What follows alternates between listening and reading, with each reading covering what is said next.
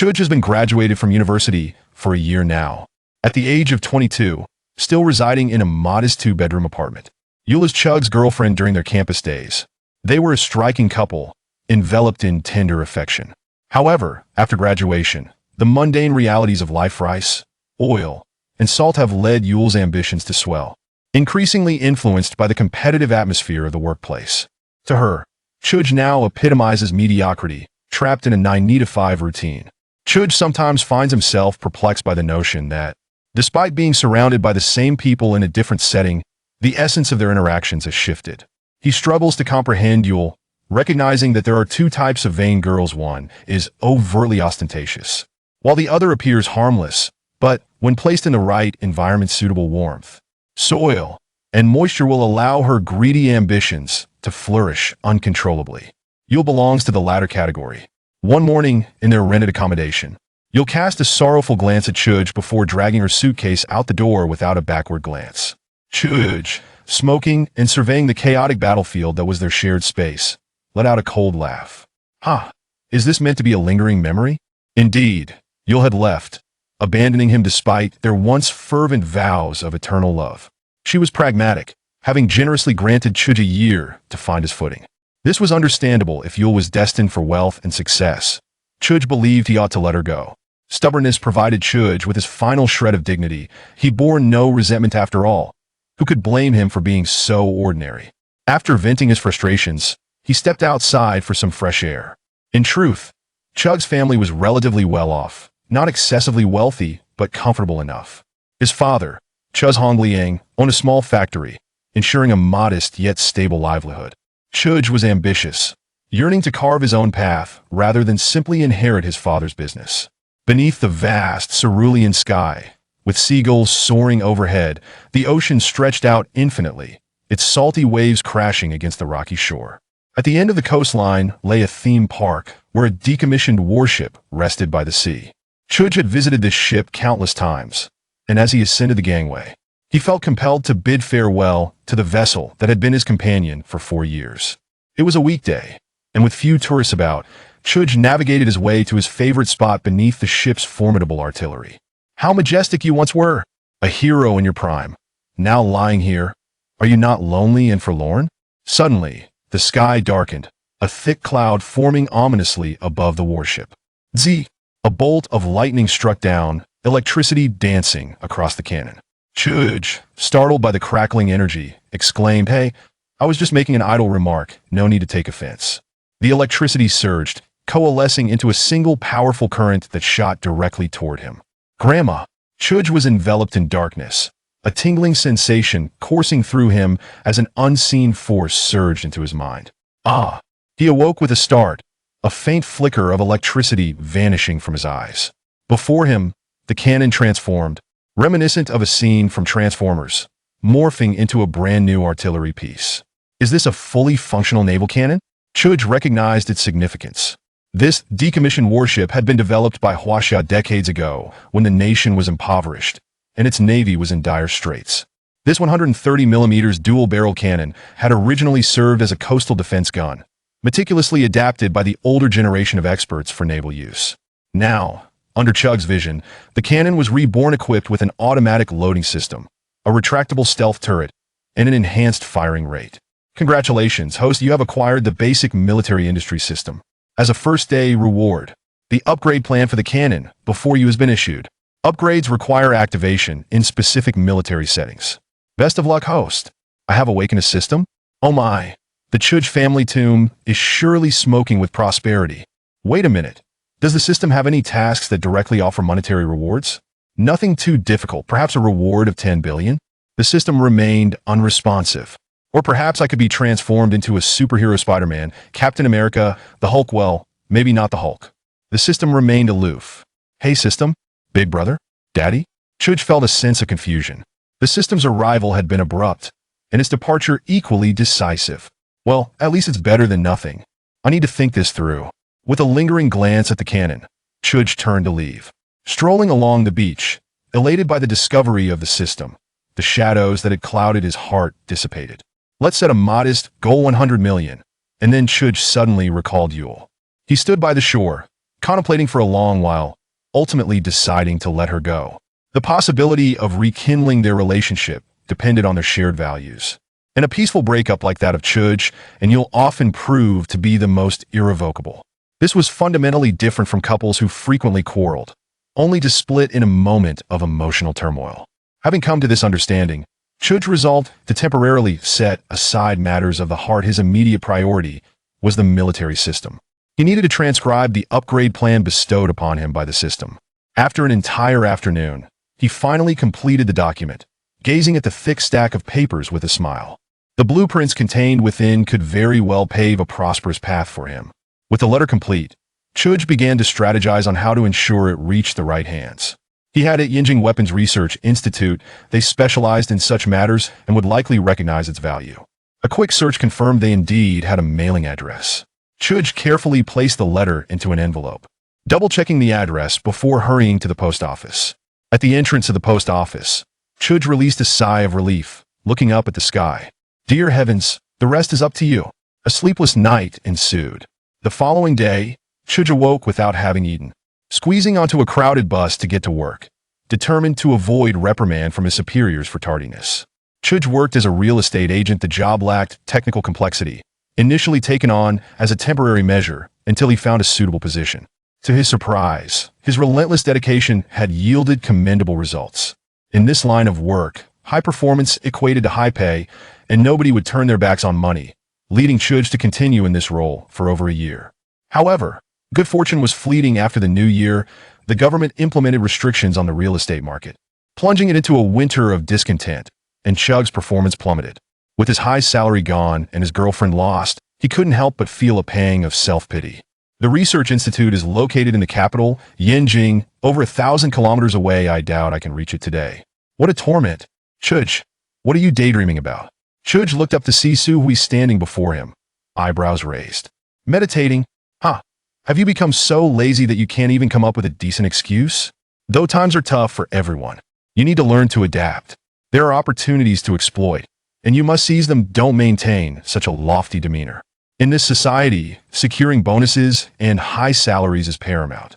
Su Hui launched into a tirade as the store manager.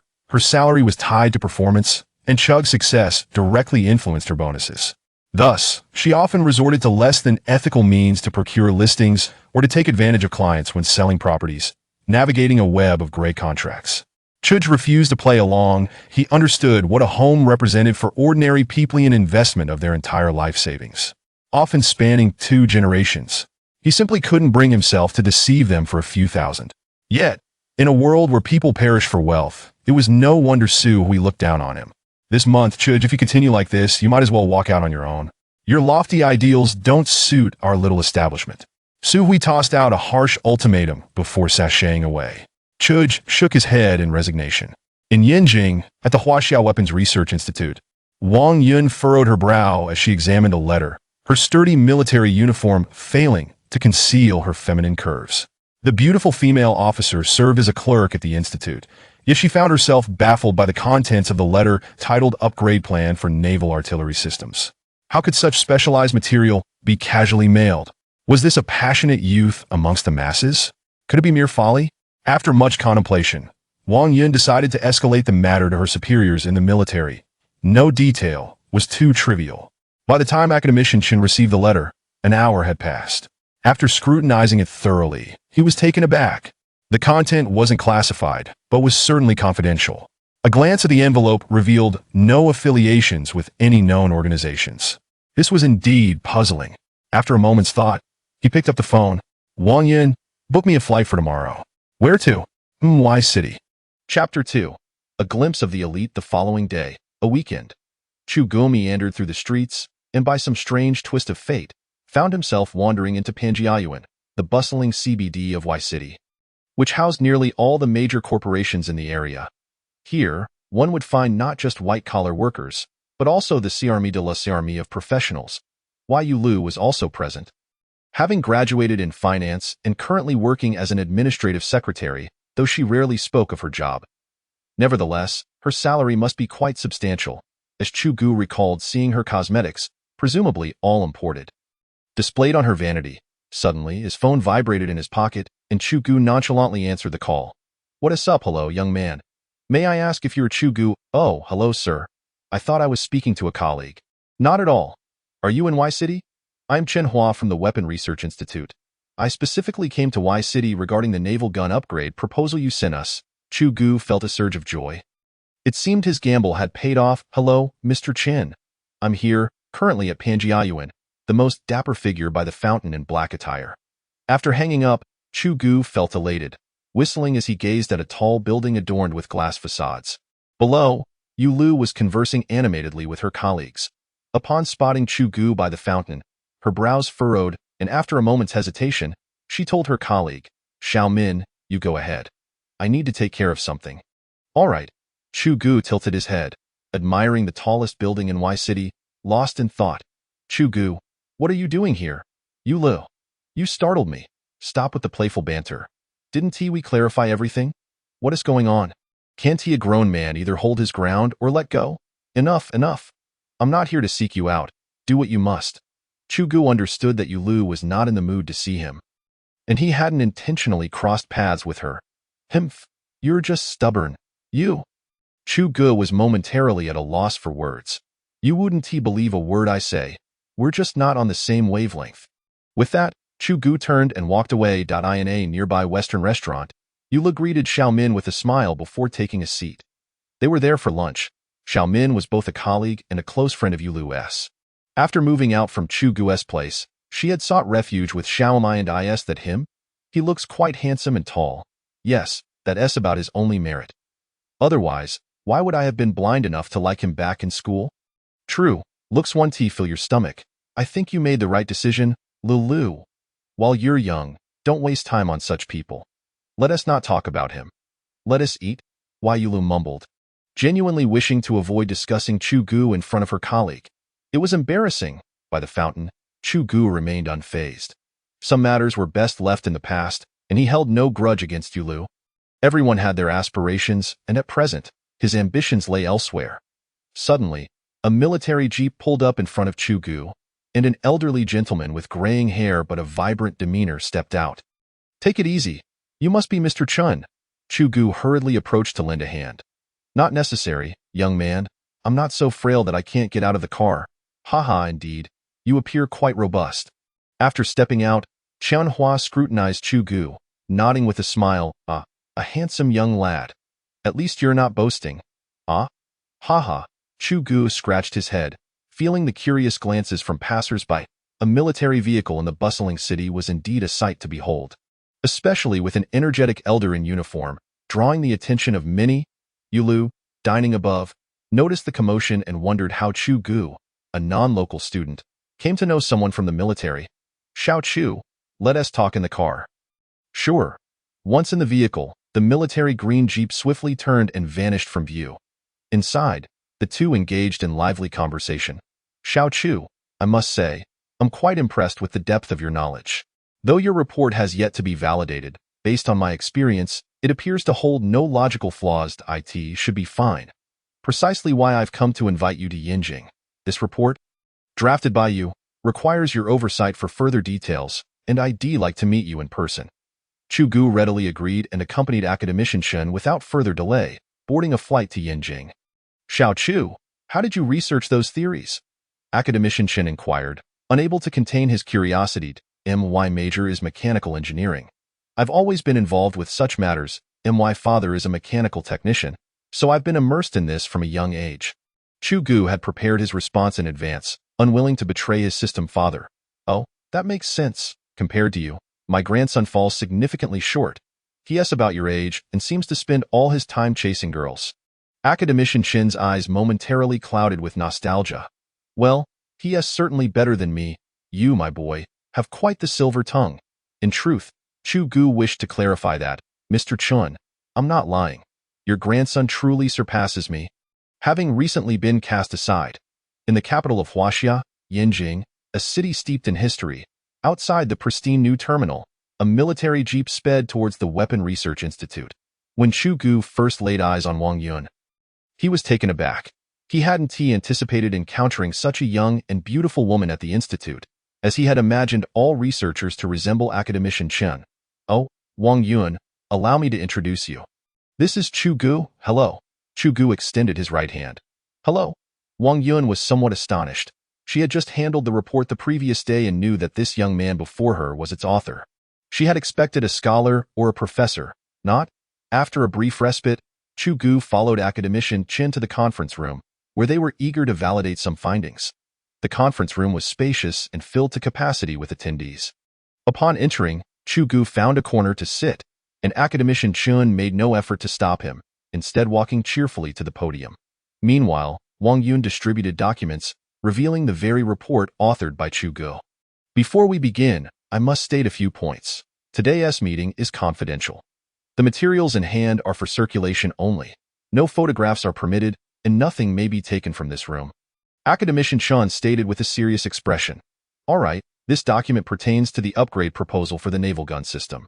You are all experts in related fields. Please review it and share your thoughts in half an hour. Understood, the audience replied, then began to scrutinize the documents, exchanging astonished glances throughout. Chu Ge, feeling somewhat idle, glanced around, as the contents of that report were already ingrained in his mind. As Wang Yun served water to the scholars, she didn't forget to pour a glass for Chu Ge, her graceful figure flitting in front of him. After a while, a middle-aged man resembling a scholar looked up, astonished, and asked Academician Chen, Old Chen, who authored this report? The mechanical foundation is incredibly solid, and it even presents some innovations. I find its feasibility remarkably high. Everyone, what are your thoughts? Agreed, came the chorus of voices in unison. Very well. Academician Chen beamed, beckoning Chu Ge forward. Chu Ge hurriedly approached. Chu Ge, allow everyone to meet the mind behind this research report. Hello, esteemed uncles and grandfathers. Chu Ge greeted with familiarity. Is this a joke? Have they found a ghostwriter? This lad appears to be no more than 20.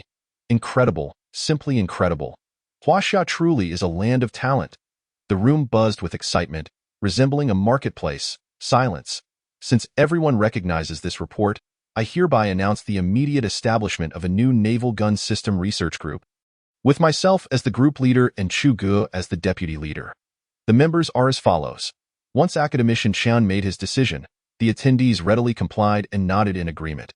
After the meeting concluded, many cast curious glances at Chu Ge as they passed by, a mixture of intrigue, skepticism, and encouragement evident on their faces. Once everyone had departed, an elder approached Academician Chen. Old Chen, is this really settled? Isn't it a bit premature? Old Huang, do you doubt my judgment?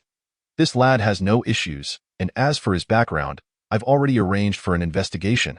That's reassuring.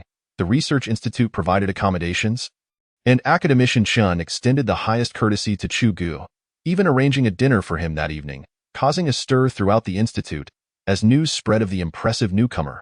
Is spring finally arriving for me? Not yet. We can't relax. We must wait for the experimental validation to be secure. Tossing and turning in bed, Chu Ge remained oblivious to the frenzy unfolding within the institute as arrangements for the research group commenced. Securing experimental sites and coordinating with the security department. Chapter 3. Dilraba nuclear fusion devices. The next day, Chu Ge was awakened by a series of urgent knocks on his door. He leapt out of bed, hastily opening the door without even putting on his pants, only to find Wang Yun standing outside, her face flushed with embarrassment. There's a minor issue at the experimental lab that I'd like to consult you about. Academician Chen requested your presence. With that, she dashed away. Is she blushing? At the Weapon Research Institute's laboratory, Academician Chen waved at Chu Ge from afar. Xiao Chu, I have good news. After discussions with several of our experts, I must say your proposal for the arching projectile system is simply outstanding. It's more efficient, more stable, and more compact. The retractable stealth structure of the naval artillery is also remarkably innovative. This report possesses immense value. Haha, Grandpa Chun must be encouraging me. There is encouragement, but even more so, there is praise. Xiao Chu, I wish to solemnly convey to you that your proposal is highly likely to become a reality. Just imagine, the cannon you designed sailing through the vast azure depths of the ocean. What a profound honor that would be. Chu Ge scratched his head, feeling a bit sichua. By the way, Old Chen, I heard from Wang Yun that you called me here due to some difficulties. Oh, right. The data for the retractable structures of the stealth turret needs your input. All right, a few minutes later, the issue was easily resolved. It was a piece of cake for Chu Ge. Since he was there, he chose to stay with everyone, rushing over whenever someone had a question, becoming a versatile soldier. By the end of the day, Chu Ge felt his calves trembling, yet the effort bore fruit. He had won the complete trust of these experts and engineers with his expertise, and no one would dare question the origin of that report anymore. Especially the esteemed academicians who regarded Chu Ge with increasing fondness, akin to a mother-in-law eyeing her son-in-law, all secretly vying to mentor him. This young man is a rare talent, a once-in-a-century find. If he falls under someone's tutelage, with just a little guidance, he is sure to surpass his predecessors. Following him would elevate anyone by half a head. After a week of intensive operations, the plan was swiftly implemented. With the main subsystems nearly ready, all that remained was assembly and transport to the testing grounds for live-fire trials. 3 days later, Chu Ge accompanied academician Qian to the western city of Ji, home to the largest weapon testing base in Huaxia, where new military technology in air, land, and sea was primarily developed. Chu Ge could hardly contain his excitement. The weapon testing base, how exhilarating! As the plane took off, Chu Ge savored the rare opportunity to sit in business class, reclining comfortably. "Excuse me, could you please make some space?" A gentle voice sent a shiver down Chu Ge's spine. A tall girl entered. Her long, flowing hair dark and fragrant, her features exquisite, though partially obscured by oversized sunglasses. Chu Ge thought she must be a great beauty. "Hey, have we met before? You look so familiar," he remarked, genuinely puzzled. "I'm sorry, but I shouldn't know you," she replied curtly. Okay then." Chu Ge decided to mind his own business. He wasn't one to push when rebuffed. An hour later, he was jolted awake, finding his hand resting on the girl's chest. She looked at him in shock. "Mouth agape?" "No." Chu Ge quickly covered her mouth. She struggled, her sunglasses falling to the side. As he caught sight of her face, he was startled. "Wait, aren't you?" At that critical moment, his mind went blank, staring at the girl who still squirmed. "If I let go, you won't scream, right? You know I was just sleeping. I had no idea you suddenly leaped into my arms." Yes, I was too forward. "I apologize, can you give me a chance?" Chu Ge babbled, pleading. The girl gestured with her hand, and he promptly released her, lowering his head obediently. "I remember now. You're the famous actress Diliriba, the lead in Peach Blossom." Enough! Diliriba's temper flared. Born into privilege, she had been sheltered until the age of 18, quickly discovered in the entertainment industry due to her stunning looks and decent acting skills, rising to become one of the hottest young actresses in Huaxia. Yet, there was one notable point. Diliriba had never been in a relationship. Before 18, her powerful family made it difficult for suitors to approach her. After that, she simply had no time. Thus, having never even been kissed, she found herself in this intolerable situation today. Diliriba remained silent, glaring at Chu Ge with gritted teeth. Chu Ge glanced at the other young lady beside him, who had been pouting for the past 20 minutes. Her eyes casting daggers at him. "So, Naza, what would it take for you to stop being angry? If possible, I'd like to cut off your hand." "That seems a bit extreme, doesn't it?" "Humph, I think it's still not enough." This conversation was going nowhere. Chu Ge decided to ignore her. After all, it was her own fault for coming over. The plane was about to land, and he needed to prepare for his work. Glancing back at the still fuming Diliriba, he shook his head in resignation. As the plane descended, he added, "I have urgent matters to attend to. Here's my number. If you feel I owe you any compensation, think it over and give me a call." With that, he hurriedly left, not wishing to linger in this contentious place. Diliriba crumpled the paper into a ball, ready to throw it, but stopped herself. She wouldn't give him the satisfaction. Revenge? I must get back at him. As Chu Ge followed the convoy into the base, he felt a rush of excitement. Having missed the chance to enlist, he had inadvertently entered the military in this manner. Wang Yun brought Chu Ge to the dormitory, bustling about to ensure he was settled before departing. "That girl is adorable, but Diliriba is terrifying. How could I have idolized her for so long?" I'm no longer a fan." Diliriba was there to film, and she took her work seriously. Despite the harsh conditions of the Gobi Desert, she diligently fulfilled the director's requirements. She was quite looking forward to this trip. Aside from the incident on the plane, the Gobi Desert housed Huaxia's satellite base, and Naza had long harbored a passion for space. The stars and the ocean were her dreams, as testing proceeded methodically in the experimental base. The following afternoon, Wang Yun came to invite Chu Ge to the testing site. It worked, it worked. The researchers embraced each other, and academician Chen came over to hug Chu Ge. Xiao Chu, you are truly a genius. We old fellows are really getting on in years. Thank you immensely for your contributions to our country.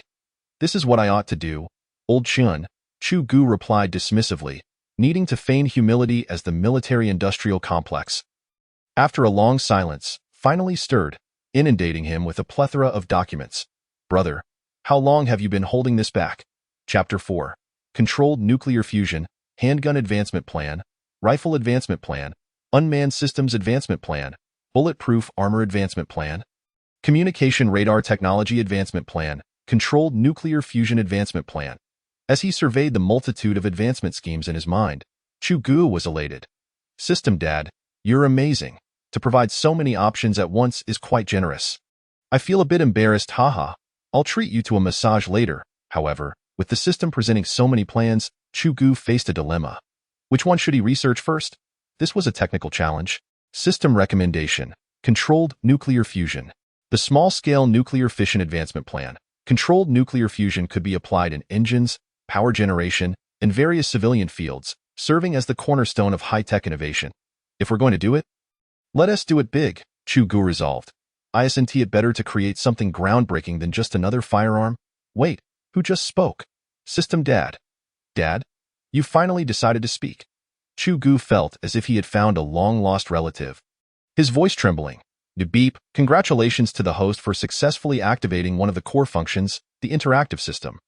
The interactive system will provide guidance and support when necessary. The system will grow alongside the host to activate other subsystems. Stay tuned. Enough talk. First turn me into a superhero. I want to show off, Chu Ge unabashedly declared. Not currently supported. Then can I at least withdraw $1 billion? Not currently supported. Chu Ge's boiling enthusiasm cooled instantly. Fine. I'll just focus on my solar project. Half a month passed in the blink of an eye. On this day, everyone at the base woke up early, only to realize something was amiss. The time was off. Yesterday at this time, it was still dark. Today, it was already bright as they grasped the situation. They discovered that the light was not from the sky but emanating from a particular location within the base, the laboratory. When academician Chen saw Chu Ge emerge holding a device, he was left utterly dumbfounded. Chu Ge was enveloped in light, appearing almost ethereal, like a celestial being descending. Is that Xiao Chu? It seems so. What is he holding? I feel as though I'm still dreaming, academician Chen. Here as the superconducting tokamak device. All the experimental data and video materials are in the lab. I'm dead tired. So I'm heading to catch some sleep. Casually tossing the device to old Chen, Chu Ge paid no mind to the astonished gazes around him, striding back to his dormitory. Superconducting tokamak? What on earth is this? It feels as if I've seen the sun. Academician Chen felt a wave of confusion wash over him. While others were oblivious to the intricacies of the superconducting tokamak device, he was all too aware of its perilous nature. After a brief moment of bewilderment, he finally came to a realization. Security Department. Initiate a complete lockdown of the base, particularly in this laboratory. Additionally, assign a team to guard the Chu Ge dormitory, ensuring 24-hour surveillance. Excuse me, I must make a phone call. Execute the orders. In the laboratory, Chen gazed at the experimental videos of Chu Ge from the past 3 days. What a remarkable young man. You truly have opened my eyes. I can hardly fathom what your future holds. At the Ministry of Science and Technology, Wu Jiangwo was engrossed in his documents when the phone on his desk rang. Hello, Jiangwo, it's me, Chen. You finally decided to call. Aren't you at the base? Has the experiment been successful? Wu Jiangwo inquired eagerly, knowing that academician Chen was leading the team and had been anxiously awaiting news. Never mind that system for now. I'm sending you some documents that you need to review immediately. With a sharp click, Chen ended the call. Wu Jiangwo rose to pour himself a glass of water, then turned his attention to the computer screen displaying the superconducting tokamak experimental data. After thoroughly examining the material, he clicked on a video, which included surveillance footage of Chu Ge holding the tokamak device. He hurriedly dialed Chen back. Hello, academician Chen. Who is this young man? Oh, he is the developer of the new naval cannon system. By the way, the naval cannon system experiment was a resounding success, truly flawless. Fantastic. Academician Shin, you have stumbled upon a priceless gem. Be sure to nurture him well. I will come over immediately. Wu Jiangwo, forgetting to book a flight, made a call and promptly set off for the military airport. Meanwhile, the base returned to its usual state, albeit with noticeable enhancements to security. Special operations teams were stationed, outdoor access was forbidden, and certain dormitories were off-limits. Chu Ge awoke several hours later, and as he stepped out of his dormitory, he was met by a salute from several fully armed soldiers. Sir? I'm not. What's going on? After a moment of internal conflict, he accepted the situation, attributing it to the chemical reactions induced by the superconducting tokamak. It seems I made the right choice, he mused, feeling a sense of satisfaction. Within the base, a unique scene unfolded. A young man accompanied by two armed guards, their sharp gazes vigilantly scanning for any unauthorized approach. While others were barred from entering certain areas, he moved with ease. Personnel from the Weapons Research Institute regarded him with utmost respect, their eyes filled with admiration. Chu Ge completed a circuit of the base and entered the laboratory. Xiao Chu, have you rested well? Academician Shun inquired with concern. Yes, Academician, I feel invigorated, Chu Ge replied. Excellent. Come here. I would like to introduce you to Commander Wang, who oversees the daily operations of the base. A robust middle-aged man with a resolute demeanor approached. So, you are the legendary Chu Ge? Quite impressive.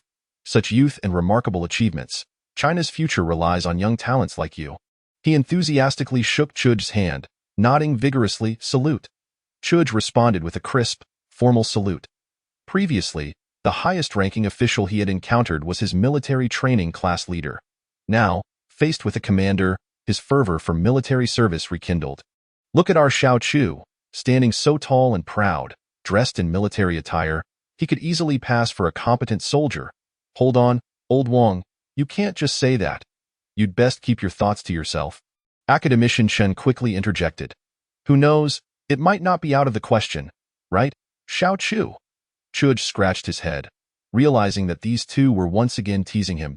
At that moment, a tall and imposing soldier entered. Report, Commander Wang, the filming crew just called to inquire about the previous agreement to assist them. Yes, I'm aware of that matter, but we need to reduce the number of personnel. The base has other missions? Commander Wang waved his hand decisively. The filming crew.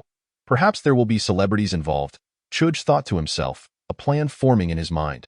Commander Wang, Academician Shun, since I have nothing pressing, I would like to go take a look. Commander Wang glanced at Academician Shen, and both nodded. Very well, but exercise caution, Captain Gong. I entrust Chu Ge to you. Ensure his safety, or I will hold you accountable. Yes, Commander. I assure you I will fulfill this duty. A soldier affirmed robustly as they set off in two military vehicles. Chu Ge sought a breath of fresh air, feeling the weight of the gazes directed at him within the base. The filming location was over 50 kilometers from the base, and the military vehicles sped across the desolate Gobi Desert until they reached their destination. Upon disembarking, Chu Ge saw a series of military green tents lined up across the landscape. In fact, many film productions receive support from the military. Certain scenes can only be convincingly portrayed by actual soldiers. After a segment of filming concluded, the director gathered everyone in the largest tent. Captain Gong, we sincerely appreciate the support from your base's personnel. It is our duty. Now, everyone take a break while I call the actors for the next scene. There's no rush. Let's have some water. Understood. We'll follow your lead, Director. I've arrived. A tantalizing aroma wafted through the air. Familiar yet puzzling to Chu Ge. Oh, Naza is here. Since everyone is resting, you all should get acquainted. As Chu Ge turned, he locked eyes with Dilraba Dilmurat. You? It's you, you scoundrel, Dilraba hissed, her demeanor akin to a furious cat. Madam, I must implore you to watch your words. Should you disrespect the commander again, I shall not hesitate to retaliate. Captain Gong interjected, stepping protectively in front of Chu Ge. Commander? Naza, there must be some misunderstanding, Director G, experienced in handling tense situations, rose to diffuse the awkwardness. Commander? Both Director G and Dilraba were taken aback. How could this be? He is so young. Commander, my heavens, recalling the incident on the plane is mortifying. Dilraba stood frozen, her face a canvas of embarrassment. Captain Gong, it's all right. I actually know this esteemed celebrity, and there was merely a slight misunderstanding, Chu Ge remarked, stepping in to ease the tension. See, I told you. Come, everyone, take a seat. Director G pulled Chu Ge down beside him, and the two engaged in quiet conversation, punctuated by laughter. Dilraba observed Chu Ge, her mind swirling with questions. Who is this person? Does he have some sort of background? After that day, Dilraba had replayed the incident in her mind, gradually dismissing the idea that Chu Ge was a rogue. She realized that she had simply lost her balance due to turbulence while standing. Watching Chu Ge converse animatedly with Director G, she felt a mix of emotions. Chu Ge, meanwhile, stole glances at Dilraba, noticing her furrowed brow and intent gaze, her adorable nose twitching, and her lips shimmering. Chapter 5. Chu Ge was still uncertain. Moments later, everyone rose to resume filming, and seizing the opportunity, Chu Ge approached Dilraba from behind. Ahem, esteemed celebrity, let's reintroduce ourselves. I am Chu Ge, the one surrounded by adversity. Humph, so you finally recognize me? I distinctly recall someone who could not remember my name on the plane. That was merely a moment of excitement, I must confess. I am a devoted fan of yours. I took quite a beating from my girlfriend in school for your sake. Chu Ge recounted animatedly. Your girlfriend must be quite pleased with you. Well, one would think so. Otherwise, she wouldn't have kicked me to the curb, would she? What? She dared to kick you? Dilraba glanced at the guards flanking Chu Ge. Perhaps she was put off by my lack of wealth and capability. Is she blind? Of course, there are various reasons, but I'm too lazy to explain, Chu Ge replied, finding himself in an intimate conversation with the television star, his heart racing at the proximity of his idol. Dilraba, down-to-earth and unpretentious, was quite charming. It was no wonder she was hailed as one of the 4 little flowers of China. As they continued their whispered exchanges, the distant roar of engines suddenly filled the air.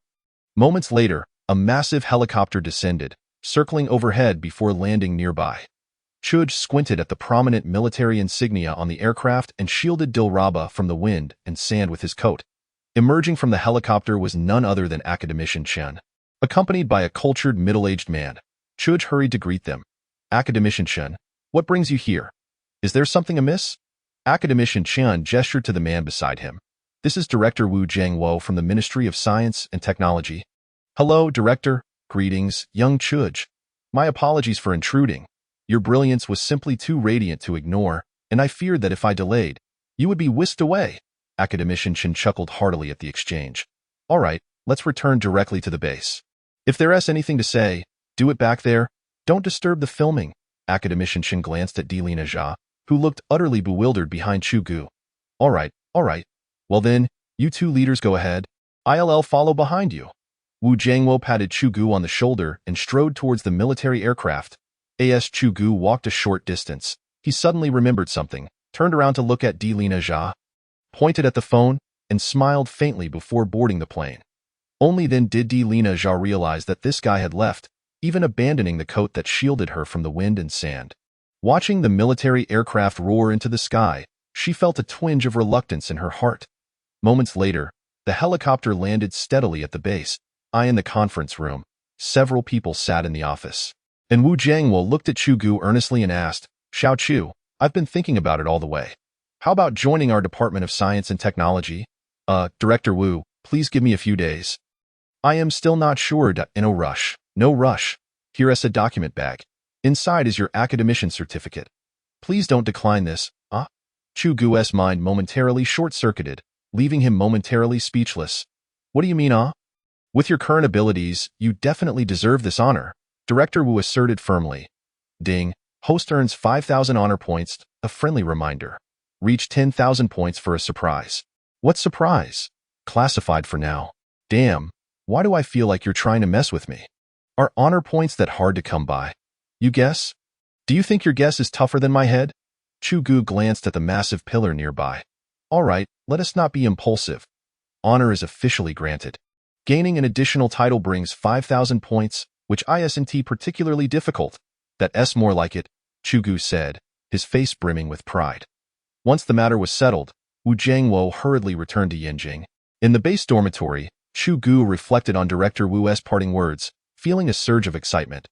System Father, our partnership is finally coming into play. Chu Ge caught sight of the document bag, took out the gilded red booklet, and caressed it, gradually solidifying his resolve. A notification interrupted Chu Ge. Friend request from Xiao Tian. Guess who I am? Naja Xiao Tian. Are you insulting my intelligence? Boring. By the way. Big Rogue, have you left G-City? Not yet. Wait, who is the rogue? Do you believe I'll rush over to show you what a rogue looks like? You dare? Haha. Has the filming wrapped up? Almost. The scenes in the Gobi Desert are done. Next, we'll head to Y-City for more shooting. Y-City? Chu Ge pondered. After exchanging light banter for a while, Delina Zhao went to sleep, saying she had to get up early to film a scene at dawn. Chu Ge sighed, realizing that even big stars lead such busy lives. Thinking back to his own past, he couldn't help but blush. The experts from the Weapons Research Institute gathered early today to return to the Research Institute. As Chu Ge's super tokamak needed to be sent back for disassembly and research. Chu Ge was among them. This time they did not take a flight but were directly escorted by the military. Chu Ge understood that such an important item could not afford the slightest mishap. In the following days, Chu Ge remained busy, guiding the super tokamak project. No engineer would dare to act recklessly. A tiny mistake could lead to catastrophic consequences. During this time, he maintained contact with Delina Zhao via phone, gradually becoming more familiar, like old friends who hadn't seen each other for years. With endless conversations, Delina Zhao mentioned she had also left the Gobi Desert and was now filming in Y-City. After completing a phase of research, Chu Ge requested leave from Academician Chen and boarded a plane straight to Y-City. Unable to resist Academician Chen's arrangements, he brought Captain Gong along. Captain Gong, a second lieutenant, had a strong physique, clearly a capable individual with considerable combat skills. Academician Chu, we will protect you in secret. Generally, we won't intervene, so don't worry. Captain Gong seemed to sense Chu Ge's awkwardness. I appreciate it, but I genuinely feel it's unnecessary. It is necessary. Some people are destined for greatness from birth. Your current status makes you someone we respect deeply. Captain Gong spoke sincerely, leaving Chu Ge somewhat flustered. After disembarking, Captain Gong vanished. Chu Ge turned around searching for him but found nothing. A dragon appears but never reveals its tail. Chu Ge muttered to himself, Big Star, here I come. Be ready to treat. You really came? Did you come specially to see me? You're overthinking it. I'm just in Y-City for academic purposes. Stopping by to tidy up some things and see you on the way. Chu Ge emphasized the phrase on the way. Humph, I knew you didn't have that intention. Fine, considering you traveled all this way. I'll deign to accompany you for a meal. Graced by the goddess, I am honored. Chapter 6. A blow from Delina Zhao. Beside Delina Zhao, her manager, sisterly, watched her starry-eyed smile and thought, has Na Zhao fallen in love? I must quickly prepare for public relations. In the evening. At Y-City's largest and most luxurious Western restaurant, Chu Ge sat with a composed demeanor. He arrived early, believing it acceptable for the girl to be late, but disastrous for her to wait for him. Chu Ge was no stranger to this restaurant. He had passed by several times with Yu Lu but had never dared to step inside. As the prices were beyond the means of a student, gazing at the flickering neon lights outside, Chu Ge shook his head. Past memories are hard to revisit. Besides the academician appointment letter, the document bag from Director Wu also contained a bank card. Upon checking, it held a staggering 50 million, a fortune for Chu Ge, yet he merely glanced at it, feeling little excitement. Compared to the trust and honor bestowed by the Research Institute, monetary gain became secondary. This exemplifies the greatest difference between people.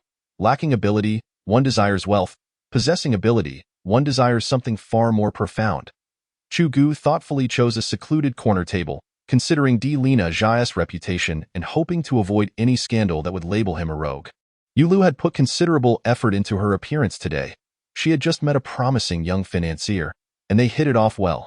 After some time of mingling, she felt she had finally found her type and had to seize the opportunity. They had agreed to dine together today. Ironically, she used to refrain from dining at such places. Lately, she was on the verge of becoming sick of Western cuisine. When Yu Lu arrived and didn't see Chu Ge, her gentlemanly companion pulled out a chair for her. In her eyes now, how could she even notice Chu Ge? The two were engaged in laughter when Delina Zhao stepped in. Despite wearing large sunglasses, her exquisite features and tall stature, combined with the unique aura cultivated since childhood, captured the attention of Yu Lu's companion. Delina Zhao scanned the room and walked directly towards Chu Ge. Only then did Yu Lu realize that this stunning and graceful girl was there to see him. She felt a surge of irritation. Why did he know such a beautiful woman? Though she was not alone herself, women's thoughts are always so peculiar. During the meal, Yula couldn't help but glance over at Chu Ge's table, where the two were laughing and enjoying themselves. By the way, you haven't told me your identity yet. Why do those people call you Commander? Delina Jia asked, her big eyes sparkling. That's a secret for now. I'll let you know when the time is right. I'm not interested. Stop being so full of yourself. But you seem quite impressive, Chu Ge blurted out, staring at Delina Jia's chest without thinking. Delina Jia wore a snow-white naval shirt today, her delicate neck and defined collarbones visible. You dare bring that up? Ha ha ha. Just then, Chu Ge's phone rang at the most inopportune moment. Delina Jia playfully stuck out her tongue at him before bouncing off to answer the call. In the distance, Yu Lu's companion excused himself to the restroom. Unable to resist, she walked over to Chu Ge. Haven't seen you in months. Wow, you have a new girlfriend? Why are you everywhere? Chu Ge replied irritably. Dio, you really dare to step into such a restaurant. I hope it's not the lady treating you. I can't be bothered to engage with you, Chu Ge. Don't think you can just dream of dating a swan. Just because you think you're handsome doesn't mean you can eat that up. Childish. What I choose to eat has nothing to do with you. It does. Just wait until your teeth fall out, and then you'll know the pain. Having my teeth fall out is still better than some people who can't eat properly and rely on others. Delina Jia, as if by divine intervention, appeared and delivered a sharp retort. Yulu shot a glance at Delina Jia, sneered, and prepared to leave. Don't rush off. Let us chat a bit more. I have nothing to say to you. When you find yourself speechless, try not to be so obnoxious. And Chu Ge doesn't need to worry about his teeth falling out. I believe I'm not so unpresentable. Delina Jia flicked her hair back, gently removing her sunglasses, revealing her exquisite features. Yula casually glanced over, then stood there, dumbfounded, as if she had seen a ghost in broad daylight, her mouth agape for quite some time without closing. Why you are that Delina Jia? Absolutely. How did you end up together? Delina Jia walked right up to Chu Ge, bent down, and gently kissed his forehead. What do you think? After a long pause, Yulu didn't utter another word, silently turning away and mechanically walking back. Chu Ge hurriedly pulled Delina Jia down to sit. Indeed, one of the four little flowers, her acting skills are remarkable. Chu Ge had just played the role of an audience member throughout the entire event. You truly benefited from this. Is this the oblivious ex-girlfriend of yours? Ha, a woman's sixth sense is indeed formidable. So, does this count as a breath of fresh air for you? Naza blinked her large eyes. Well, it's acceptable. It seems I haven't wasted my friendship with you. Chu Ge spoke the truth. He had relished the sight of Yulu's embarrassment. Well then, that settles it. You are treating for this meal. Diliriba Naza flashed a mischievous smile and began to feast heartily. The meal lasted quite a while. And when Chu Ge looked up again, Yulu had already departed, perhaps feeling disheartened after witnessing Chu Ge's moment of triumph. Yulu sat silently in the car, while Zhang Aidong, behind the wheel, refrained from asking any questions. In his lexicon, the term simp did not exist, as he considered himself sufficiently exceptional as for those who needed his appeasement. He simply had none. I just saw Diliriba Naza. Yulu exclaimed impatiently. Who? Which one?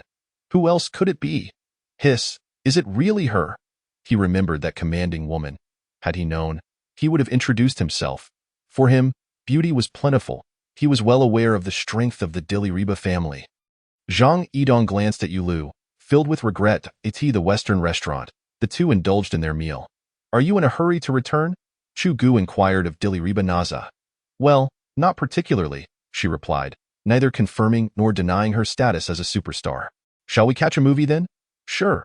As they descended the stairs, Diliriba Naza tossed the car keys to Chu Ge and eagerly hopped into the passenger seat. Chu Ge glanced over and noticed a striking red Panamera parked by the roadside. He could drive. He had obtained his license back in college, but had always lacked a suitable vehicle. Skillfully shifting gears and accelerating, the Panamera surged forward like a wild stallion, its red taillights fading into the distance. Diliriba Naza, donning a black mask, nestled behind Chu Ge like a chick trailing its mother, mimicking her every step. Look at that girl. She seems familiar. Which one? That one, wearing the black mask. Right, I just remembered. She looks like Diliriba Naza. Really? Let us go take a look. While Chu Ge and Naza were engrossed in selecting a film, they didn't notice a few stealthy passers by slowly approaching. In the distance, Several pairs of eyes were fixated on those closing in on Chu Ge. Captain, should we take action? Wait a moment, Diliriba Naza. Ha, it's really you, Naza. Oh my goddess. A man pointed at Yu Mingming as if he had discovered a new continent. The crowd began to stir. If a young person claimed not to know Diliriba Naza, they would be deemed out of touch with society.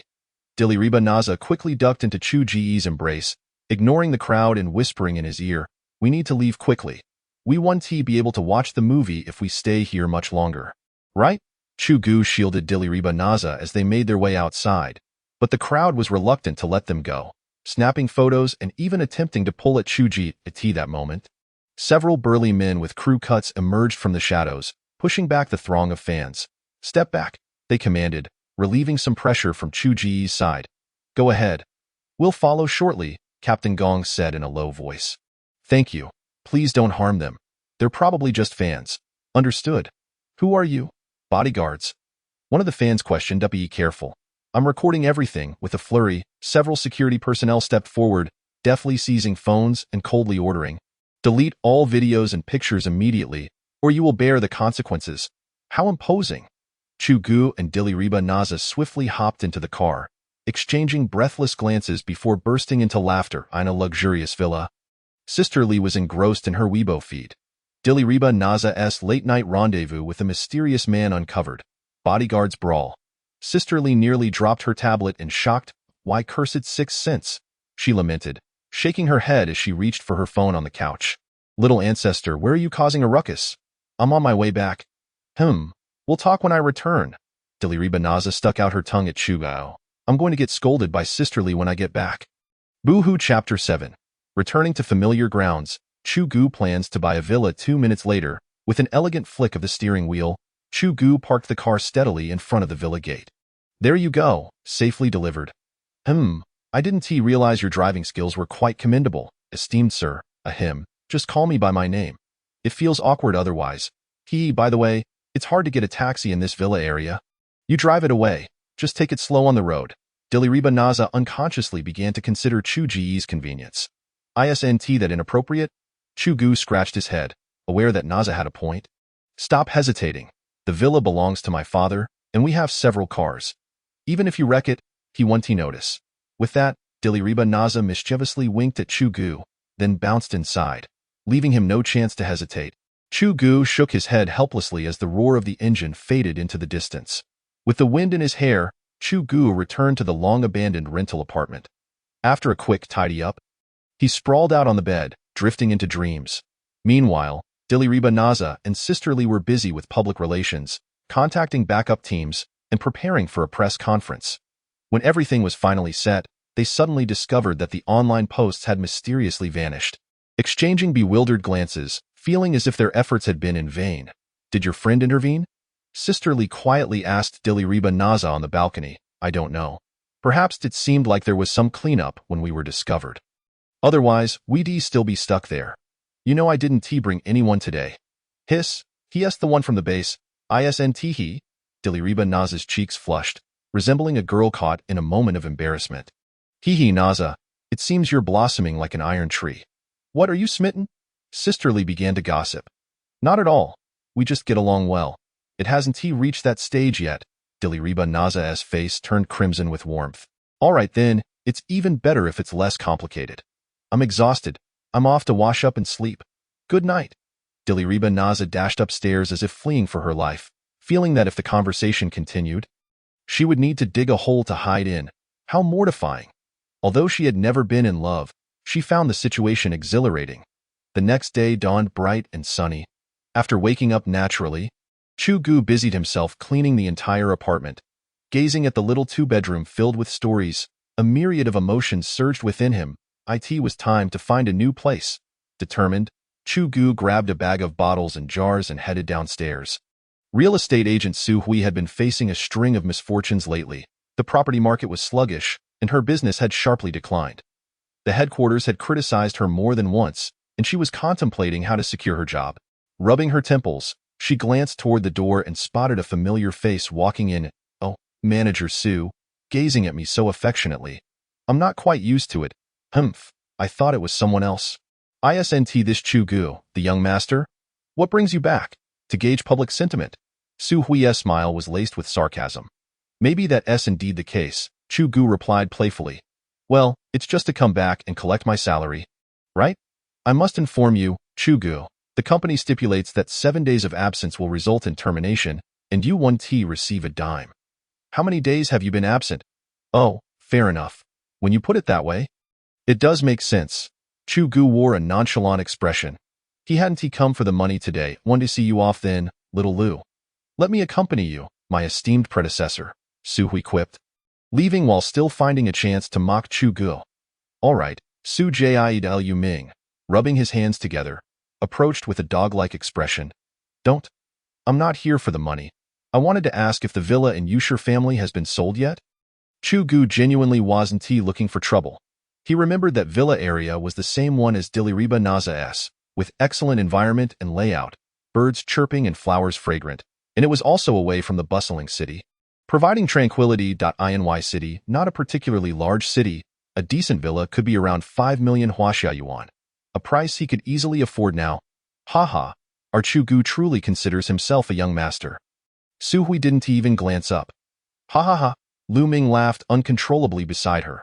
Chu Ge, aside from that face of yours, what else do you have? Not to look down on you, but you can forget about that house for the rest of your life. You should really take a look in the mirror. Exactly. Let us go, young Master Chu. Let us not embarrass ourselves here, all right? Chu Ge regarded the two sarcastic individuals, choosing silence as he turned to the neighboring agency. This was the effect he sought. The more they ridiculed, the more satisfying it would be to slap their faces later. Chu Ge, he hasn't woken up yet. He has gone to the neighboring agency. He must have taken the wrong medicine today. Haha, I think so too. Haha. Moments later, Chu Ge emerged from the side, followed by a group of people who were respectfully addressing him, several young individuals setting off firecrackers in celebration. Let us go see. Su Hui's expression shifted. Mr. Chu, thank you for considering us. I'll have someone arrange the paperwork, contract, and keys to be delivered to you shortly. You can move in today. If you have any requests, just call me directly. All right, thank you for your help. As Chu Ge ambled along, he spoke without even casting a glance at Su Hui, and in a flash, he disappeared in his Panamera. This car? His? Could it be that he rented it just to show off? Su Hui pondered. Sister Su, Chu Ge really bought that apartment. I just inquired nearby, and he paid in full with a card on the spot. What? Su Hui plopped down onto the ground, staring blankly at the road that had long since lost its occupant. Her face ashen, shaking her head like a rattled drum. This is impossible. How could he afford it? Over 5 million. Did he really just hand that over to a rival? Meanwhile, Lu Ming discreetly recorded a video, a sly smirk forming at the corners of his mouth, his eyes suddenly brightening with intrigue. Chapter 8. The helicopter's arrival sparks a commotion. Chu Ge drove his sports car, singing merrily all the way to Panjiayuan, executing a graceful drift as he parked beside the fountain. Passers-by, both boys and girls, halted in their tracks, captivated by the sight. The handsome man and his luxurious car became an instant attraction at Panjiayuan. Yulu and Chu Min, hand in hand, were just about to head out for a meal. Look, a handsome guy, and he has the rich type. Following Chu Min's gaze, Yulu spotted Chu Ge leaning against his car, smoking, and her expression turned icy. Hmph, handsome enough, but rich? Not so much. Dio, you know him? Chu Ge, have you forgotten? He was here by the fountain last time too, though. I remember now, your ex-boyfriend. Seems like he is doing well? He has certainly got a wealthy companion. Yulu bit her tongue, holding back her words, feeling as if admitting that would mean she had already lost. Huh? Chu Min pouted. As they approached Chu Ge, he turned around, startled to see them. Did I say, miss you? How come you always appear out of nowhere? You scared me. Heh, perhaps you're feeling guilty? What is the matter? Chu Ge rummaged through his car for a while and handed Yulu a bag filled with various items. These are yours. I'm moving in a couple of days, and I can't just throw away someone else's things, so I brought them for you. Just toss them. I don't want to see either you or them again. Rest assured, I don't wish to see you either. With that, he executed a perfect arc, tossing the bag of cosmetics straight into the trash bin. A freeloader pretending to be a rich and handsome type, murmured Chu Min softly. You. Chu Ge was about to unleash a torrent of insults when his phone rang.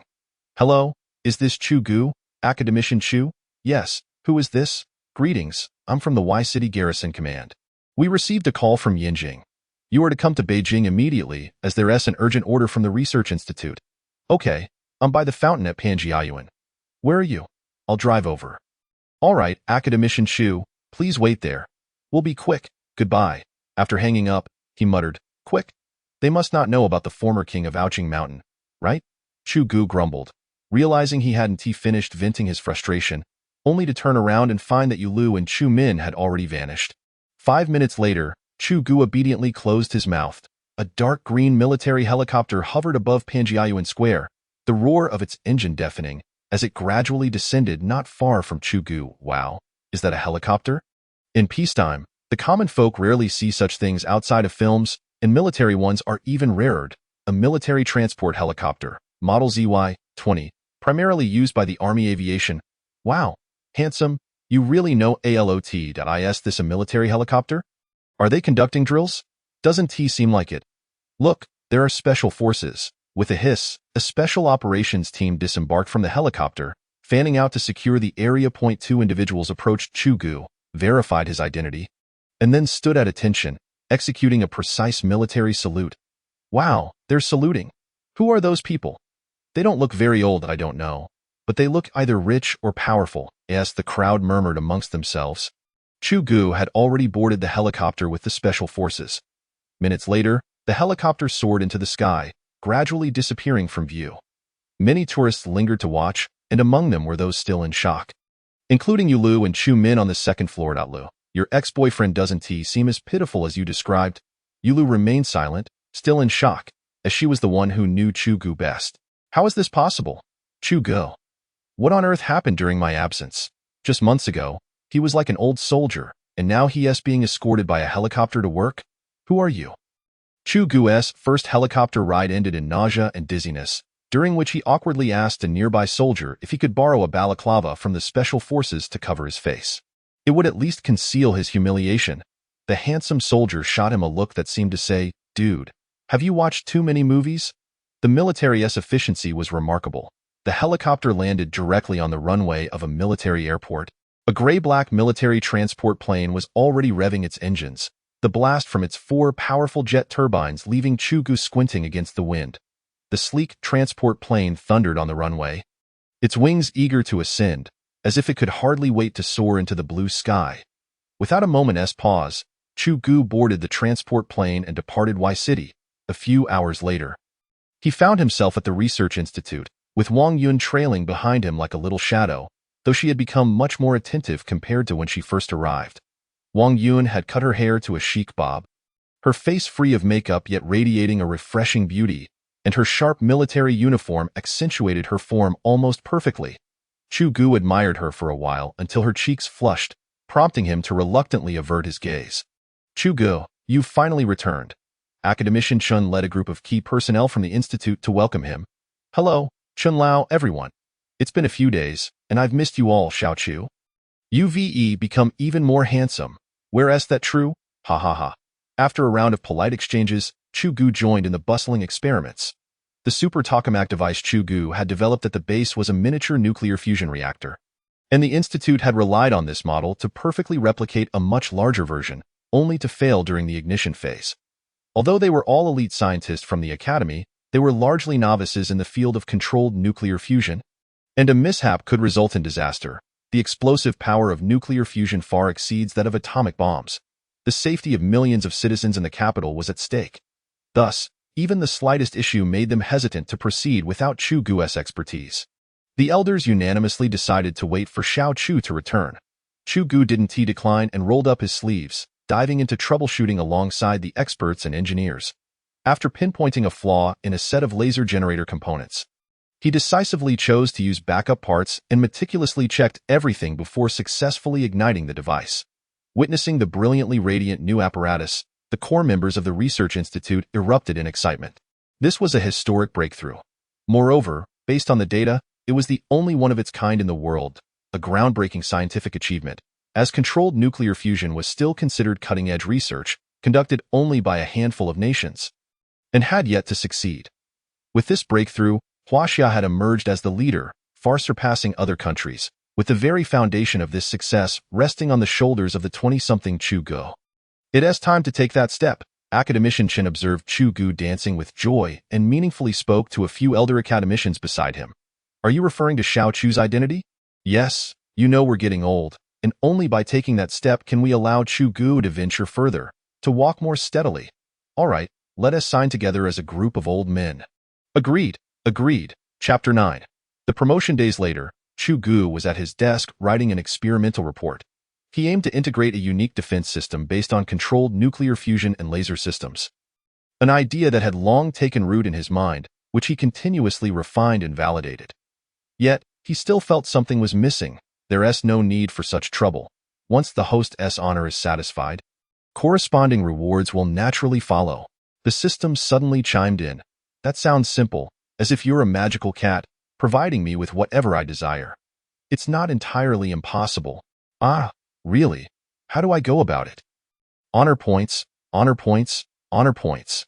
That was as good as saying nothing. Do you think this is some easy matter?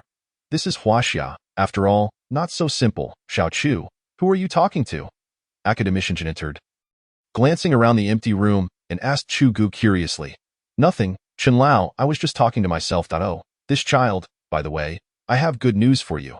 You've been promoted to the rank of major. Indeed, this was the result of Academician Chen and several elder academicians advocating for Chu Ge, and the rank was not insignificant. It was evident that the nation had considered the contributions Chu Ge had made to Huaxia recently. With an identity endorsed by the military, few dared to act recklessly against him in Huaxia. What? Chen Lao, don't tease me. I might take you seriously. Haha, when have I ever tried to make you happy? Old man that I am, but I'm not entirely satisfied with this major rank. I even argued with those old fogies in the military over it, though not worry, I find it just right. I am truly overjoyed, though be candid with you. Chen Grandpa, if I were to share this news with my father, he would be elated for several days without sleep. My grandfather was a martyr. And my father has always hoped I would enlist in the military. However, that is wonderful indeed. Observing the joyful Chu Ge, Chen Academician could see that his delight was sincere. He held a profound love for this honor. Ding! Honor points have reached 10,000. The system has activated the shop feature. The shop system is one of the main systems of this platform, allowing the host to purchase items based on their honor points or Huaxia currency. The shop system encompasses a vast array of items. Can you even imagine a mechanical cat daring to compete with me? The system brother can also be quite sarcastic. Ah, system brother, I increasingly feel you are somewhat terrifying. You are indeed quite different from those in novels. You won't end up taking over my territory, will you? Territory? Come along, Xiao Chu. The nation has prepared a small promotion ceremony for you. Chen Lao, seeing Chu Ge in a daze, hurriedly spoke. Oh, all right. Chu Ge, feeling a thrill of excitement, cast a glance at the shop system, nearly drooling. What is so joyous about attending a ceremony? I could have a fantastic time at home. You know, reluctantly, Chu Ge followed Chen Lao towards the auditorium, the grand auditorium of the Weapons Research Institute. This was Chu Ge's first visit, and upon gazing at the bright and spacious hall, adorned with red pentagrams symbolizing the machinery of the nation, he felt a deep sense of reverence. For the rise of Huaxia, he vowed to accelerate his research plan. Although it was termed a small promotion ceremony, Chu Ge guessed that all those who could attend had indeed arrived. The auditorium was densely packed. The scale of this ceremony made the school's evening events seem rather insignificant in comparison, he mused. The ceremony was both solemn and fervent. Commander Wang personally awarded the promotion to Chu Ge. Uncle Wang, what brings you here? I am somewhat flabbergasted. You rascal, could I possibly miss such an occasion? I've been transferred to the Yinjing Guard Command. Do come find me for tea when you have the time. Absolutely. I fear I might not get past your grand gates. Haha, in the past, entry was restricted, but from today onwards, you shall have unfettered access. Indeed, our youngest major officer in Huaxia, I foresee that in a few years, I will have to make room for you in my position. Are you jesting with me again? Ha ha ha. Wang Yun observed the leaders from various departments speaking on stage, feeling a strange sensation within. He was becoming so exceptional that his brilliance could no longer be hidden, even attracting the personal attention of Commander Wang. Meanwhile, herself, after several years, remained unchanged, still as she was upon arrival. The disparity between individuals is indeed vast. She stubbornly glared at Chu Ge, but slowly lowered her head. How many individuals like Chu Ge exist in this world? After bidding farewell to Commander Wang, Chu Ge could no longer contain himself. He found an excuse to speak with Chan academician and hurried back to his dormitory. His mind was still preoccupied with the shop system. Upon returning, he diligently freshened up, then sat at his desk with the seriousness of a devout Muslim in prayer. The shop system has been activated, divided into two categories. The first major category is military industry, and the second category is miscellaneous. The system brother began his introduction. A few minutes later, "Is that it?" "Yes." "Oh, I have this strange feeling of being set up. After all this, you're still the same. Your focus is rather absurdly narrow, fixated solely on military industry. This is called specialization." Chu Ge ignored the system brother and began to explore the military technology tree.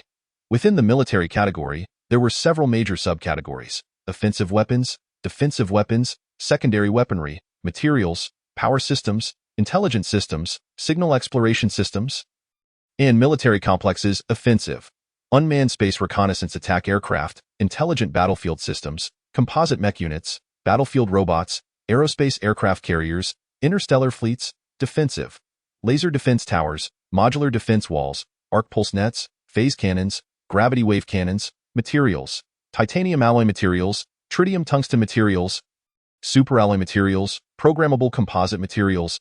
Each expansive complex system contained numerous subsystems.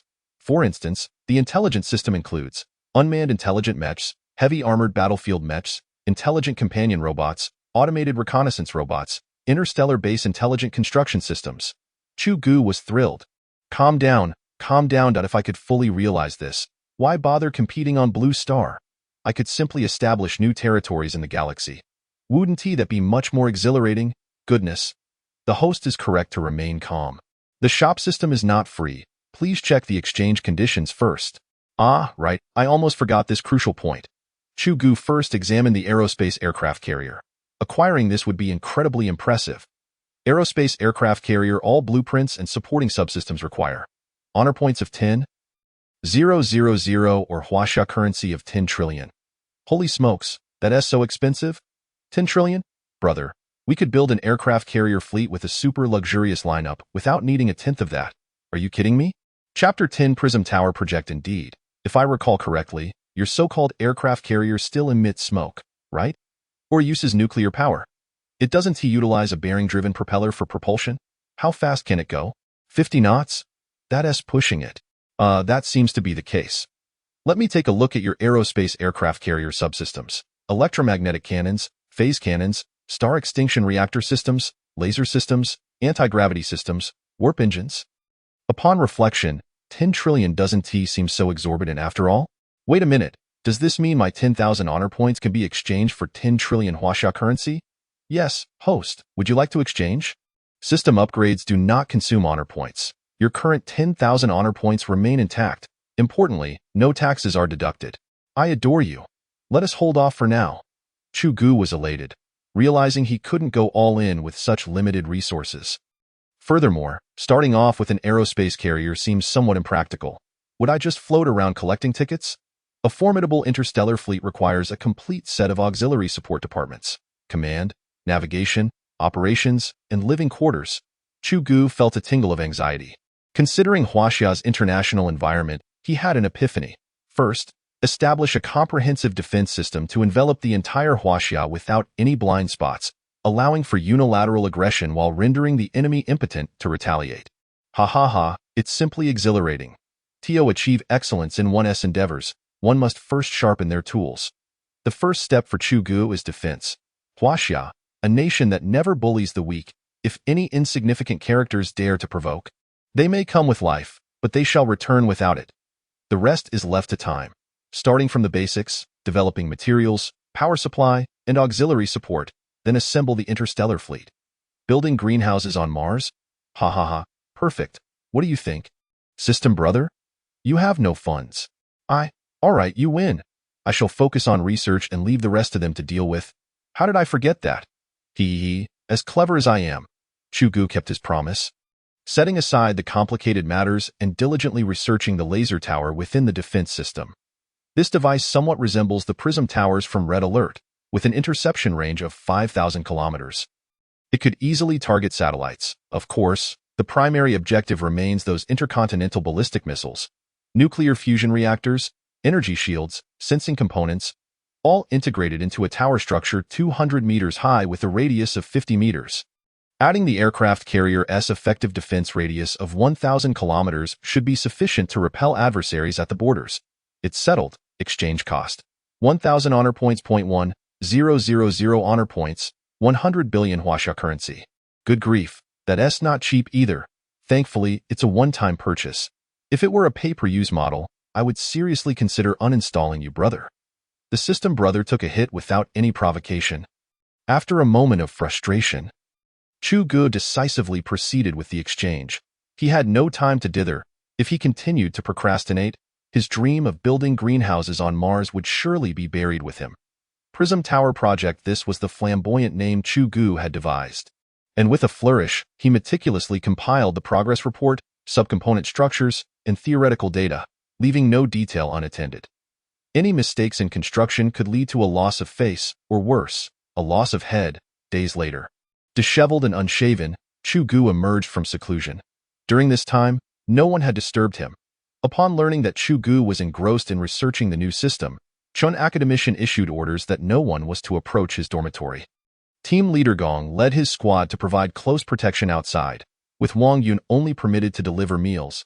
A substantial stack of documents was handed to Chun Academician, who glanced at the words Prism Tower Project, then looked again at the haggard Chu Ge, bloodshot eyes glaring back at him.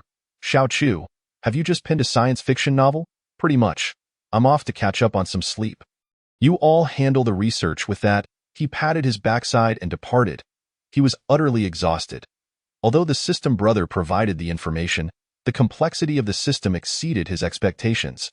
His head throbbed from endlessly searching the technology tree. By the way, Chun Lao.as Chu Ge was about to leave. He turned back. The sensing system should be the last to experiment. The research can be applied to other fields. As for the Prism Tower, the existing radar detection technology is sufficient. It only needs to be compatible to provide target indications.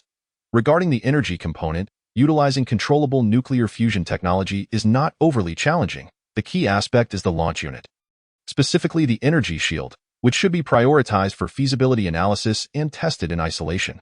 Such efficiency will be significantly enhanced. With the successful experiment of the energy dome, we shall promptly arrange for the survey and construction teams to commence operations, ensuring a comprehensive layout that covers all areas without any blind spots, as this is your expertise. The success of the energy dome experiment means that the military's missile defense system can be put on standby. Compared to the laser tower, it is but a mere sibling, easily rendered inoperative by a wave of saturation attacks. The laser tower, continuously expending energy until they are overwhelmed. Chu Ge whistled, hands tucked into his cloth bag, striding away with an air of pride. Behind him, Academician Chen remained silent, for some matters had transcended his comprehension. Is this still human? By the way, dear system, I've trimmed a portion of the laser tower. Could you perhaps return some honor points to me? You are truly a relentless merchant, and there's no room for negotiation. Utterly shameless in your antics. Guess what? The trim data represents a decision made by Chu Ge based on the performance of the laser tower merged with current technologies, yielding effects that are nothing short of remarkable, enhancing efficiency substantially. Everything must proceed swiftly.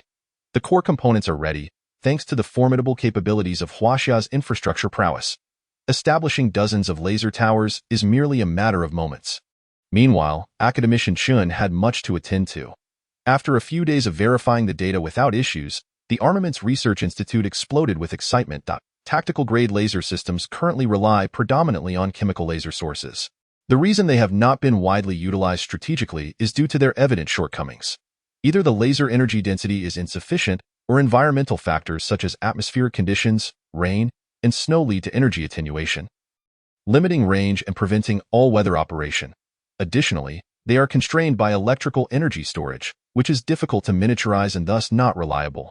Therefore, while they are suitable for small-scale tactical use, they falter at the strategic level. However, the The energy columns emitted by the energy dome possessed the monochromaticity of lasers without their drawbacks, making them truly exceptional. Alas, this device cannot maneuver like a missile. Otherwise, if deployed near the coast, it would indiscriminately eliminate any base that dared to be insubordinate. The Armaments Research Institute reached a conclusion, leading to a trilateral conference involving the Defense Department, the Science and Technology Department, and the Research Institute. 3 days later, the meeting concluded. The project was greenlit, with the highest priority level assigned. Chapter 11. Stirring the Hornet's Nest. Chu Ge awoke revitalized after a full day of slumber, commencing a grueling routine that spanned from laboratory to office to dormitory. The only semblance of entertainment lay in flirtatious banter with Dilly-Reba. Chu Ge had vanished from the world for over a week, only for Dilly-Reba to message him first. "Are you still alive?" "Of course. I'm currently enjoying the view of long legs in the capital." Today, Chu Ge finally emerged from the Research Institute. He intended to stroll through the commercial district to refresh his eyes, as excessive screen time had left him seeing words on everyone's faces. Additionally, he needed to purchase some fresh clothing. "Am I that striking?" "You wish." Chu Ge spoke earnestly. In terms of external attributes, Dilly-Reba epitomized beauty with her fair skin and long legs. "At least you're not blind." "And you? What are you busy with?" "What else could I be doing but filming?" "Oh, what film? Is there a kissing scene? A bed scene? Get lost." "Haha. Which city?" "Magic City. I live here, and this film happens to be shot in this area." "I've probably been here for a few months already." "How wonderful. So close to home. And you're back to being the little princess of a wealthy family. Meals served and clothes handed to you." "Not so great. I don't like it. It feels like being monitored every day." "You are truly unaware of your blessings. A well-fed person cannot comprehend a hungry one. I merely slipped out to buy some clothes." "Treating it as a breath of fresh air. Is it that arduous? Quit your job and come be my bodyguard. It would be easy and delightful. Plus I'd have a stunning beauty floating before me every day." "Haha, no way. I fear I'd be a rabbit nibbling on grass nearby." "I'm a tiger. I eat rabbits." "I'm an elephant. I de-trample you." "I'm a monkey. I de-scratch you to death." As their conversation grew increasingly unserious, an entire afternoon slipped away. With the sun setting, Chu Ge returned to the Research Institute empty-handed and dejected. Within the Armaments Research Institute, Chu Ge had attained a status akin to a national treasure. Along the way, the younger staff greeted him with utmost respect. "Engineer Chu, Academician Chu, our team has a challenging problem we've yet to solve. Could you spare some time to assist us?" "Certainly," the elder statesman remarked. "Little Chu? Any new projects lately? You haven't joined our department, have you?" "The benefits are generous, certainly." Chu Ge felt a flutter of trepidation. Despite his numerous accolades, he remained humble among these national elites, adept in all areas. A quintessential nice guy. These old fellows were forever scheming against him. Fortunate that he wasn't inclined that way. "Little Chu, come here." Academician Chen waved from afar. Academician Chen, what brings you here? You're not trying to recruit me too, are you?" "I'm not like those shameless old men. You wouldn't even consider whether they could manage you." "Don't mind them." "Haha, look at what you're saying. I'm easy to manage. I'm here to inform you that the laser tower project is nearly ready to proceed. We'll be conducting tests on the energy dome portion in the coming days. Prepare yourself." "Understood. I'm always on standby." When the machinery of the Huaxia state apparatus receives the green light for a particular mission, efficiency becomes terrifyingly high. Chu Ge calculated in his mind that within just a few days, the core device had already been produced. Days later, at a Western weapons testing base, Chu Ge and Academician Chen arrived early at the experimental site. Systems were matched, equipment installed, and preparations for the final experiment were proceeding smoothly. "Little Chu, come here. Let me introduce you to the base commander, Chief Engineer Zhao Andy." "Hello, Chief Engineer Zhao." "Hello there, Little Chu. I've heard much about your name.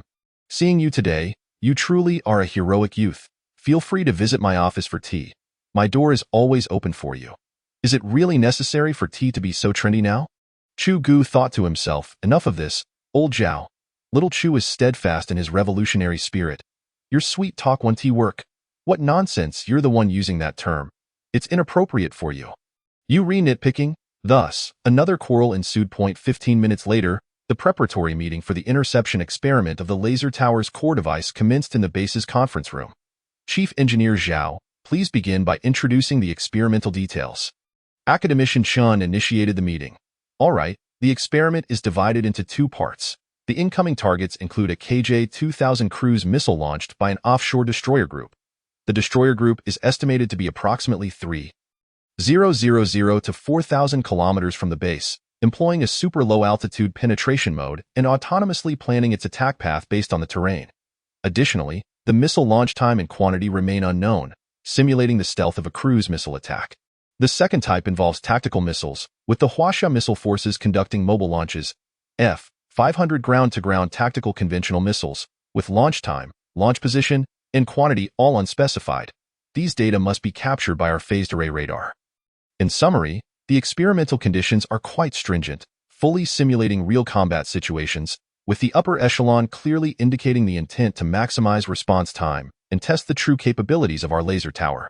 Regarding reconnaissance radar, we are utilizing the latest domestically produced CIS-1C phased array digital array radar matched with the laser tower.it can operate around the clock, with an S-band frequency, an effective warning distance of 4,000 kilometers, capable of simultaneously capturing and processing 400 land targets and 100 sea targets.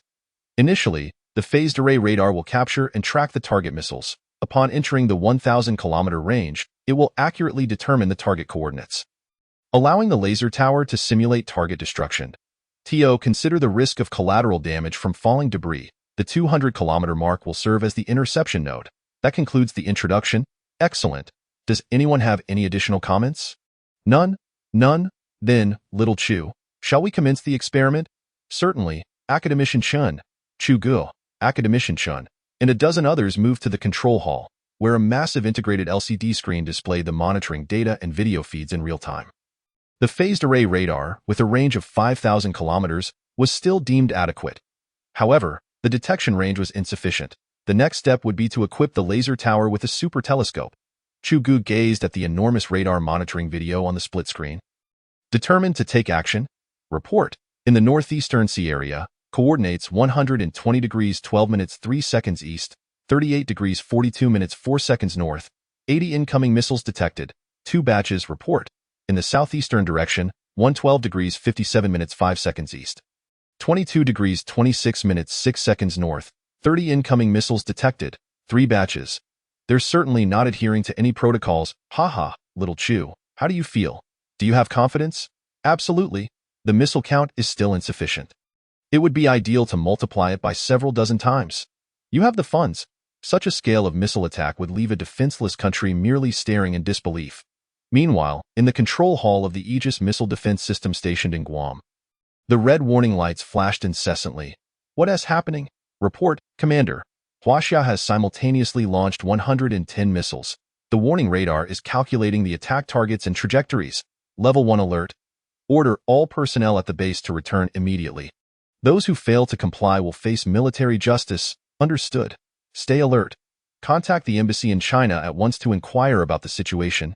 Yes. My heavens, damn. Please don't let it come towards us. I had plans tonight with a lovely girl from our country. Johnson, the radar operator, was fervently praying for divine protection. A similar scene was unfolding at various missile defense radar bases around the globe, as the entire world anxiously monitored the simulated attack trajectories on their screens.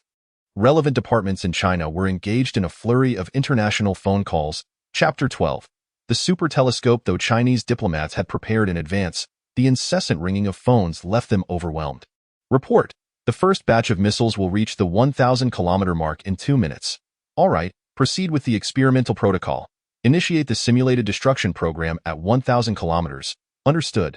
10.9.8.7.6.5.4.3.2.1. Attack. The monitoring of the core weapons of the Prism Tower shifted to the main screen, revealing 6 massive energy weapon panels emitting laser-like beams of light, flickering incessantly. Though resembling a laser system, the Prism Tower functioned quite differently. Lasers are typically emitted continuously, while the Prism Tower operates intermittently, akin to firing a shell before transitioning to the next segment of laser fire, albeit with a change in target. In the control room, the scene appeared as bursts of lasers were fired in rapid succession. Report. The main system indicates that all incoming missiles have been successfully intercepted. Wow, that was quick. It only took a few seconds. Over 100 missiles were just obliterated. This is quite a bargain. This efficiency is precisely why Chu Ge insisted on developing the Prism Tower. Its defensive capabilities far surpass those of traditional missile defense systems, and it incurs no loss. The energy is inexhaustible. No matter how many missiles come, they can be dealt with in moments. It remains uncertain how those rogue nations that favor missile pathways will react upon learning this. Minutes later, as the 200-kilometer mark arrived, attack. The main screen switched to a sky backdrop, where ground surveillance teams had already been deployed at various experimental bases to ensure first-hand video footage reached the control room. Boom, boom, boom.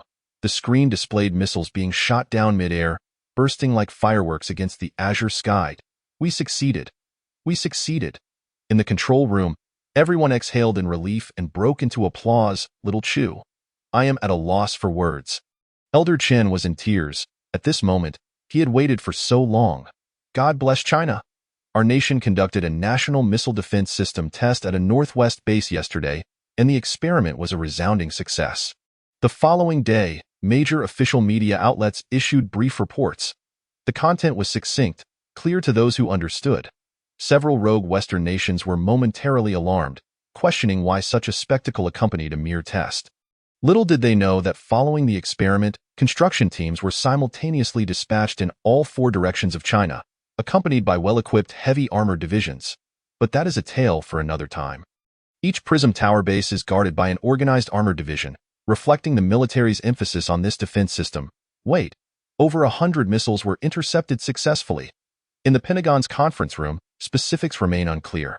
Our radar failed to detect any intercepting missiles. Perhaps it was merely a show of bravado.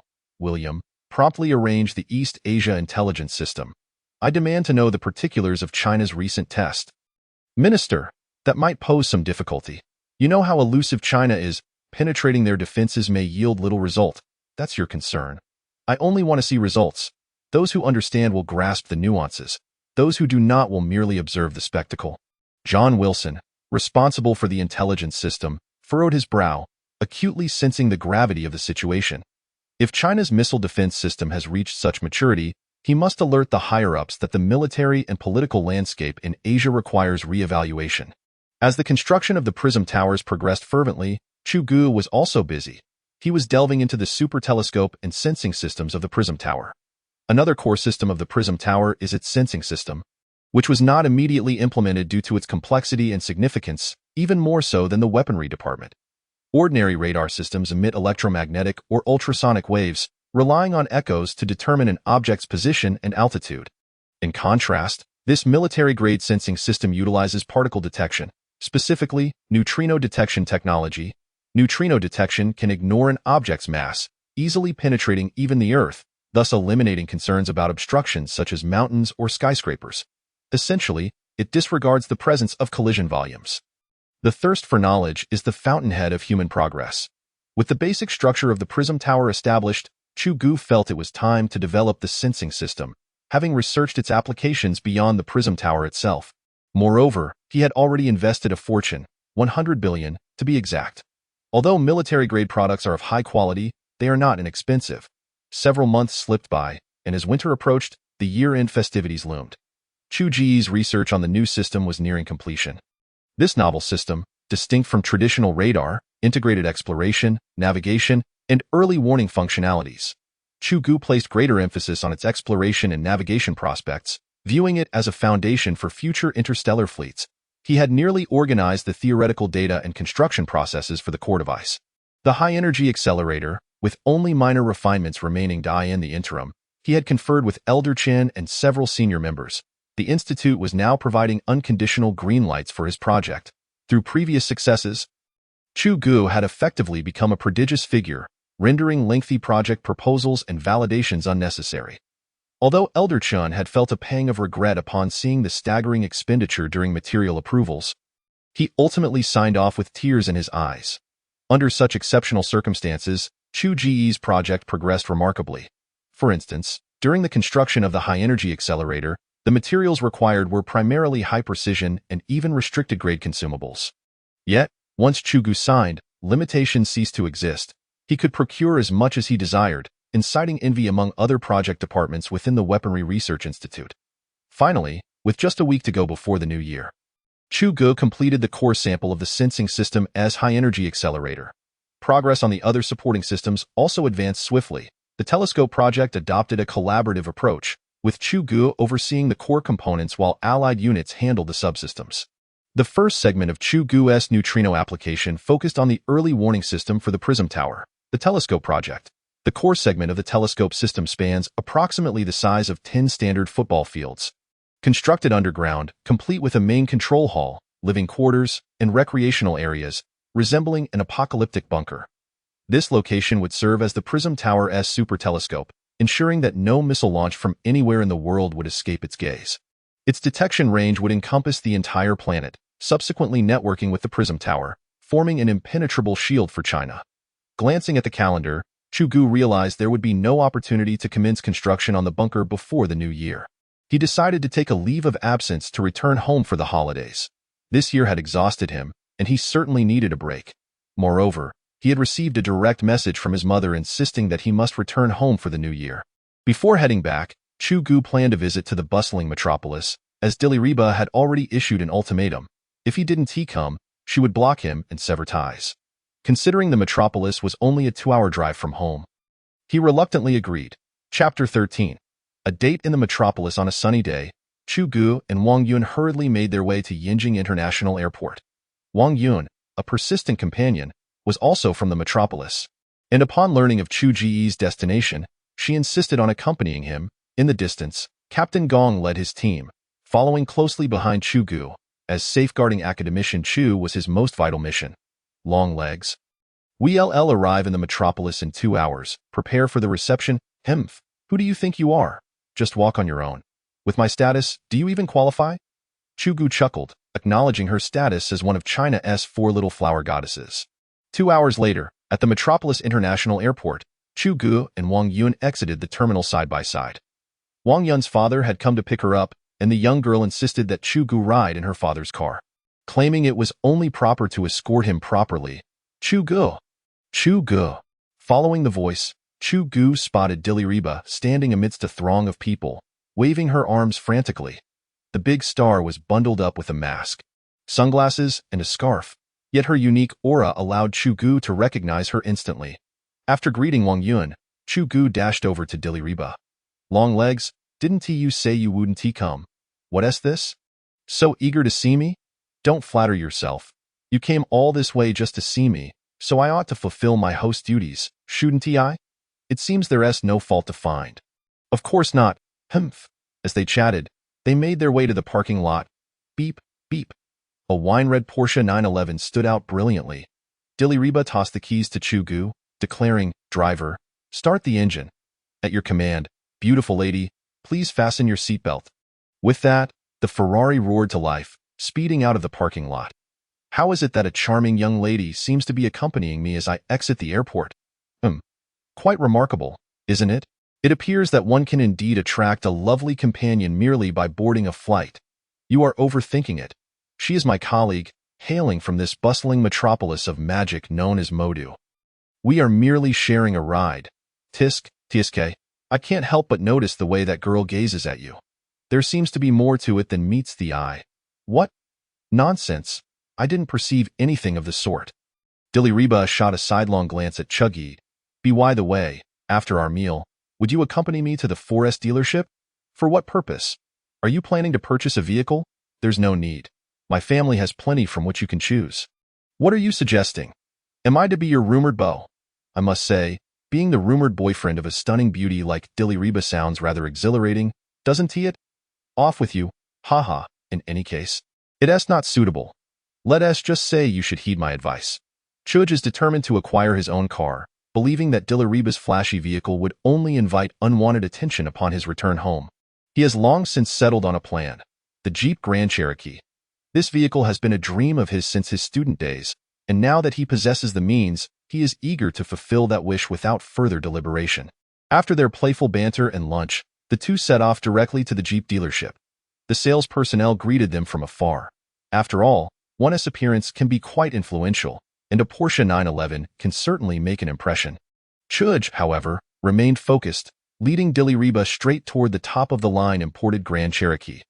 Every man harbors a secret desire for a Jeep, It's rather sentimental, one might say. Haha, in our little county, driving a 911 would certainly garner attention. This vehicle suits me perfectly, and it fulfills a personal aspiration. What is not to love?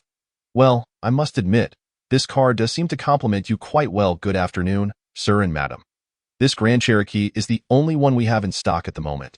Due to the Spring Festival, many clients have already picked up their vehicles. However, if you're interested, I could arrange a discount for you. What do you think? No need for that. I'll take this one. Please take me to sign the contract. Chu Ge expressed his approval with nonchalance. Ah? All right.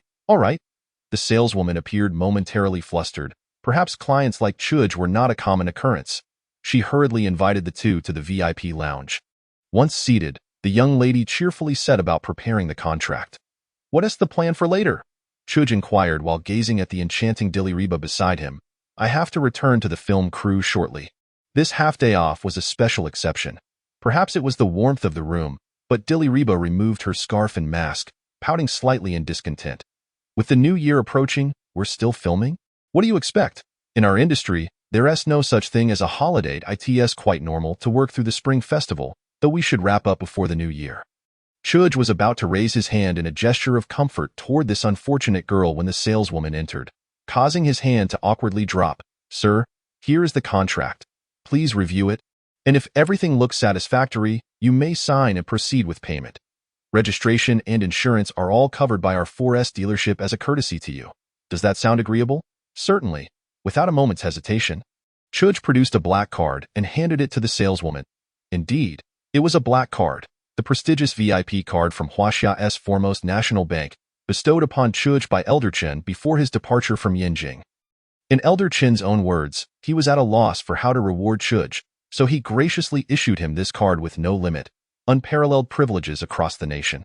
After imparting this, Elder Chen gave Chu Ge's shoulder a knowing pat. Chu Ge understood the significance of Elder Chen's gesture. It represented the nation's acknowledgement and trust in him. The saleswoman, holding the entirely black card, devoid of any identifiers, seemed incredulous, remaining motionless for a moment. No worries. Just proceed with the usual protocol. This is a black card, a type of credit card, Diliriba explained from the side. Having seen one before, her father possessed a card of similar caliber. However, she felt that Chu Ge's card was distinctly different. It was truly black, lacking any information, appearing almost counterfeit. Yet she was certain of its authenticity. After successfully processing a charge of 750,000 Huaxia yuan without a hitch, the salesgirl exhaled a sigh of relief and handed the card back to Chu Ge with a gentle smile. While the saleswoman stepped out to fetch the invoice, Diliriba began her line of questioning. I understand you might be associated with the military and unable to disclose certain details, yet my curiosity persists. Also, your black card seems quite different from my father's. Well, I work at the Yinjing Weapons Research Institute. I can probably share no more than that. Haha. As for this card, I doubt I know more about it than you do. All right, I suppose that's sufficient. Diliriba stuck out her tongue playfully. Having grown up alongside her father, she was no stranger to the workings of the national machinery. Chapter 14. Recognized returning home salesman Shaoli at the 4S dealership awaited the finance department to prepare the invoice. Manager Ma, you won't believe it. That tall gentleman who just purchased a vehicle used a credit card I've never encountered before. What an eye-opener. It's a completely black card, very sleek. And the texture is unique. I thought he might be pulling my leg. What an embarrassment. A black card. It's no wonder Shaoli lacks exposure. Even Ma Fei, with years of experience, has only heard of such cards. Let us take a moment to visit that esteemed customer together. Anyone with a black card possesses a distinguished status. It's not merely wealth that grants such privileges. Befriending someone of his caliber could only be advantageous. Agreed. Shaoli nodded in acknowledgement. As Ma Fei and Shaoli entered the VIP lounge, they found Chu Ge and Diliriba engaged in lively conversation. Ma Fei politely presented the invoice. Good day, sir. Here's your invoice, which also includes a complimentary year of maintenance and car wash vouchers. Thank you for your support of our brand. No need for thanks. All right, everything is settled. Shall we leave? Chu Ge rose, addressing Diliriba. Yes. It was then that Ma Fei noticed Diliriba standing alongside Chu Ge, and his eyes widened in astonishment as he followed the pair out of the showroom. Shaoli, doesn't that beautiful girl seem somewhat familiar? Ah? I didn't pay attention. I glanced at her upon entering but couldn't see her face. And then I was preoccupied with the paperwork. Recently, she has become quite the sensation. How could you not recognize Diliriba? What? Are you certain, Manager Ma? 90% sure, ah. In an instant, Shaoli dashed out to gather her friends. Racing like the wind, at this age, who doesn't he have a penchant for celebrity? Be discreet, though. We wouldn't he want to overwhelm the customer. Understood. The group of girls responded in unison, rushing out without a backward glance. Outside, as Chu Ge and Diliriba were reluctantly parting ways, they were suddenly surrounded by a throng of enthusiastic fans, leaving them momentarily bewildered. Indeed. Naza. The girls encircled Diliriba, paying no mind to Chu Ge, whose earlier confidence dissipated in an instant. Well, comparing oneself to a star is simply self-inflicted torment. Hello, everyone. At first, Diliriba was a bit dazed, but it quickly dawned on her that she had been recognized. Observing the chattering crowd, Chu Ge, ever the gentleman, stepped aside and discreetly pulled out a pack of cigarettes. By the time he finished his second cigarette, the starstruck girls finally dispersed, having received their fill of photographs and autographs. The salesgirl mentioned that had she known I was coming, she could have arranged for the vehicle to be gifted. Very well, very well. Your charm knows no bounds. Ha ha ha, I'm glad you recognize that. Why are you still lingering? Feeling neglected and a bit downhearted. Hee hee. Indeed, it's fortunate you're not a man. Otherwise, I might have jumped into the river. You scoundrel. Well, I truly must be going. If I don't leave now, the director will surely reprimand me. All right, I'll head straight to the highway, then. Farewell, yes. Diliriba waved as she entered her car, and with a roar. The 911 vanished in an instant. That girl drives quite swiftly. After refueling nearby, Chu Ge set his navigation for the highway.as for the Grand Cherokee. It performed exceptionally on the expressway, maintaining stability at high speeds. The price of around 700,000 yuan was reasonable for the value it offered, and its all-wheel drive provided excellent traction, allowing for confident cornering in such a large vehicle. With Chu Ge's current status, he would have no hesitation in purchasing any car, yet returning home was a different matter altogether. His work remained classified, and as long as the country kept it under wraps, he would maintain a degree of low profile, such as the mindset of a defense technology worker. Chu Ge's hometown is a small county beneath H city, not particularly large, but clean and well-positioned geographically, which has allowed it to develop well. At least during his childhood, Chu Ge had not endured much hardship. His father ran a modest company that processed mechanical parts, primarily taking on private contracts from factories. Not a grand entrepreneur, but comfortably middle class. After exiting the highway, Chu Ge stopped by the supermarket to procure an entire carload of New Year's goods before finally departing. Having not returned home in 2 years, this visit would finally provide his family with some reassurance, though he lamented the absence of a girlfriend in that regard. After helping to carry things back home, Chu Baba circled around the newly purchased Grand Cherokee, while Chu Ge, noticing this, tossed the car keys to him. Dad, you can keep this car. Your old Santana can finally retire. No, that Santana is still quite sturdy, he replied, though his eyes betrayed a flicker of delight. Chu Ge chuckled and shook his head, stepping into the home he hadn't returned to in a long time. Brother, a graceful girl, resembling a student, rushed out and enveloped Chu Ge in a hug. She was his sister, Chu Xiaowu, a junior in high school with commendable grades, likely on her way to becoming a university student next year. Chu Ge gently ruffled her long hair as he led her into the inner room, where their mother was preparing dinner. She looked up and shot Chu Ge a reproachful glance. Oh, so you decided to come back? I was beginning to wonder if you were planning to skip celebrating the new year with us this year. Mom, how could that be? Even if you don't call, I still have to obediently come home. Right? Hee hee. Humph. I have everything ready. If you hadn't returned, I would have had your father drive over to drag you back. Haha, that won't be necessary. After exchanging a few playful complaints, their mother set aside her tasks and approached Chu Ge. Fussing over him. You've lost weight. A mother worries when her child is away. Seeing the concern etched on his mother's face made Chu Ge's heart ache out a year ago. He had been in a state of despair, lacking the means to return home even during holidays, only managing to call and feign busyness at work. He felt too ashamed to show his face. In truth, all parents are the same. They do not yearn for their children to achieve great wealth, but simply wish for their safety, hoping they will return home to visit whenever they can. It was then that Chu Ge resolved to carve out time to visit his parents. no matter how busy he became. For they were growing older. That evening, the family of 4 was filled with joy. Xiaowu, shall we go to H City tomorrow? Why are you still in your school uniform during the break? Mom said new clothes should only be worn during the new year. Forget about what Mom says. Tomorrow, I'll take you shopping. Pick whatever you like. Great. You're the best, brother. What a heartless little one you are. Does Mom lack for your food or clothing? Their mother began to scold Xiaowu. Brother, look, ever since you left, Mom has concentrated all her firepower on me. I can't hold the fort anymore. If you don't come back soon, I might just have to surrender. Ha ha ha. Laughter erupted among them.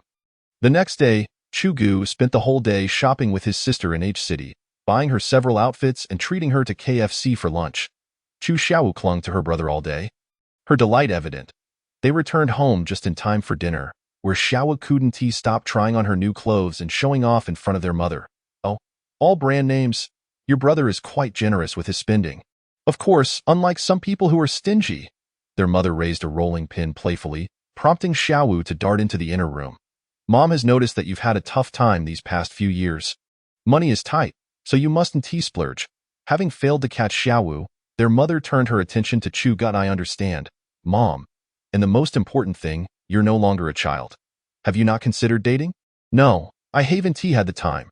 Chu Ge refrained from mentioning Yulu, as he knew it would only lead to more scolding from his mother. Oh, your aunt mentioned it the other day. There's a girl who seems quite nice. How about meeting her sometime? Mom, not again. I don't want to. You must meet her. Your parents are getting older, and while they still can, they might want to help you find someone. Just tomorrow. You're defying me, are you? I'll call your aunt right now and have her arrange it. Chu Ge resigned himself to silence. In the Chu family, their mother held the reins, and even their father dared not speak against her. That evening, Chu Ge returned to his room to review the technological tree in the system store. The plans for the light prism tower and the telescope were progressing well, leaving only minor details that no longer required his attention. Therefore, he needed to prepare for the next project. He found himself at a crossroads, unable to decide between options that were either too extravagant or too small in value. The system urged the host to focus on the mecha system.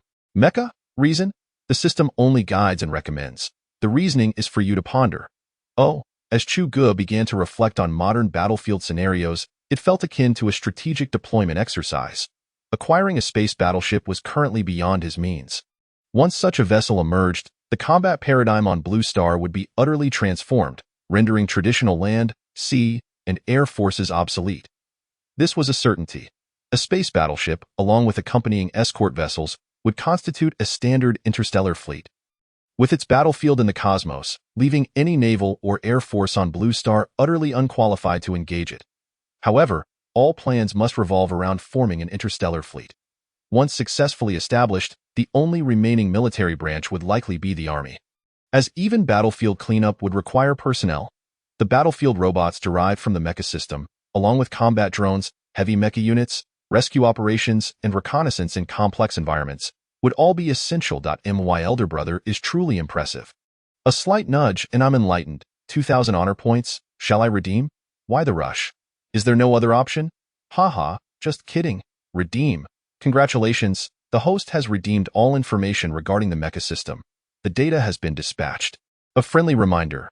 You now have 7,000 points remaining. Thanks for the reminder. You had to douse my excitement with a bucket of cold water, didn't you? Just as Chu Ge intended to examine the mecha data. A notification pinged on his phone. Rascal, what are you up to? This princess is finally free. Feeling a headache? What is wrong? Are you ill? Not exactly, just being pressured into marriage by my mom. Ha ha ha, let me laugh for a moment. Tomorrow, I'm being forced into a blind date. Oh dear, remember to take pictures. This gossip is too interesting. I can't shake the feeling you're reveling in my misery, don't feel it. Just know it. We're done. Who do you think you are? Repeat that. Delina Jia sent a voice message, playfully pretending to be a big shot. I'm sorry, princess. Good. Do you need this princess to come to your rescue? How would you rescue me? By airdropping, of course, silly. That might be a bit too much. I fear my mom won't be able to handle it. 5 minutes later. Hey, I haven't agreed yet. Delina Jia ignored him, leaving Chu Ge helplessly shutting off his phone. Surely, she wouldn't actually come, right? She doesn't even know where I am, he mused, shaking his head and climbing into bed for a deep sleep. Lena Jia, however, looked at her phone, chuckling at the frantic message Chu Ge had sent. Silly boy. She had indeed acquired the address while sneaking a peek at the information Chu Ge filled out at the dealership. Sitting cross-legged on her bed, Lena Jia gazed out at the dazzling neon lights of the magical city, lost in thought, unaware of what was on her mind. Early the next morning, Chu Ge was dragged out of bed by his mother. Sent off early and found himself walking down the empty streets of the morning. What is going on here? The county where he lived was only a 30-minute drive from H City. Following the address given by his aunt, Chu Ge drove over. Sitting in the designated CAF, Chu Ge aimlessly scrolled through his phone. Ding, he jolted, thinking it was a message from Lena Jia, only to find it was a notification from their high school class group. Classmates, are you all back? Today is our annual reunion, don't forget. The class monitor, Wang Yong, tagged everyone, and Chu Ge vaguely remembered him as a diligent student always seen with a book in hand. Got it, big class monitor. Oh, isn't that our campus beauty, Yin Bing? Still as charming as ever. Go on, flattering from afar, and we haven't even seen her yet. Ha ha ha, exactly. The classmates seemed to awaken with Yin Bing's mention, becoming particularly lively early in the morning. Chu Ge gazed at her profile picture, feeling a slight stir within it. Was worth noting that he and Yin Bing had shared a brief period of ambiguity. He had even written her a love letter during high school. Winter thunder, summer snow, mountains without edges, heaven and earth united. I dare not sever ties with you. Recalling this now gave him goosebumps. Their feelings back then had been so pure. Merely holding hands and walking together was equivalent to being in a relationship. However, they inexplicably lost contact over time. Chu Ge wasn't sure if that counted as his first love. It was all quite hazy. Just then, another notification pinged, and someone tagged him in the group. Lao Ge, you didn't come last year. Are you back in H City this year? Let us know, we miss you. Wang Chong, Chu Ge's best friend from high school, tagged him. They had played hooky together, pulled all-nighters gaming, shared meals, and slept in the same dorm. I'm back. See you tonight, brother. Without hesitation, Chu Ge charged towards Wang Chong. He had to go. Chapter 16. High School Reunion. Chu Ge? You rascal, you finally returned. Do you know you were the only one absent last year? Indeed. This year, all our classmates are here. Perhaps it was because Chu Ge had found success elsewhere, busying himself and neglecting his old friends. Stop talking nonsense. Once you're in the world, you can't help yourself, chimed in Feng Zhang, who had never gotten along with Chu Ge during school. Just wait. We've only just begun our careers. If we manage to gather half of us in 5 years, that would be quite remarkable. Wang Chong immediately defended Chu Ge. Yes, therefore, we must cherish this moment even more. The former class monitor stepped in to smooth things over. Exactly. Just as Chu Ge was about to send Wang Chong a private message, he suddenly noticed a girl sitting down across from him without any courtesy. She wore glasses, her thin lips adorned with gloss, and though her face was clean, it couldn't be described as particularly beautiful. Her makeup, however, was quite exquisite. Are you Chu Ge? Yes, I am. You are Zhang, that's me? The girl abruptly interrupted before Chu Ge could finish. Furrowing his brow, Chu Ge replied, You seem rather spirited. Where do you work? In Yinjing. Oh, Yinjing. Have you bought a house there? Her eyes sparkled. Not yet. Do you have a car? A clunker. Any savings? None. Instinctively, Chu Ge began to resist. Then what gave you the courage to come for a blind date? Hey, Chu Ge found himself momentarily speechless in response. All right, we're not suitable for each other, so let's not waste each other's time. I have things to attend to. I'll take my leave with that. She turned on her heel and walked away without a backward glance. What a straightforward character. How very decisive. What kind of person is that? Chu Ge was nearly thrown off balance. The fast-paced society has indeed given rise to many such individuals, restless and anxious. Old Ge? Where are you? Wang Chong texted that I'm at the CAF in Yang Square. Are you meeting a girl? No, just wandering about. Wait, I'll come find you. 20 minutes later, Chu Ge spotted Wang Chong sauntering towards him. His gait relaxed and carefree. Upon meeting, they exchanged a smile and then embraced tightly. After 2 years apart, our handsome lad from back in the day still looks dashing. Haha, you haven't changed much either. Still as cocky as ever. The two, as if no time had passed, chatted endlessly in the CAF throughout the afternoon. They had no idea how many cups of coffee they'd gone through. to the point where the server eventually brought over a large bucket, his eyes filled with a hint of resentment. Let us go. It's about time. Our classmates should be arriving at the hotel soon. All right, old goo, how did you get here? Still driving your father's nearly 20-year-old Santana? No, it's my own. As Chu Ge emerged from the parking lot with his car, he came to a sudden stop in front of Wang Chong. The old classmate, resembling Chu Ge's father, circled around the Grand Cherokee several times before reluctantly taking the passenger seat. Nice Grand Cherokee, Chu Ge. I remember that model is imported, not yet produced domestically. Yes, it seems so. Must be around $1 million, right? In just 2 years, you've struck it rich. Not really. This one cost around 700,000, just a small fortune. The system's overseer couldn't help but wonder if he'd sustained any internal injuries from their conversation. After enduring a torturous traffic jam, Chu Ge and his companions finally arrived at their destination, the Legay Ruijin Hotel. Chu Ge vaguely recalled this hotel being quite famous in H City and had just learned in the car that it was owned by Feng Zheng's family. According to Wang Chong, they had gathered here last year, and Feng Zheng had footed the bill all by himself. Additionally, during their last meal together, Feng Zheng had fervently pursued Yin Bing, though Wang Chong was unaware of the outcome. After sharing this, Wang Chong cast a meaningful glance at Chu Ge. I seem to remember that you and Yin Bing had a fling back in school.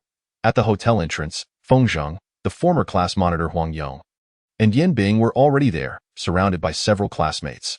After handing the car keys to the valet, Chu Ge approached the group alongside Wang Chong. Old monitor, Chu Ge, our H City number 3 high school's heartthrob. You still look as handsome as ever. Haha, old monitor, you've changed. Your compliments weren't this sweet back then, Chu Ge. Wang Chong busily greeted a few classmates. Feng Zheng, Yin Bing, and several female classmates watched from a distance. Chu Ge seems to be doing quite well. I saw him drive here. Indeed. Still looking handsome. A few girls whispered amongst themselves. I asked that even a car. Feng Zheng scoffed. Yin Bing remained silent, merely observing Chu Ge with a mix of confusion and intensity in her gaze. Though it was fleeting, this moment was sharply noted by Feng Zheng, who clenched his fists involuntarily as he watched Yin Bing's delicate profile.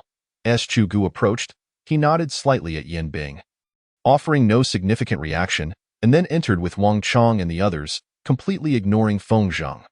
Such individuals were nothing more than a mere afterthought to Chu Ge now. Best not to provoke me. Inside the luxurious private room, everyone took their seats. Feng Zheng occupied the host position, flanked by Yin Bing and Huang Yong, exuding the air of a landlord. After Chu Ge and Wang Chong found a spot and sat together, they began whispering, just like in their school days. Everyone's here. As per tradition, I'll treat for this meal, Feng Zheng announced, raising his glass. Cheers, brother Feng. How imposing. And after the meal, we reserved a private room at the Rich Entertainment. Tonight, we want to leave until we're all drunk. Anyone who doesn't come is disrespecting me. After Feng Zheng spoke, he glanced at Chu Ge and the others. Chu Ge, come on. You didn't attend last year. You were the school hunk from our number 3 high, right? Yes. A few eager female classmates began to cheer. With no choice, Chu Ge stood up. All right, I'll drink this toast. I'd like to thank the old monitor for organizing this gathering. And also thank Feng Zheng for his generosity. Thank you all for remembering me, Chu Ge. I'll drink first as a salute. This was how Chu Ge operated. If others respected him by an inch, he would return the favor by a mile. Good. Straightforward. Wait, Chu Ge, don't rush to sit down. As Feng Zheng spoke, he moved behind Yin Bing, draping an arm over her shoulders, leaning close to her cheek, and looking at Chu Ge with an air of nonchalance. Chu Ge, allow me to reintroduce. Yin Bing, my fiancé. A hush fell over the classmates, who erupted in excitement. Oh, congratulations to you both. Chu Ge sat back down without any expression. For him, it required no display of emotion. That has nothing to do with me. He.s. doing this on purpose. Everyone knows you and Yin Bing, Wang Chong whispered. Chapter 17. A surprise from Diliribo Wang Chong. You know that was in the past. We were just naive kids. I didn't attend this reunion, and I've long forgotten about that affair, Chu Ge replied, earning a thumbs up from Wang Chong. After Feng Zheng introduced his new status, Yin Bing appeared somewhat awkward, forcing a smile at the old classmates. But when it came to Chu Ge, it seemed she lacked even the courage to smile. As drinks flowed and laughter filled the air, the group, still wanting more, clamored for a change of venue. Aside from giving Chu Ge a hard time initially, Feng Zheng did not pursue him further. Thus, with the encouragement of a few boisterous classmates, Chu Ge's group wrapped up the meal early and headed to KTV'd. The luxurious suite of rich entertainment. Chu Ge couldn't recall the last time he had sung karaoke. He rarely came to such places. The reason? He was tone-deaf. So, Chu Ge opted not to join in and instead pulled Wang Chong and a few male classmates into a card game. There were certainly a few karaoke enthusiasts among their classmates. Hand the mic to them and they could sing all night long. How about Chu Ge's singing? Feng Zheng casually remarked to a nearby classmate. He doesn't know how to sing, Yin Bing chimed in nonchalantly. You seem to know quite well. Realizing she had misspoken, Yin Bing fell silent, lowering her head. Feng Zheng, observing Chu Ge engrossed in his card game with Wang Chong, smirked coldly. Classmates, let us have our class's most handsome Chu Ge perform a song for everyone. Shall we? All right, yay, haha, this is it. Chu Ge is going to embarrass himself, a few classmates murmured. Chu Ge looked up, squinting at Feng Zheng. Damn, this guy just won't quit. System, it's time for you to step in, ding. Host, you can check the items available in the shop system under other categories. All right, how could I forget? Chu Ge hurriedly navigated to the other categories in the shop system and found the arts section. Exchange for a lifetime master level singer, 10,000 reputation points. Exchange for a temporary master level singer, 100 reputation points. Host's current reputation points, 200. Well, brother, do you think I have a choice? Ding, congratulations, host. You have exchanged for a temporary master level singer, valid for 24 hours. Remaining reputation points, 100. Thank you so much. I'll need to study what reputation points really are later. After concluding his conversation with the system, Chu Ge turned to Feng Zheng, who was grinning with anticipation, eager to witness his embarrassment. Chu Ge had a sudden idea. This is your own doing. Just don't call me Uncle Wang later. Chu Ge took the microphone and headed straight to the karaoke station, typing in the title of a song. You must be happy. As the gentle melody of a love song began to play on the screen, the classmates fell silent.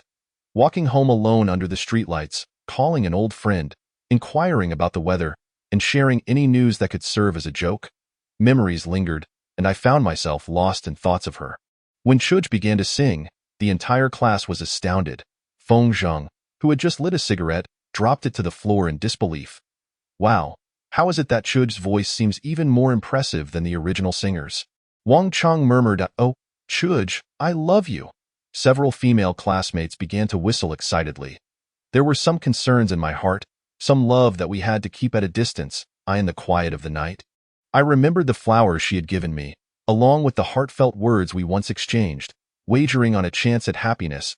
In the bustling streets, I thought of her. Was she well? Yet, I had no answer to give you. But you must be happy. As Chu Ge finished the song, Zhaoyan glanced meaningfully for a moment before stepping off the stage. At this moment, Yin Bing's mind went blank, overwhelmed. She recalled how Chu Ge had been tone-deaf in high school. Yet this performance seemed to reach an entirely different level.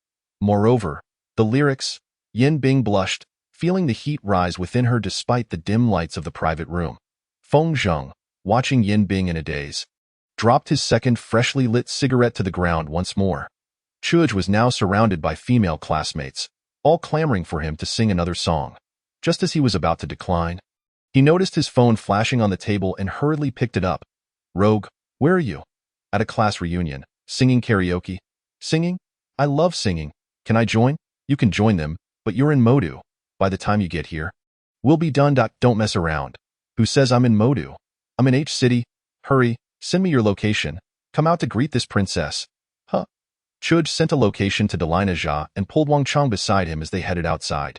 Hey, old song, if you don't want to sing, just don't. Why are you so eager? I'm really eager, but it's for another matter.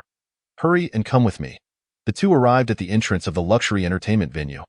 I have a friend coming over shortly. Do you think that's convenient? Is it a male or female? A girl. Is she pretty?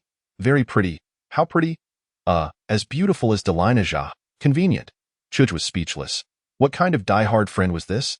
20 minutes later, a beam of light shone from afar, followed by the powerful roar of a 911 engine. The red 911 screeched to a halt in front of Chu Ge, and Delina Jia opened the door. Leaning against the window, her big eyes sparkling as she looked at Chu Ge.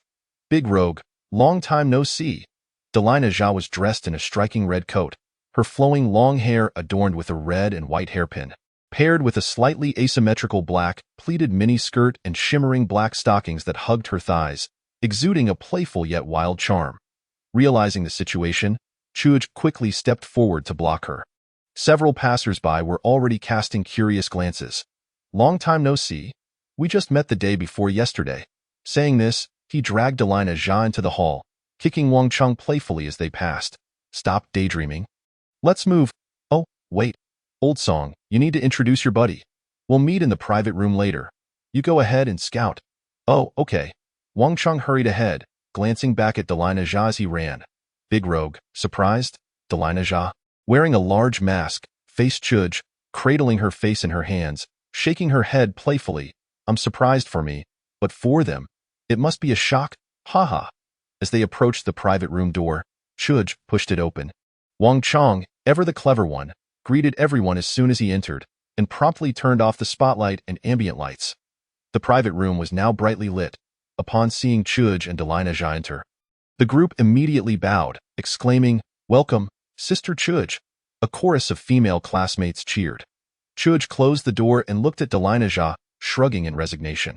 "All right, do as you please." Delina Zha winked at Chu Ge and then removed her mask. "Hello, everyone. I'm Delina Zha, Chu Ge's good friend. I hope you don't mind my intrusion." Chapter 18. Finally waiting for you. The crowd fell silent. A cigarette box clattered to the ground. "Wow, old song, you really do resemble Delina Zha." "What do you mean resemble? It's clearly true. You country bumpkin," a nearby girl retorted. "No way." "Ah." The female classmates went wild again, except for Yin Bing. She bit her lip tightly, seemingly unable to believe the scene unfolding before her. Delina Zha hopped happily and took a seat with a few girls who had gathered around.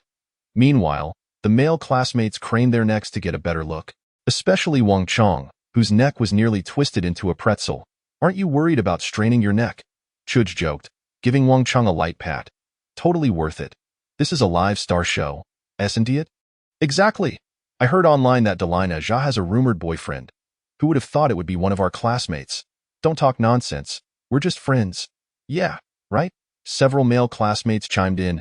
Chu Ge could no longer be bothered to explain. It seemed this matter only deepened the mystery in between. Delina Zha even treated everyone to a couple of love songs, glancing at Chu Ge with a soft gaze, embodying the charm of a young girl. The crowd exchanged knowing looks, then began to applaud and cheer for the two. Feng Zheng, mesmerized by the dazzling presence of Delina Zha, kept sending furtive glances at Chu Ge, nearly bursting with excitement. Meanwhile, Yin Bing paid little attention to Delina Zha, even though this should have been her moment to shine. Instead, she scrutinized Chu Ge, perplexed by the secret he seemed to harbor. Perhaps she felt she no longer had the right to ask such questions. "Chu Ge, hurry up. We want to hear a duet of love songs together. Together. Together." Chu Ge felt a bit like a duck being shoved into water. Although he was already on a roll, quick-thinking girls had already queued up songs. Pulling everyone to their seats and handing the stage over to Chu Ge and Delina Zha. Chu Ge glanced at the big screen, "Finally waiting for you." "All right, who picked this? After tonight, I fear I'll be receiving threatening letters." When you reach a certain age, you come to realize that living alone can be quite challenging. Gradually, you start to taste the flavor of loneliness. Time relentlessly chips away at your pride. At that moment, Delina Zha found it hard to contain herself. She hadn't anticipated Chu Ge's singing prowess to be so remarkable.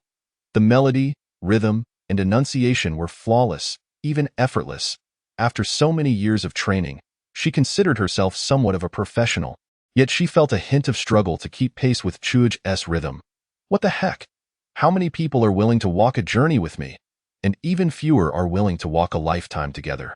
Whether it's unforgettable or not may not matter so much. I just wish to savor the taste of love in the mundane. Finally waiting for you. Thankfully, I didn't give up. Happiness is hard to come by, which makes it even more precious. Finally waiting for you.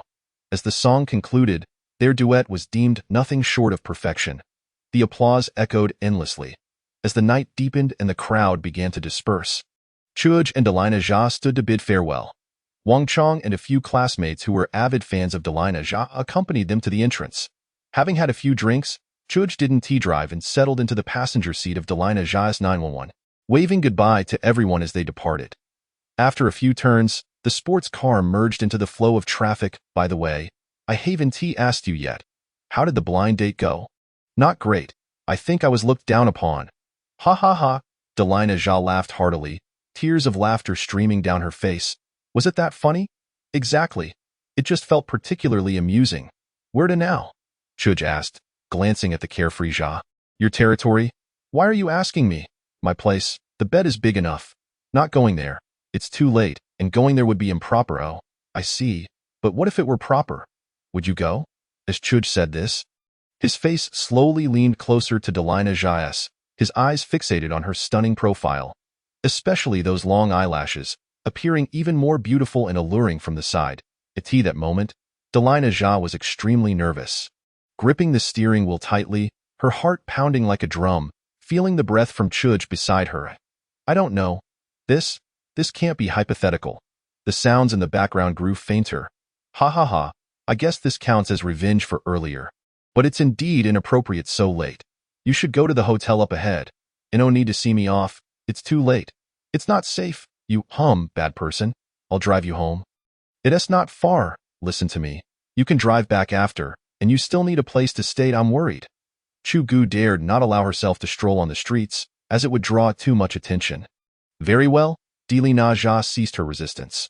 Utilizing her own identity, Chu Ge shielded Delina Zha and sought out a hotel that appeared reasonably luxurious, where she proceeded to check in. Upon entering the room, Chu Ge first assessed the cleanliness, then turned off the lights to inspect the infrared security devices and checked the safety bolts on the doors and windows. After a flurry of activity lasting over 10 minutes, she finally felt a sense of reassurance. Delina Zha watched Chu Ge, who was drenched in sweat, and felt a warm flutter in her heart. I believe you have the potential to be my assistant. What are the perks of being an assistant? Get lost? Chu Ge pushed the door open and immediately slammed it shut, only to reopen it with vigor. If you feel scared at night, just call me. I'll be available 24 hours. All right, got it. Be careful on the road. By the way, send me your home address. Sure, I'm leaving now. Are you sure you don't need a bodyguard? One of those personal protectors? Get lost. Chu Ge darted away. After Delina Zha finished washing up, she comfortably lay on the bed and soon drifted into slumber, a faint smile gracing her lips. Chu Ge took out her phone, where WeChat notifications revealed a barrage of messages from Wang Chong. The great romantic, not even responding. Could it be he's busy with something shameful? Chu Ge shook her head and set the phone aside. On the road, the neon lights flickered, casting a kaleidoscope of colors that seemed to mesmerize Chu Ge in the magical city. Chao Bo was perusing the news in his study, as the eldest son of the Chao family. He had taken over several sizable subsidiaries at a young age. The Chao Group, founded by the first-generation leader Chao Chongqing, initially thrived in the chemical industry. Benefiting from the favorable winds of reform in Huaxia and possessing a keen business acumen, they were among the first successful entrepreneurs to venture into commerce. After decades of development, the Chao Group has now evolved into a colossal conglomerate encompassing chemicals, energy, real estate, and construction, with a market value in the hundreds of billions. Renowned throughout the magical city, Chao Bo was regarded as the most likely successor to the Chao Group. However, he still needed a catalyst, which would come from an alliance with the Dili family, of which Delina Zha was the only daughter. The Dili family specializes in commercial real estate, jewelry, cosmetics, and film. If the two families were to merge, it would be a formidable alliance, potentially establishing the first conglomerate in Huaxia. Chapter 19. An affectionate Delina Zha, the foremost of the four little flower darlings, spotted on a late-night date in H City. Suspected boyfriend exposed. A striking entertainment headline surged to the top of trending searches. Na Zha is in love. Is that true? With pictures as proof, how could anyone deny it? My goddess, who has she fallen for? Not just any pig, but an absolute beast. Who is that man? The main character is here. Everyone come and take a look. Let us dox him. I want to send him a blade. Calm down, brother upstairs. We can't partake in illegal activities. Chao Bo observed the deluge of comments flooding the screen, a surge of anger rising within him, and he promptly dialed a number, Jie. Investigate Delina Zha's whereabouts, as well as the background of the man she is with. I intend to crush him. Clearly, he had already regarded Delina Zha as his possession. The following day at Chu Ge's home, Chu's mother was tidying the yard. Faintly, a knocking sound and some commotion could be heard from outside. When she opened the door, her aunt was there, saying, "There's a beautiful girl looking for your Chu Ge." She then ushered in a bashful Dili Naja. Upon entering, Dili Naja removed her sunglasses and mask. Standing respectfully, "Hello, Auntie. I'm a friend of Chu Ge. Is he home?" "Yes, yes, dear. Come in. That rascal is probably still lazing in bed." Outside, a group of children and adults were gathered around a red 911, their eyes wide with wonder. Chu Ge was drooling when suddenly someone yanked his blanket away. Just as he was about to explode with anger, he was taken aback to find Dili Naja staring intently at him. "What the heck? How did you get here? I tried calling you multiple times, but you didn't answer, so I had to come and find you myself. I hardly slept the first half of the night, and I must have slept too soundly the latter half." Chu Ge felt a mix of surprise and delight that Dili Naja had indeed come to his home in the living room. Chu's mother was gazing at Dili Naja with a beaming smile. "She is so beautiful, just like the person on television."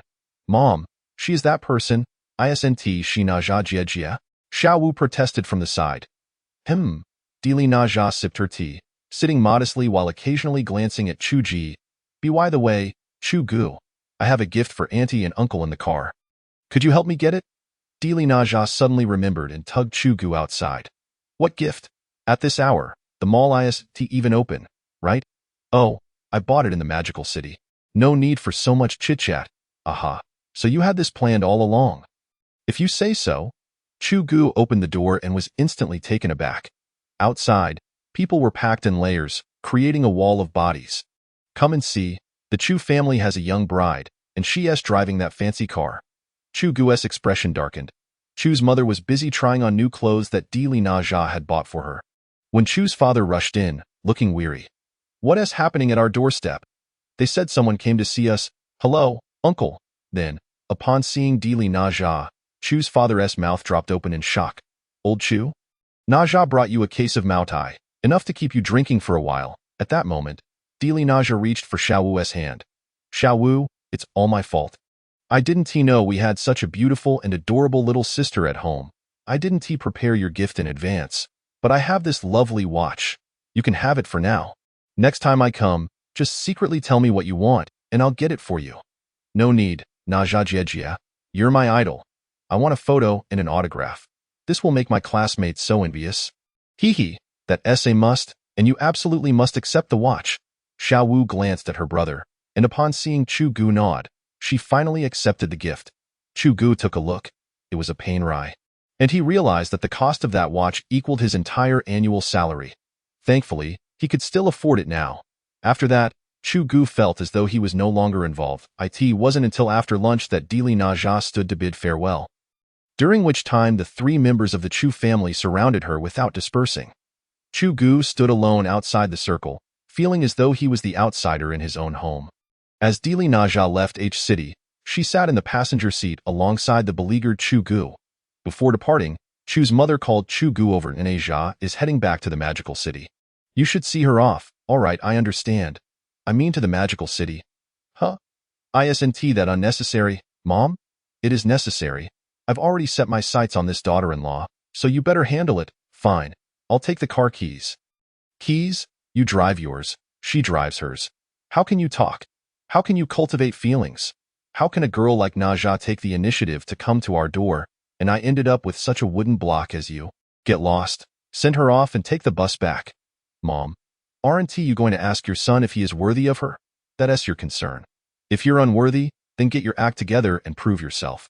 If you can't, then don't expect to come back after losing Naja." With that, Chu's mother slammed the door shut. "You're tough." After hearing Chu Ge's recounting, Dili Naja burst into carefree laughter. "Actually, I prepared a gift for you too." In the storage compartment of the passenger door, after their laughter subsided, Dili Naja said quietly. Chu Ge fumbled and retrieved a high-end men's watch box. Also a painrai. A girl gifting a boy a watch carries significant meaning. "What is this?" "This brand is the one I endorse. The manufacturer gave me a pair. I wore the women's one, and the men's one had been sitting there, so I thought, why not give it to you?" Dili Naja began to backtrack, flustered. Chu Ge looked at the adorably pouting Dili Naja and changed his teasing tone to a serious one. "Beautiful Naja, if one day your boyfriend were to give you a gift, what would you wish for the most?" Let me think. "Oh, since I was young, my wish has always been the stars and the sea. If possible, I hope he wears golden armor, steps on a rainbow cloud, and with a flip, takes me to pluck the stars and gather the moon. Dili Naja spoke, her eyes squinted with joy. A blissful smile illuminating her face, as if she were lost in a beautiful dream. That is not too difficult. Give me some time. Wait for me. I'll don the golden armor and ride the clouds to marry you. Dili Naja shivered, choosing to ignore the boastful implications in his words, her ears ringing with the phrase marry you. After a long pause, she replied, I'll wait for you. A bond formed. The Porsche 911 in Naja's hands suddenly accelerated, the engine roaring. Hey, slow down. Chu Ge fumbled for his seatbelt. Ha ha ha. You coward. Chapter 20. Chao Bo takes action. It was a 2-hour journey, yet it took Chu Ge and Dili Naja 3 hours to arrive. Dili Naja's home was in a villa district on the outskirts of the magical city. After some contemplation, Chu Ge decided not to follow Dili Naja inside, at least the time has not yet come. Outside the villa district, the two bid each other a reluctant farewell. Be careful on your way back. Rest assured, hurry inside. All right. After Chu Ge hailed a taxi, he departed, leaving Dili Naja gazing at the retreating vehicle. A wave of despondency washing over her, she listlessly entered the house, only to suddenly discover that the entire family, including several uncles who typically kept their distance, had gathered together. Chao Bo was notably among them. Causing Dili Naja to furrow her brow. Naja is back? Then I can relax, said one of the elders. All right, dear uncles, I still have matters to attend to, so I won't disturb you further. With that, he adjusted his impeccably straight suit and strode away. The family elders promptly rose to their feet. Take care, virtuous nephew, Air responded, his gaze fixed on Dili Naja. Come here and explain what this news is all about. Dili Naja approached and was met with a series of photographs from H City, vividly detailed. Although that day Chu Ge had implored everyone not to disseminate any information, it seemed someone had leaked it regardless. Such matters are like fire that cannot be concealed. Seeing that the situation had already been exposed, Dili Naja chose to acknowledge it. It's mostly true. We have privately agreed to a lifelong commitment. Impudent. Dili Naja's father, Air, slammed his hand on the table. Outside, Chao Bo, having overheard this, curled his lips slightly and proceeded to make a phone call. How's it going, Brother Chao?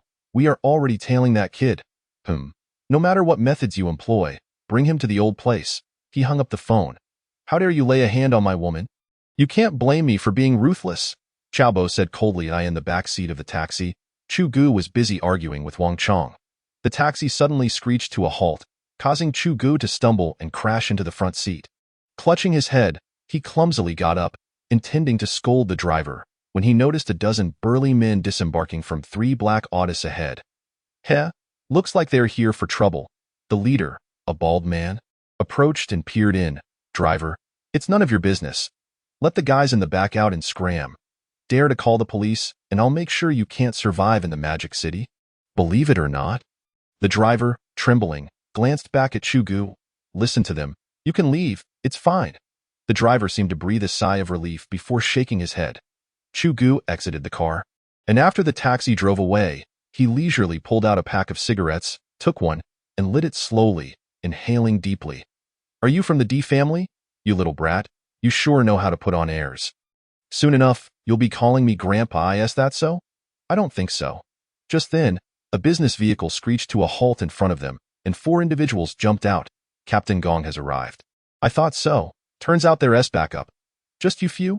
Chu Ge extinguished his cigarette, shook his head, and approached Captain Gong. Asked them who sent them. Captain Gong nodded, and several Special Forces team members stepped forward to shield Chu Ge behind them. The bald leader, seeing this, signaled to his men. A few henchmen lunged forward. Bang, bang, bang. In a mere exchange, they were all sprawled on the ground, groans echoing. Appeared Captain Gong and his team were not holding back. Still skilled fighters. Brothers, arm yourselves. The remaining henchmen drew daggers, surrounding them with predatory eyes. Captain Gong gestured, and several Special Forces soldiers swiftly brandished their weapons. .40 10 military pistols, their dark muzzles aimed at the bald group. Evoked fear. The opposing henchmen immediately grew anxious, retreating, waiting for the leader to make a hasty exit. The bald man, still undeterred, muttered, What are you afraid of? We don't even know if this is real. Even if it is, do they dare? Slap. Before he could finish, he felt a warm sensation in his leg and looked down to see blood gushing out. No need for a leader now. The remaining henchmen scrambled into their vehicles. Disregarding the bald man's fate, speeding away, Captain Gong approached, gun pointed at the bald man. I'll ask you once. Who sent you? Chow Bo, the young master of the Chow family. Please, don't kill me. I am just a bodyguard. Captain Gong received the desired information and turned back to Chu Ge. Academician Chu, you can take our vehicle back to H City. I will send you the details later.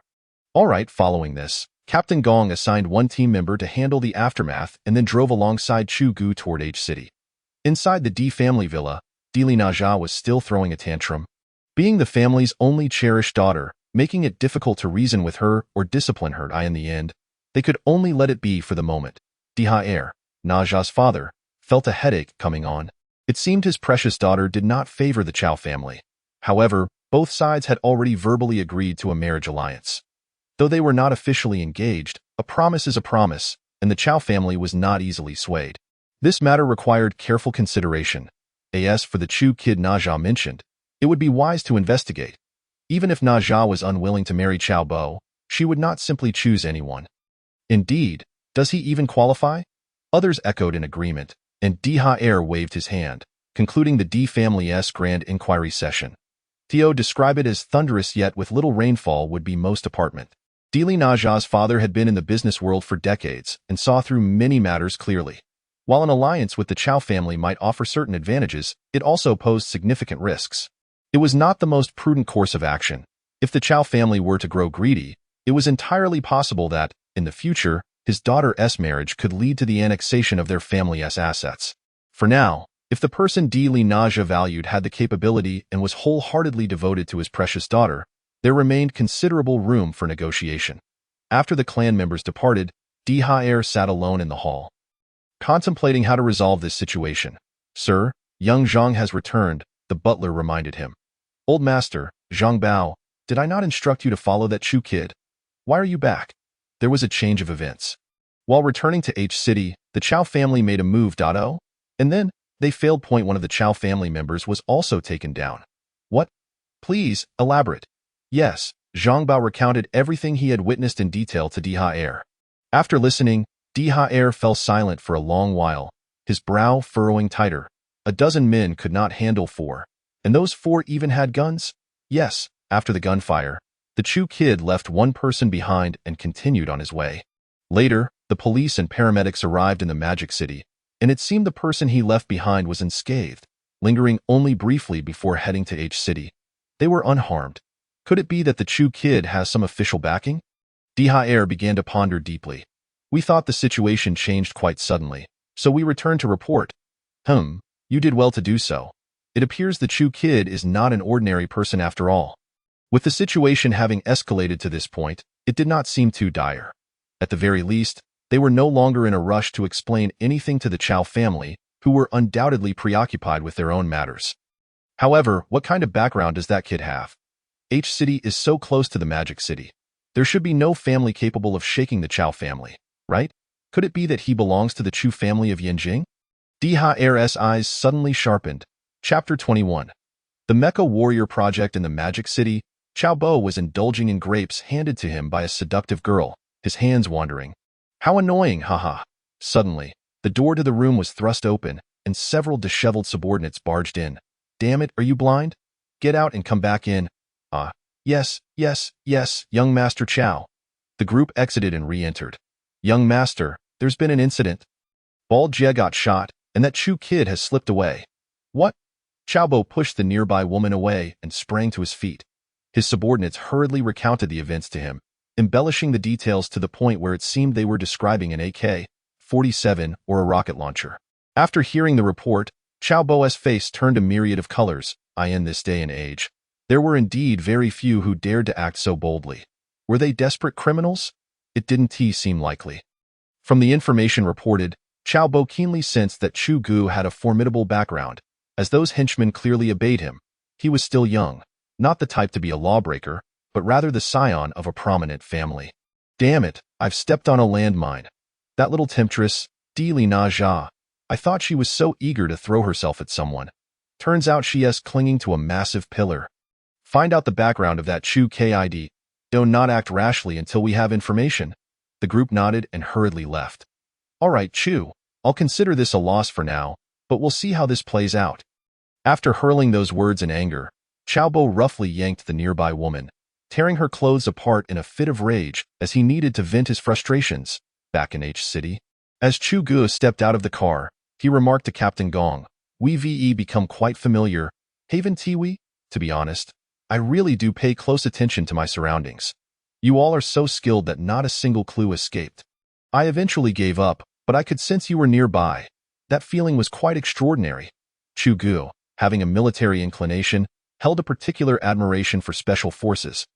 Academician Chu, being able to sense that is already quite impressive. It shows you have potential in that area. Really? I find myself somewhat elated concerning titles of academicians. From now on, you may refer to me as Chuj or Xiao Chu. That is not permissible, as it contradicts the regulations. I am indifferent to that. Then, if you disapprove, how about Major? That will suffice. Without Captain Gong's reminder, Chuj would have forgotten his other identity. Indeed, Major. Captain Gong and several others immediately stood at attention, saluting, to which Chuj reciprocated. They exchanged smiles before parting ways.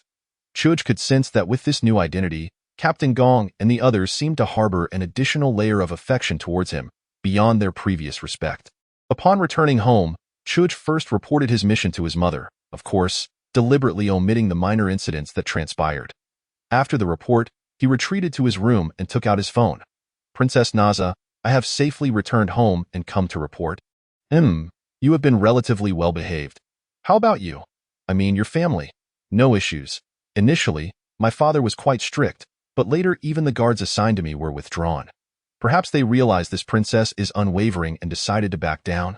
The princess is formidable, then I can rest easy.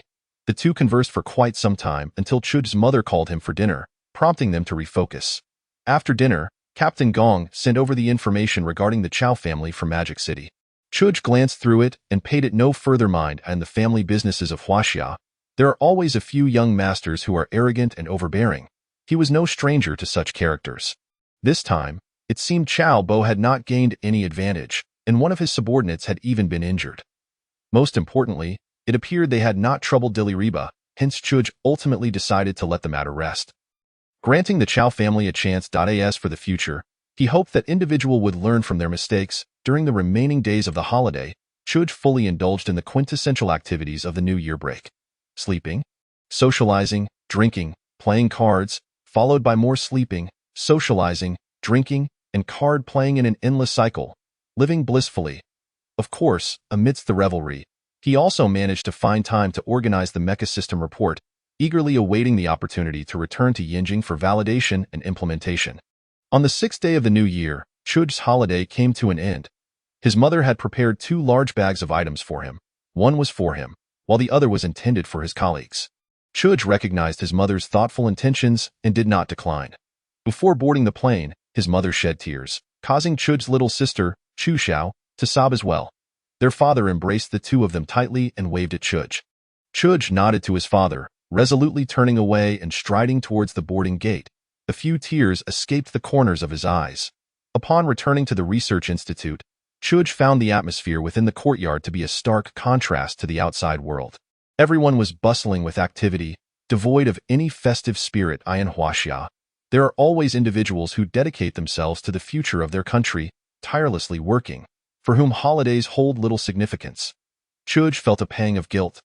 Setting aside the noise and immersing himself in the ensuing work, after familiarizing himself with the progress of the Prism Tower, Chuj decided to relinquish control to his colleagues, as he only needed to supervise the progress. He applied for an independent research facility from the institute. After borrowing relevant experts from Academician Shun, he delved into the Mecha System project.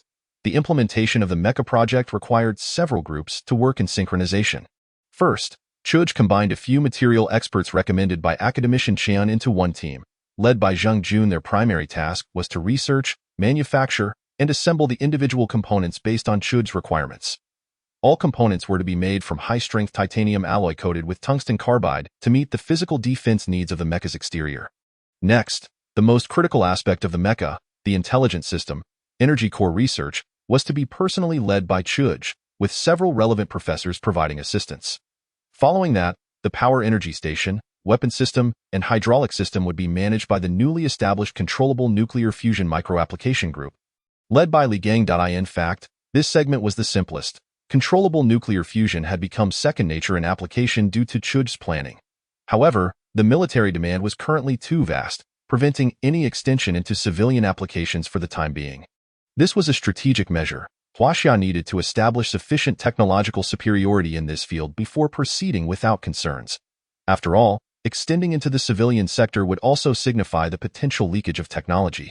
Finally, Wang Yun served as Chu Ge's special assistant, responsible for daily documentation and liaising between the various groups. Once all assignments were complete, the group leaders began guiding their team members to conduct experimental data verification and preliminary model manufacturing according to Chu Ge's research report. A few days later, academician Chen Hua sat in his office reviewing the application reports submitted below. Upon seeing the first batch of application details from Chu Ge's department, he took a deep breath. Just the high-purity titanium alloy and top-grade tungsten carbide alone amounted to a baseline of 1 billion Huaxia coins. This was merely the first batch. There would be 2, 3, 4, and 5 more to follow. Other relevant groups were still compiling their applications. He felt overwhelmed. No, it was time to seek additional support. Director Wu, we need your backing here at the Research Institute. Old Chen began to appeal. Old Chen? Spare me that. You know that it's just the start of the year, and all the branches are requesting funding. I can't possibly provide that much. Furthermore, I was already giving your institute the most. The other branches have voiced their concerns. I don't care. Besides, our unit is safeguarding the military. Can't you engage in a bit of Tai Chi with Minister Long? Old Chen was relentless, don't mention him. He just called me, stating that the Prism Tower project is underway, with 10 Prism Tower bases being constructed simultaneously, which is estimated to require an investment of over 100 billion. Crying poor? And yet still wanting to extract resources from my science and technology department. Sigh, how about I suggest pausing Chu Ge's mecha project for now? Wait a moment, clarify whose project you are referring to? Chu Ge's, the Mecha Warrior project? You don't know? It's incredibly costly. I'm telling you, just the first payment. How much is needed? The Institute will submit a report, and I will greenlight it all the way fine. You should have said so earlier. Haha, Old Chen was cunning. Chapter 22. Soul Blade. With Director Wu's endorsement, Old Chen began to sign off on Chu Ge's project with his eyes closed, afraid to open them lest his blood pressure spike. Chu Ge had been somewhat obsessed with writing programs these past few days, occasionally complaining to the system during bouts of dizziness. System brother, when can you conjure a finished product for me? That way? I wouldn't have to exert so much effort in research, drafting, and manufacturing. I can. Really? You can't afford it. Forget I asked. The core function of the intelligent system. Energy core was not merely the utilization and operation of energy. That was the role of the power energy source. Its primary task was coordination, akin to the function of the human brain. The mecha Chu Ge aimed to create was a war machine, not one intended to be an intelligent being capable of speech and thought. Inputting commands is straightforward. The crucial aspect is that once commands are inputted, it must coordinate its various functions to swiftly execute corresponding actions and relay feedback to the main system.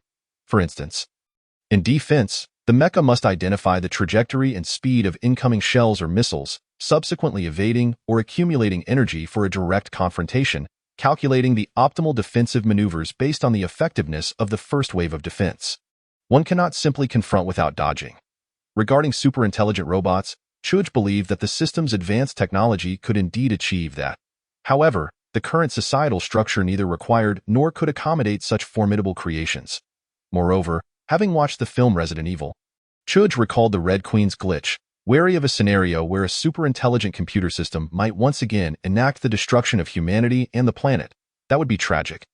Therefore, Chu Ge's mecha intelligent system is essentially a streamlined version of an intelligent robot, diminishing self-awareness while enhancing control, coordination, and responsiveness. Essentially, it operates like a tank with a 20-0 record on the road, heavily armored, agile in movement, and capable of outputting damage. If tactical application is executed well, it could even lead teammates who are collapsing in 3 lanes to a direct push. A perfect crush. A month later, the hardware teams indeed demonstrated the highest efficiency. On this day, their assigned portion had largely taken shape, and the first prototype had emerged. Chu Ge ascended to the central assembly hall via lift, gazing at the masterpiece crafted by Li Gang and his team. Wow, why does this design seem somewhat familiar? The purple coating, along with a set of energy blades attached to the right mechanical arm, and the stylish head design.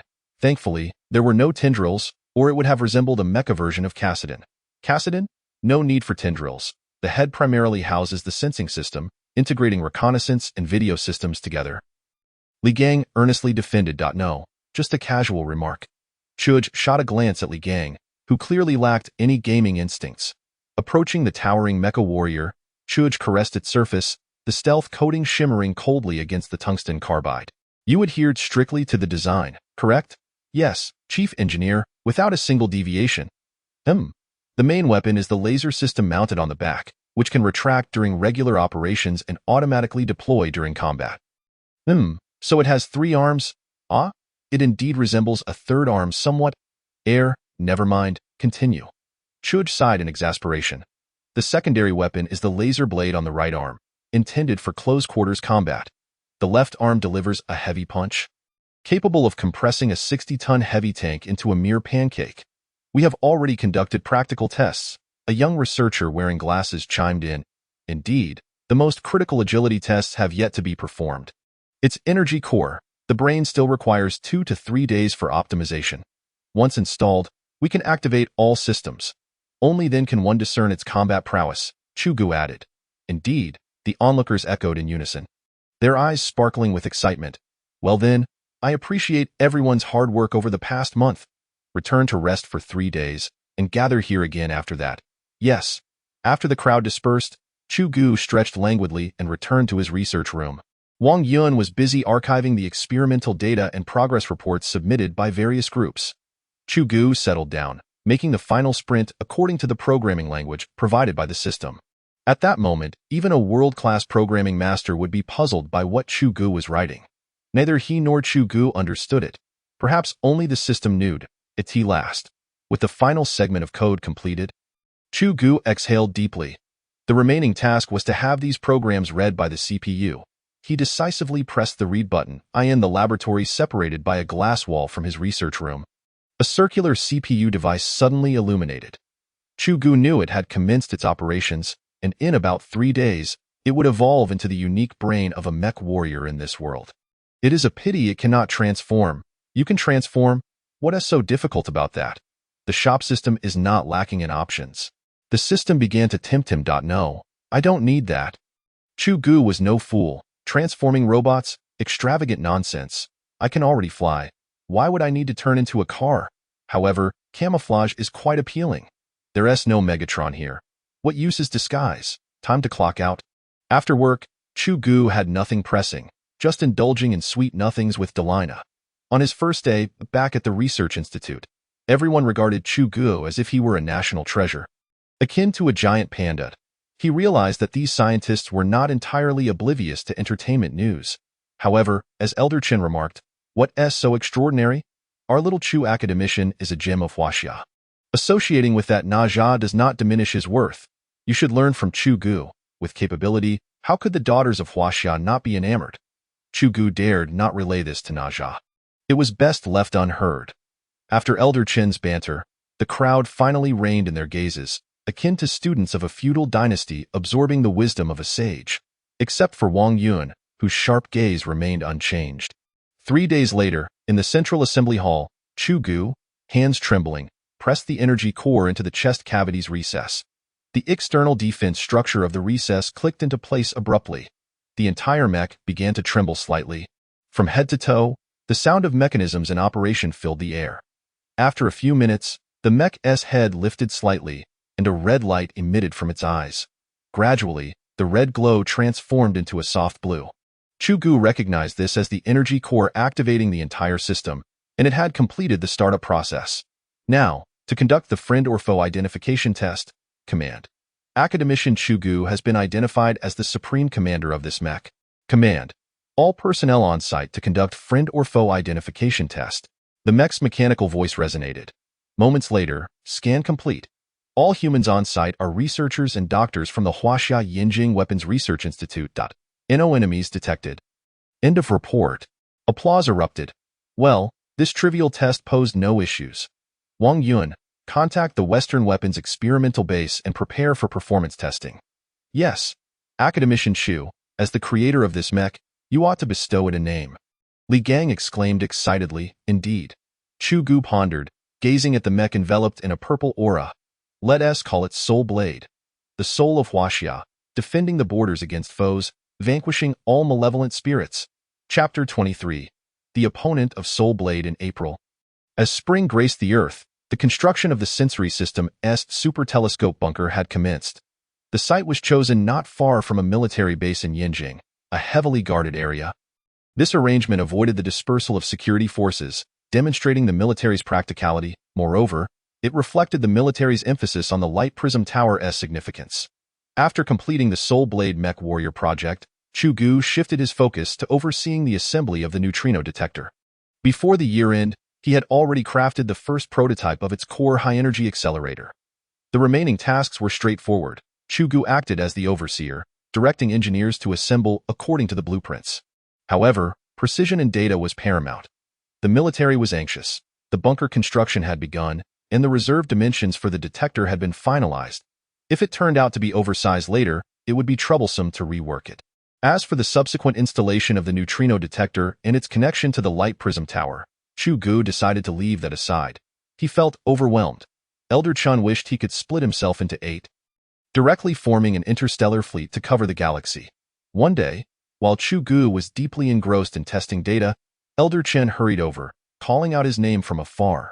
Chu Ge, Academician Chu, Major Chu, I say. Elder Chen, just call me Xiao Chu from now on. Otherwise, it sounds like you're addressing 3 different people. Haha, Xiao Chu, I've never seen someone so grumbling about honor. You're the first. Haha, what's the matter? Elder Chen, the Northwest Experimental Base is ready. We can commence experiments, good. How do you plan to transport Soul Blade over? By flying it directly. That won't do. Such a precious item is still in the testing phase. You want to fly it? What if something goes wrong? What could possibly go wrong? The key is, it's over 50 meters tall and weighs over 1,000 tons. You'd need a whole convoy to transport it by land. Air transport is even more outrageous. One convoy is just one convoy. I'd rather spend more money than risk Soul Blade being compromised. Very well, you make the arrangements, Chu Ge conceded. A day later, after issuing a series of instructions, Chu Ge set off with Elder Chen and several accompanying vehicles. The grandeur of the convoy was nothing short of luxurious. Over 20 military and police vehicles led the way, followed by a convoy of over 10 transport trucks and a dozen armed military trucks serving as the escort. Armed helicopters filled with weaponry soared overhead. Social vehicles along the route were cleared away, and the streets were packed with citizens of Yinjing, stopping to watch. Is this a drill? Probably. Look, even the WZK-20 armed helicopters are out. It doesn't look like a drill. It seems more like an important equipment escort. Look at the heavy truck in the middle. Indeed, I think so. But we can't see anything. Of course, have you ever seen a country parade its new equipment on the streets? The convoy had the Soul Blade covered with camouflage tarpaulins, making it indeed impossible to see anything. Elder Chen, why do I feel like Soul Blade is your godson? Nonsense, even my biological son wouldn't receive such treatment. This is a national investment of over 100 billion. What son is worth that much? Fine. Even a golden son wouldn't be worth that much. However, Xiao Chu, there is something I'm unsure whether to say or not.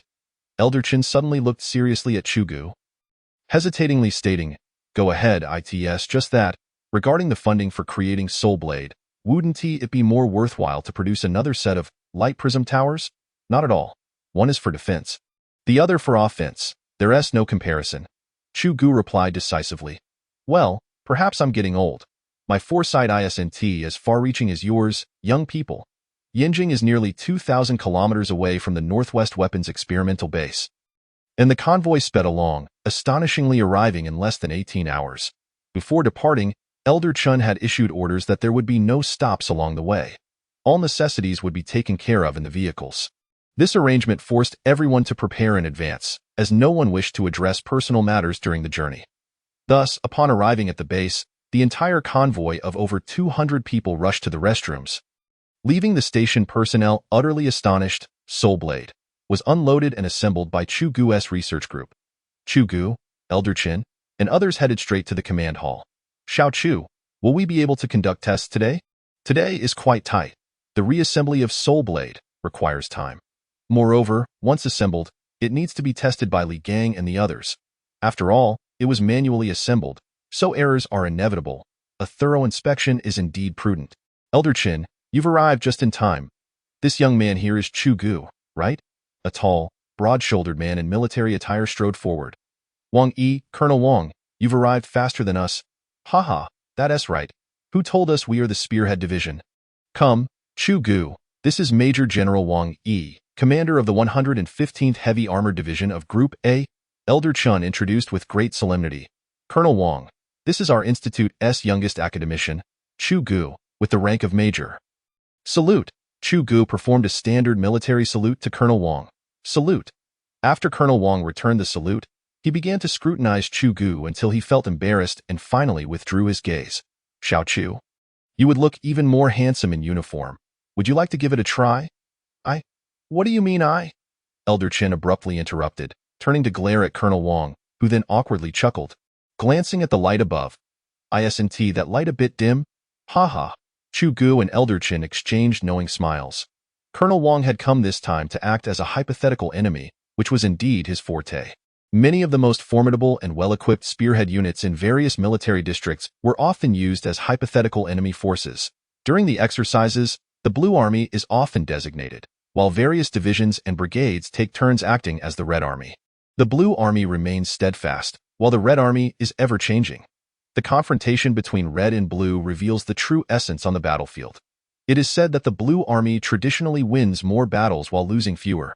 This kind of confrontation serves not only to hone the skills of both forces, explore strategies, and trial new training outlines, but also to verify the reliability and shortcomings of equipment. The 115th Heavy Armored Division under Commander Wang is tasked with this very mission. This time, they have come to the experimental base under the orders of the General Equipment Department of Huaxia to test the capabilities of the Soul Blade.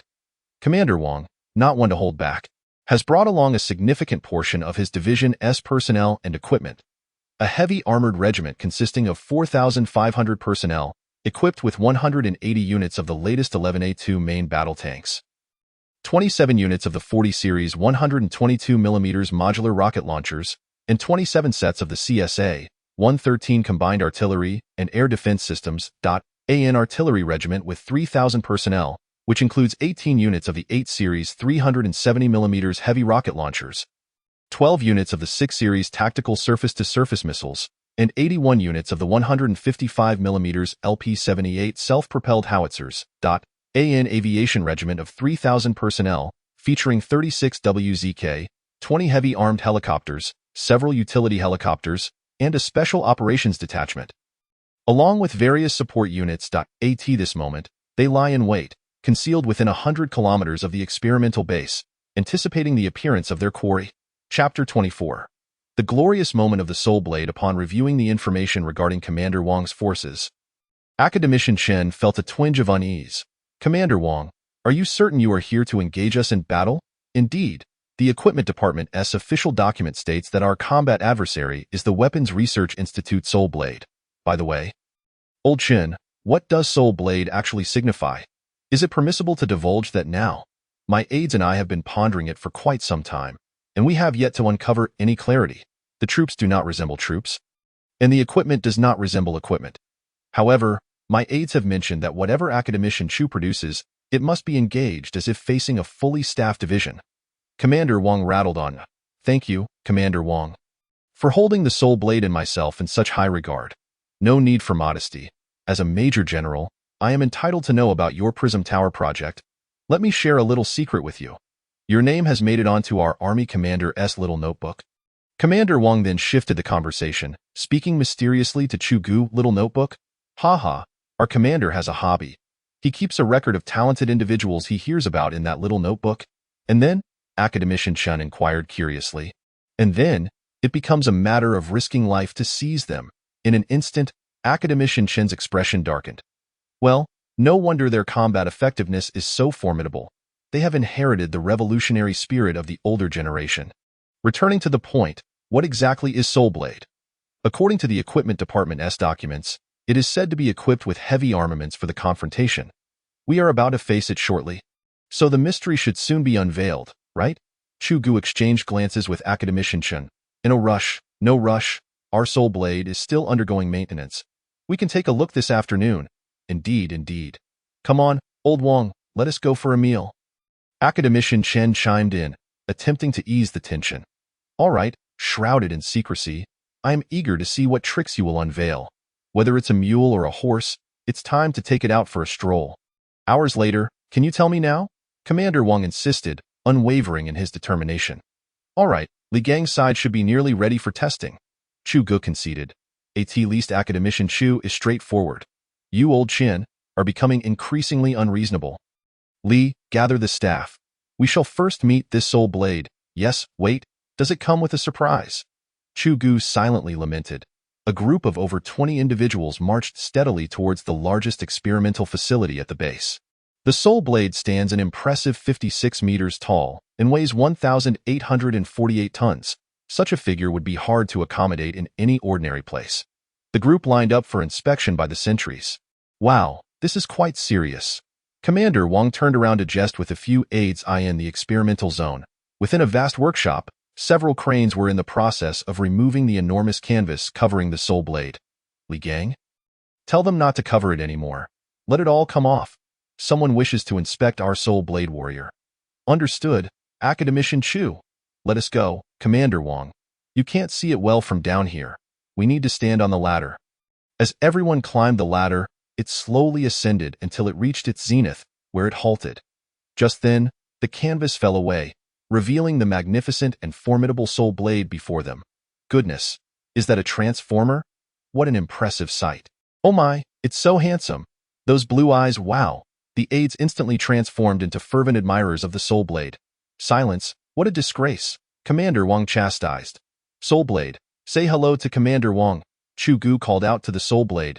Soul blade, Huaxia A Group Army 115th Heavy Armored Division Commander Wang Yi. Greetings, Major General.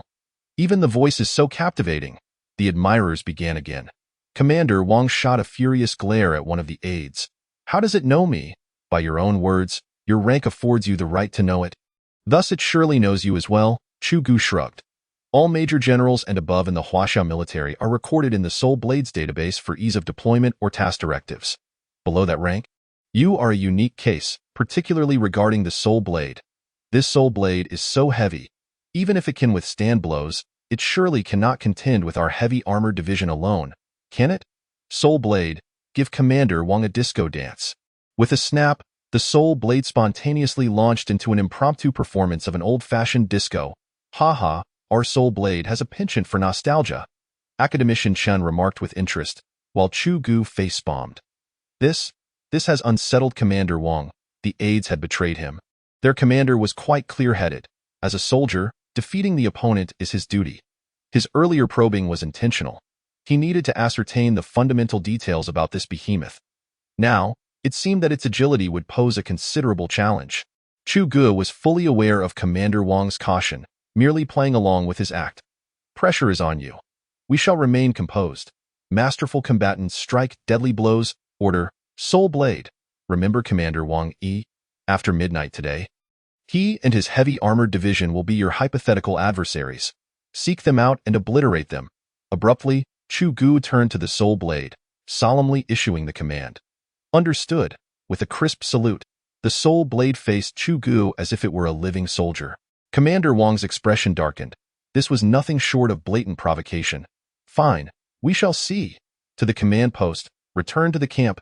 Yes, the aides saluted in unison. Commander Wang and his team stormed away, not even bidding farewell.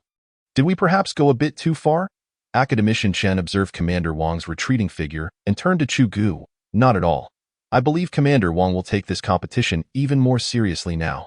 Only in this way can our Soul Blade truly showcase its brilliance and achieve great victories. With that, Chu Ge turned to gaze at the colossal mechanical warrior before him.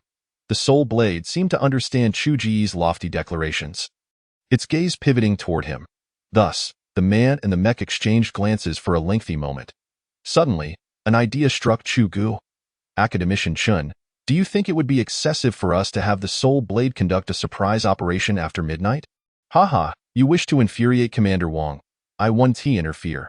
You can engage however you please. Hee. Order. Soul Blade. After midnight today, activate the perception system, locate Commander Wong's aviation regiment, and eliminate them. Understood. Another crisp salute from the Soul Blade. After issuing the command, Chu Ge departed the experimental facility alongside Academician Chen. As Chu Ge whistled, wandering the base. Academician Chen, the head of the base, Engineer Zhao, has quite a busy schedule ahead. Arrangements for the accommodation of personnel from Yinjing, upgrading the security level of the experimental base, and preparing for camouflage operations around the designated battlefield for the Soul Blade tomorrow, particularly to guard against reconnaissance from space-based radars. Chapter 25. The glorious moment of the Soul Blade 105 kilometers northwest of the Northwest Experimental Base. Commander Wong was in a fit of rage at the command post. I'm telling you, if a division can't defeat a single robot tomorrow, you can expect to be drilled back at the base. Don't think my words are harsh now. If we lose, our army commander will surely berate me. All right, I want to say more, Lee. Does the operations department have a targeted attack plan? Report. Not at the moment. I see you all have turned traitorous. Report. That's not the case. It's just that everyone feels utterly at a loss. In that case, Commander, until we comprehend the true capabilities of the Soul Blade, I recommend we hold our position. Lee, the aide, earnestly suggested at this moment. Surrounding the camp, be vigilant against aerial reconnaissance, and our air defense artillery should be dense. Once a target is identified, strive to concentrate all firepower for a single decisive strike. Indeed, Lee's words hit the nail on the head. You all witnessed how agile that creature is, therefore, we should avoid exposing our air defense positions recklessly. Otherwise, it could lead to greater losses. To mobilize, let us all emerge and concentrate our firepower for a simultaneous strike. Understood. The 4 battalion commanders under the division salute in unison. Furthermore, we must seek higher command permission to deploy the synthetic aperture radar at the exercise base to monitor all suspicious targets in the area. Acknowledged. The overall strategy laid out by Commander Wong is to first ensure we are well-informed and vigilant, patiently awaiting the appearance of Soul Blade, after which we shall collectively engage in a concerted assault. Finally, at midnight today, the aviation brigade will stealthily dispatch several helicopters for cover. The special operations team will take advantage of the darkness to send a squad for infiltration, merely to probe the situation. Haha, understood. The commander of the special operations team stands and salutes. Once Commander Wong issues the specific operational directives, the strategy targeting Soul Blade is firmly established. Each subordinate commander returns to conduct pre-battle mobilization, marking the commencement of a war without gunpowder. April 10, 0, 00, 00. Inside the experimental base's factory, the crimson gaze of Soul Blade abruptly shifts to blue. It has awakened. The factory doors are wide open, revealing an expansive area, the base eerily silent in the dead of night. With a series of clicks, Soul Blade strides out of the factory, standing still in the open space. What is happening?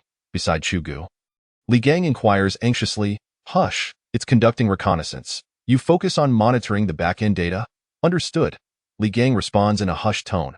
The energy core of Soul Blade, China's Sentinel-2, synthetic aperture military reconnaissance radar seen center time 16:04:02. Transit time 24:04:02.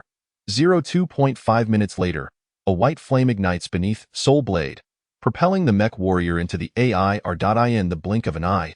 It catapults into the clouds, its bright blue tail flame visible against the sky. All back-end data is normal. On the outskirts of the base, 2 WZK, 20 armed helicopters hover at low altitude.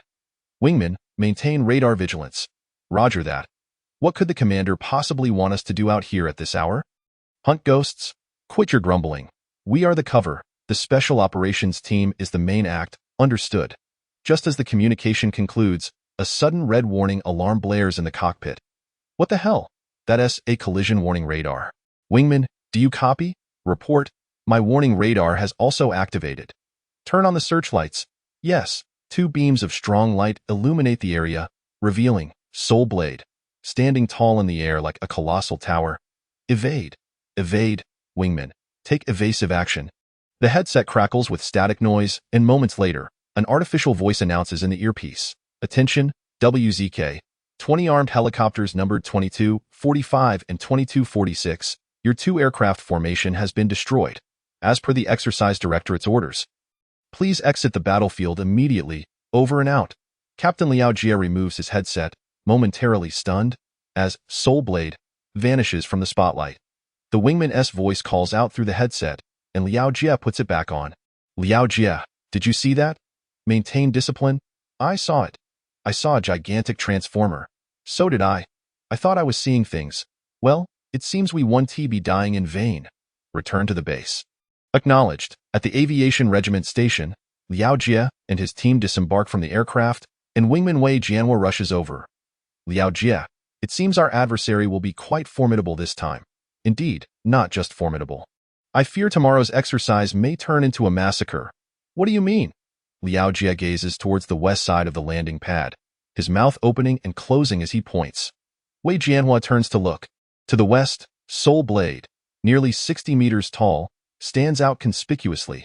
Behind it, laser weaponry is charged and ready, its sharp head shimmering with blinding light. The piercing alarm sounds, prompting the camp's guard battalion to mobilize.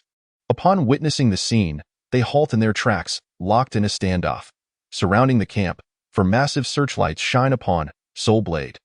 At this moment, Soul Blade retracts its primary weapon and begins to advance. With each colossal step, it approaches the main gate of the camp, shaking the ground beneath Liao Jie and his comrades. The searchlights follow its movement. Academician Chu, Soul Blade, is strutting down a runway. This does look a bit like that. Within the experimental base, Chu Ge's support team continues to monitor the unfolding events in the factory. Soul Blade approaches Liao Jie and his team, then pivots to face them. Soul Blade, greetings to all personnel of the 115th Armored Division Aviation Regiment. This is our first meeting, and you may call me Soul Blade. Holy cow, Liao Jie, this thing can talk? Silence, Soul Blade. At the behest of Academician Chu Ge, I have come here tonight to meet my future comrades. Additionally, it is my unfortunate duty to inform you that, according to exercise regulations, you have all been declared deceased. With that, Soul Blade salutes. After a moment of silence, Liao Jie is the first to return the salute, followed by nearly 3,000 soldiers in the regiment, all saluting in unison. Soul Blade is mighty. Soul Blade is mighty. Soul Blade is mighty. The collective roar of 3,000 men reverberates across the ground. In this moment, they no longer dwell on their own demise. They regard Soul Blade as their comrade. Amidst the soldiers' rallying cheers, Soul Blade activates its boosters and ascends into the clouds. Gradually disappearing from view. The division command post. Commander Wang Yu slowly removes his headset, casting his gaze upon the commanding officers below. The directorate has announced that the aviation regiment has been annihilated and must withdraw from the exercise. What? Chapter 26, Crushing Victory 1. Command post of the 115th Heavy Armored Division. The assembly is at a loss. Commander, what are our next steps? We haven't even begun, and we've already lost a full aviation regiment. Indeed, the assembled staff and several battalion commanders echo in agreement. Commander Wang Yi furrows his brow. What's the panic? We must not lose our composure. This Chu kid is impressive. His display today aligns quite well with my temperament. What about the Air Defense Battalion? Are your reconnaissance radars still asleep? Report, Commander. Our radar has been operational 24 hours a day. I suspect Soul Blade possesses stealth technology. A battalion commander stands to respond. Quickly connecting the dots. Gasp. Such formidable combat power, and it took out a fully equipped aviation regiment in one round. Coupled with stealth technology, the assembly collectively inhales sharply. Wang Yi nods in agreement, pondering briefly. Order. The entire division must contract its defensive perimeter, establishing a defensive depth within a 20-kilometer radius of the division command post. Order. The armed forces shall abandon conventional weapons and utilize individual anti-aircraft weaponry as the primary armament. To be distributed immediately to confront Soul Blade. Wang Yi has resolved to deviate from conventional tactics. Perhaps an unconventional approach will yield unexpected results. Order.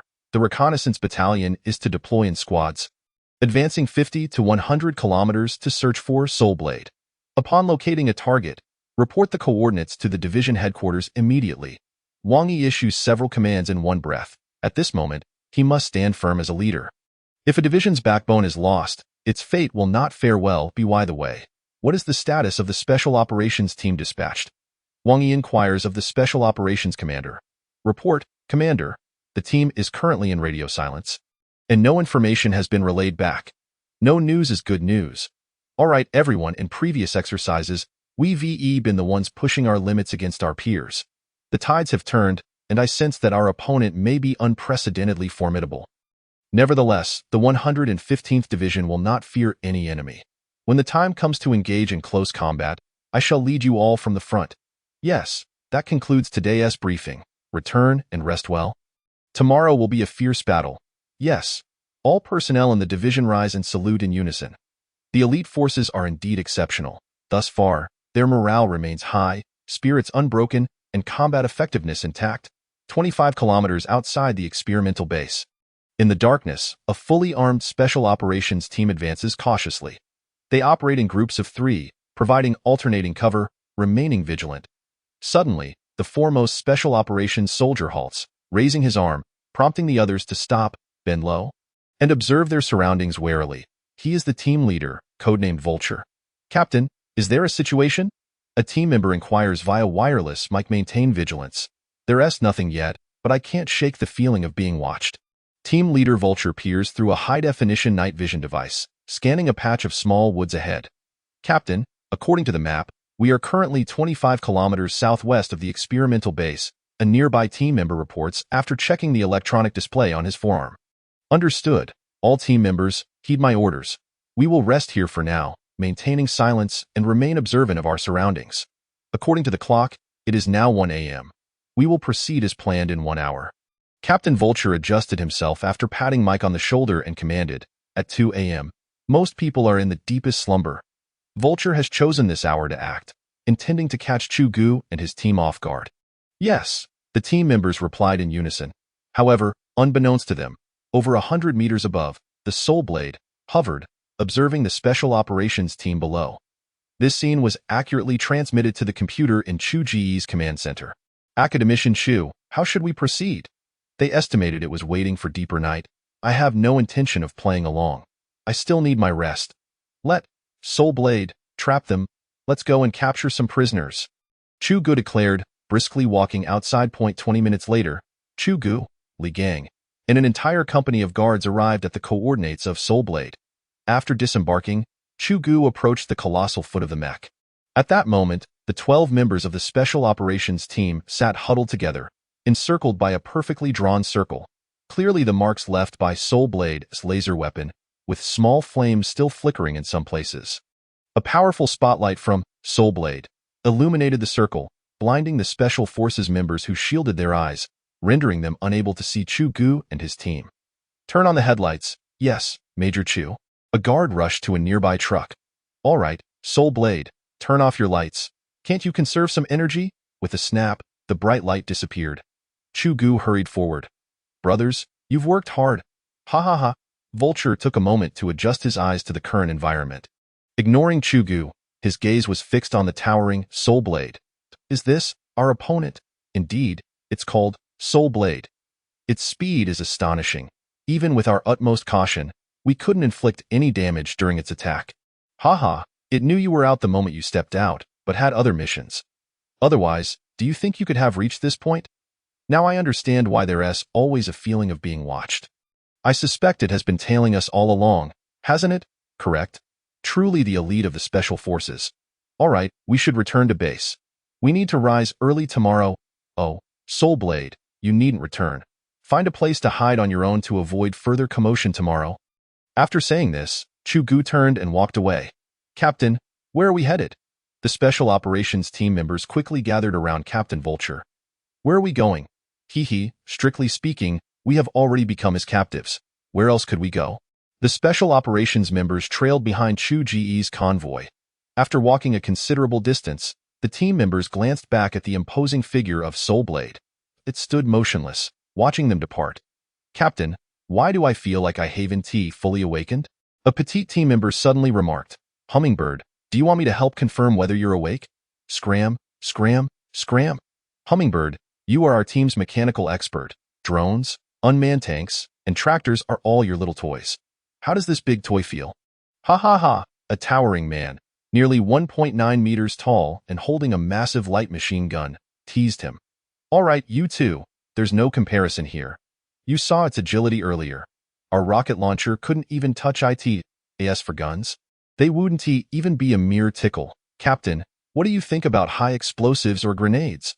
The burly man was not ready to give up. Grenades won't suffice. Their power is inadequate. High explosives? Who knows how thick its outer armor is? It might be possible from the inside. The key is, can you get close enough? It can fly. A real-life Iron Man. Throughout the journey, the Special Operations team argued about how to dismantle this formidable machine. Indeed, special forces, especially those infiltrating behind enemy lines, rarely find themselves captured in real warfare. Either they can't be caught, or they are killed. For them, the odds of survival if captured are slim and utterly disgraceful. Tonight was destined to be a sleepless night for this Special Operations team. Chapter 27. Crushing Victory 2. This night, the winds were calmed. In the morning, Chu Ge, Li Gang, and a host of logistical and technical personnel arrived early at the experimental facility. This was a temporary control, communication, and logistics center for Soulblade at the weapon testing base, responsible for monitoring its status, data collection, and some performance tests. How is the testing program arranged? Chu Ge inquired. Report, Academician Chu. All program commands have been inputted. Soulblade will conduct performance tests in the order of evasion, hard blocking, long-range attacks, and close combat. Good. Proceed as planned. Yes. At the 115th Armored Division Command, Commander Wang Yi arrived early to oversee operations. Eager for a showdown with the mech warrior. Has the surveillance radar detected it yet? Report, Commander, not yet. What about the reconnaissance battalion? Nothing. What the hell? Continue searching. Yes, report, Commander. Sentinel Satellite Number 6 has spotted the target. An excited radar operator reported. Good. Relay the position coordinates and target images to the big screen immediately. Yes. Synchronize to the information display. On the command center's operational information screen, clear images unfolded one after another. Soulblade stood alone amidst a barren expanse.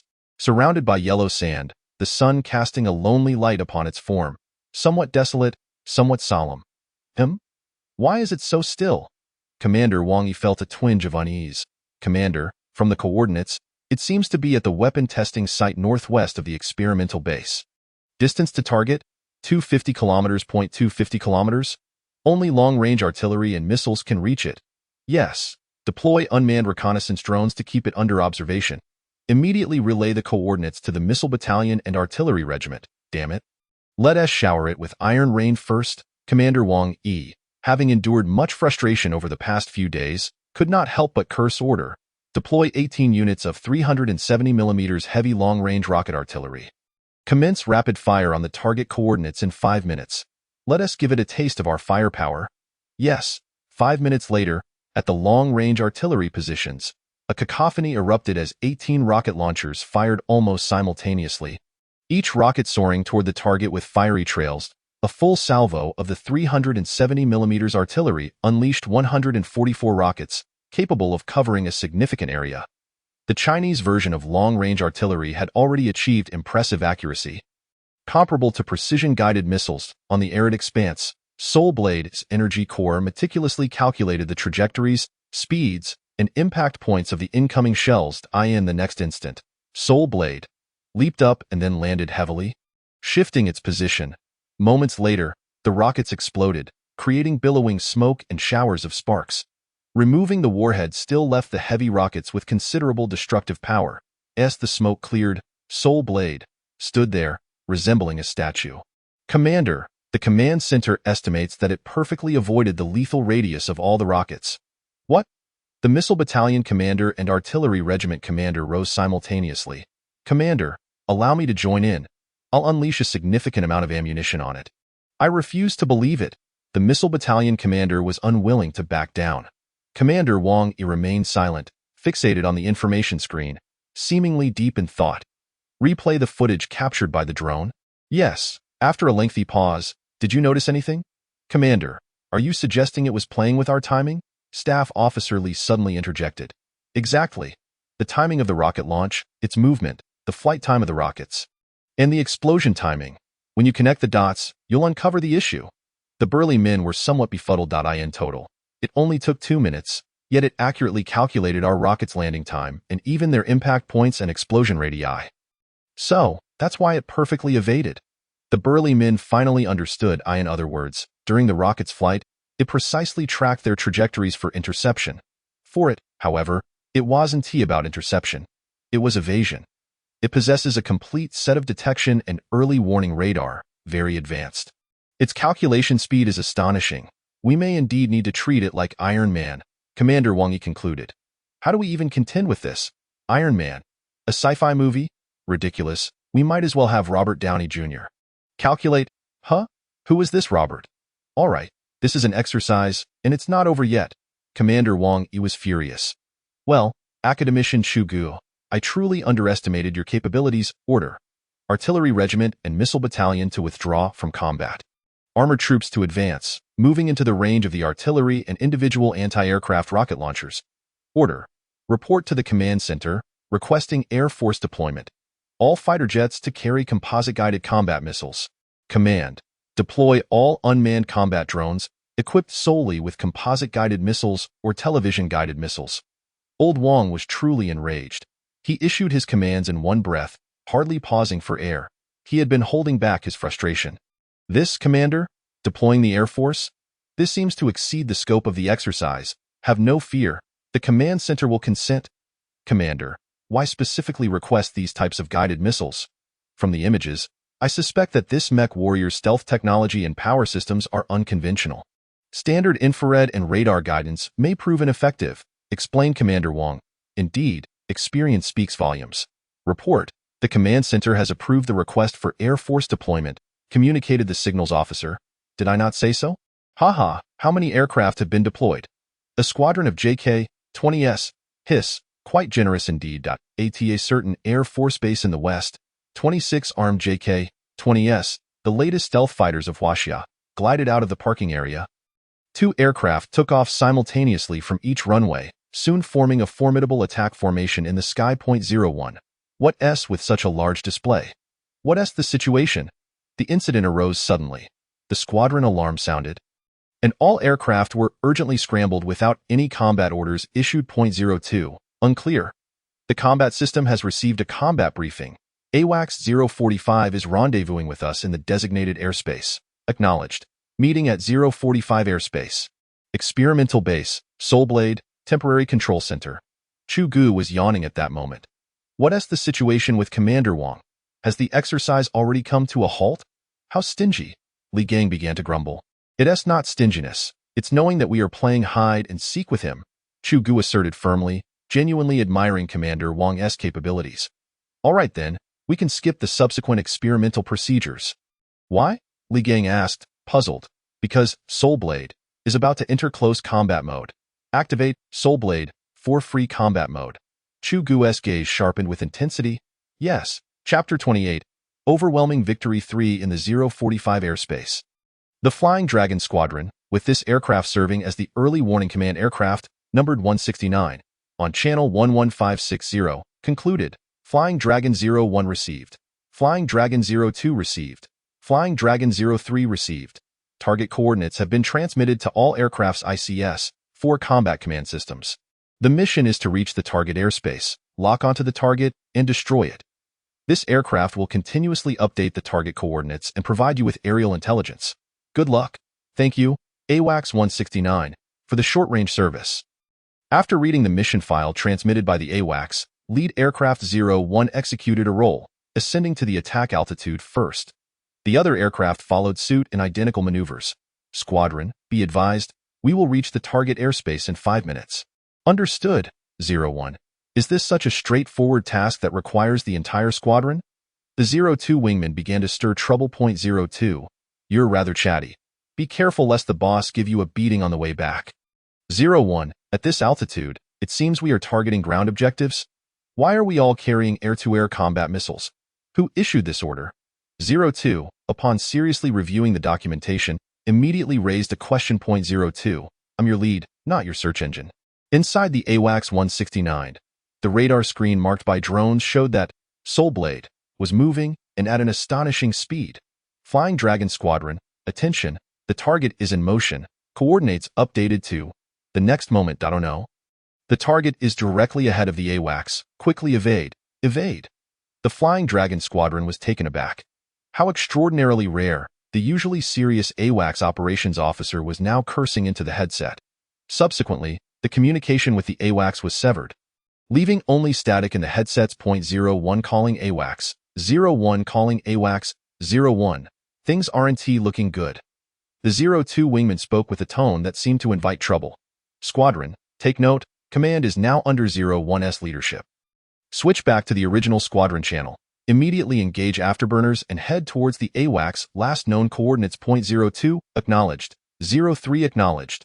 Moments later, ahead of the Flying Dragon Squadron, the 169 AWACS remained at cruising altitude, its silhouette becoming increasingly distinct, appearing nonchalant and normal. .01. Isn't the AWACS still there? Is it a ghost? Yet radio communication was impossible.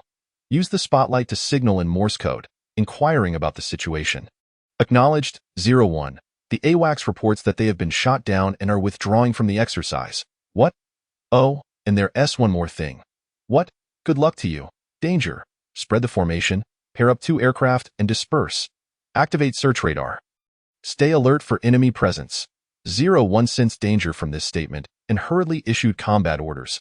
Then, with a sudden jerk of the control stick, the aircraft executed a roll, breaking free from the aerial formation. Quickly engaging afterburners, the aircraft's tailpipe erupted with brilliant blue flames. The series of actions flowed seamlessly. .02 wingman closely followed. Wingman, stay on my tail. Engage afterburners and exit this airspace first. Acknowledged. The usually joking 02 felt the tension creeping in. Moments later, 01 attempted to call other groups on the squadron channel, but all he received was static. .01. It seems they've all withdrawn. Is this a complete loss? Ironically, we have yet to even see what the enemy looks like. Stay close to me. Acknowledged, 02. The enemy must possess stealth technology. Otherwise, our radar wouldn't be so unresponsive. 02 understood. Identify the target, lock on with close-range air-to-air missiles, and fire 2 at once. 02 acknowledged. Within the clouds ahead, Soul Blade stood like a guardian amidst the swirling mist, appearing and disappearing. The deity descended. It raised its right hand, the light blade shimmering. .01. Do you see it? Am I imagining things? No, it is indeed the target. My heavens! Is this an alien invasion of Earth? Moments later, after regaining composure, 01 decisively pressed the launch button. .02. After firing, swiftly disengage. Yes, yes. The 2 fighter jets, one to the left and one to the right, soared straight ahead. Then executed a side roll, tracing a beautiful semicircular arc. The central flight path shot straight upwards, with 4 close-range combat missiles speeding towards Soul Blade at Mach 4. Soul Blade weaved through the clouds, leading the 4 missiles straight down towards the Earth. If you were to monitor, you'd notice that the distance between them wasn't closing. Rather, it was gradually widening. 15 seconds later, 01. The combat missiles have lost their target. 01. That monster is coming back. Lock onto it and engage with the cannon. Soul Blade, in front, the 2 fighter jets flanking it, forming a shape as they ascended. The fighter jet's cannons unleashed a barrage, while Soul Blade merely adjusted its angle slightly, continuing its ascent into the heavens. Their distance was increasing. Beep, beep, beep. The cockpit warning sounded. 01. We've reached maximum cruising altitude. If we pursue any further, we risk stalling. My goodness, that thing is nearly out of sight. Is it heading into outer space? The 2 fighter jets finally reached their limits and began to bank downwards. Can you see it? 01 asked anxiously. Right behind us, getting closer. I see its face, blue eyes. Strangely enough, it looks quite handsome from this angle. Soul Blade illuminated its right hand's light blade and swung it downwards. A familiar electronic broadcast echoed. Command Center of the 115th Division. Commander Wang shook his head helplessly as he listened to the assessment of the battle situation from the directing team. He set down the headset. The Flying Dragon Squadron has been completely annihilated. This? So quickly? That monstrous humanoid iron behemoth emerged unscathed. Wang slammed his fist on the table. At that moment, the communications officer stood up. reporting to the commander that the armored units had advanced to within 5 kilometers of the weapons testing base. And the commander inquired whether to proceed. Understood. Wang Yi slumped back into his seat. Commander, what's our next deployment? There's no deployment to speak of. We lost this confrontation, and it was a resounding defeat. But we still have armored units. The voice of the nearby staff member had turned unsteady. The Flying Dragon Squadron has been completely annihilated. Do you understand what that means? I don't grasp the commander's intent. Your armored units are up against a squadron equipped with the most advanced radar and stealth technology, formidable JK-20 What are the odds of victory? Commander Wang Yi turned to inquire. Well, perhaps 46 to 54? Enough with the nonsense. You have no chance whatsoever. Yet the Flying Dragon Squadron was completely obliterated. We are several magnitudes apart in strength. Continuing to push forward will only lead to humiliation. Let us go. Since we cannot defeat the Iron Behemoth, let us take down its lair instead. Wang Yi began to act recklessly. Chapter 29. Soul Blade. Under fire at the Northwest Weapons Testing Base, a military jeep sped along. Kicking up dust, Chu Ge, Li Gang, and several others were busy recording the combat data of Soul Blade. Xiao Chu, Commander Wang has arrived. Academician Shan ran in, panting heavily. That, I noticed his complexion doesn't appear too favorable. What happened to him? Not much, Li Gang replied. We just eliminated an aerial squadron, which doesn't fall under his command. Chu Ge, where are you? Come out. From afar, Commander Wang's deep military voice resonated. Guards, let Commander Wang in. Chu Ge remained composed. Upon entering, Wang Yu gazed at Chu Ge, and after 2 minutes, his broad, dark face suddenly broke into a grin. I say, Xiao Chu, why don't you let our army have one of these magnificent iron behemoths? What iron behemoth? Do you think it's your family's broken tank? Li Gang muttered from the side. Soul Blade is now a prized possession of the Research Institute. It cannot be disparaged by others. I was wrong. Just save one for us, this incredible Iron Man. I must clarify, Commander Wang, you should consult your direct superior. We are solely responsible for the research. How it is used and who it is given to is determined by the military's higher-ups. Chu Ge spoke the truth. All right then. Wang Yu's eyes darted about, seemingly plotting something. Just in time, Commander Wang, since you're here, I have to invite you. There are a few tests that require the cooperation of the Armored Division. Chu Ge said earnestly. No problem. The 115th Armored Division is willing to cooperate unconditionally with the base's experiments. Very well. First send 10 of the latest tanks to the Northern Weapons Testing Range. Then prepare 2 tanks that are to be scrapped and bring them over. No problem. Should I go prepare now? Yes, thank you.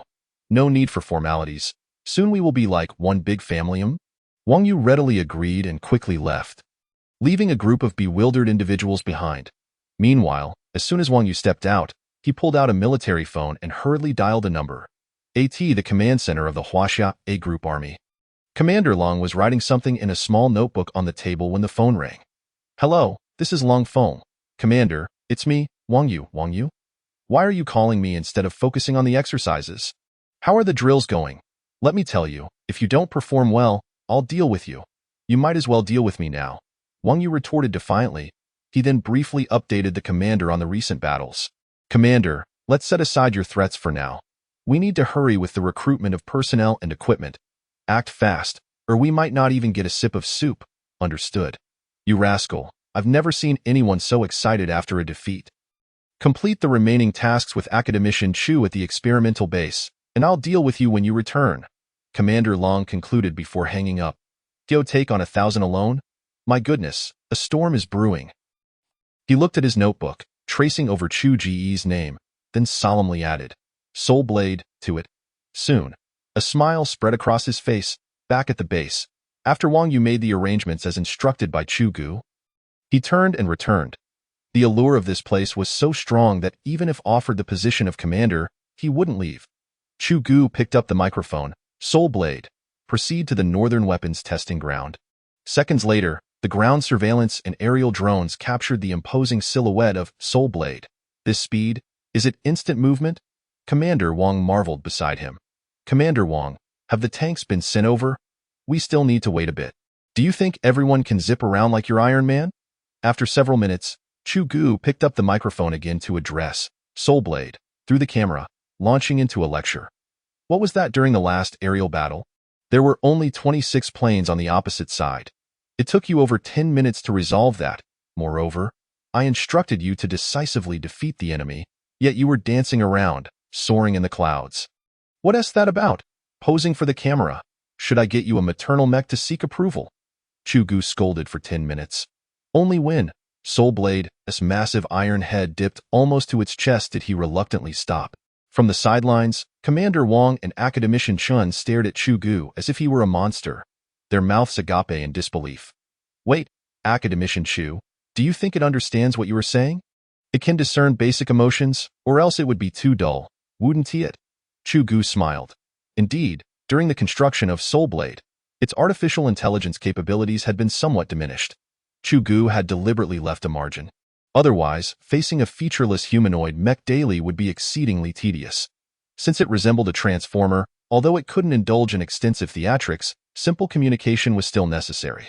Just treat it as a straightforward entity. It won't understand anything too complicated. Just avoid being indirect, like with some people. After saying that, Chu Ge cast a meaningful glance at Commander Wong. Hey, Academician Chu, I haven't offended you, have I? I've just been beaten black and blue by you these past few days. Commander Wong quickly waved his hands. All right, Soul Blade, we will now commence testing your armor strength. It's time to showcase your skills. So all that before was child's play. Wong, you felt a bit unsteady. Commander Wong, what about the 10 tanks? Oh, Academician Chu will command directly. Numbers 410-419. Understood. Tank formation. Follow my command. Fire armor-piercing rounds at the mech warrior in front of you. Do you hear me? Number 410, understood. Number 411, understood. Good. For the first test. 125mm single armor-piercing round. Number 410, prepare, fire. In the footage, 1011A2 tanks lined up. The main battle tank numbered 410 roared as flames burst from its barrel. Soul Blade's chest, once the smoke cleared, remained as steady as a mountain. Chu Ge examined the monitoring data, noting no changes. For the second test, 125mm simultaneous armor-piercing rounds, all tanks, aim at the previous impact point. In 10 seconds, free fire, boom, boom, boom. After a round of simultaneous fire, Chu Ge closely monitored the screen data. As the smoke dissipated, the data reflected a change. Armor value decreased from 100 to 98. Please activate idle armor. Chu Ge hastily grabbed the microphone. Soul Blade, do you want to be remade? I told you to focus. And you fell asleep? Report. Apologies, Academician Chu. I thought it could withstand it. What did you think? Do you have any idea how much effort, money, and worry goes into replacing that section of armor? Chapter 30. Armor Mechanism. Yes, it won't happen again. For the third test, all tanks prepare to fire at the previous impact point for another round. Yes, boom, boom, boom. All 10 main battle tanks fired simultaneously, the resulting dust cloud enveloping the tank formation. Chu Ge glanced at the surveillance video, witnessing the previously struck armor being swiftly replaced, while the charred armor was relocated elsewhere. What? It can do that? The armor can repair itself? Commander Wong's eyes widened in astonishment. The armor made from current material technology is not truly invulnerable. Once it reaches its fatigue threshold, it will be damaged. Thus, we designed Soul Blade's armor to function as a living mechanism. Theoretically, if the head armor is relocated to the feet, it can be done in seconds or even faster. It also contains backup armor plates, considered expendable components, enabling it to withstand high-intensity warfare. Li Gang elaborated to Commander Wong about Soul Blade's armor mechanism. This is a temporary measure. When suitable and vulnerable armor becomes available, it can be replaced. Finally, Chu Ge added. After the smoke cleared, Chu Ge checked the monitoring data. The 98 armor value had not changed. All right, final armor test. Tank formation, free fire with a base ammunition amount. Yes, boom, boom, boom. The sounds of explosions echoed through the earpiece. Our poor mech warrior stood motionless, enduring the onslaught. However, judging by its demeanor, it seemed quite relaxed. Commander Wong, would you like a cup of tea? Not for a while, Chu Ge said, sipping his tea leisurely. No, thank you. Commander Wong's eyes remained glued to the monitoring video and data point. 5 minutes later, as the dust settled, Chu Ge glanced at the data. The 98 armor value remained unchanged. All right, the armor experiment is concluded. We're done. Everyone breathed a sigh of relief. Commander Wong, thank you very much for the Armored Division's cooperation. The tank formation can return to base. He then instructed to have the scrap tanks unloaded in an open area. Understood. 30 minutes later, Soul Blade. Engage in hand-to-hand combat with those two tanks. Free play. Chu Ge commanded to in the testing ground. Soul Blade's colossal form soared into the sky, climbing higher until it was out of the drone's view in the data center hall. Everyone exchanged bewildered glances, utterly perplexed. You said free play, and here we go with the showmanship again. Chu Ge shielded his eyes with his hands. In the next moment, Soul Blade plummeted from the sky, its left fist retracting before delivering a thunderous blow upon a tank. The dust, rising over 10 meters high, settled. The tank had vanished from sight, having been forcefully driven deep into the ground by Soul Blade's fist. A substantial crater appeared within the scene. Are you performing a scene from Kung Fu? Just raise your fist and smash it down? Chu Ge shouted at Mike. Soul Blade, facing the camera, disregarded the tank and raised its fist, crashing down with a resounding bang, instantly reducing the tank to mere fragments. This could have been resolved sooner. It was Chu Ge's first encounter with Soul Blade's heavy strike, and he appeared rather pleased. He's scolding his son. Commander Wong whispered to Academician Chan beside him. Well, technically, he is indeed Soul Blade's father. Fine, let us pretend I didn't ask. Soul Blade's debut concluded amidst the father-son banter. Once, Soul Blade returned to the experimental facility, Li Gang and others hurried to conduct a thorough inspection, anxious that any part might be scratched. The entire 115th Division watched as the mechanized warrior descended from the heavens, landing gently before entering the experimental base. Wow, seeing this creature up close is truly awe-inspiring. It was more than awe. It was rumored that the entire Flying Dragon Squadron had been obliterated within 10 minutes by it. Is that true? Why did our commander grant us a holiday today? Weren't we supposed to be in a drill? You little rascal, haven't you had enough of a beating? Why do I feel like we might be out of a job soon? Oh, hush. The might of Soul Blade began to spread throughout the group army from that day forth, triggering a chain reaction that would leave Chu Ge regretting it in the days to come. The Huaxiao weapon experimental base. Chu Ge and his team did not rush to leave. He needed to guide Li Gang and the others through the operational and testing processes of Soul Blade. After all, Chu Ge couldn't possibly carry such a colossal machine around with him in the future. Taking advantage of the next few days at the base, they would rigorously train with Soul Blade and thoroughly organize its data. Once confirmed accurate and complete, they would proceed with data backup. Huaxia would undoubtedly possess more than just this one mechanized warrior in the future. They were merely accumulating experience, and the information they were gathering would serve as a framework for future endeavors. The subsequent mechanized units would follow suit, thus rapidly enhancing combat effectiveness. Chu Ge addressed Li Gang beside him. Li Gang, now Chu Ge's reliable aide, was a graduate of Huaxia Tsinghua's physics program and a true academic prodigy. With a solid foundation in physics, many technical aspects that posed a challenge for Chu Ge were easily grasped by Li Gang. This realization brought Chu Ge immense joy, leading him to decide to cultivate this talented individual vigorously. After a busy morning, Chu Ge felt a bit lightheaded and called everyone to lunch. Just then, his phone buzzed with a message, and upon checking, he discovered it was from his almost girlfriend, Delina Jia. They had been at the base for several days, and this was their first contact. Well, Engineer Chu, I see you didn't think to contact me, did you? The young lady began her inquiry with a tone of playful accusation. I'm sorry, my little princess. I've been so wrapped up in experiments that I've been too exhausted to stay awake. I haven't bathed in days. Want to come and take a whiff? Are you serious? I just had lunch. Haha, I'll probably head back to Yinjing after this busy period. Alright, I'll be going to Yinjing in a few days too. Want to join? Delina Jia sent a flurry of playful emojis. What does that mean? Did I lure you in too easily? Be careful. Oh, I meant to meet up. Where did your mind wander? You pervert. I'm starting to suspect your intentions on the plane. Come on. We've not even flipped the calendar to that yet, by the way. Are you going to Yinjing for something important? How long will you stay? My new drama has finished filming, and I'm heading there for promotions. I should be there for about 3 to 4 days. I almost forgot that our little princess is a big star. What's the name of the drama? I'll promote it for you. Oh, and let me not forget to ask, is the male lead more handsome than me? Your Glory is far more handsome than you. See you. Say that again. I'm sorry. Li Gang, while eating, watched Chu Ge with a silly grin. Wow, this restaurant was worth it. Just look at Chief Engineer Chu. He's grinning like a fool. Haha, brother gang, you're doomed. I'm recording this. I'll tell on you. No, brother. Just tell me what you want. I'll swipe my card for anything under 1,000. Ha ha ha. Chapter 31. The arrival of the commanders at the Huaxia A Group Army Command. After returning, Commander Wang hurried to report to the general. General, this is the general situation regarding Soulblade. Cold Front glanced at the report submitted by Commander Wang. Wang detailed everything he witnessed at the experimental base. The Flying Dragon Squadron didn't last 10 minutes? Confirmed, it was essentially a complete rout.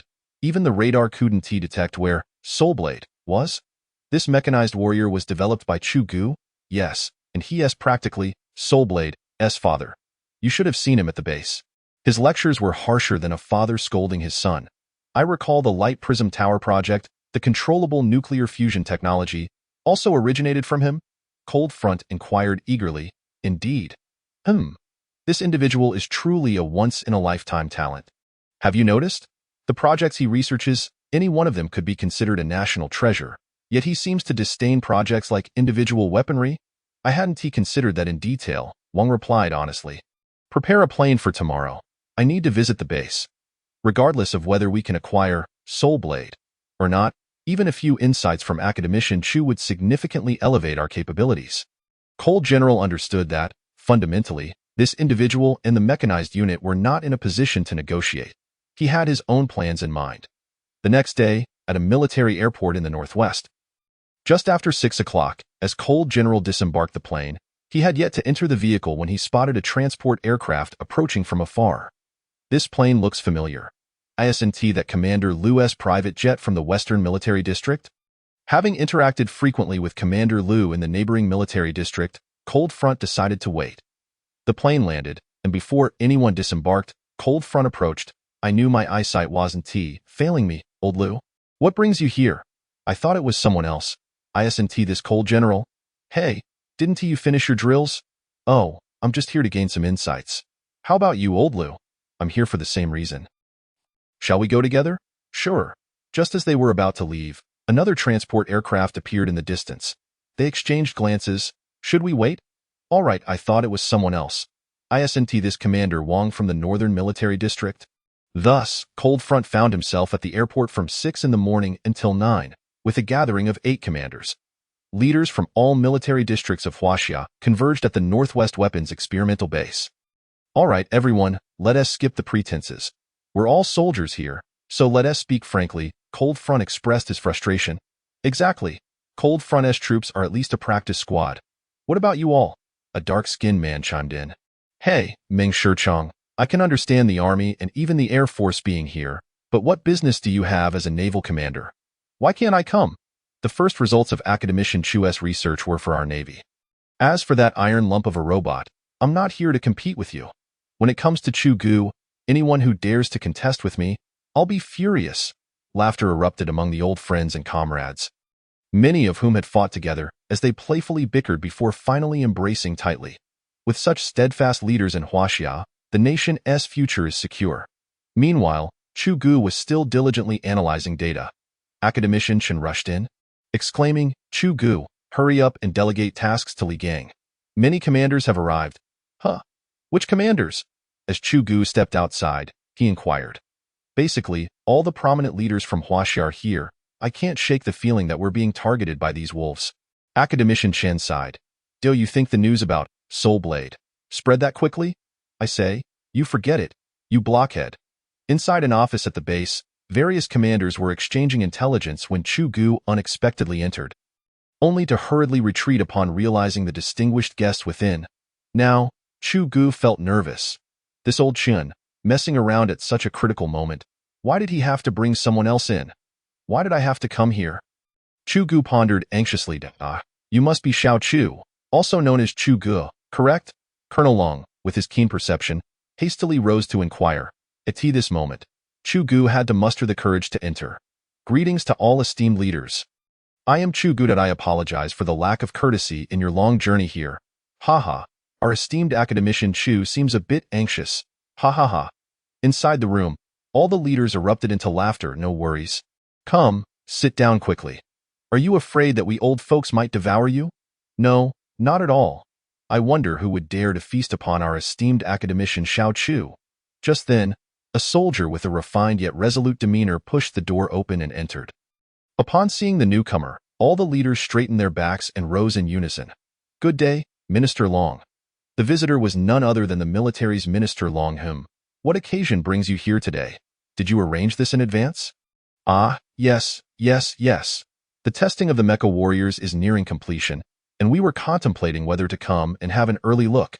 It's still Colonel Long who has the audacity, speaking without a hint of embarrassment. Well, that does make sense, aligning with your style. Every time new equipment is introduced, there's always a skirmish. I say, Commander Ming, they are here to gather intelligence on the mechas, and what about you? As a naval commander, do you intend for our mecha warriors to float along with your warships at sea? Well, that is not entirely out of the question. Hey, Meng Shichong, you weren't saying that just now. This time? The other commanders were not pleased. Nonsense. Minister Long's face turned serious. Minister Long, isn't it true that academician Xiao Chu has already equipped our navy with the cannon systems he researched? As the naval commander, I ought to come and express my gratitude, right?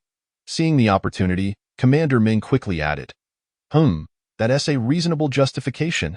Minister Long, uninterested in the antics of these seasoned veterans, turned and approached Chu Ge with a kind demeanor.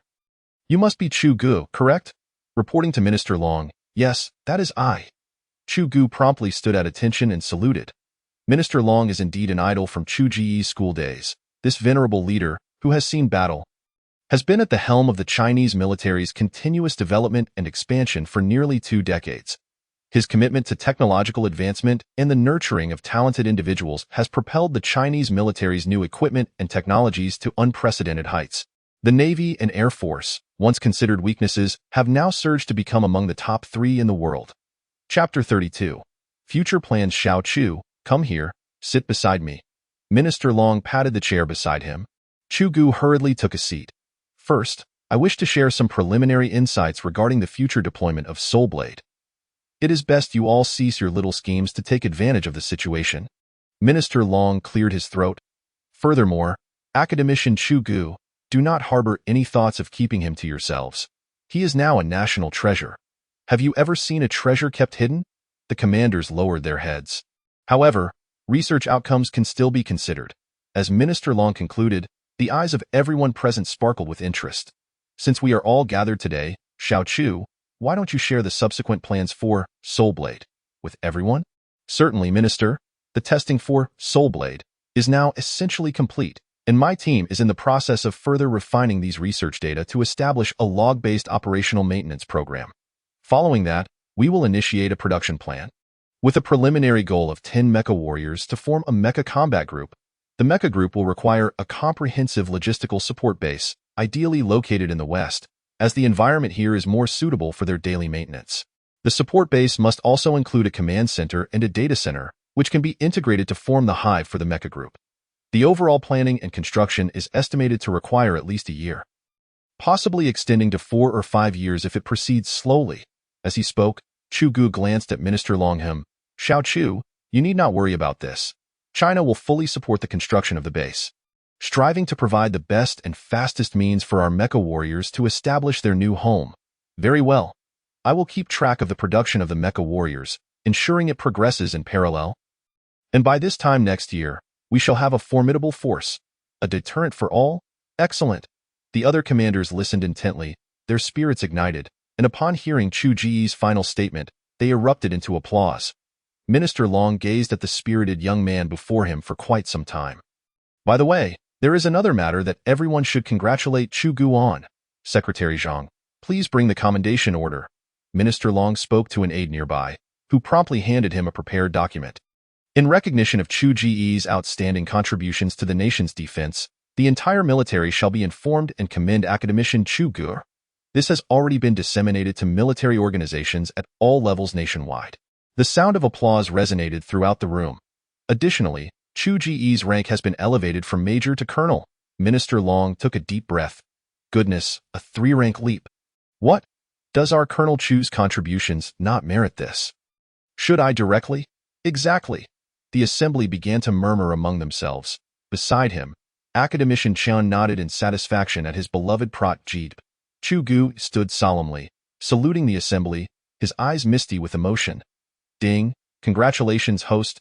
Rank elevated by 3 levels.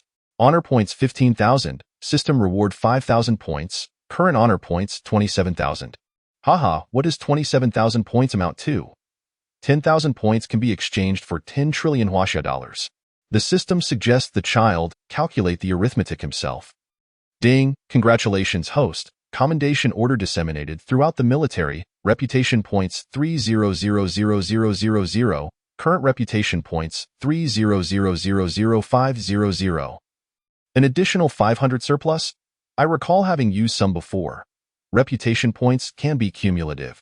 In this manner, today truly is my lucky day. Ha ha ha! Chu Ge was internally ecstatic, though he maintained an outward demeanor of solemnity. This internal monologue was nothing short of masterful. At this moment, Minister Long cleared his throat, and the crowd gradually quieted down. Minister Long scanned the room, finally focusing on Commander Meng Shichong. Commander Meng, given the current budget constraints, your plan for the construction of the 4th Aircraft Carrier Group will likely be delayed. Alas, I knew it. But Minister Long waved his hand, addressing everyone. With that said, let us open up the discussion. From today onward, the Navy, Air Force, and Army may undergo significant transformations. Your previous equipment plans and new weapon research projects will need to be reassessed. Thus, some predetermined military budget allocations will also require adjustments. At this moment, the commanders were uncertain whether to voice their objections. Academician Chen, upon returning to Yinjing, you must coordinate with the military regarding redundant projects. Those that overlap should be halted. Yes, Minister. Academician Chen nodded earnestly. You all must look ahead.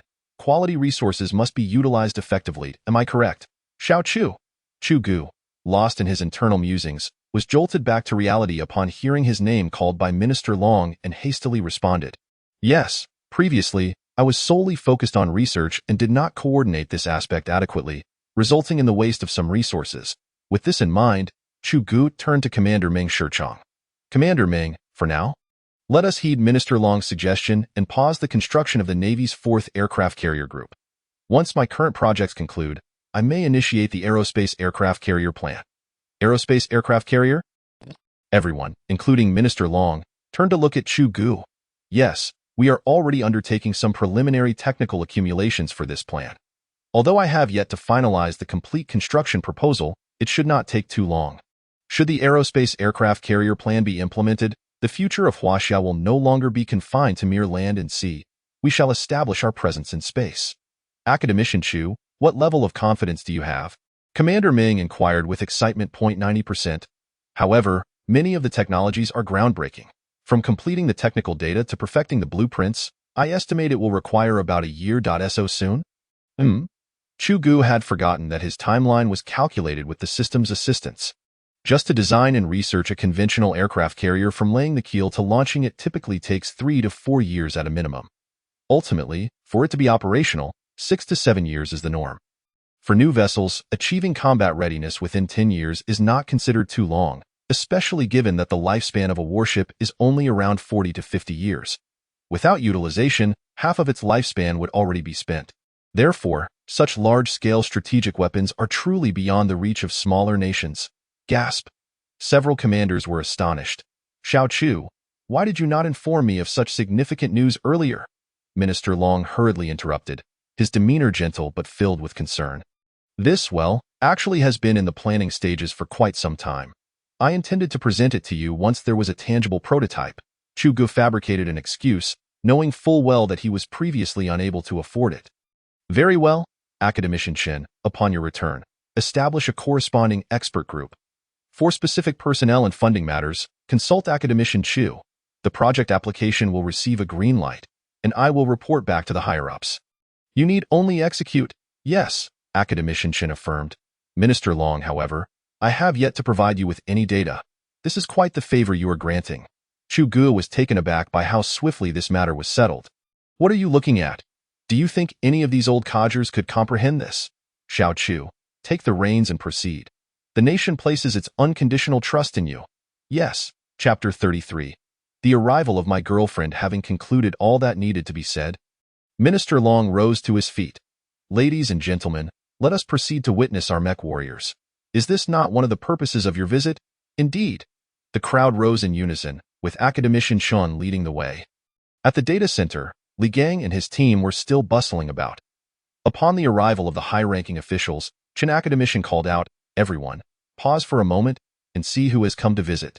It was only then that the group lifted their heads, and upon spotting Minister Long and his companions, they promptly stood at attention. "Good day, Minister. Greetings, esteemed leaders. Haha, no need to heed old Chen's ramblings. You may continue with your tasks. Here, you have Chief Engineer Chu accompanying you, which suffices." "Yes, Minister." Chu Ge ascended with Minister Long and the others via the lift. It was the first encounter for the leaders with Soul Blade, and the sensation was far more astonishing than that conveyed by the large screens. "Academician Chu, what is the primary weapon of Soul Blade?" Commander Meng seemed somewhat perplexed, likely having heard of the Mech Warrior initiative but lacking specifics. The main weapon of Soul Blade is the laser system mounted on its back. Derived from the light prism tower, its range and destructive capability significantly surpass current laser technology. For now, we shall refer to it as the laser system. The secondary weapons consist of its hands. The right hand wields a light sword, which can effortlessly shatter the hardest diamond. The left hand is a heavy fist capable of crushing a 60-ton heavy tank with ease, as Chu Ge elaborated. Everyone, including Minister Long, listened intently. These are merely the surface features. The advanced technology integrated into it is far from limited to these aspects, is it not, Xiaohua? Minister Long turned and gazed affectionately at a middle-aged general clad in blue military attire.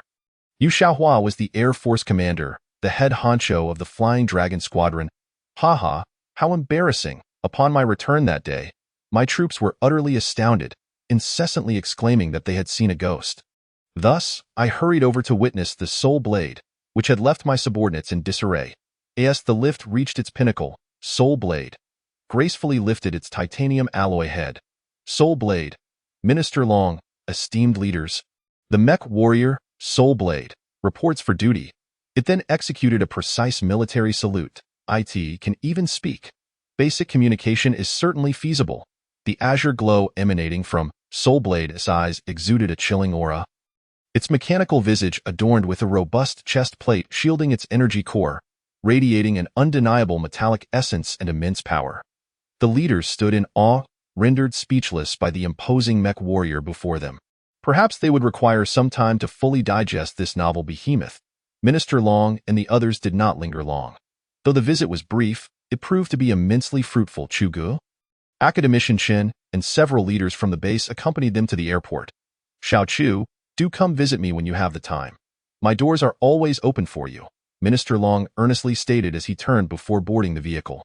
"Certainly," Chu Ge replied hurriedly, though Academician Chen furrowed his brow slightly. This statement sounded rather familiar. After spending another day at the weapon experimental base, Chu Ge confirmed that Li Gang and his team could handle matters independently before returning to Yinjing with Academician Chen. In the arid expanse of the northwest Gobi Desert, the environment was dry, with winds carrying fine sand that hindered one's vision. Such conditions made survival challenging not only for plants but for humans as well. As Chu Ge disembarked from the plane, stepping back into the realm of humanity, he felt his skin greedily absorbing the moist air, attempting to replenish the moisture lost during his days in the Gobi. He exaggeratedly inhaled deeply, declaring, "Academician Chen, I may need to take a few days off as my girlfriend is coming to Yinjing."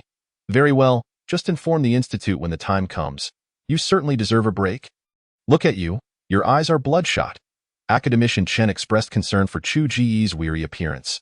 Upon returning to the Research Institute, Chu Ge took a shower before indulging in a lengthy sleep, which lasted until the next day. When he finally awoke and checked his phone, he discovered 2 text messages from Dilly Reba.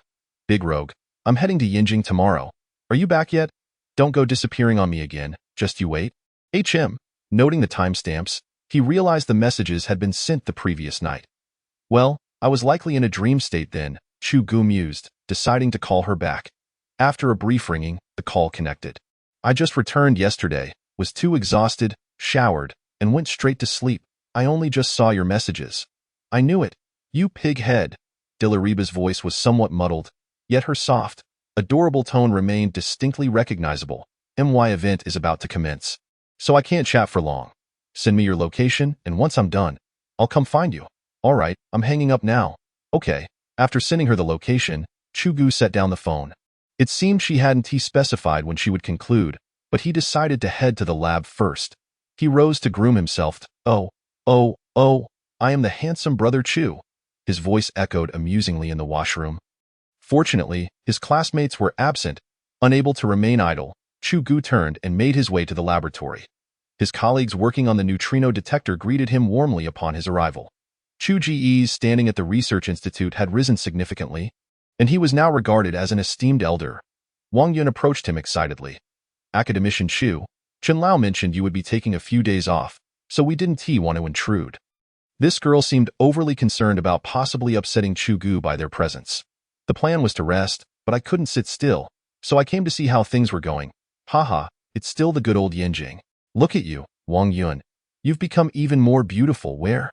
Wang Yun's cheeks flushed a deep red, making her look quite adorable. How is the telescope project progressing? When will we begin assembly? Chu Ge, oblivious to Wang Yun's bashfulness, inquired anxiously about the equipment. Reporting to Academician Chu, the adjustments are nearly complete, and we should proceed to installation in the next couple of days. The bunker is pressing us, stating that if we don't expedite the process, it may affect their construction schedule. Do not concern yourselves with them. Maintain your own pace and be meticulous. Often, haste leads to mistakes. Understood. With Academician Chu's endorsement, their confidence soared. I will join you. With that, Chu Ge began verifying data alongside his colleagues. As noon approached, a guard approached him. Academician Chu, there's a young lady at the entrance looking for you. She claims to be your girlfriend. Wearing a mask, our guards could not discern her appearance. Adhering to protocol, they did not permit her entry without confirmation. Oh, very well, I will accompany you. Chu Ge responded eagerly as he followed the guard towards the entrance. My girlfriend? If I recall correctly, our Academician Chu's girlfriend is quite the celebrity. Diliriba, remember? She was in the news not long ago. I was astounded. Speaking of which, Diliriba is absolutely stunning, and our Academician Chu is a genius. They truly are a match made in heaven. Indeed, it's quite enviable. Are you envious of Academician Chu's talent or his good fortune with women? Does it even need to be said? Ha ha ha. Wang Yun shot a glare at the boisterous group, stamping her foot before scampering away. Chapter 34. Naza's first kiss. Diliriba stood elegantly at the entrance of the research institute, peering inside when Chu Ge arrived. She playfully stuck out her tongue at the guard from time to time. Chu Ge. Spotting him from afar, Diliriba began to wave enthusiastically. If you had called me beforehand, I wouldn't have kept you waiting outside for so long. Chu Ge approached, grasping her icy hand and feigning annoyance. I wanted to surprise you. Didn't he anticipate that I wouldn't even be allowed through the door? Haha, this is a military research institute.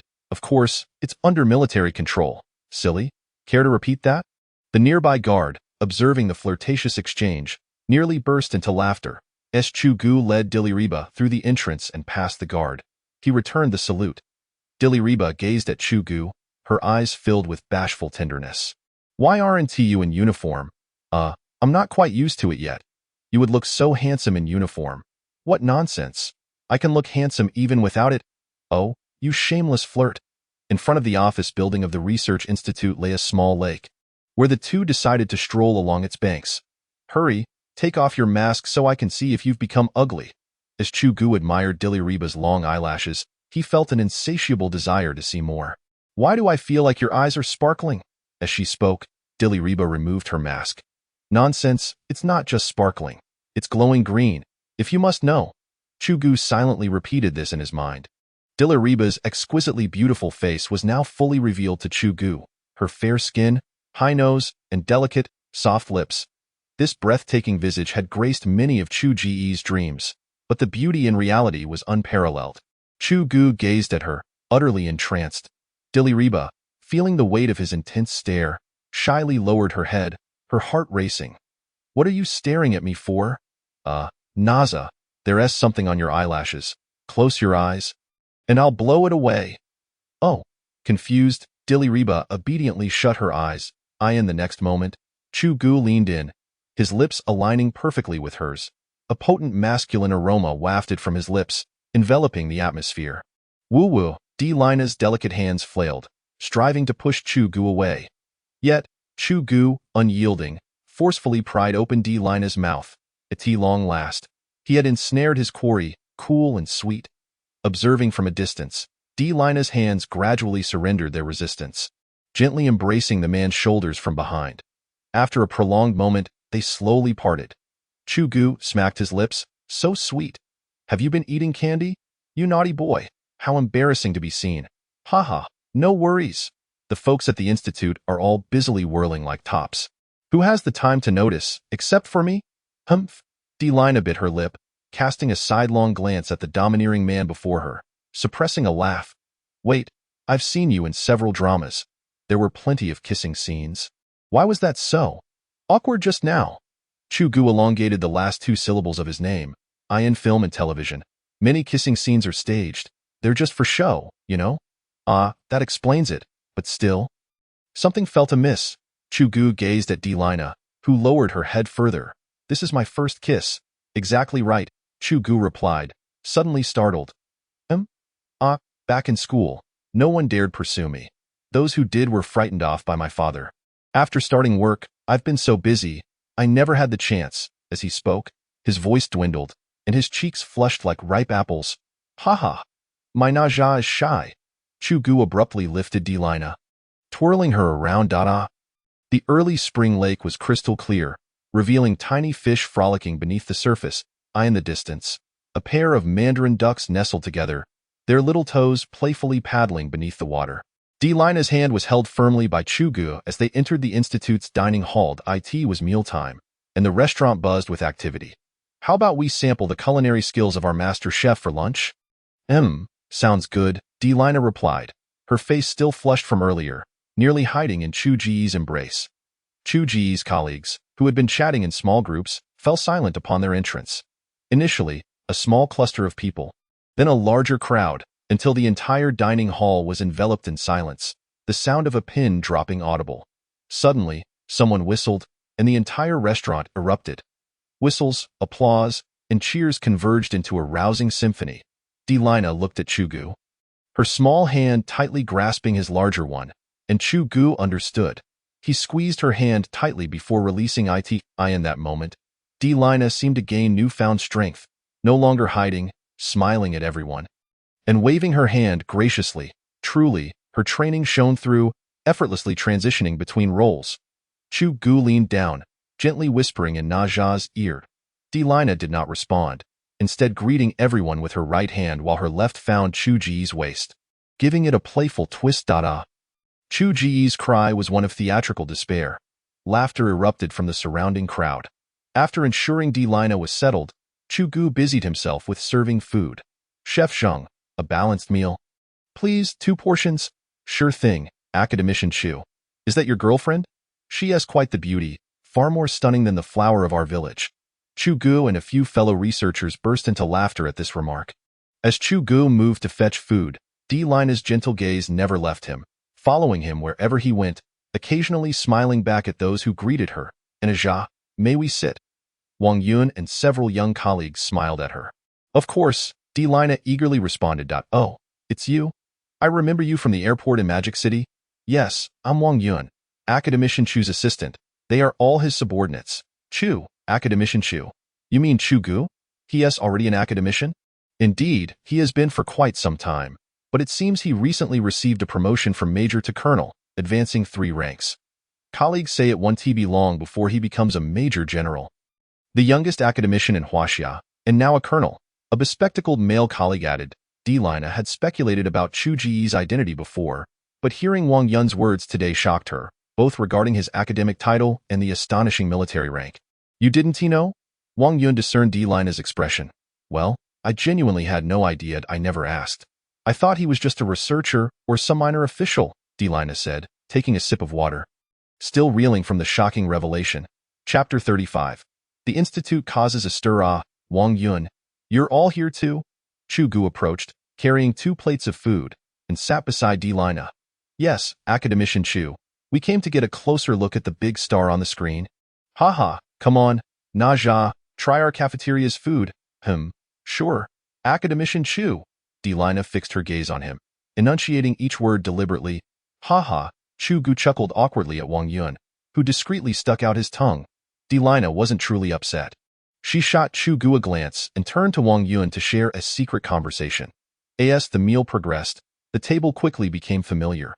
Old Qian, is that little Chu's girlfriend? In the distance, Academician Qian and several senior figures from the institute were dining together. Yes, she's a big star, I asked my grandson, and it seems she's been crowned the foremost of Huaxia's 4 little flower goddesses.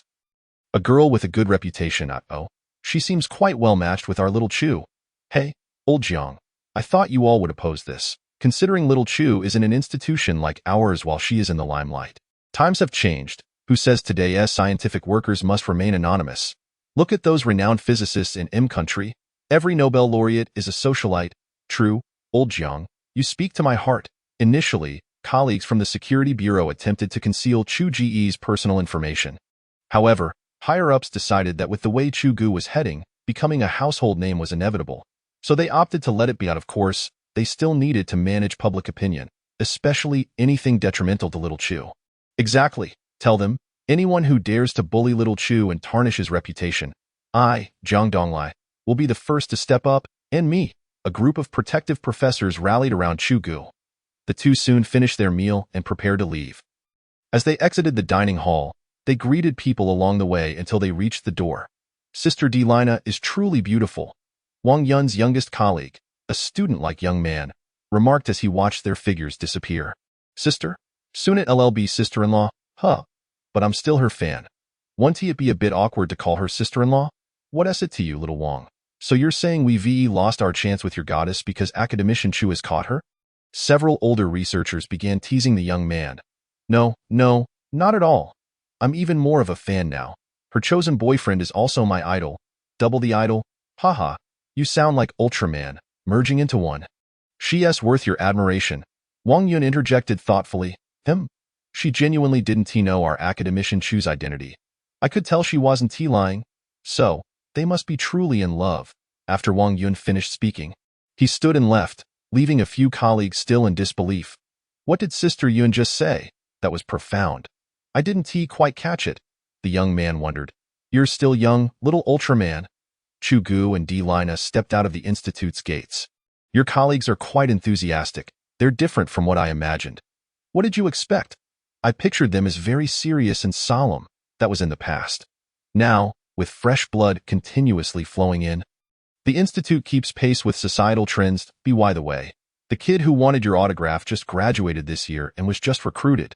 He can't be older than us. Indeed, just a little brother. Delina chuckled. What are your plans for the afternoon? I have an event tonight where I need to perform on stage. Sisterly said it's very important, so I'll be rehearsing a dance this afternoon. An unfriendly image flashed through Chu Ge's mind. A little dance. I like that. I'll accompany you. I took the day off. Great. Delina happily linked her arm with Chu Ge's. 30 minutes later, at a sizable dance center in Yanjing. After registering, the couple pushed open the door. This dance center boasted many renowned dance instructors, and the sponsor had high demands for quality. There was no choice but to spend lavishly. Delina pouted as she explained to Chu Ge. Especially for the dance directing. Sisterly mentioned they were specifically hired from abroad. An afternoon is indeed too short. The backup dancers must be particularly professional to achieve quick results. Chu Ge, with a semblance of understanding, remarked, My Naza, you have finally returned. Quickly, go and familiarize yourself with the accompanying dance instructor for tonight. Managerly, in a brisk manner, approached. Upon seeing Chu Ge, she was momentarily taken aback, but then greeted him with warmth. Chu Ge settled into a comfortable spot, preparing to relish the scenery. Naza, you should get to know them first. The dance instructor hasn't arrived yet. He is likely delayed by his flight. I'll step out to welcome him. All right, Li Jie, you take care of your matters, responded Dili Naza, who then dashed backstage to change into suitable attire for dancing. Clad in canvas shoes, short hot pants, and a loose t-shirt, Dili Naza's chestnut waves were casually tied up, topped with a black baseball cap. She exuded beauty and enthusiasm. As Dili Naza took the stage, she became a striking sight, and Chu Ge watched with great delight. Time flew by, and after a few dozen minutes, Li Jie returned, accompanied by a group of people. Leading the way was a man of imposing stature, followed by a mix of men and women dragging large black suitcases, all of them exuding an air of arrogance. Chu Ge noticed that the leading figure had a square face, donned spectacles and squinted eyes. With yellowish skin, it was unclear whether he was from H country or our island, but he appeared rather unsavory. Chu Ge felt a sense of discomfort in his heart. Elijah waved to Naza. Dili Naza jogged over, stealing a glance at Chu Ge during her run. Noticing this, he pouted, only to be met with a sharp glare from Naza. Teacher Chui, this is our Naza. I entrust her to you today, Li Jie said, pulling Dili Naza towards the bespectacled man. Hello, Teacher Chui. I am Dili Naza. I look forward to your guidance, she said with a polite bow. Ah, I have heard of you in our great H Republic. Miss Naza is indeed beautiful. Rest assured, I will ensure you shine brightly tonight. Our stage directors and dance instructors in the great H Republic are the finest in the world, far superior to what you have in China. We are a developed nation. Listening to the translator relay this nauseating arrogance, Chu Ge could no longer sit still. He fished out a cigarette, stood up, and strolled toward the exit, teasing as he passed the group, Semida. Everything you do is impressive, but this person is quite unimpressive. He winked at Naza and her companions before heading outside for a smoke. Dili Naza stifled a laugh, her lips paling from the effort. The translator, whether from Huaxia or H country, merely shot a glance at Chu Ge before turning back to continue translating the bespectacled man's absurd confidence. Chapter 36.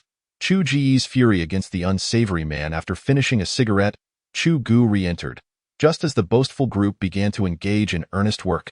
The bespectacled man removed his noticeably oversized trench coat, revealing a snug gray sweater that enveloped his neck, and began to warm up. He then commenced instructing a few already skilled dance teachers. Chu Ge observed, although he did not particularly like the man, it was evident he possessed some technical prowess. Within mere minutes, the movements demonstrated by the teachers began to take shape. When it comes to entertainment, girl groups, and variety shows, H country has aspects we can certainly learn from, thought Chu Ge. An hour later, the basic routine for the accompanying dance instructors had been established, and the bespectacled man called Naza over for individual instruction. Dili Naza exhibited a commendable sense of stage presence, quickly grasping the choreography, which left Chu Ge feeling exhilarated, especially during the high leg lift sequences that showcased her long, alluring legs to perfection. As Chu Ge was engrossed in admiring her legs, he suddenly noticed the bespectacled man's hand subtly brushing against Naza's thigh, albeit discreetly. Dili Naza momentarily froze, but quickly resumed dancing under the man's direction. After a number concluded, she took a brief respite before returning to practice. Chu Ge, now on high alert, closely monitored the bespectacled man's hands. Sure enough, when they reached the high leg lift portion again, the man repeated his previous behavior. Damn it! If Chu Ge were to tolerate this, he would no longer be a man. He sprang to his feet, leaping onto the stage in 2 strides, delivering a powerful kick. The impact of his large frame striking the 170 centimeters frail bespectacled man was akin to an adult striking a child. Ah, you bastard! With a cry of H country's profanities, the bespectacled man was sent flying, crashing heavily to the ground. Dili Naza, already incensed, was just about to admonish the man when she witnessed Chu Ge's intervention. Stunned yet somewhat pleased, she stood there, flustered. The most bewildered were Li Jie and the assistants accompanying the bespectacled man. Oh dear, oh dear. The bespectacled man's pained groans echoed as the assistants rushed over, hurriedly lifting him up. Clutching his waist, the bespectacled man pointed at Chu Ge, his expression twisted in rage, mumbling incoherently in a foreign tongue. Who are you? You violent man, assaulting an international friend. Do you realize the gravity of your actions? You've committed a serious offense. We shall report you. The nearby translator hastily translated this outburst. Chu Ge stepped closer to the bespectacled man, raising his fist as if to strike again. Say another word, and I'll ask what your filthy hands were doing. Did you think no one was watching? Chu Ge glared fiercely, yet he refrained from further violence. The bespectacled man, instinctively raising his hands in defense, thought Chu Ge was backing down. After a moment's contemplation, he regained his bravado. I don't know what you're talking about. Physical contact is inevitable in dance instruction. You suspect me? Do you have any evidence? If not, just wait. This kick will cost you dearly, you damn Huaxia person. It seemed the bespectacled man was seasoned, aware that his covert actions would likely go unnoticed on surveillance footage. Upon hearing the latter remark, Chu Ge's temper flared again, preparing to unleash further punishment. Elijah. Naza quickly intervened, pulling him aside. What is going on? I didn't notice anything amiss, and now it's escalated so severely. Lijia. No, it's not Chu Ge's fault. That man was being inappropriate. Naza explained the situation in haste. How could such a thing occur? This teacher Chui was recommended and supposedly had a good reputation, especially in H country. A good reputation is relative, isn't it? They're probably used to such behavior over there. Chu Ge scoffed. Xiao Chu, you two were impulsive. The moment this happened, you should have come to me. I wouldn't let Naza be taken advantage of like that. Now that you've acted out, even if you're in the right, it may be difficult to negotiate. If they call the police, it could lead to unnecessary trouble. Elijah looked at Chu Ge with concern, understanding that Naza held feelings for this young man. Thus, as her manager, she was now protecting Chu Ge to safeguard her artist. Chu Ge remained silent. What if they do report us? Naza's anxiety was palpable. She hadn't anticipated the situation escalating to this extent. While the three conversed, the boastful translator approached. Our teacher Chui has stated that he did nothing wrong. Here are a few suggestions for your consideration. First, we can avoid involving the police, but this violent man must sincerely apologize. If you wish to continue working together, the contract fee must be increased by 300,000 Huaxia dollars. That would be fair for everyone. What about the second option? Chu Ge chuckled, inquiring. Alternatively, we can report this to the police and let them handle it. We will demand economic compensation from the perpetrator. As for our collaboration, we will naturally adhere to the contract. The translator then turned to face Chu Ge. Brother, you're being too impulsive. As far as I know, our country has strict penalties for unprovoked assaults. Not to mention, with teacher Chui as an international friend, you'll have a hard time escaping this. He finished with a feigned smile directed at Chu Ge. Damn it. So you're a Huaxia person. Truly a competent little sycophant. You? Fine. Just wait. Hold on. Don't be hasty. Good sycophant, I have a third proposal. Let that unsavory countryman leave Huaxia, and he should not expect to take a single cent with him. We will report his atrocious behavior to the relevant Huaxia authorities, warning our female artists to be wary of his lewdness. As for the future, he should forget about making money in Huaxia. Oh, and as for reporting, do as you please. Justice will prevail, and I trust the police to handle this impartially. Chu Ge spoke in one breath, ignoring Li Jia's tug at his sleeve, as he had already made up his mind. The translator's face flushed with a mix of red and white. He had not anticipated that the seemingly brawny Chu Ge would possess such eloquence. Very well. Is this also your company's stance, Li Jia? Before Li Jia could respond, Chu Ge shook his head at her and nodded slightly. Seeing this, Li Jia chose to remain silent. All right, wait for it, the translator declared before rushing back to the group of country individuals, likely concocting a plan against Chu Ge and his companions. After a while, he returned, embodying the essence of a sycophant. Our teacher Chui has already reported this. Just wait and see. I'm eager to see how far you can flaunt your bravado. Having said that, he hurriedly retreated, fearful of inciting Chu Ge's ire upon him. Chu Ge, what should we do? They called the police. Naza grasped Chu Ge's hand anxiously, her eyes full of concern. Oh, not be anxious. Naza, that I still have some connections in Yinjing. If all else fails, I can sell my looks. It should not pose a significant problem to them. My current concern, however, is how your performance this evening will unfold. If it goes awry and offends the sponsors, then your future, alas. Sister Li did not continue her words, merely letting out a sigh. Naza's performance will proceed as scheduled. As for the choreography, I shall handle it, Chu Ge said slowly, gazing tenderly at Dilraba Naza. Chapter 37. Transformation into a dance master. Sister Li looked utterly astonished. Dilraba Naza, however, did not display much reaction. Perhaps she was already awestruck by Chu Ge during their last gathering. Reflecting on it now, she still found it hard to believe that someone with Chu Ge's supposed singing talent, as per the system, he has no talent whatsoever, being utterly tone-deaf, could outshine a multitude of professional singers.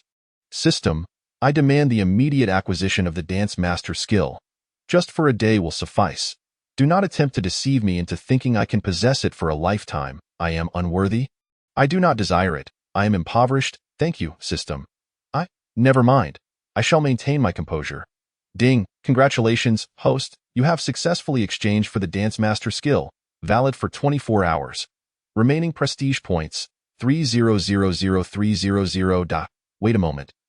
I recall that exchanging for the Singing Master only cost 100 points last time, yet you are deducting 200 this time? I originally had 500 points remaining. Do not attempt to fool me. Has the price increased? Who claims that singing and dancing are priced the same? There are renowned singers aplenty in Huaxia, but can you name a famous dancer? Chu Ge was momentarily speechless. Fine, you are the boss. Your word is law, you cunning merchant. With the mastery in hand, I shall indulge in some pretentiousness. Although, I must admit, this act of pretension is somewhat overwhelming. Chu Ge and the system engaged in a verbal tussle for 5 minutes, during which Sister Li and Dilraba Naza observed him in silence. Naza maintained her adorable demeanor, while Sister Li's expression grew increasingly grim. Ahem, Sister Li, do you not believe me? Very well, I understand. It is a test of loyalty. Chu Ge began his performance. He rifled through his mental music library, selected an upbeat song, We Belong Together, handed it to the live music instructor, and stepped onto the stage. As the music commenced, Chu Ge raised his hands to his chest, then executed a hip sway. These initial movements utterly astonished Sister Li, as they exuded charm surpassing that of many women, fluid and pleasing to the eye. Those in the know appreciated the intricacies, while the uninitiated merely watched in amusement. The individuals from each country initially stood by, ready to mock, fully aware that Dilraba Naza had urgently engaged them. Therefore, they assumed that Sister Li and her team would hesitate to breach their contract, leading to their initial bargaining attempts. However, Chu Ge's flawless dance performance dismantled their arrogance entirely. Particularly, the bespectacled man, who held a superiority complex in each country, suddenly realized that he had been outclassed. He meticulously scrutinized every action, every expression, every beat of Chu Ge's performance, ultimately dejectedly conceding that there were no flaws. He could never achieve such perfection. His pride shattered, he slumped down, finally grasping why Dilraba Naza and her team dared to dismiss his suggestions so audaciously. The 3-minute and 21-second song concluded swiftly, and Chu Ge took a breath before approaching Sister Li and Naza. Wow, Chu Ge, I had no idea you could dance so well, and you're an exceptional singer as well. Is there anything else about you that I have yet to discover? Dilraba Naza exclaimed, her demeanor resembling that of an enamored fan. Sister Li opened her mouth but remained speechless. Most people's first encounter with Chu Ge's extraordinary performance elicited similar reactions. The H Country Girl group, Humph, is really just average. Stage presence is one aspect, but many stage directors in Huaxia overlook the importance of backup dancers. Why do we often feel so captivated when watching performances from H Country Girl groups? Much of it is due to their exceptional backup dancers, who possess near-master-level skills. What about us? Often, we are left with inexperienced trainees, let alone dance instructors of questionable proficiency. The disparity in results is undeniable. Chu Ge's eloquent remarks left Sister Li and the nearby dance instructor momentarily stunned. After a while, the audience erupted into applause, recognizing Chu Ge as their mentor. Naza, I will accompany you on stage tonight. Right by your side, and I will choreograph for you. And we can discuss the finer details as we practice, striving to achieve the best results in the shortest time possible. Sister Li, what do you say? After speaking, Chu Ge turned to Sister Li, who appeared lost in thought. Huh? Oh, you call the shots. Chu, Director Chu? Haha. All right, I shall not hold back. Chu Ge, along with Naza and several dance instructors, promptly commenced rigorous practice, breaking the song into sections and gradually piecing them together. Just as everyone was becoming increasingly adept, several police officers entered. The bespectacled man, who had been sulking, instantly perked up upon seeing the officers. Right? I almost forgot about the assault incident. You not only hit me but also stole my business. How can I endure this? This double blow ignited inspiration within him. He stumbled over to the police officers, weeping profusely as he began to recount his tale. Essentially, he portrayed himself as an international friend, claiming to promote the spirit of internationalism in Huaxia. He asserted that he had made significant contributions to the cultural exchange between the two nations, demanding that they take action against the assailant and enforce the contractual obligations of Dilraba Naza. Upon witnessing this so-called international friend, the police perceived that he had indeed suffered considerably, a rare sight in Huaxia, where locals are typically warm and hospitable, seldom initiating conflict with foreigners. In contrast, police often receive calls from Huaxia citizens reporting being mistreated by foreigners. This scenario was quite unusual, and adhering to the principle that no report is too trivial, the officers began to question the remaining witnesses. Eventually, they arrived at Chu Ge. "Are you the assailant?" "Indeed," he replied. "Straightforwardly. No need for subterfuge. You should inquire why I struck him. Ask if he exhibited any lewd behavior towards Dilraba Naza." "Never mind, it would be pointless to ask. He lacks the courage to admit it." After hearing everything, the police were taken aback when they questioned Dilraba Naza. She blinked her big eyes and asked, "Yes, moreover, police officer, I wish to report his indecent behavior. If a report is made, will you not take action against him?" "Well, if the claims are valid, action will indeed be taken. Then apprehend him." The police officers found themselves utterly bemused by the turn of events. Ultimately, it became a case of differing perspectives, and according to procedure, they had no choice but to escort everyone back to the police station. "Officers, we truly cannot leave. We have a performance tonight. Is there any way you could be accommodating?"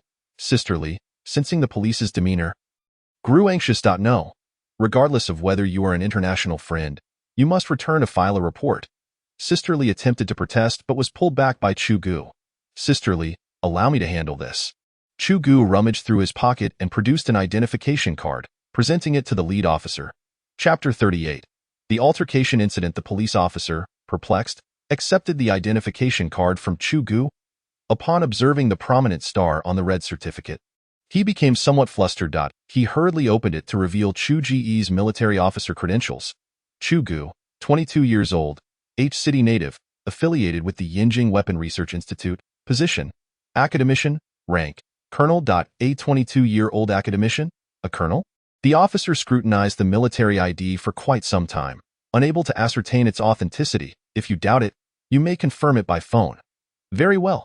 The police officer complied, recognizing the gravity of the situation and deciding to verify it.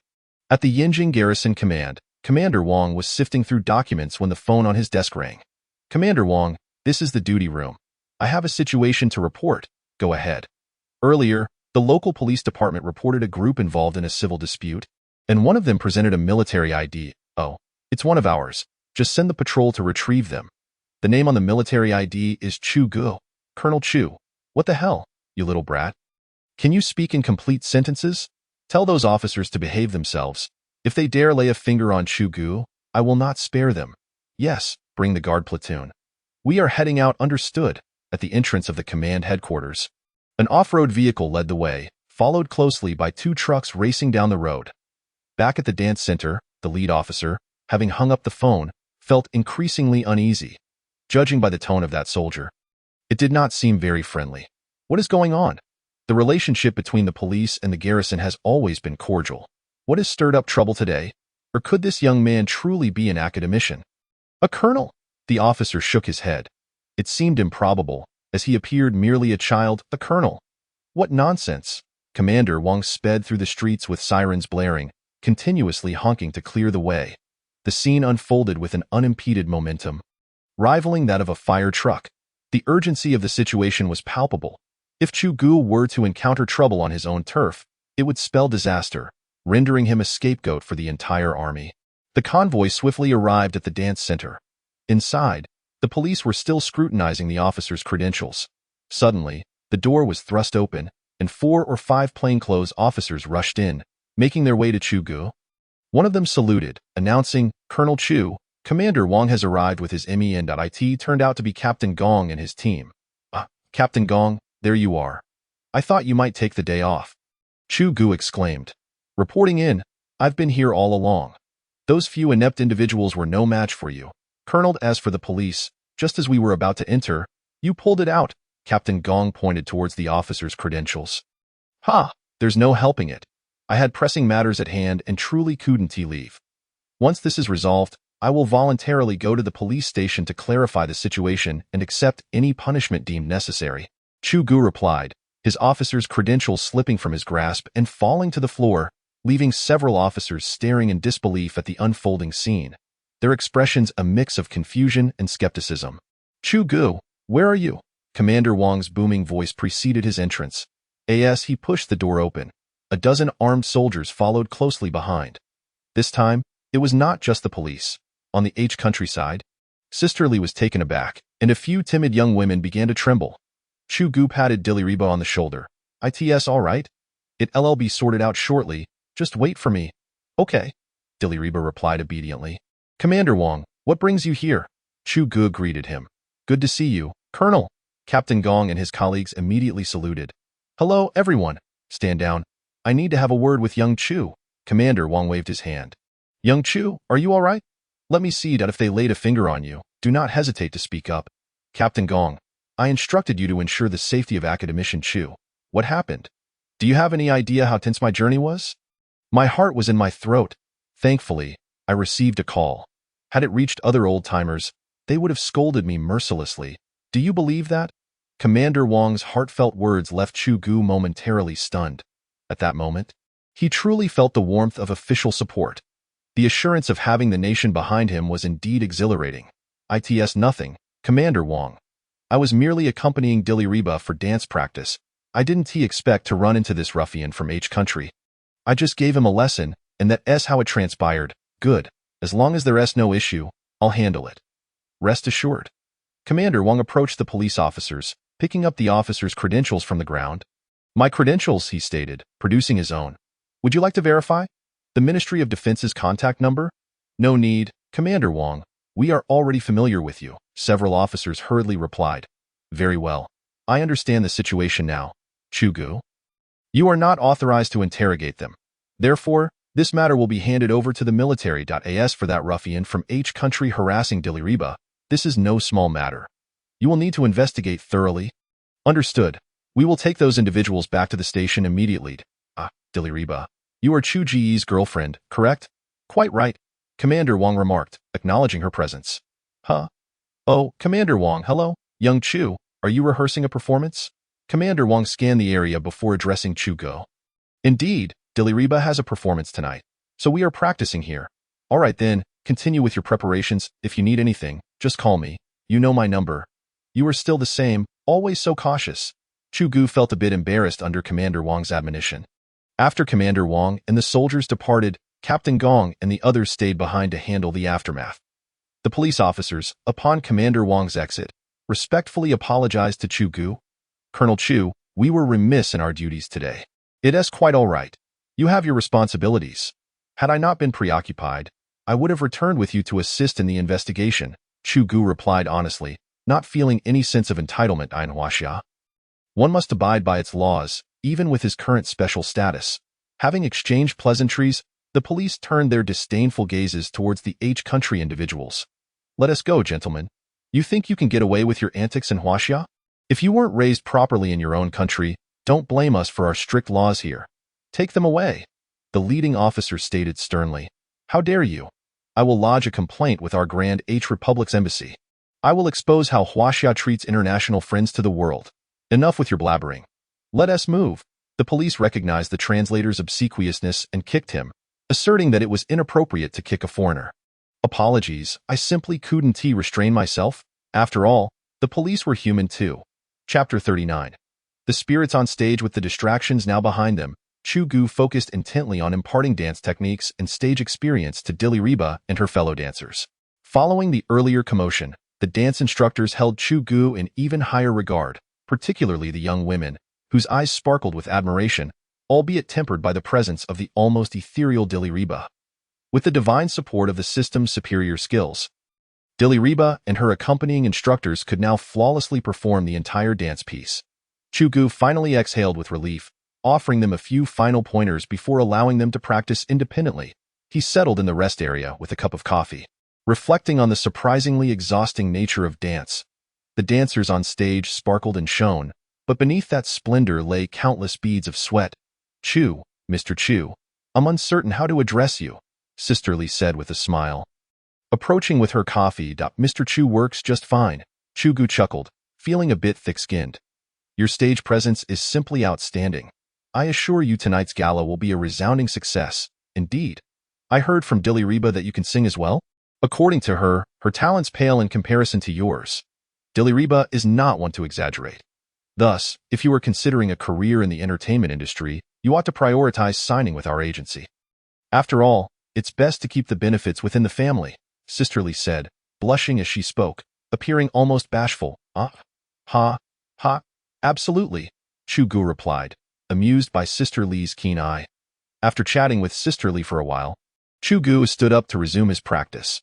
Before long, dusk fell and the lights began to twinkle. The gala commenced. Diliriba was set to perform at a charity event sponsored by a renowned real estate firm in Huaxia. The event drew numerous celebrities and dignitaries, including Diliriba herself in the opulent hotel lobby. Men donned exquisite suits, while women glided past in luxurious evening gowns.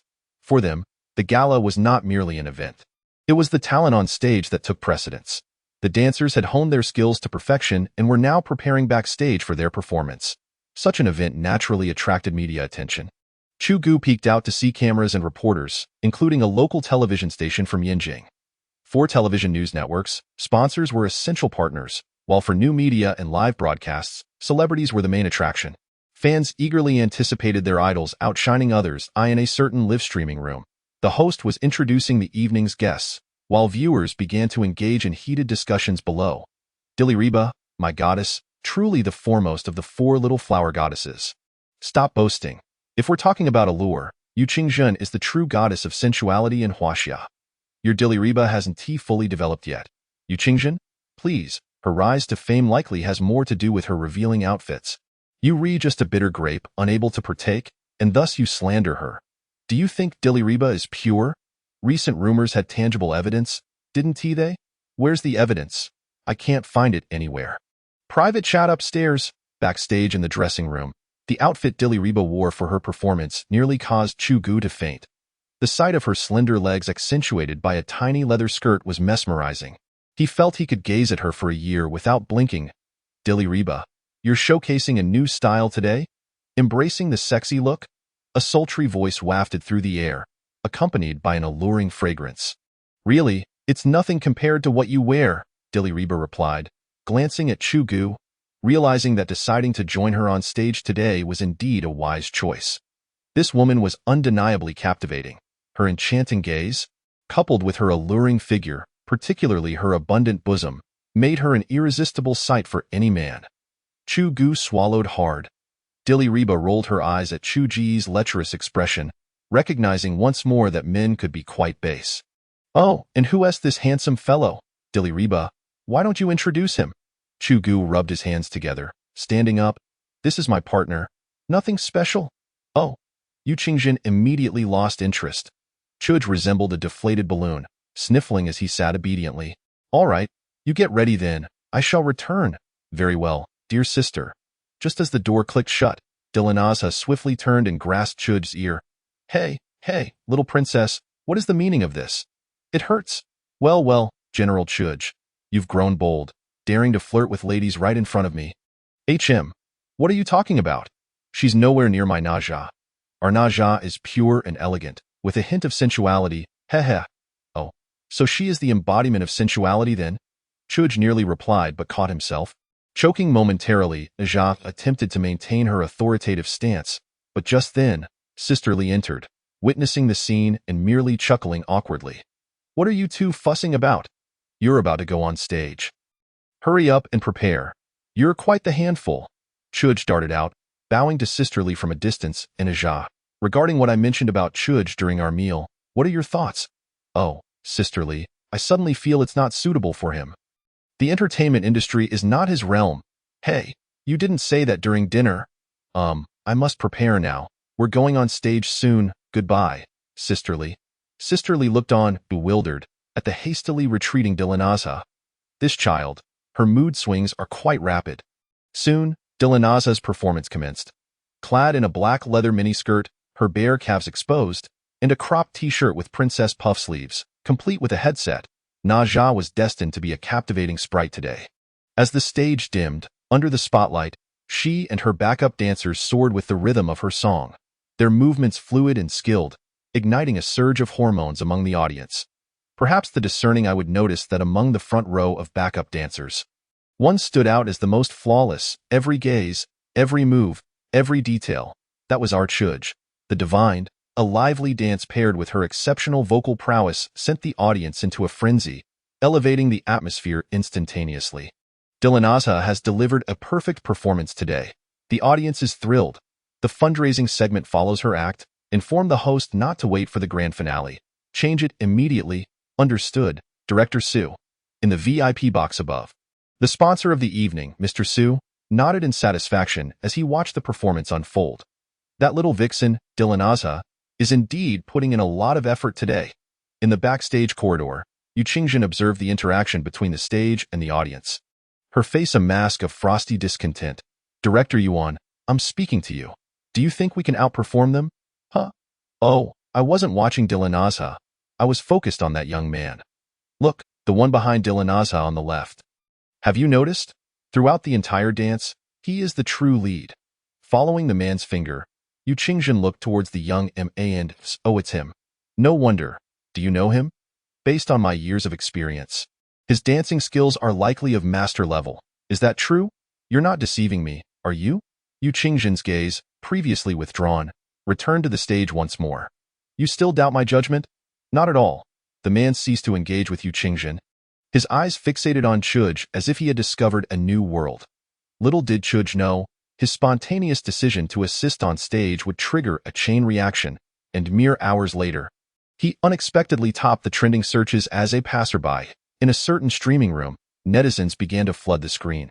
Wow, I never realized Dilanaza danced so well before. After seeing today's performance, I'm a newfound fan.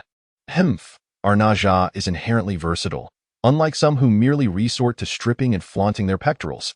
Naja was truly remarkable today, but don't you think the young man beside her danced even better?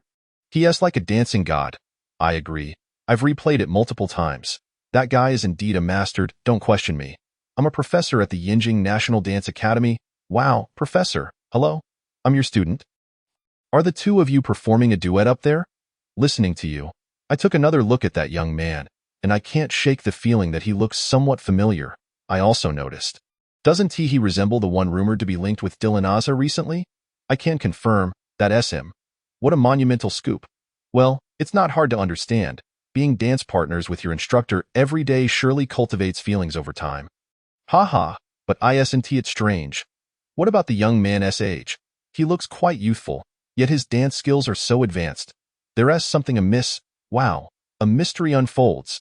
Dilanaza's rumored boyfriend performs on stage. Dilanaza's rumored boyfriend turns out to be a dance master. Professional analysis of Dilanaza's rumored boyfriend's dancing, brought to you by a prestigious dance academy.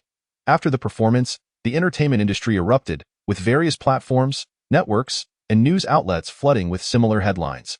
Chu Ge was firmly labeled as Dilanaza's rumored boyfriend. At this moment, having just exited the stage and still in a state of exhilaration, Chu Ge remained oblivious, apologizing to his little princess. Oh, it seems the rumors online hold some truth. You two are indeed entangled. Publicly displaying affection, Yu Qingjin remarked, observing the two in their playful banter. Her irritation was understandable. After all, she had exerted significant effort and even dipped into her own pockets to secure the closing act, solely to overshadow Dilanaza's spotlight, and now it was all in vain. Handsome guy, if she is ignoring you, I shall pay you some attention. Here is my business card, do remember to call me. After handing Chu Ge her card, she wafted away gracefully. This, Chu Ge was somewhat taken aback. What is this? Just as you wish, if she had been a bit more reserved, perhaps he might have been inclined to glance her way a few more times. However, now he felt compelled to keep his distance. It seemed that she was not even in the same league as Dilanaza. Haha. After saying this, Chu Ge casually tossed the business card into the trash, and he had not lied. Some beauties are best admired from afar. Should it come to serious matters, Chu Ge would retreat faster than anyone else. What a jest! He ought to consider his current appetite, which had already been elevated several notches by Dilanaza. Ordinary flattery no longer captured his interest. Seeing this, Naja secretly delighted while maintaining a facade of indifference. By the way, what did she mean by the online rumors? What else could it mean? It signifies that the two of you have been exposed once more. Sisterly arrived fashionably late. Here, take a look for yourself. Saying this, she handed Dilanaza a tablet. The two huddled together. beginning to peruse the trending news, with the top 3 headlines prominently featuring them. After reading, they exchanged bewildered glances, sensing that the rhythm was somewhat off. In the past, they had made headlines, but it had mostly been mere text, with few pictures, if any, or they were quickly suppressed. The usual outcome was that the public's enthusiasm waned within 3 minutes, and for such an ambiguous entertainment news story, lacking substance or clarity, people generally remained indifferent or simply disbelieving. Dilanaza understood that it was Chu Ge's backing that had kept these news stories at bay, but this time, despite the passage of time, discussions online showed no signs of abating. Netizens were keen on digging up past news along with today's events, unearthing every detail. Thus, Chu Ge was flamboyantly exposed under the guise of a mere passerby in Asia. It seems our company will need to address this matter. We cannot allow public sentiment to fester unchecked, Sisterly remarked with a frown at Dilanaza. Well, there's no need for extensive explanations. We can simply state that we are in a normal relationship.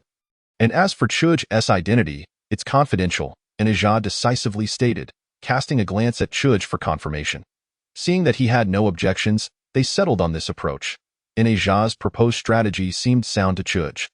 Regarding his identity, he would not disclose it voluntarily, as it pertained to certain national secrets, and such matters would be decided by the state.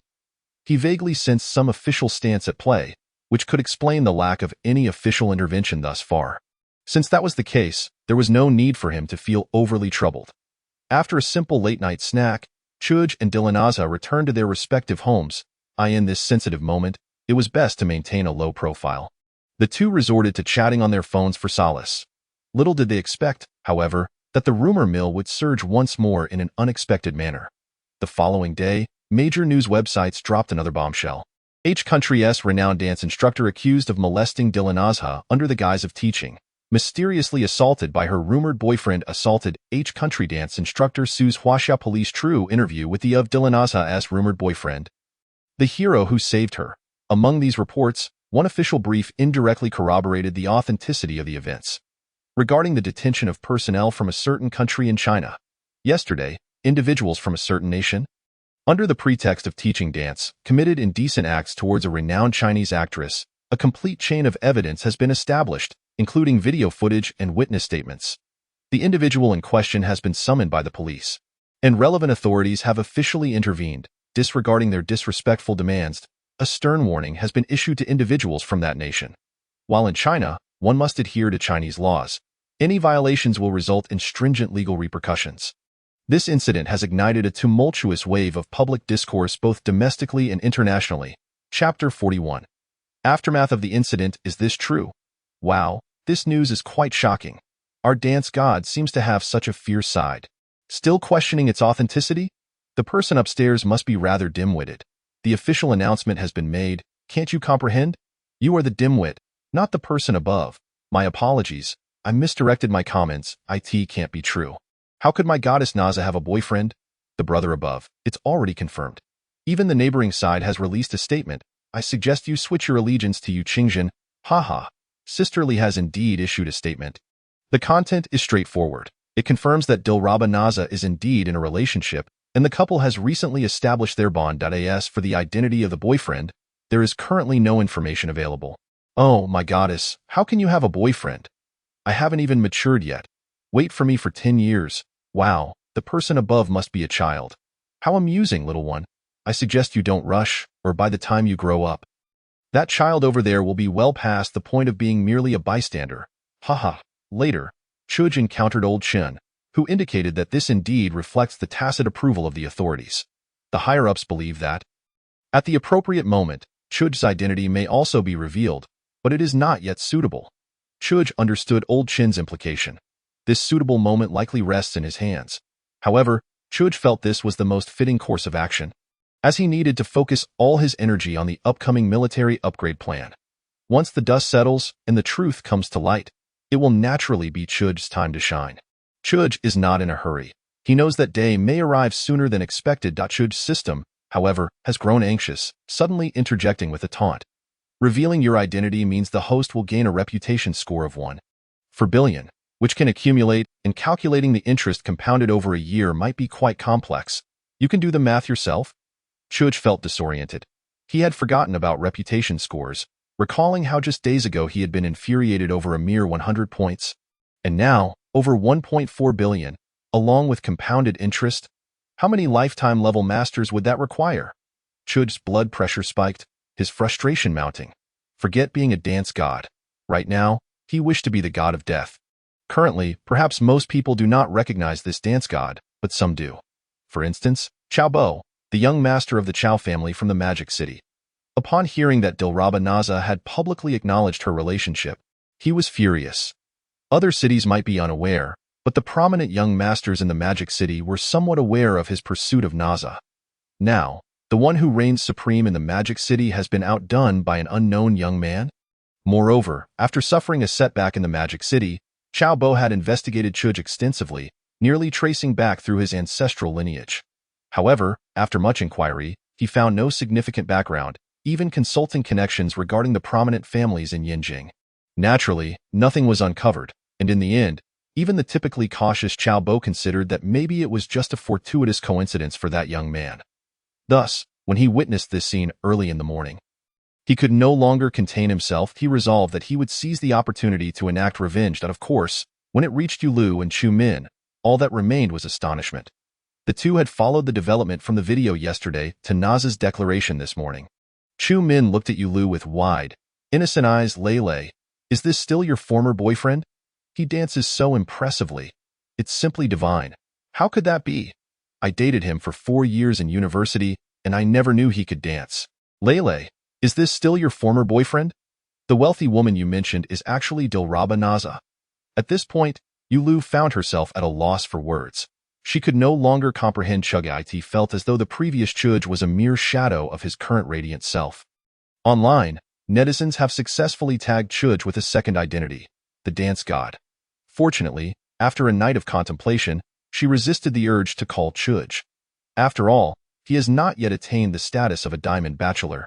Although he might be a promising stock, Yu Lu remains as astute as ever. As for domestic affairs, they have reached a temporary conclusion. Dilraba Naza's popularity has not waned due to this incident. On the contrary, it continues to rise, largely due to Chu Ge. The news of Chu Ge's confrontation with individuals from H nation quickly spread to H country, inciting a wave of outrage among their netizens, who believed Chu Ge had affronted their national dignity. The reasoning behind H national's peculiar mindset has always been baffling. This has nothing to do with dignity. Many netizens in China, upon hearing this, shifted their focus. Thus began an unprecedented international war of words. The uncivilized nature of the Chinese people is vividly apparent. I suggest our great H nation refrain from visiting China in the future. As if we welcome you. The nation of thieves is banned from entering China. A bunch of barbarians.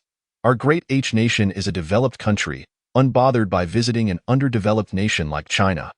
What have we stolen from you? Our great H nation boasts a history of 10,000 years. Do we need to steal from you? It is you who have pilfered from us. 10,000 years? Why don't you claim you existed since the dawn of the universe? Your great lord, I suggest you give these H nationals a good thrashing. Our nation stands with China this time. I agree with the previous speaker. The entertainment industry scandals in H nation are now widely known. Trying to play this game in other countries has led to a rude awakening, hasn't it? Let us track down that assailant. He must not be allowed to enter our great H nation, or I will certainly make him regret it. Make him regret it. Have you consulted the opinions of 1.4 billion Chinese citizens? One spit from each of us could drown you. Agreed. Chu Ge observed the fervent sentiments expressed by netizens online and shook his head. In the past, he would have felt compelled to chime in. Now, however, he felt significantly more composed. In the face of absolute strength, resorting to insults is the weakest display. Chu Ge aims to elevate China to the pinnacle of the world, leaving these arrogant nations with nothing but their idle chatter. Ultimately, it is strength that holds value. Verbal prowess amounts to little. By that time, who will have the time for a verbal spar? Wouldn't it be more exhilarating to seek out extraterrestrials in the universe for a battle?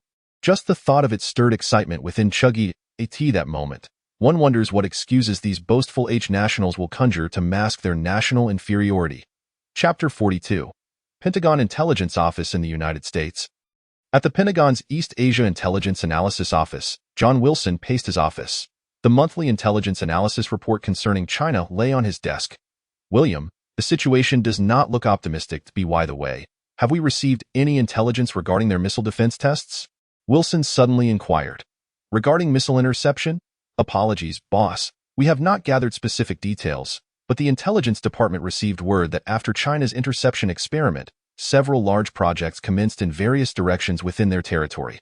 Initially, our spies dismissed it, thinking it was ordinary construction, but later realized it was not. Please elaborate. Wilson's interest was piqued. Each of these massive construction sites has military forces stationed nearby, and the scale suggests at least one heavy armored division. Such caution? Based on my understanding of them, this project is likely a military undertaking and of a highly classified nature. Have them continue monitoring. Keep an eye on this project. Understood, boss. William, these images were captured by our military satellites. Take a look and share your thoughts. As Wilson's chief intelligence officer, William Miller possesses a remarkable skill set. Wilson requires such a subordinate to assist him in analyzing intelligence. William examined the photos closely. Though the images were hazy, one could discern a humanoid outline. Our satellites seem to have encountered some interference during transit, resulting in unclear images. Subsequently, the military dispatched several backup reconnaissance satellites, but the results were the same. We suspect that China has implemented technical shielding at this military base. Wilson explained, Is there anything particularly noteworthy about this indistinct object? William scrutinized the photo, unable to comprehend it. There is indeed something special. Although our satellites cannot capture a clear image, they have detected its flight speed. At its fastest, it reached 10 Mach. Are you suggesting that China has developed hypervelocity missiles? No. The situation might be even more dire. Look at the photo. It does not resemble conventional missiles, and strangely, its minimum speed is infinitely close to zero. What does zero mean? Suspended in midair, akin to a helicopter's hovering stance, this appears to resemble some novel piece of equipment. Indeed, William, we lack any frontal photographs of it, rendering it challenging to ascertain the intended purpose of this advanced weaponry. Recently, the actions of Huaxia have been quite significant.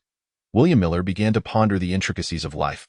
Several minutes later, boss, I recommend that you directly lobby those old-timers at the Ministry of Defense to dispatch a mixed fleet to the eastern seas of Huaxia. Destroyers and reconnaissance vessels would suffice. Let us avoid aircraft carriers to prevent an overreaction from Huaxia. And then? Wilson listened intently. Then we must undertake a daring infiltration reconnaissance. William concluded with a smile directed at Wilson. Ha ha, William, you certainly have a way with things. I shall draft the report immediately. Very well, boss. I too shall return to reorganize. Many of our infiltrating intelligence personnel are still dormant, and I need to awaken a portion of them to gather as much useful intelligence as possible. Wilson nodded and then opened his computer to begin drafting the report. While netizens engaged in fervent discussions with their foreign counterparts, the protagonist of the incident, Chu Ge, was diligently occupied with his work as usual. The telescope project had now reached the installation and debugging phase. Chu Ge, along with relevant personnel from the project team, arrived at the bunker. Approaching the bunker, around 50 kilometers away, checkpoints began to question their passage. If one was not affiliated with the bunker, they would be politely informed that entry was prohibited ahead. Chu Ge's convoy, escorted by the military, enjoyed an unobstructed journey. He observed that the closer they got to the bunker, the more military personnel were patrolling the area. Within 10 kilometers of the bunker, numerous armored vehicles could be seen scattered about, predominantly missile launchers or combined artillery vehicles for air defense. At last, Chu Ge arrived at their destination, the main complex of the bunker. Here, construction was underway in many areas, with cranes, excavators, and engineering vehicles bustling in and out. This was merely a FAAD. The surface of the bunker was to house a military encampment, serving as the main base for 4 combined brigades, which would form the outer defense of the bunker base. Beneath the encampment lay the engineering core. A massive pit nearly 2,000 meters deep presented itself before Chu Ge. From a distance, one could observe layers of underground construction taking place simultaneously, with vast voids connecting the entirety.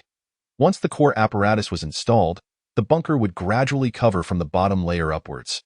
Sealing itself, the bunker resembled an inverted cone, with its core zone housing the main high-energy accelerator at the base.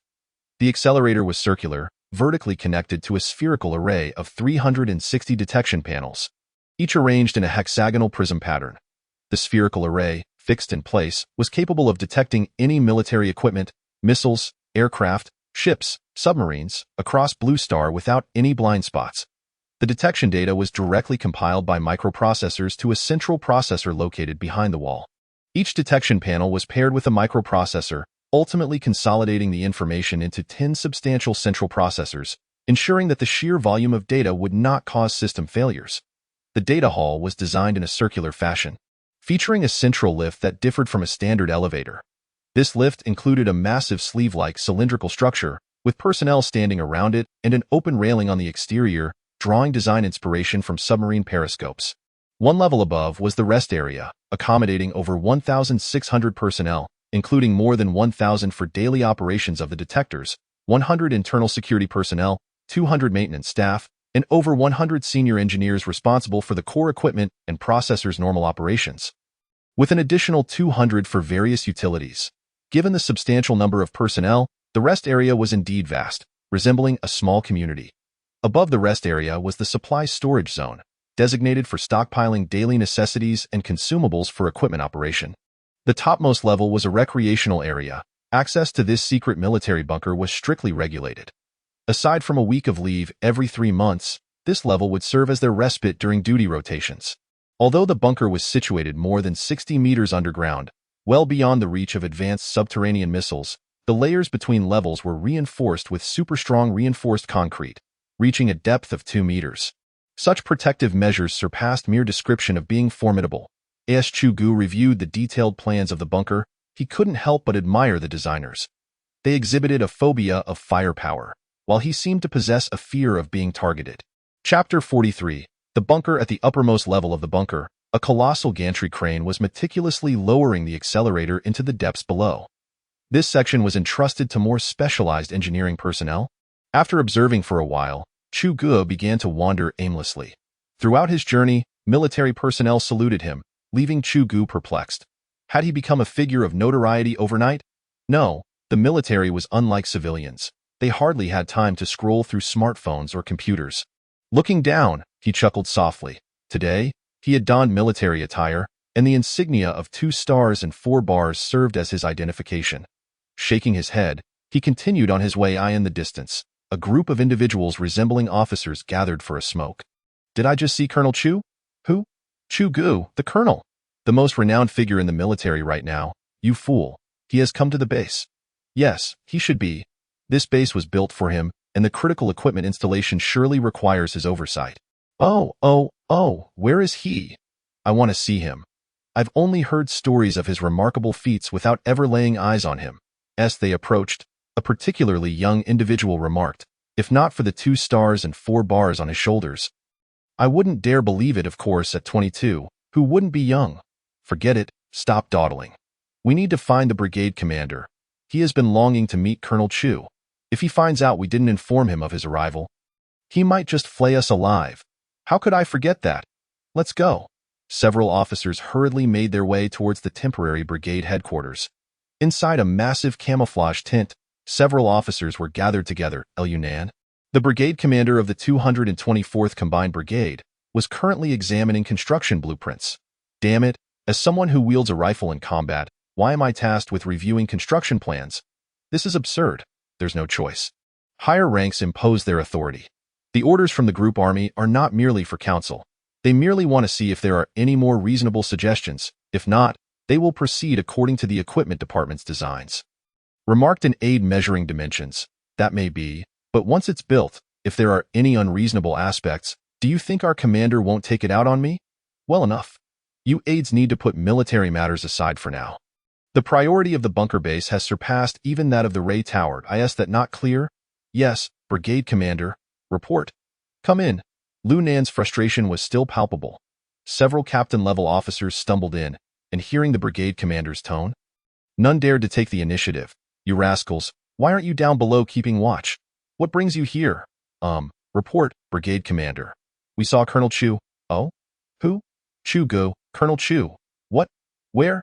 Go. Lunan wasted no time, snatching his cap and dragging several captains out. Lead the way quickly. If we can't find him, you lot will be doing a 5-kilometer armed cross-country run.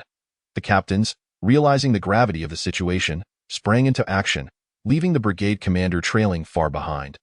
"Hey, you rascals, wait for me by now." Chu Ge was examining the concrete, curious about whether military construction adhered to the same standards as civilian structures. Logically, they should differ, yet as he touched the surface, he felt little distinction. It was a puzzling endeavor, given it was not his area of expertise. He was merely idling. Suddenly, several officers rushed towards him, halting abruptly, nearly colliding with him due to their haste.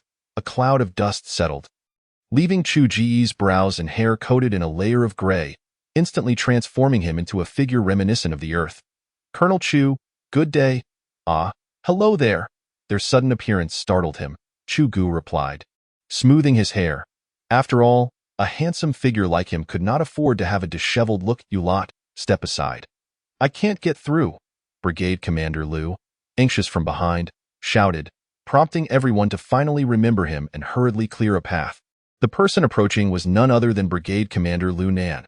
Upon seeing the young man, his eyes widened, and he quickly extended his hand to shake Chu Ge's, enthusiastically shaking it. "I finally meet the living Colonel Chu." "Ha ha, such words." Chu Ge, slightly dizzy from the vigorous shaking, finally felt Liu Nan release his hand. The commander, with eyes gleaming, straightened his uniform to render a crisp military salute.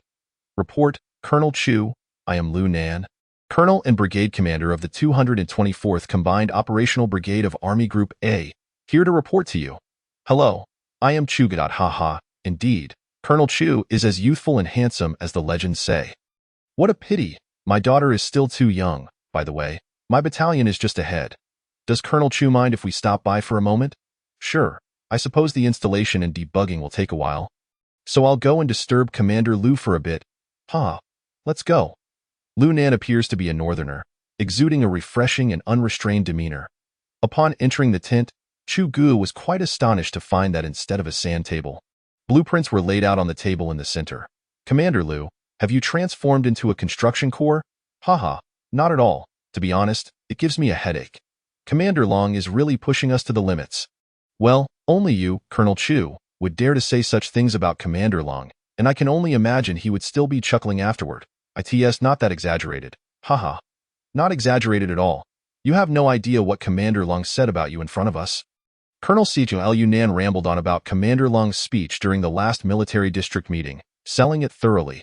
"Should I mention to Commander Long your construction corps idea?" "No, absolutely not. If Commander Long hears that I brought up such irrelevant nonsense about military development, he would tear me apart."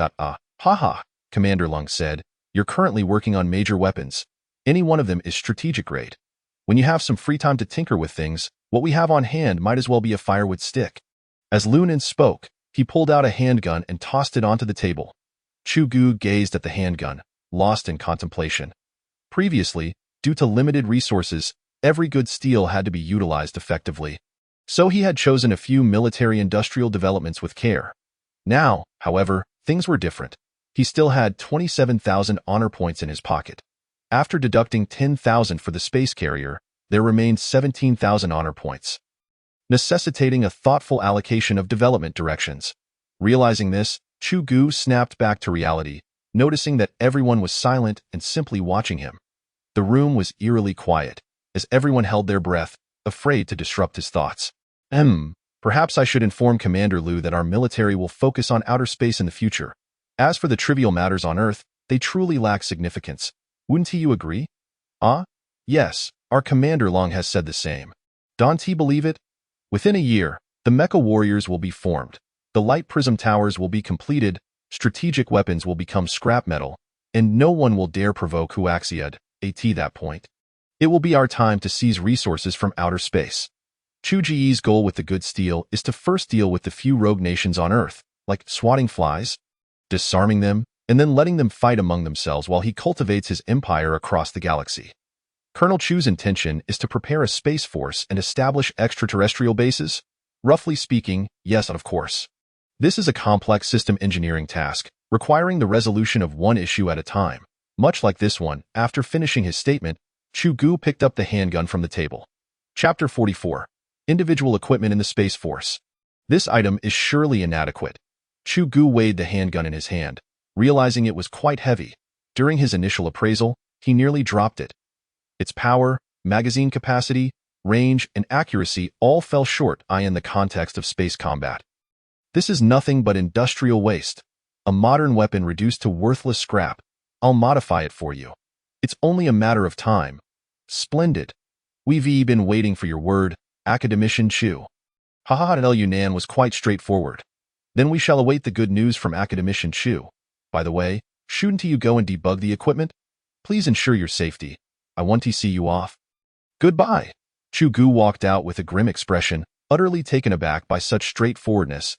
A small consolation was that the accelerator and the accompanying detection ball installations proceeded smoothly. The remaining task was the entry of related equipment into the data center. Taking advantage of the daylight, Chu Ge decided to leave early, realizing that debugging would not be feasible today, and he handed over the final touches to the Research Institute personnel, since he had made grand promises. Chu Ge prepared to fulfill them. After a thorough wash-up that evening, he sat at his desk to converse with the system. System, I still love you. I cherish the armament over beauty. Look, I haven't even paid attention to my little princess. The system may not be adept at handling the complexities of human emotions, as it remained silent for a considerable time. Shall we get to work?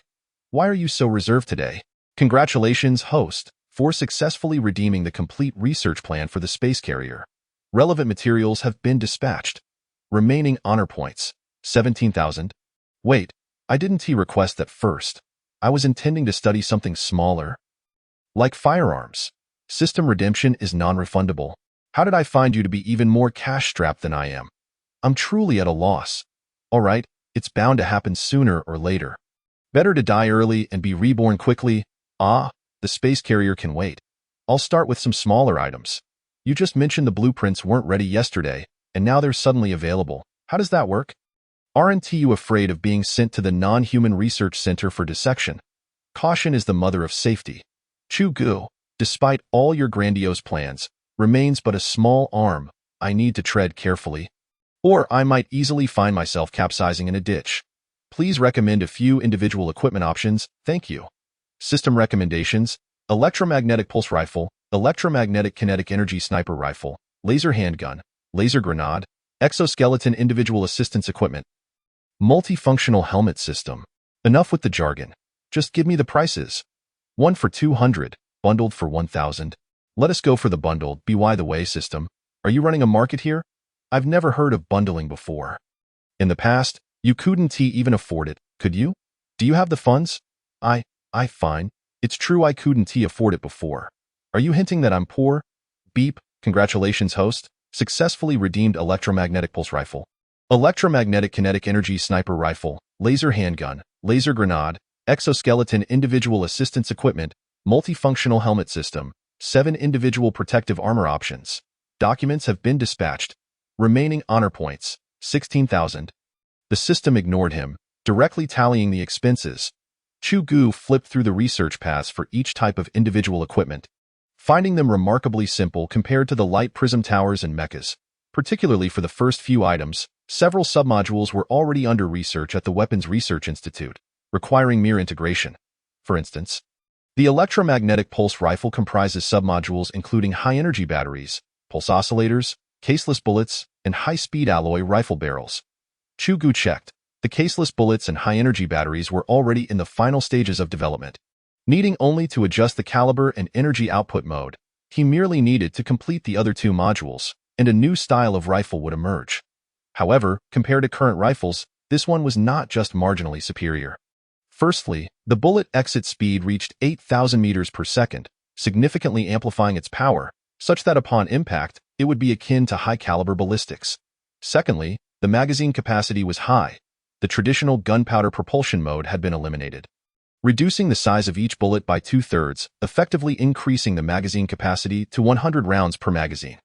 Thirdly, the firing rate was elevated, featuring 4 shooting modes: single shot, fully automatic, semi-automatic, and 4-shot pulse mode, with a fully automatic rate of 900 rounds per minute, and the pulse mode reaching a staggering 2,000 rounds per minute.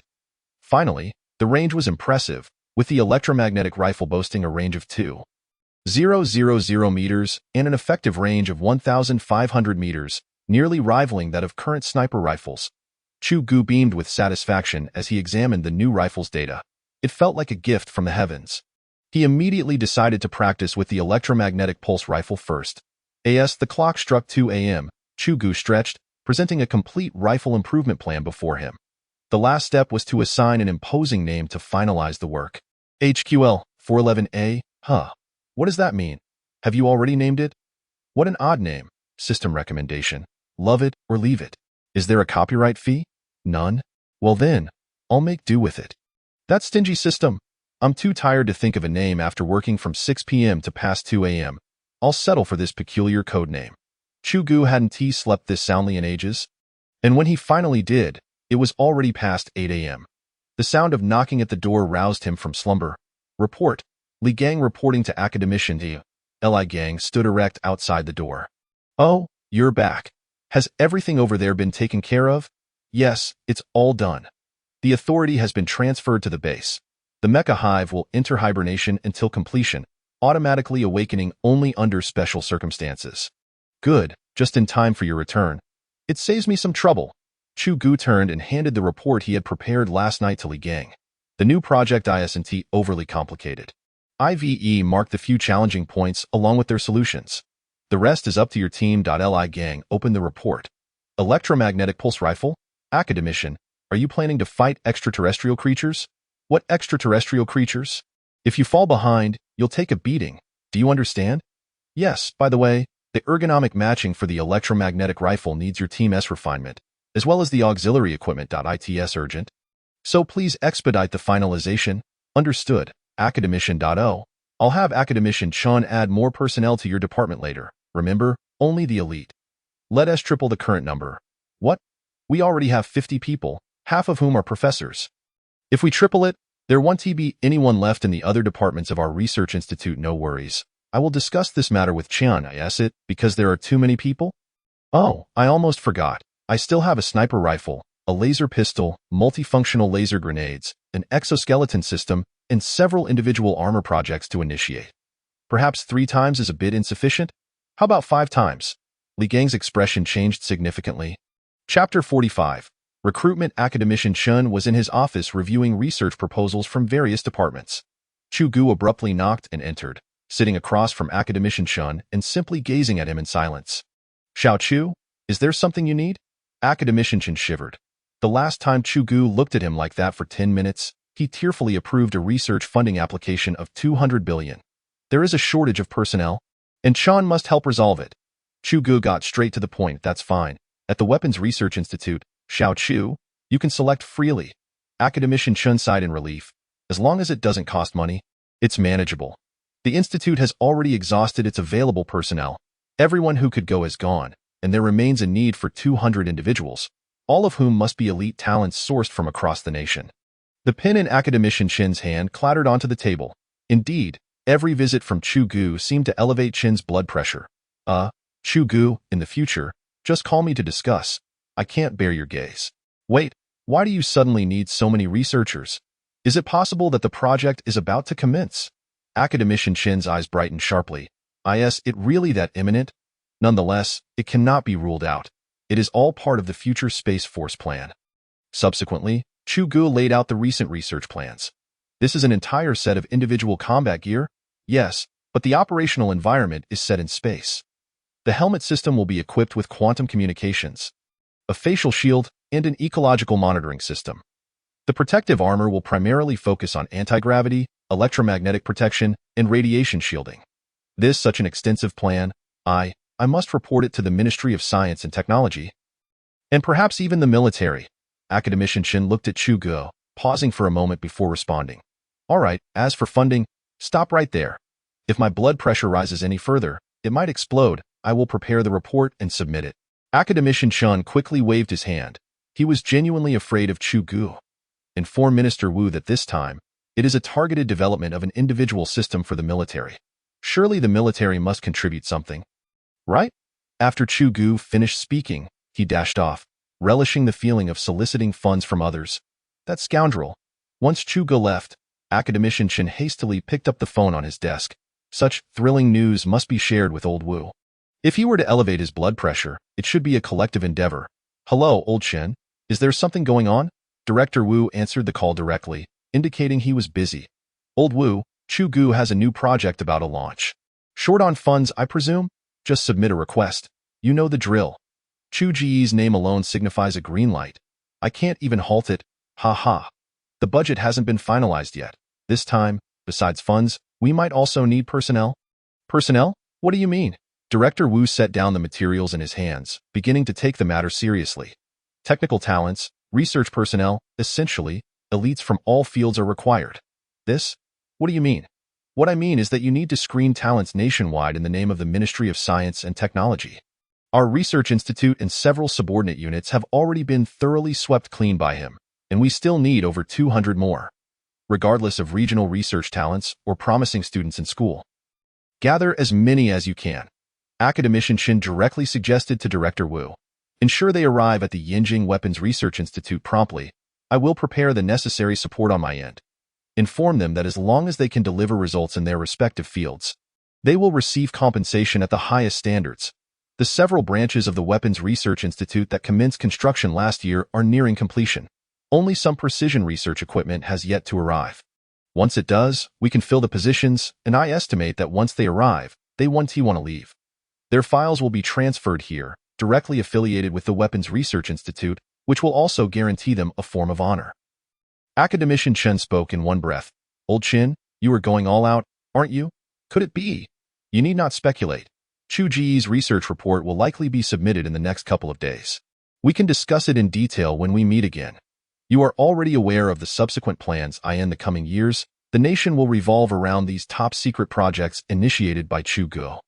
Yes, the high-ranking officials have already briefed me. Director Wu nodded. Therefore, Old Wu, we might truly witness a miraculous era. Not long from now, China will undoubtedly wield power across the seas and lead the trend of military technology. Can we afford to not give our all in this matter? Agreed. I will immediately convene a relevant meeting to finalize specific personnel arrangements. Once sorted, I will have them report to you. Excellent. Director Wu hung up the phone, pondering Academician Chen's words for a long while. Gradually, a spark ignited in his eyes, and the corners of his mouth lifted. Ha ha, great. The time to elevate our national prestige is near. In the following days, scientific workers and graduates from relevant universities across China experienced an unforgettable and unique event in a certain electronic research institute in Province N. Old Lu. Have you seen the red-headed document from the Ministry of Science and Technology today? I have seen it. It states that experts in related fields must report to the Yinjing Weapons Research Institute within 3 days, with all procedures streamlined. You are one of our institute's top students. Specifically named in the document, the best research institute in the country has extended an olive branch. Your days of rising are not far away. Zhao Gong, you are just flattering me. The document mentions not only researchers. Have you seen that senior engineers are also included in the special recruitment range? Do you think you can escape? Haha, why do you think the country is organizing such a large-scale gathering of US? I've heard that this time, it's not just our unit. Nearly all brother units have received notifications. Is that true? If so, there must be a significant project underway. Shoo, this is not mere speculation. We will find out once we go, right? The seemingly ordinary conversation between Dr. Liu and Engineer Zhao was echoing across the vast expanse of China at a prestigious engineering university in City H. Yin Tianhao was a graduate student in the Department of Astrophysics, distinguished by his imaginative thinking since childhood. With unwavering determination and passion, he had arrived at his current position.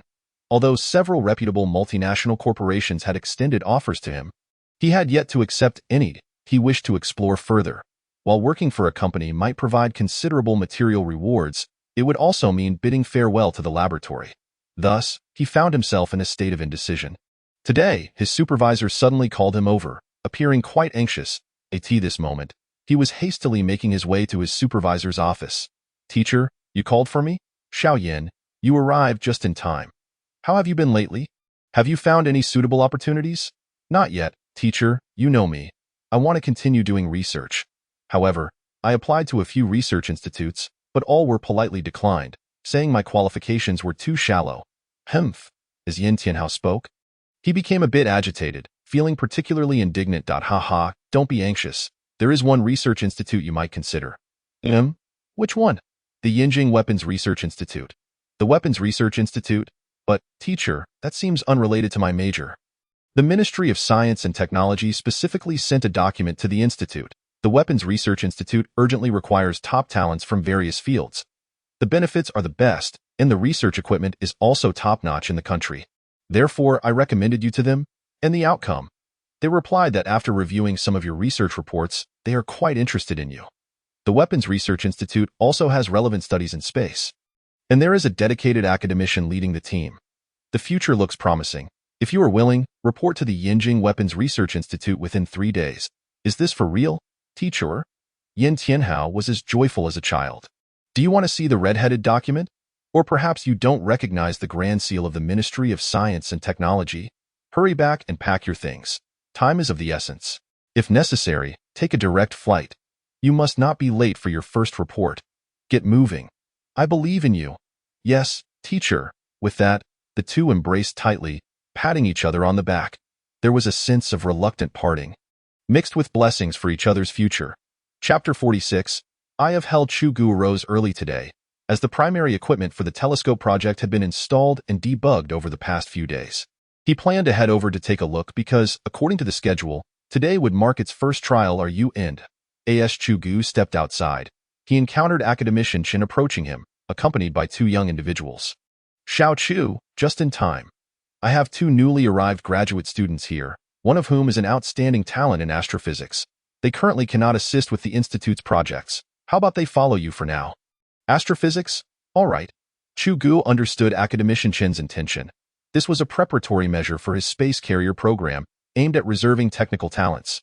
Realizing this, Chu Ge readily agreed. Academician Chen was indeed thinking ahead.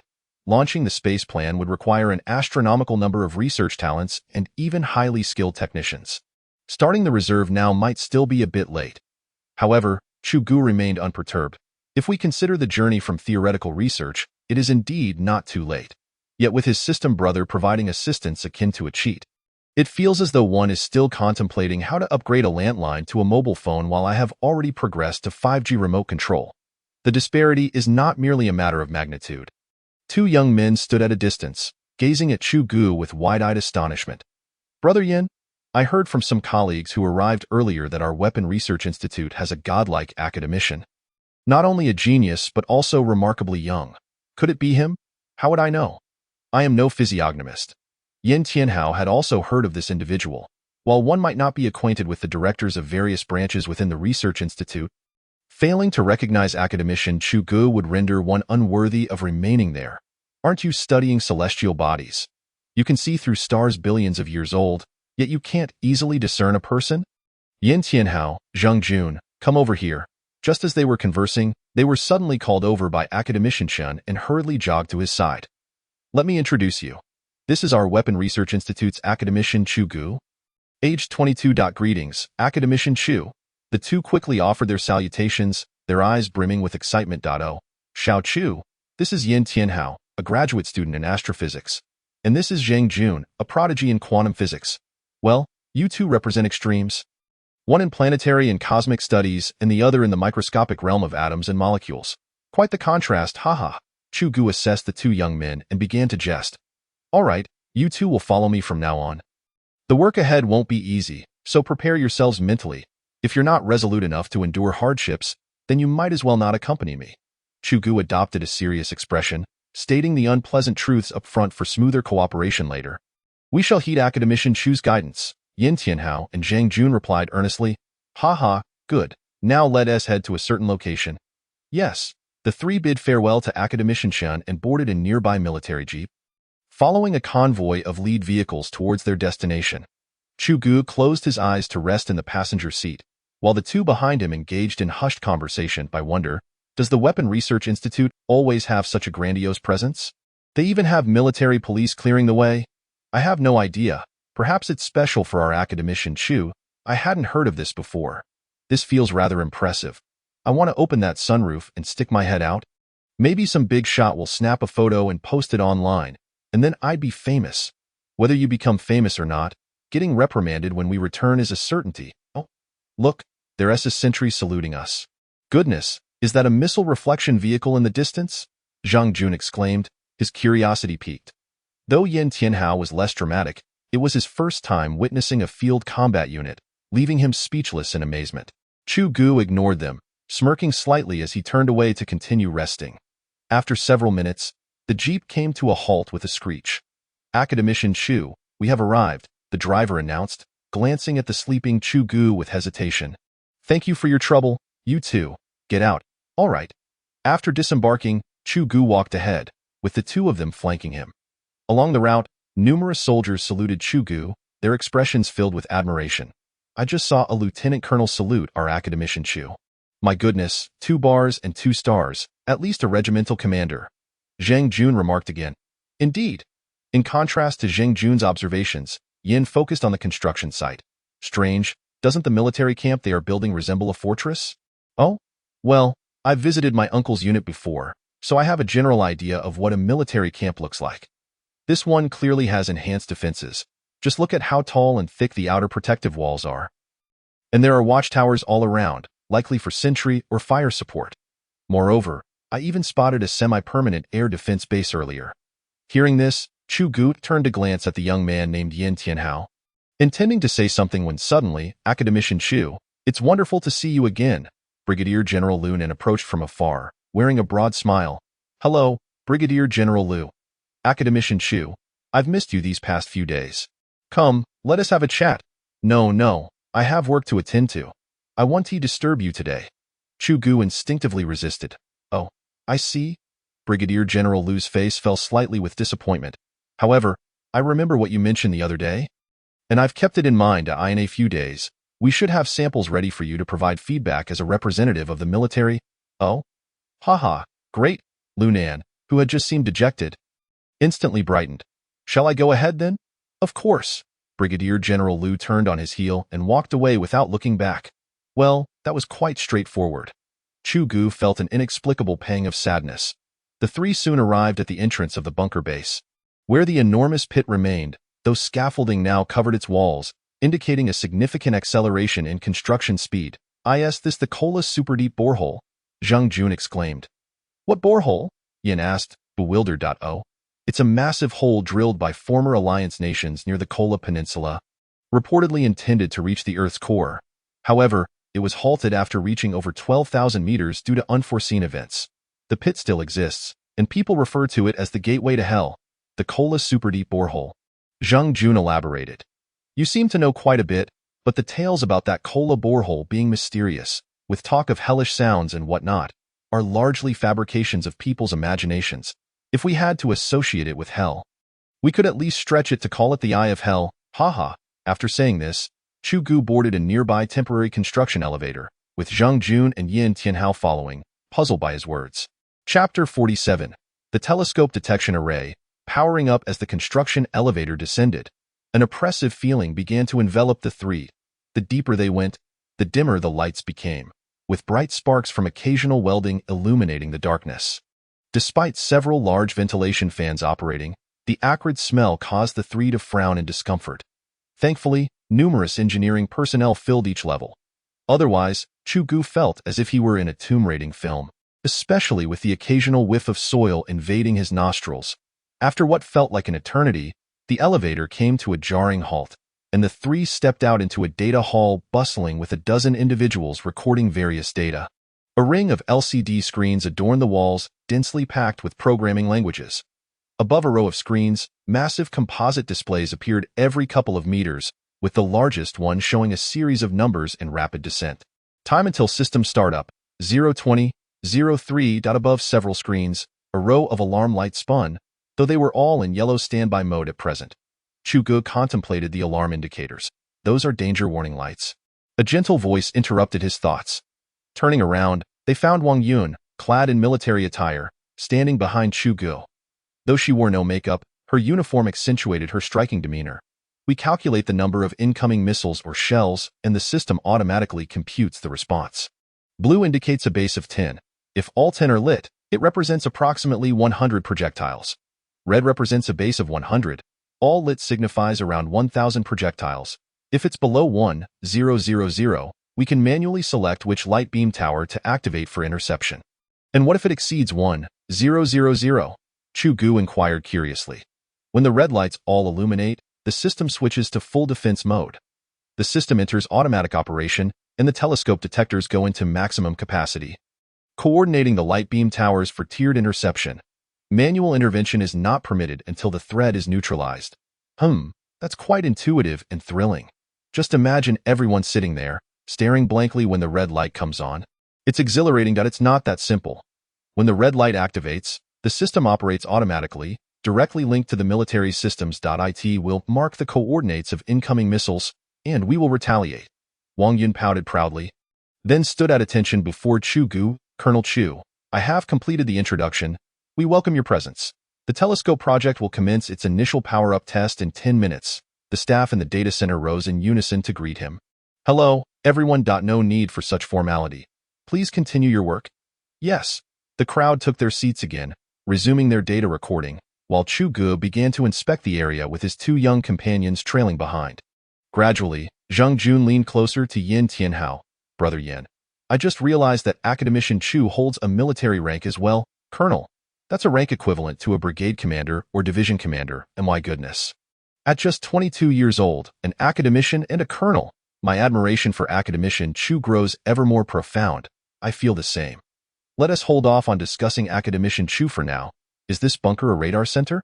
It seems so, but given its scale, it must be a national-level missile defense center. I saw in the news that Huaxia has been testing missile defense technology.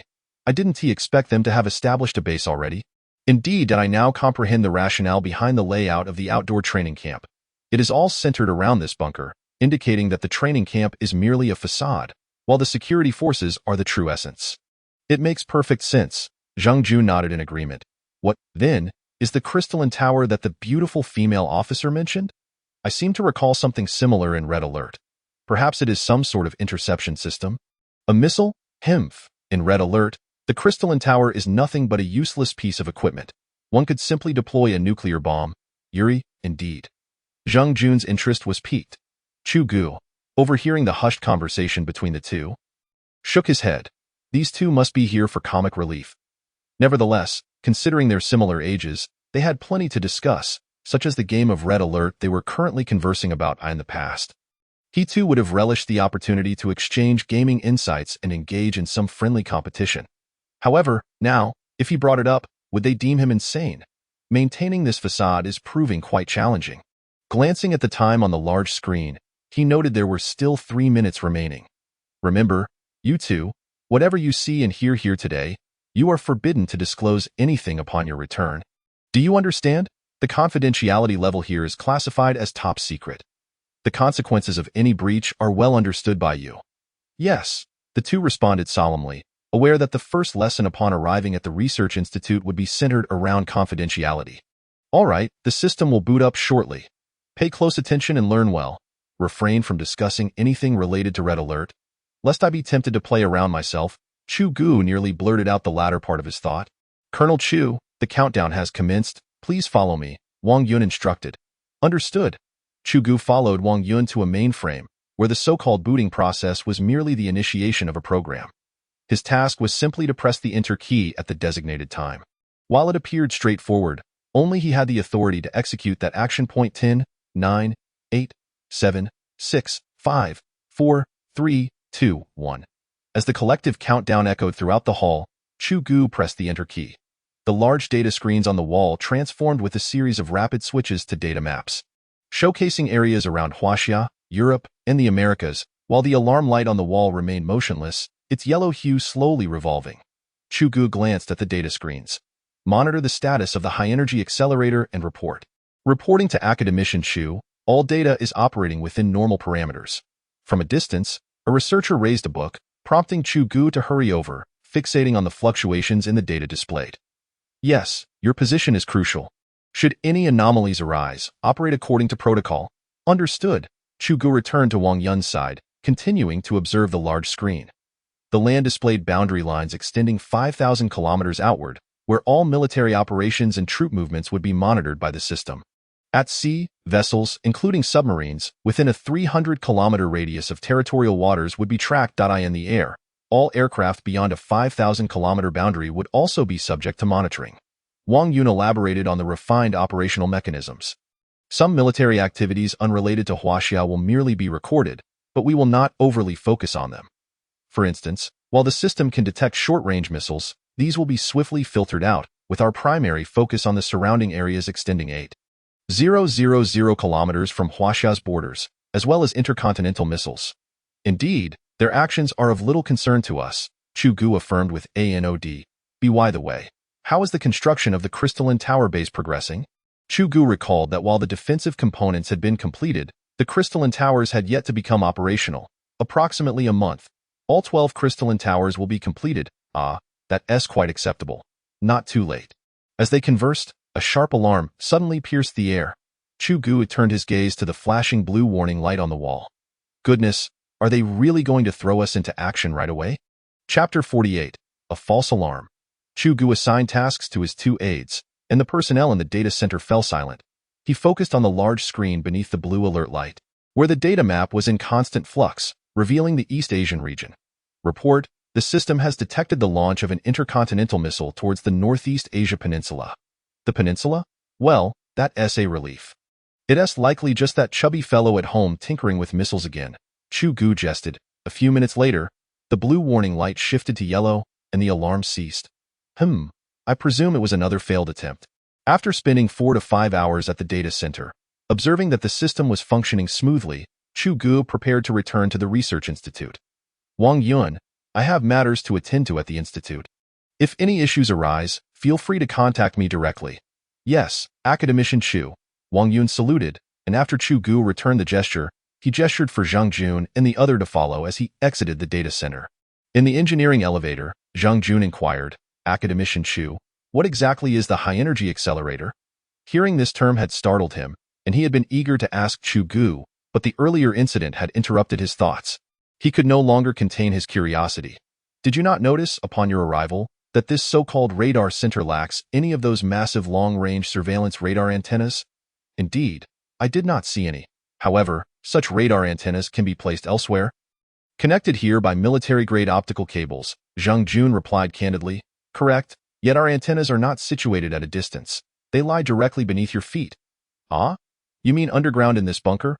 Precisely. This is the first time I've heard of underground radar systems.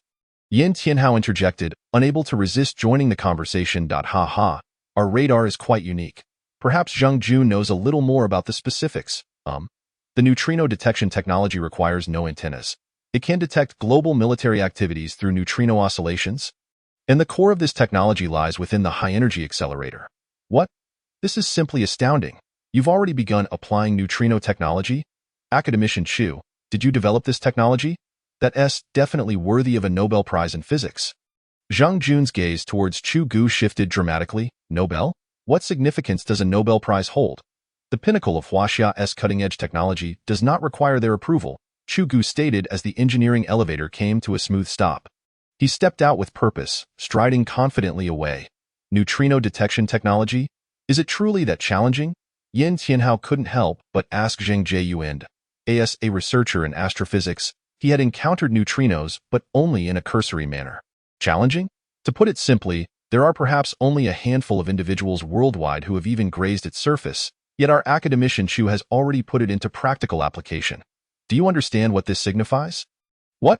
Huaxia stands at the pinnacle of quantum physics. With that proclamation, Zhang Jun too walked with newfound pride. Yin Tianhao observed their retreating figures, feeling a surge of energy coursing through his being. He clenched his fist tightly and hurried to catch up with Chu Ge. Academician Chu, upon returning to the Weapons Research Institute, please assign us tasks. Everyone is busy conducting research, and I feel we cannot afford to be idle for even a moment. This was his heartfelt sentiment. He felt as though he had suddenly discovered his purpose in life, especially with a resplendent beacon guiding him ahead. Chu Ge glanced back at this promising student, calculating that he was likely a few years older than himself, and he understood the urgency within Yin Tianhao's heart. Patience is key in our endeavors. We must proceed slowly. Tianhao, I shall address you by your first name, so please do not take offense. Chu Ge slowed his pace, adopting a mentor-like demeanor. Knowledge knows no bounds. The worthy are the true teachers. He had gradually grown accustomed to the admiration others held for him. As an accomplished astrophysicist, have you ever delved into the topics of cosmic velocity? Anti-gravity systems or warp drives? The seemingly casual inquiry left Yin Tianhao momentarily speechless. He had anticipated Chu Ge might lean towards Zhang Jun's study of quantum theory, but was taken aback by the sudden inquiry into his field of expertise. After a brief contemplation, he responded somewhat apprehensively. The first cosmic velocity is 7.9 kilometers s, while the second cosmic velocity, known as escape velocity, is 11.2 kilometers s. In simpler terms, it refers to the speed required to break free from Earth's gravitational pull and orbit within the solar system. The third cosmic velocity is 16.7 kilometers s, which can be understood as the speed necessary to escape the sun's gravitational influence and navigate through the galaxy. Indeed, Chu Ge nodded in acknowledgement. He then gestured for the two to enter the vehicle. Once inside, he instructed the driver to return to the research institute before turning to Yin Tianhao. Continue. As for anti-gravity, it essentially involves the utilization of two opposing electromagnetic fields to create a potential difference, which, when applied to an object, can counteract gravitational effects, achieving a state of levitation. Continue. Chu Ge nodded with satisfaction, appreciating Yin Tianhao's succinct explanation. Although he might have to provide a slight correction later, the fundamental physics concepts he presented bore a superficial resemblance to the theories within his advanced system, with the majority representing either a blank slate or an entirely contradictory knowledge structure. Thus, for a considerable period thereafter, Chu Ge was convinced that his system father hailed from an extraterrestrial civilization, one that was at least several magnitudes more advanced than contemporary human society. As for the warp drive, that seemed entirely like a plot device from a science fiction novel, didn't it? Ha ha!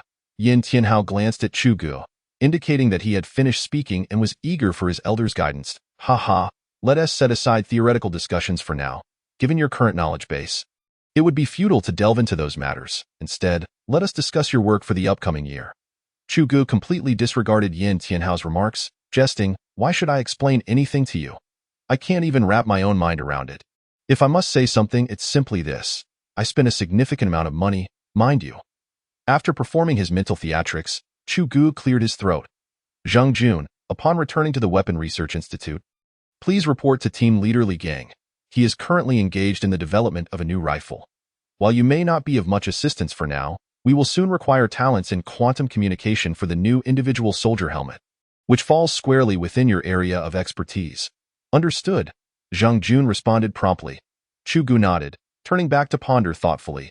After waiting for 10 minutes without any further instructions from Academician Chu, Yin Tianhao could no longer contain himself. What about me, Academician Chu? Oh, you will join the preliminary planning team for the aerospace carrier. First, I need you to develop several subsystems for me. I will provide you with the specific blueprint later. Aerospace carrier? Yin Tianhao stammered, momentarily doubting whether he had experienced a bout of tinnitus, leading to auditory hallucinations. Not only Yin Tianhao, but Zhang Jun also widened his eyes, glancing at Yin, who was still digging in his ears. Brother Yin, did we just hear the words aerospace carrier? Yin Tianhao ceased his ear digging and vigorously nodded. Wow, that's incredibly exciting, Zhang Jun exclaimed, causing the driver to shudder, abruptly swerving the military jeep, nearly losing control before stabilizing. In the future, try not to be so startled. Your exuberance nearly cost you your voice, Chu Ge remarked, still feeling apprehensive. Indeed, it refers to the aerospace carrier within the interstellar fleet, which will also encompass several escort ships and transport vessels, ultimately conducting interstellar exploration in a mixed fleet formation. Chu Ge had already reached a definitive conclusion regarding the matter. With that, he ceased to engage with him further and returned to his slumber. But, I wish to join the aerospace carrier project, Zhang Jun lamented internally. Yin Tianhao, observing Zhang Jun's expression akin to constipation, felt a surge of smugness. After approximately 20 minutes, Chu Ge and his companions returned to the research institute. You two, follow me. I will take you to the laboratory to meet some people. Certainly, Academician Chu. Zhang Jun and Yin Tianhao fell into step behind Chu Ge, resembling loyal guardians. At the Individual Equipment Weapons Experiment Center of the Weapon Research Institute, Li Gang was meticulously assembling the newly arrived modules. After a few minutes of clicking and clacking, a uniquely designed new rifle emerged before everyone's eyes. The electromagnetic pulse rifle was coated in a matte gray finish, with the barrel seamlessly integrated into the body. The rear end of the rifle featured a no-drag design, merely accompanied by an adjustable telescopic component to allow users to customize it according to their preferred stance. The front portion of the stock eliminated ejection ports, adopting a fully enclosed structure which was slightly thicker at the front, likely due to the incorporation of a high-energy battery and an oscillator. The upper section housed a composite rail system, which had yet to be fitted with a sighting component. Viewed from a distance, if the front barrel were retracted and the trigger removed, it resembled an elongated rectangle. Team leader, this rifle looks impressive, of course. Who do you think designed it? A nearby team member remarked with admiration. Academician Chu, no less. The mech warriors are practically child's play. This creation is not something one simply dreams up. As Li Gang was about to turn around to offer praise, he caught sight of Academician Chu entering with two youthful students in tow. Academician Chu, over here, Li Gang swiftly called out, his demeanor lively. Chu Ge, feeling somewhat drowsy from the car ride, perked up at the sight of the impressive firearm in Li Gang's grasp. Is this the prototype of the electromagnetic pulse rifle? Indeed, Academician Chu. The most crucial modules have been assembled. However, the sighting device is yet to be determined by you. We have reserved a rail for it, and based on our data calculations over the past few days, we have selected a 10mm caliber for the caseless ammunition. Originally, the Research Institute had designed the new rifle to be in 7.62mm caliber, which necessitated a remolding process, thereby delaying progress slightly. We should receive samples tomorrow, allowing the electromagnetic pulse rifle to be essentially finalized. After Li Gang spoke, he confidently patted the rifle's body. A green light electrosight will suffice for the sighting device, as clustered lasers facilitate our ability to concentrate fire on targets. Moreover, green lasers perform better than red ones in low-visibility environments. The electrosight is intended to provide target designation for infantry supported by heavy firepower. Future iterations can be improved based on the first-generation weapon, such as adding various new auxiliary kits, grenade launchers, and so forth. Understood. Oh, and please reach out to Wang Yun later, instructing her to have a few personnel from the 224th Brigade verify the rifle's performance tomorrow. If the military finds it satisfactory, we can archive the design, submit it, and inform their arsenal to commence trial production. Chu Ge straightforwardly outlined Li Gang's next steps, without any unnecessary elaboration, as if reading from a pre-written script. Although the essence was similar, the scriptwriter was from the military-industrial system. Zheng Jun, come here. This is Li Gang, the head of the Individual Soldier System Research Group. You will be following him from now on. Chu Ge turned to awaken Zheng Jun, who was engrossed in a mental connection with the electromagnetic pulse rifle. Oh, okay. Academician Chu. Zheng Jun replied while stepping forward to Li Gang. Report to Team Leader Li. I am Zheng Jun, a graduate student in quantum physics from Yinjing University. I look forward to your guidance. A junior. Come. Since we are alma mater, there is no need for formality. I actually have a project I would like to discuss with you. Chu Ge observed the two quickly becoming acquainted and engaging in lively discussions. Feeling a sense of satisfaction, the academic atmosphere at the Weapon Research Institute had always been commendable, and he hoped they would spark not only intellectual, but also romantic flames. No, the sparks of diligent work.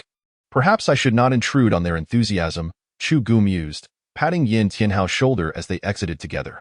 Academician Chu, is that new rifle also your masterpiece?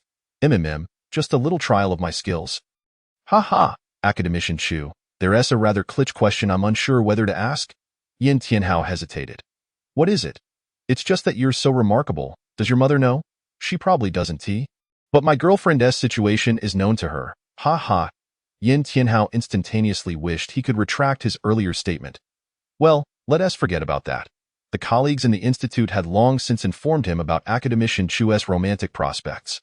Having such a girlfriend, if I were in his shoes, I suspect my mother would be oblivious to many things, and that would be of little concern. Tianhao, let us put the boasting aside for now. I just want to emphasize that one should always look forward. Whether you believe it or not, I may have once lagged far behind you. You study astrophysics, so you should be aware of the evolutionary process of stars. From obscurity to brilliance and finally to dimness. The last phase of dimness can lead to a few outcomes. One collapses to a certain extent, redeeming itself to become a supernova or the beginning of another star.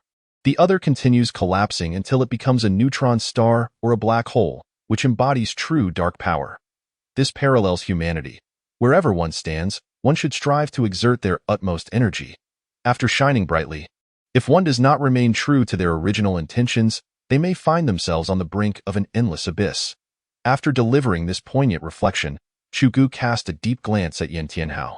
Whether a prodigy or an ordinary citizen, certain opportunities indeed require a touch of sensibility.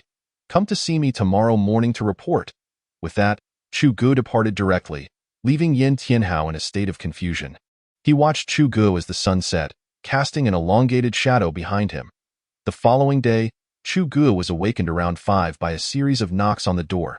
He opened it to find a vibrant Yin Tianhao waiting outside, prompting Chu Ge to regret his attempts at brainwashing the previous day. After a swift kick, Chu Ge turned back to resume his slumber. He was utterly exhausted, having stayed up until 2 in the morning the night before. The work on Li Gang's end was largely completed, and next, he intended to have Li Gang prioritize the development of the helmet system. Despite its seemingly modest appearance, it was, in fact, quite intricate. Chu Ge had scrutinized the remaining projects for the individual soldier system the previous day. This helmet system was the most complex, needing to integrate a head protection shield, life support system, communication system, and even a night vision system. Among these subsystems, aside from the relatively straightforward night vision system, the others required a comprehensive new blueprint. Otherwise, Li Gang and his team would be entirely in the dark. Thus, upon returning from the laboratory, Chu Ge began to write fervently, ignoring Yin Tianhao's calls for lunch. He was deeply engrossed in his work when his departure felt like an unwelcome interruption. After napping for another 2 hours, Chu Ge had no choice but to rise. Hunger had set in. Freshening up, he stepped out of his dormitory to find Yin Tianhao waiting for him outside. "Good morning, Academician Chu. It is indeed early, and I must apologize for my previous absence. I stayed up until the early hours yesterday, and I am relying on these few hours this morning to recuperate. No worries, no worries. I was unaware that you had worked so late yesterday." As they conversed, they walked towards the cafeteria of the Research Institute. After queuing and obtaining their meals, Chu Ge began to devour his food ravenously, turning what should have been a simple breakfast into an experience reminiscent of a grand banquet. While the battlefield had yet to be cleared, he heard Li Gang bellowing for him. "Academician Chu, the personnel from the 224th Brigade have arrived and are insisting on seeing you." "Understood. Please attend to them for now. I will be there shortly." "All right." Chu Ge briskly finished the remainder of his meal and, accompanied by Yin Tianhao, made his way to Li Gang's laboratory. From a distance, Chu Ge could already hear the booming voice of Brigade Commander Liu. "You could have simply sent someone over to try out the firearm. Why did you come in person?" "Of course. Ever since you mentioned it yesterday, I've been itching to give it a go. So as soon as I received the news today, I rushed over without delay." "Where's the gun?" Brigade Commander Liu showed no signs of hesitation. He was accustomed to the back-and-forth banter with Chu Ge. "Haha, the gun won't run away. Li Gang. Have the shell-less bullets from the Research Institute arrived?" "Report, Academician Chu. They were delivered early this morning." "Good. Then we can test the firearm. However, our laboratory lacks a shooting range, as this individual combat systems lab has only just been established." Chu Ge frowned, prompting Brigade Commander Liu to speak up. "A shooting range is not an issue. While my situation is rather complicated and may not be suitable, the 223rd Brigade has a designated area outside the bunker base." "All right then, Li Gang. Take the electromagnetic pulse rifle and head to the shooting range." "Yes." 10 minutes later, Brigade Commander Liu eagerly awaited the arrival of a large metallic box, which required 2 individuals to carry. Chu Ge cast a glance at it, noting it was secured with a code. "Can I take a peek?" Brigade Commander Liu sensed that his opportunity was slipping away. "Haha, you can't wait even an hour? Come on, my esteemed Brigade Commander." After Chu Ge finished speaking, he and Li Gang, along with a few others, departed in several military jeeps, while Brigade Commander Liu helplessly shook his head and instructed the soldiers to follow closely behind. Thus, the convoy set forth towards the shooting range in grand fashion. At the perimeter of the bunker base, the training grounds of the 223rd Combined Battalion awaited the arrival of Brigade Commander Gu Jianhua, who had been anticipating Chu Ge's arrival. The name of Colonel Chu had long since resonated throughout the military. However, as his brigade had only just been deployed to this location, there were numerous tasks that required his attention, and he could not immediately visit to pay his respects to Chu Ge. Fortunately, upon receiving a call from Lu Nan, he learned that Chu Ge was bringing new weapons to the shooting range for testing. Excitedly, Brigade Commander Gu praised Lu Nan over the phone and arrived early to wait. After a few dozen minutes, a convoy appeared in the distance, kicking up a cloud of dust as Chu Ge and his party finally arrived. Greetings, Colonel Chu. I am Gu Jianhua, Brigade Commander of the 223rd Digital Combined Operations Brigade. Before Chu Ge could disembark from the vehicle, Brigade Commander Gu's deep voice resonated from outside. Hello, Brigade Commander Gu. I am Chu Ge. After returning the salute, Chu Ge studied Gu Jianhua, who, despite his shorter stature, boasted a robust physique, and his deep-set eyes reflected the unique determination of a soldier. A pair of strong hands grasped Chu Ge's, shaking it firmly. Is this how soldiers greet one another? Chu Ge mused internally. Chu Ge, the two brigade commanders are ahead. Let us proceed towards the training grounds. Colonel Chu, could you first share some basic data about the new rifle with us? Brigade Commander Liu inquired, rubbing his hands together. Certainly. The electromagnetic pulse rifle measures 95 centimeters in length, weighs 3.2 kilograms when unloaded, utilizes shell-less ammunition, has a range of 2,000 meters, an effective range of 1,500 meters, a magazine capacity of 100 rounds, and employs a 10-24mm caliber projectile, boasting significant power. It features 4 firing modes with a maximum rate of fire of 2,000 rounds per minute. That is the general data.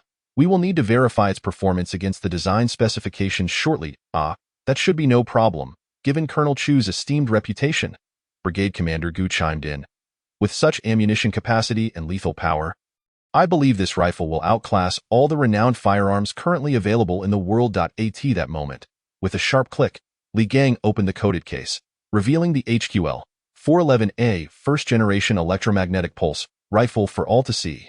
After a lengthy inspection, Brigade Commander Liu, bent over as if scanning the object, finally remembered to touch it, his calloused hands delicately gliding from the muzzle to the butt, as if he were caressing an infant. Oh, what is this small display screen?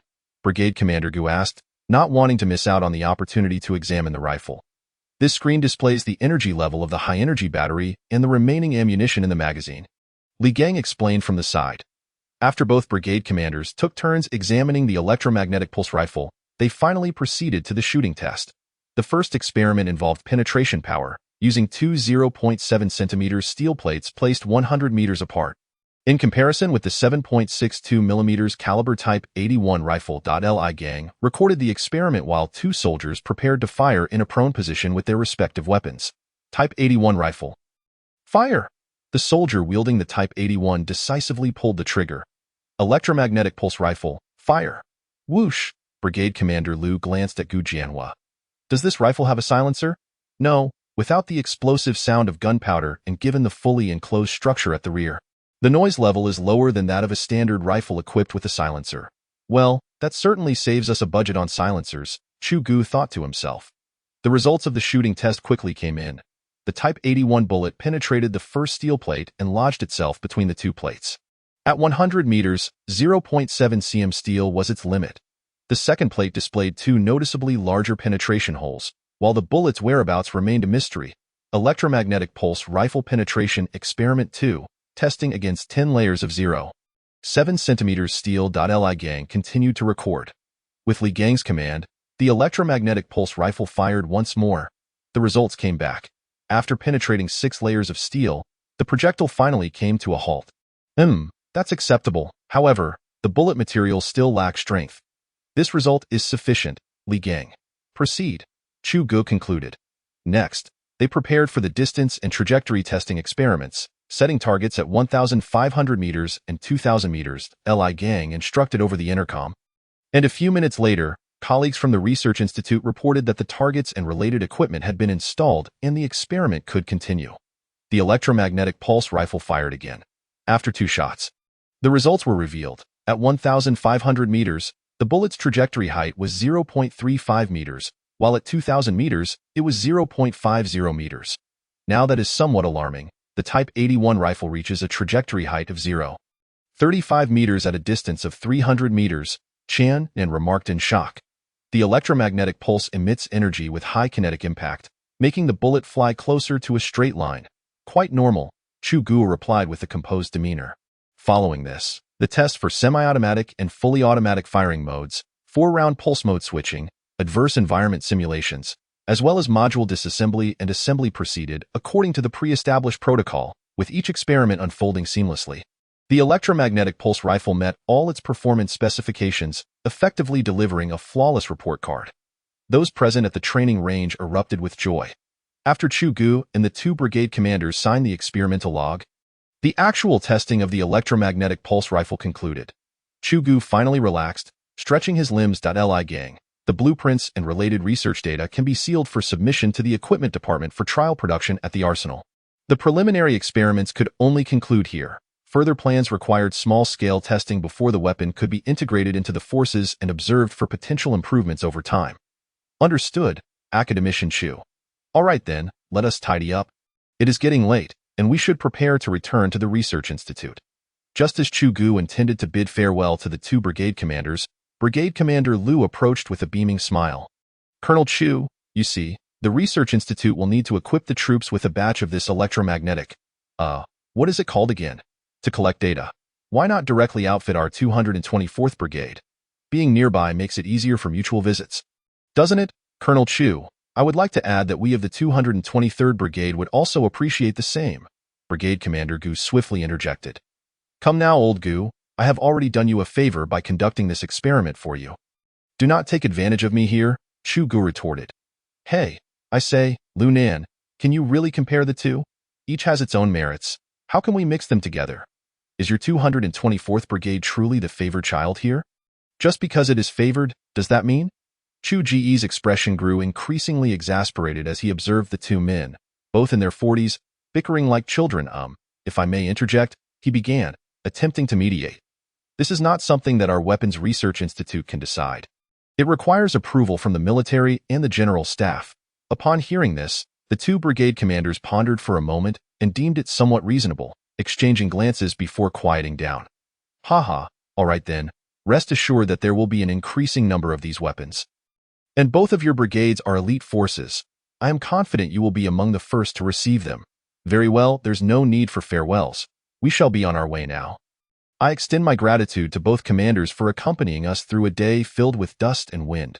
After Chu Ge exchanged handshakes and farewells with the 2 commanders, he waved at Yin Tianhao, prompting everyone to board the vehicles. The convoy hurriedly set off towards the research institute. Inside the vehicle, a cheerful Chu Ge pulled out his phone and clicked on Dilariba's avatar. Recently, he had learned to be proactive, occasionally reaching out to the princess to avoid forgetting during busy times, lest she flash her teeth at him again. Your Highness, are you busy? Quite good. You've been performing well lately. Of course. One must learn from past lessons. Right? Haha, oh dear. I'm preparing a new song. The Magic City Music Festival is just over 40 days away, and I haven't made sufficient preparations. The music festival? Chu Ge was somewhat familiar with this event, which held considerable renown in Asia, attracting even popular stars from each country and our country. By the way, do you have time? I have a great spot, and I miss you, Dilariba murmured softly, falling silent afterward. And Chu Ge recognized that the girl had become shy again. That shouldn't be a problem. I'll arrange my schedule. Shall we meet then? Chu Ge calculated that the Prism Tower would be fully constructed in a month, and he would certainly need to find time to check on it before integrating it with the telescope. He had to finalize the design blueprints for the helmet system and several subsystems of the space battleship in the next half-month. Time was indeed tight, and he would have to forsake sleep and food once more. Who would have thought that after acquiring an impressive military-industrial system, I wouldn't even have time to woo a girl? Chu Ge self-deprecatingly mused, drifting off again. He needed to recover a bit before things got too dire, akin to the tragic figure in Memorial of the Troops. Upon waking, he discovered that only he and Yin Tianhao remained in the vehicle. Leaning over, he noticed Yin Tianhao engrossed in an academic report on black holes. Academician Chu, you're awake. Team Leader Li saw that you were exhausted and instructed us not to disturb you. He has gone to report the experimental results to Elder Chun. Where's Zheng Jun? Go find him and bring him to my office. I suddenly remembered there are a few matters I need to discuss with him. Understood. The communication system within the Helmet project, along with one of the core devices of the space battleship, would utilize quantum technology, thus it was time to refine the quantum project. As Chu Ge pondered, he made his way towards the Research Institute's office area. A quarter of an hour later, Zheng Jun rushed in, panting. Academician Chu, you called for me? Yes, I have 2 tasks to assign to you. First, The helmet in the individual soldier system needs to be equipped with a quantum communication system. I will provide the specific process plan and blueprint report by tomorrow. Second, you are to coordinate with the most authoritative quantum experts in the country to assist in transforming the existing quantum computer bin Yuan-C NAN into a super quantum computer suitable for the space battleships application. The detailed modification plan will be given to you in a few days. Yes, Academician Chu, regarding quantum communication, the Chinese Academy of Sciences has already been researching it, but they are currently facing two challenges, the relay and the distance attenuation of quantum entangled states. I am aware, so I will present you with solutions to these issues tomorrow. What? Academician Chu, have you already overcome these two challenges? Zhang Jun stared at Chu Ge, his expression contorting as he nearly blurted out, "Are you even human?" Chapter 52. Mass production of electromagnetic pulse rifles. Are these two particularly difficult? Chu Ge abruptly inquired, leaving Zhang Jun nearly exploding from shock. What drives the progress of civilization? It is merely the birth and breakthrough of new technologies. I am merely transitioning from the steam engine to the internal combustion engine. Hey, are you sure? Is it really you? Sorry, I couldn't hold back. The system seamlessly connects. What is yours is mine, brother. We are like conjoined twins, do you not remember? That doesn't sound like a good phrase. Well, go on and keep boasting. Chu Ge instantly lost interest, waving Zhang Jun away. Checking the time, he realized it was almost mealtime and decided to visit Academician Chen for a bite. 5 minutes later, at Academician Chen's office. Elder Chen, I've arrived. How have you been lately? Chu Ge beamed with a smile. Ah, Xiao Chu, you're here. I was just about to look for you, Dado. Regarding the electromagnetic pulse rifle, isn't it already finalized? The military leaders were very satisfied with the experimental data and immediately requested equipment from the General Equipment Department. They suggested I consult you first to gauge the cost. How much do you estimate it will be per unit? Not expensive. I estimate it will be around 1 million Huaxia coins each. Academician Chen's face twitched, and he said nothing. Chu Ge casually picked up an apple from the coffee table, savoring it while glancing at Academician Chen with his captivating eyes. Then, what is the planned quantity for the first batch of this verification type? Academician Chen took a breath and continued his inquiry. 4 synthetic brigades, considering 7,000 personnel per brigade, that would be 28,000 units, rounding it up to 30,000. Just like that, several hundred billion Huaxia coins vanished. All right, let us finish eating and wrap up. The two walked side by side toward the cafeteria. By the way, Elder Chen, are you familiar with the Chinese Academy of Sciences? Fairly familiar. Why do you ask? Oh, it's nothing. I just need to lure all their quantum computing experts over here, Chu Ge said casually, as if he was merely picking a scallion from the garden. Xiao Chu, I can't shake the feeling that it won't be long before you dominate the field. Haha, it appears Elder Chen can crack a joke too. Ha! Chu Ge laughed heartily, which prompted a soft chuckle from Academician Chen as well. By the way, Elder Chen, I plan to develop the helmet for the individual soldier system in the coming days. As for the quantum communication aspect, I'll let Zhang Jun take the lead on that tomorrow. Xiao Chu, go ahead and do it. You're given special permission. Regarding the quantum computer experts, very well, tomorrow I will call Director Wu to arrange it. Academician Chen responded to Chu Ge after a moment's thought. Thank you, Grandpa Chen, you little rascal. Over their time spent together, Chu Ge had come to regard Academician Chen as a grandfather. Chu Ge's biological grandfather was a martyr who sacrificed his life during the conflict against Old Me, leaving him devoid of a grandfather's love and care during his childhood. Academician Chen, in his own way, filled that void. It was a warmth across generations. The two finally set aside work and shared light-hearted conversations over dinner. For some reason, Chu Ge found tonight's meal exceptionally delectable. After parting with Elder Chen, Chu Ge returned to his dormitory, prepared some Red Bull, and began working late into the night. He aimed to resolve the quantum communication issues, while the quantum computer matters could wait until the experts arrived. Chu Ge enjoyed the fruits of his labor, as completing tasks allowed him to immediately proceed with the next steps, which had its advantages, significantly reducing safety risks. After all, the system's output was of utmost importance. Even a minor leak could be a grave error. Thus, after finishing his 4th can of Red Bull, he finally completed his work plan for the evening. As the clock ticked past 2 a.m., the Red Bull could no longer stave off sleep, and Chu Ge slumped over his desk, snoring softly. The next day, Chu Ge promptly delivered the solutions to the several challenges of quantum communication to Zhang Jun. Zhang Jun, in a hurry, dashed off to the laboratory without any exaggerated gestures. For him, there was no time for astonishment. If these issues that had perplexed quantum research experts for ages were resolved, the allure for him would be immense. Moreover, quantum communication was crucial for Chu Ge's space plans. The harsh conditions of space, including strong electromagnetic radiation, cosmic rays, and solar winds, posed high demands on communication systems. Two of the prominent features of quantum communication, high security and strong anti-interference capabilities, were precisely what Chu Ge required.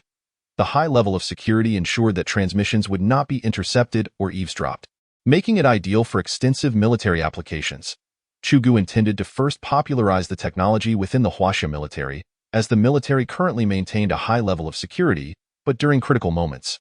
He preferred not to be disturbed, ready to address any potential threats. Of course, once the fleet was formed, communication among ships in space would also necessitate this technology. After finishing breakfast, Chu Ge jogged a few laps around the artificial lake, feeling as though his body had been drained after a month of high-intensity work. Once the helmet system was completed, he planned to visit the Prism Tower base for a quick inspection and a chance to rest. Chu Ge resolved to do so.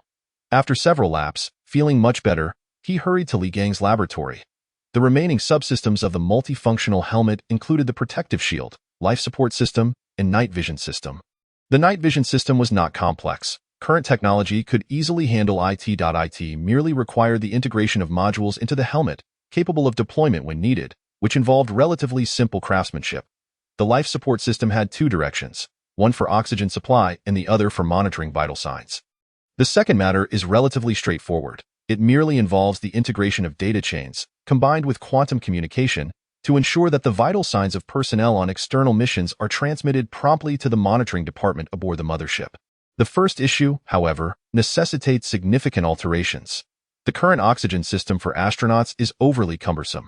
Although a substantial portion of its complexity stems from precautions against space radiation, it is still excessively intricate and requires considerable downsizing.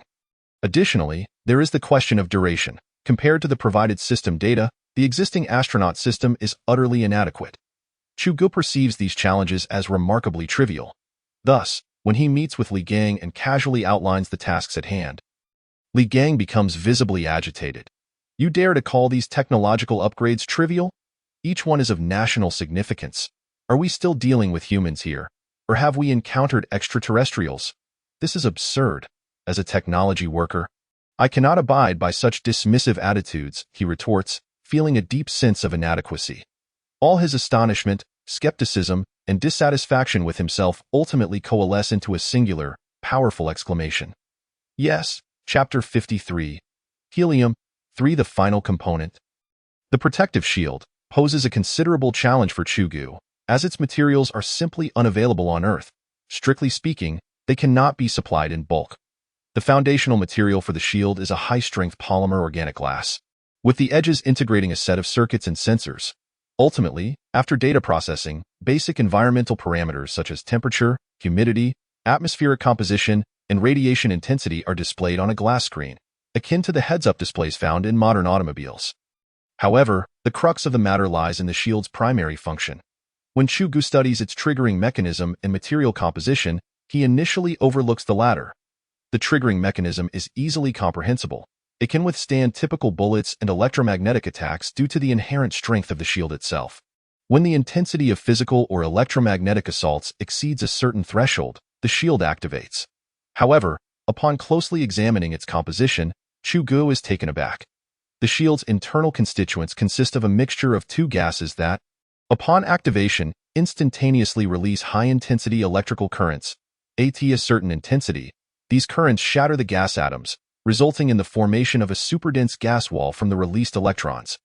This wall possesses an exceptionally high density, capable of defending against any attack, rendering the user temporarily invincible. But of course, this shameless mode of defense can only be employed once, as the energy supply is sufficient for a single activation. Following the system's provided equations, Chu Ge deduces that these two gases are, in fact, helium-3 and helium-4. A sense of unease washes over him. Finally, when he informs Professor Chen that he requires 1 ton each of helium-3 and helium-4, the gravity of the situation dawns upon him. Helium-3? 1 ton? Xiao Chu, I can pull strings for you to acquire funds or personnel, even if it means halting other projects at the Research Institute. However, the entire planet's confirmed reserves of helium-3 amount to only 500 kilograms. Where do you expect me to procure 1 ton? Forget 1 ton. Even 1 kilogram would be a challenge. What? No, wait. I remember helium-3 being quite familiar. But I can't quite place it, though. There is a place where the reserves are extraordinarily abundant, practically everywhere. Where? On the moon. Chu Ge was furious and immediately sought to demand a refund from the system. Hey, wake up. What kind of nonsense is this? We don't have helium-3 here. Is this not consumer fraud? The system defaults to the assumption that helium-3 is exceedingly abundant. What? Is your hometown the moon? Chu Ge felt a chill run down his spine. What on earth is the moon?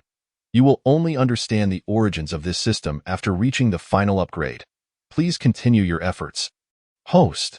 Wait a moment. Let us set aside the upgrades for now. You expect me to use this protective shield, which consumes an entire battery, costly, hidden here, for a single activation? And you call it simple? Why not just employ a light shield, particle shield, or physical shield? Why go through the trouble of a fanciful gas shield? The system defaults that this activation mode is the simplest and most effective, primarily due to the abundance of materials. Abundant, my foot. Helium-3 is scarce on this blue planet. Even if you mined every last bit, you'd only find 500 kilograms for a mask. Are you not concerned they might take me and you for research? Oh, and one more thing. I can't comprehend why an ordinary bulletproof mask wouldn't suffice. Why the complexity with shields and all? Just to prolong a life. 1. The application of the superdense gas shield extends beyond mere survival. It can also be utilized for large-scale defensive barriers for battleships and even interstellar fleets, with costs and effects being commensurate, requiring the fleet to mobilize a super-strong electrical current to maintain it. Effectively capable of withstanding a single lethal strike from an enemy's ultimate strategic weapon. 2. The system defaults that the life of the shield's user is incredibly valuable and should not be easily sacrificed. If your planetary population is vast and lives can be casually discarded, it is not mandatory to equip individual soldiers. The system does not intervene. 3. No refunds. After patiently listening, Chu Ge was astonished. Wow, it seems like this system has never spoken this much since its inception. Remarkable. Yet, he recalled the system's dismissive attitude, which seemed to belittle human rights. What did it mean that the lives of its original masters were incredibly valuable? On Blue Planet, regardless of how other nations fare, lives in Huaxia must always hold equal worth. The more he pondered, the angrier he became, until he couldn't help but exclaim, You? Let me ask you, do you have a mother? The system defaults that origin questions require an upgrade. Chu Ge capitulated. This entity was impenetrable in its defenses, rendering his inquiries futile. After a series of operations, he dejectedly returned to his office.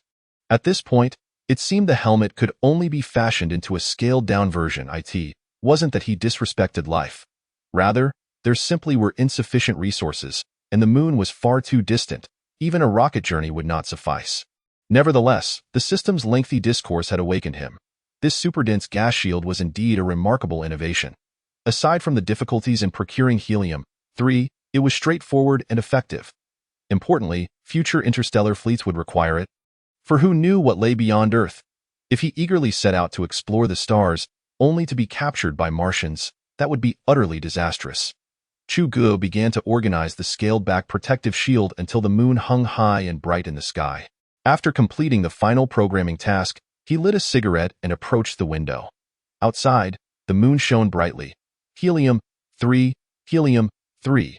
If his memory served him correctly, it was a very clean fuel and the ideal energy source for nuclear fusion. A super energy source indeed. Now he stood at a crossroads, faced with two choices.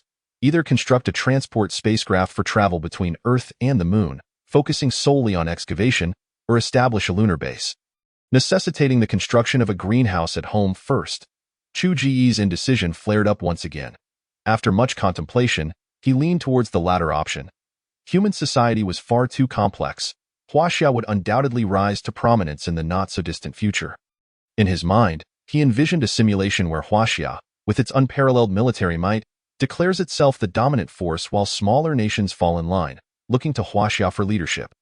However, there would always be those dissenters and neighboring countries historically at odds with Huaxia. Perhaps on the surface, they would acknowledge Huaxia as the leader, but behind closed doors, who knew what they were plotting? Their behavior was akin to that of rogues, espousing one thing while acting in opposition. He found it hard to believe that these nations would submit obediently. Thus, the question arose. If a foolhardy nation provoked Huaxia, would there be a call for bloodshed? And if so, what would the repercussions be? It was difficult to predict. Chu Ge modeled the worst-case scenario. He could not hope to obliterate their military might or colonize their citizens and territory.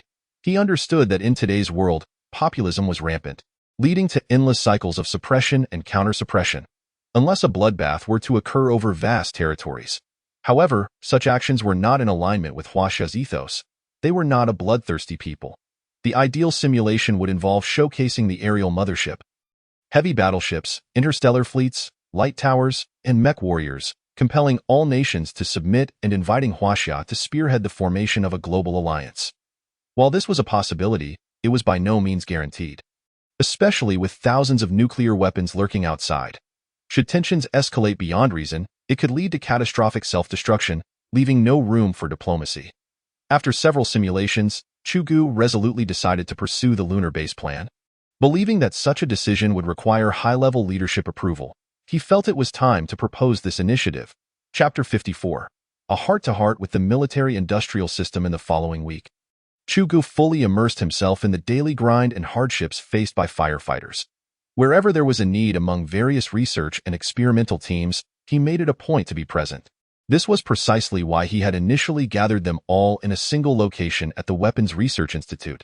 If they were scattered across the country, it would have necessitated the summoning of Soul Blade, leading to a chaotic situation. Gradually, the Weapons Research Institute began to exhibit peculiar scenes.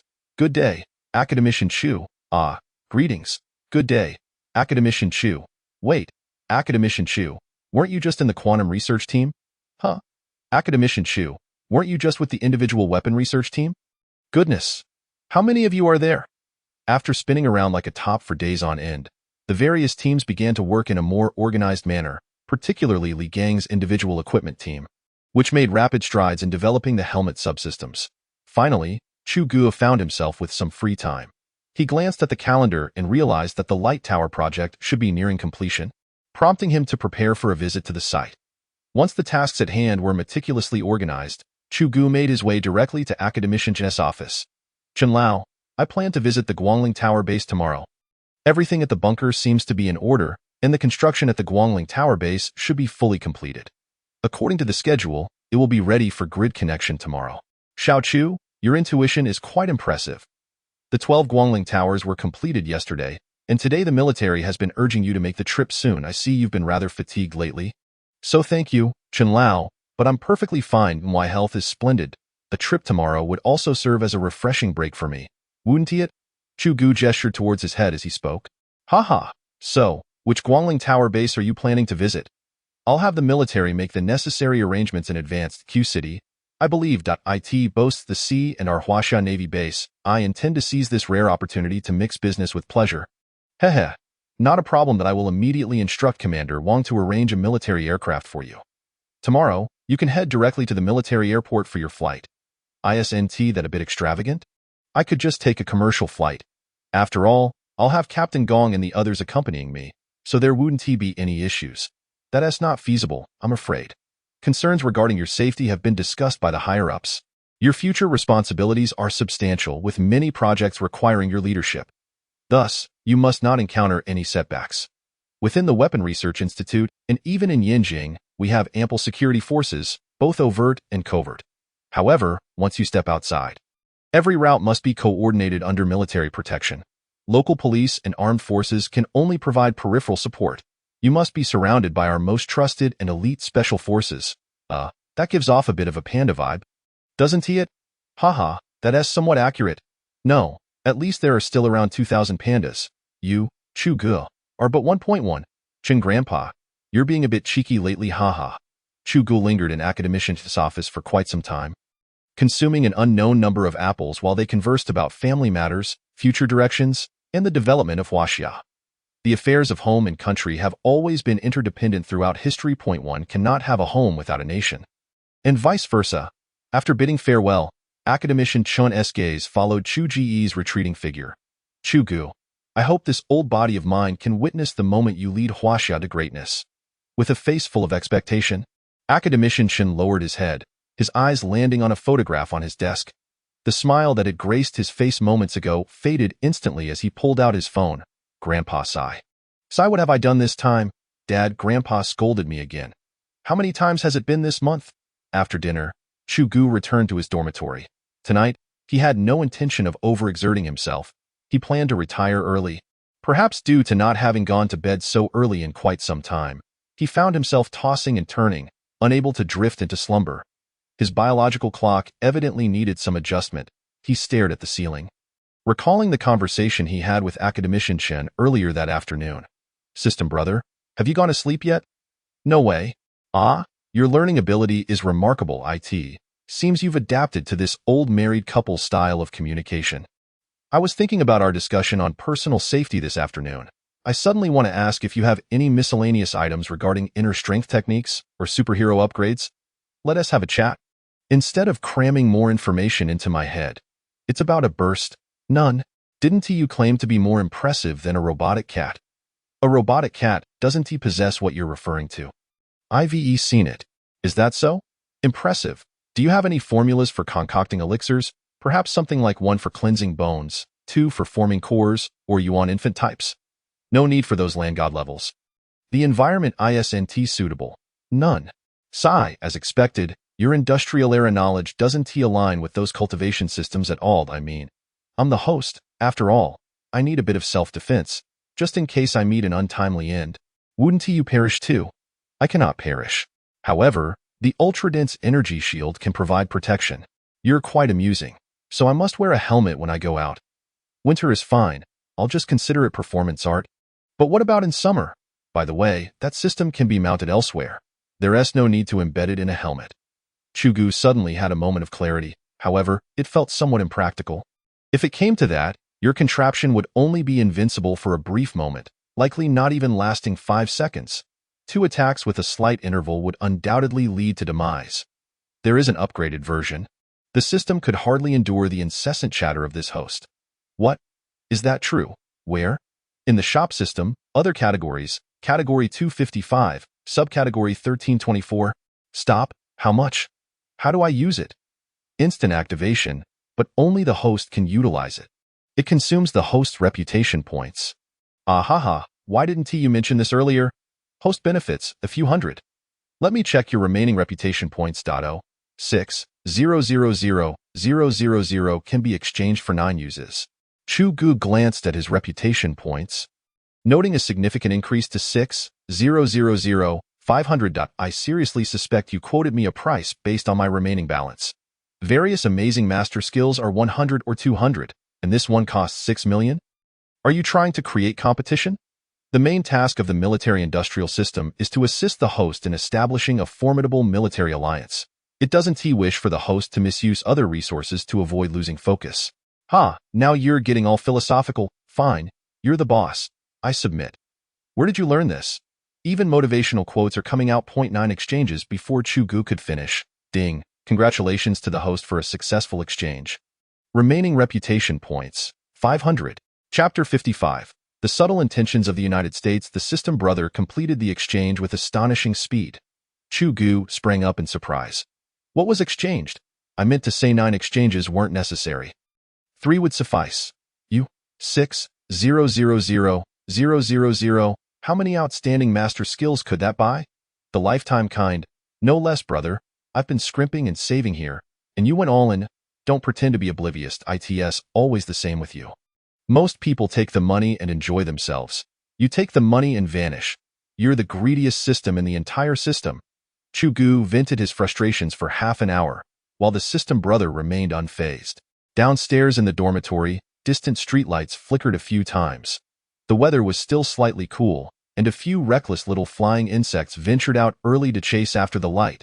By Chu Ge's window, a shadow of a fist-waving figure was cast upon the screen.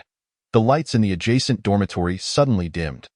The common folk of Huaxia had completed another day, either loving or bickering in their homes. Truly living.at this moment, in the United States, it was precisely 7 a.m. Along the banks of the Potomac River, the vast parking lot of the Pentagon was gradually filling with vehicles. John Wilson arrived early at the intelligence office. Unusually excited that day. Leaning against the office door, holding a steaming cup of coffee, he cast his gaze at several striking figures in the office, mentally calculating who he might ask out next. "Hey, boss, you're here quite early today." William Miller, carrying a brown briefcase, greeted his boss while pulling out his chair. "Hi, William. You're looking particularly agreeable today." Every time you speak like that, it must mean you're in a good mood." "Haha, you know the reason. Come, let us talk in my office." John Wilson diverted his gaze and slowly returned to his seat, picking up a few photographs his subordinates had handed him the previous day, squinting at them while occasionally sipping his coffee. "Boss, any good news coming in?" William entered the office, standing in front of the desk, adjusting his tie knot. "Regarding the satellite reconnaissance photos of those mysterious structures in Huaxia that you mentioned last time." John set down the photographs, glancing over them as William hurriedly picked them up and began flipping through them one by one. From the photos, it appeared that these 5 structures shared a consistent appearance. Are there only these 5? Based on this size ratio, they're circular structures with a diameter of 50 meters. For now, we've only identified these 5 locations. Perhaps there are others yet to be discovered. Let us see what we can deduce from these photos. William Miller adjusted his position, sitting down, and began marking the coordinates of each photo on a standard map of Huaxia. Though several locations appeared unremarkable, he pointed out to his boss, "Look, disregarding the 2 structures in the upper half, the 3 below seem to be arranged in a regular pattern, and their distances should be approximately equal, roughly 3,000 kilometers apart. There's definitely something significant here, but perhaps the mystery is about to be unraveled." John no longer focused on the map, comfortably reclining in his chair. The destroyer Martin and the electronic reconnaissance ship Victory will arrive in the eastern seas of Huaxia in about 15 hours. "Oh, so those young masters have finally arrived." William Miller smirked. "Ha. I am quite fond of your appellation for them. This time, they will conduct close reconnaissance approximately 160 nautical miles off the coast of Huaxia. The Huaxia Navy will undoubtedly shadow them closely. Hence, they will seek an opportune moment to deploy high-altitude stealth drones to conduct reconnaissance and capture photographs of these locations. The Victory is merely a cover." "Oh, William, what do they call this tactic in Huaxia?" "Feigning an attack in the east while striking in the west."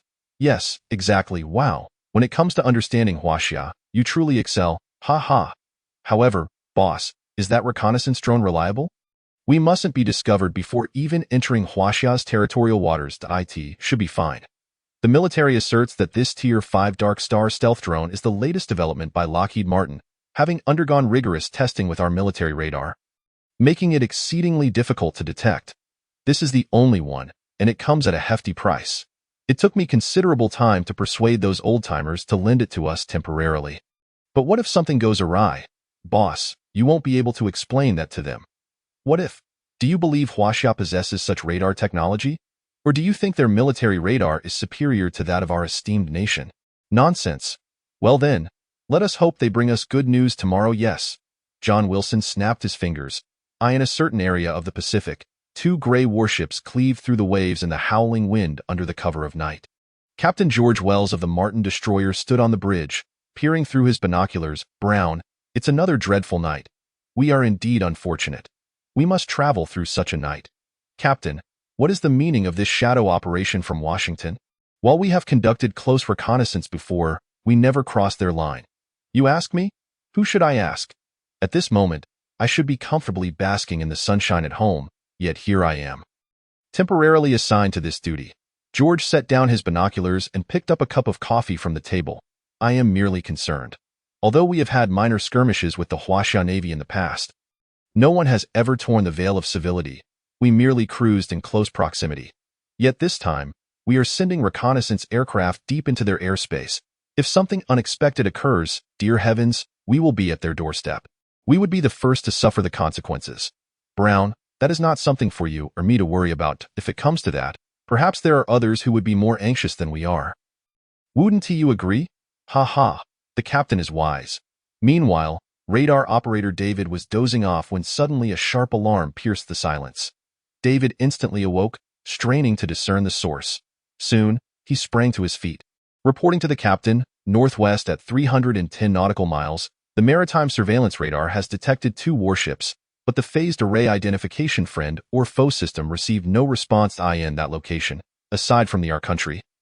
It could only be the Huaxia Navy, and the our country's vessels would have long since returned home to rest. Brown. Our old friends have come out early to greet us. Oh my God. Are they not sleeping? Chapter 56, Confrontation 1. Simultaneously, a similar scene unfolded aboard the destroyer Shining. After reporting the surface targets, Captain Chu Ge picked up the ship's phone. Yanshan, this is Shining. Received. Shining, please proceed. 2 unidentified vessels detected in the southeastern maritime area, presumed to be foreign ships, heading towards our eastern waters. Maintain close observation. Maintain close observation. Understood. Yanshan, 2 immaculate white warships, one behind the other, hastened towards the target area.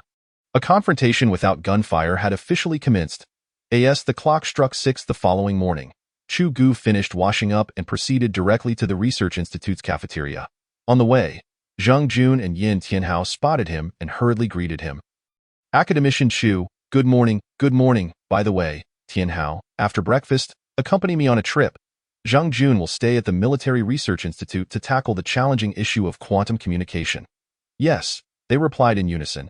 Oh, and Zhang Jun, the experts in quantum computing should be arriving in the next couple of days. Coordinate with them, and if there are any difficulties with quantum communication, feel free to consult a few of the experts. Yes. Where are you headed, Academician Chu? Zhang Jun inquired, rubbing his hands as he approached Chu Ge with a curious expression. To the Prismatic Tower base. Today, the Prismatic Tower project will officially go online. Ah, the Prismatic Tower base? I want to go too. Why do good things always fall to Yin Tianhao? Why am I always the one left out? Watching Chu Ge walk away, Zhang Jun stood frozen in place, filled with regret. 20 minutes later, several military jeeps rolled out of the Research Institute's entrance in succession. Outside the gate, 4 duty vehicles and 4 motorcycles from the Beijing Traffic Police had long been waiting. After merging with the convoy, the motorcycles led the way while the duty vehicles brought up the rear.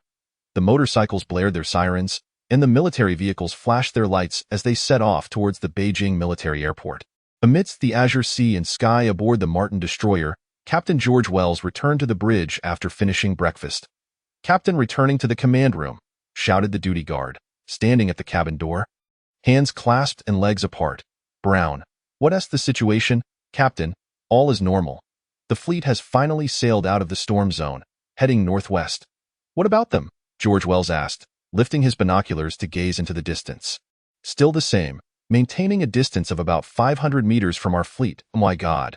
They've been tailing us like vampires since yesterday morning, biting down and refusing to let go. Haha, we've grown accustomed to it. Haven't we? We all know the drill. As long as we don't overstep, we'll be fine. Haha, it has a certain Tom and Jerry feel to it. As for who plays which role, we shall see how it unfolds. As the 2 captains chatted, the ship's phone crackled to life. Martin, good morning. This is the Eagle Eye electronic reconnaissance aircraft. I will remain alongside your fleet, providing aerial support. Please settle fuel costs back at base. Over. Good morning, Eagle Eye. Thank you for your aerial support. As for fuel costs, you might want to inquire with the Huaxia fleet up ahead. Over. Martin, no unidentified submarines have been detected in the surrounding waters. Proceed with your mission confidently. There is an RC-135 strategic reconnaissance aircraft monitoring the movements of Huaxia's missile forces and collecting signals in the distant airspace. As for fuel costs, the Huaxia military probably doesn't know my account number. Over. Martin acknowledges. Over. George Wells hung up the phone. Brown, it seems Washington is still concerned that Huaxia might use missiles to target reconnaissance aircraft, given that they've even dispatched the RC-135. It is said that this stealth reconnaissance aircraft is the latest development, requiring considerable investment of both money and effort. Yet these fools, what use is a single 135? Brown, the best offense is a psychological one. Chu Ge, holding binoculars, focused on the 2 American warships ahead. Old Lay? What do you think these Americans are up to this time? Old Lay, the ship's navigator with over 20 years of service, intended to retire this year but had yet to submit his report to the base. Chu Ge, the captain, said, I believe they are merely repeating their old tricks, circling around to annoy us. Perhaps, before Chu Ge could finish, a report came in. Captain, the 357 radar team has detected two batches of aerial vehicles, located 80 nautical miles northeast of the fleet, presumed to be American EP-3 electronic reconnaissance aircraft. Another batch is 260 nautical miles to the north, presumed to be a large reconnaissance aircraft of unknown type. A large reconnaissance aircraft? The EP-3 is here too. This is getting interesting. Immediately report the situation in the relevant maritime area to the base. Yes, Old Lay, it seems this time things are not as straightforward. Sukai concluded, picking up the binoculars again to continue monitoring the two warships. The surface of the sea was tumultuous and unpredictable. Chu Ge and his party arrived in Q City, where the base's military vehicles had been waiting for some time. After disembarking from the plane, Chu Ge and Yin Tianhao transferred to the base's jeep and headed towards the Prismatic Tower Q City base. The Prismatic Tower base is adjacent to the northern fleet of Q City's navy. During the reconnaissance of the 12 base locations, every military presence was ideally clustered to form a base group. The capabilities of the Prismatic Tower would significantly reduce the defensive pressure surrounding the base, allowing for a more concentrated use of guard forces and saving considerable additional expenses for the base. As the vehicle approached the base, the massive silhouette of the Prismatic Tower came into view, glistening under the sunlight as its energy shield refracted dazzling rays. Chu Ge gazed in awe. Tianhao, do you see that magnificent tower? That is the Prismatic Tower. Yin Tianhao, who had been engrossed in the documents in his hands, looked up eagerly upon hearing Chu Ge mention the Prismatic Tower. After a moment, he exclaimed, Academician Chu, that Prismatic Tower is so imposing, coupled with the vibrant red flags and military insignia on its body. It looks even more formidable, but won't this make it a conspicuous target? It will inevitably draw the eye of outsiders. Conspicuous? The threat from aerial assaults is hardly discernible. It poses no danger to us in the air. As for the ground, that is a jest. This is a military base, specifically the stronghold of the Northern Navy fleet. What kind of prowess would one require to infiltrate such a facility? The ground may be secure, but my concern lies with the skies, for after all, this is also one of our strategic weapons. Yin Tianhao had a vague understanding of the exploits of the Prism Tower, yet the specifics eluded him. His interests were primarily inclined towards aerospace and rocketry, with little knowledge of other military domains, particularly the Navy and Army. After navigating through several layers of sentry posts and inspections by the vigilant personnel, the convoy finally arrived at the base. Outside the vehicle, Commander Ming anxiously gazed within. Chapter 57. The contest to Commander Ming, greetings. Chu Ge saluted the commander, whom he had met once before. Little Chu, how delightful to see you. It has been over a few months since our last encounter, and this time, thankfully, that bunch of old geezers is here to vie for your attention. Ha ha. You certainly have a penchant for humor. By the way, little Chu, this is Commander Wang Jianhua of the Northern Navy Base. Chu Ge had already noticed the Major General beside him, but had not yet taken the opportunity to greet him. Commander Wang, I salute you. Chu Ge, Colonel Chu, your name is indeed renowned. Today, I finally have the pleasure of meeting you. Ha ha. Were it not for the imminent operation of the Prism Tower, I doubt someone of my rank would have the chance to meet you. Isn't that so, Commander Ming? Ha ha. You? Commander Ming gestured towards Wang Jianhua, completing the introductions as the two commanders led Chu Ge towards the conference room. Commander Ming, little Chu, before we proceed to the Prism Tower, there is a situation that requires your attention. Just now, our fleet off the eastern coast reported to the base command that they have detected a U.S. fleet advancing towards us at full speed. The particulars are still unclear, but aside from this small contingent, there are also unusual aerial activities. At present, 2 reconnaissance aircraft are operating in this maritime region, and we suspect their destination is right here. Commander Wan spoke with a grave expression before turning to Commander Ming. Quite perceptive indeed. How do you propose we respond? Our naval vessels are closely monitoring the situation, and we have dispatched 2 destroyers to patrol the predicted route. Additionally, in the air, we have deployed a KJ-2000 early warning aircraft, 2 KH-500 electronic reconnaissance planes, and 10 JP-16 fighter jets, forming a mixed aerial formation, which is currently en route to the relevant maritime area. 10 fighter jets? Ha ha, Commander Wan. You certainly hold them in high regard. Them? I care not for them. My focus is on our Prism Tower and on Academician Chu. Commander Wan couldn't help but let out a curse and then turned his gentle gaze towards Chu Ge. What are your thoughts, little Chu? Commander Ming turned to Chu Ge. It is evident that we will be under their keen observation. considering this is a naval base. Moreover, with the simultaneous construction of numerous Prism Tower facilities and our security forces, it is only natural that they would detect our activities via satellite. It is highly likely they wish to ascertain what we are building.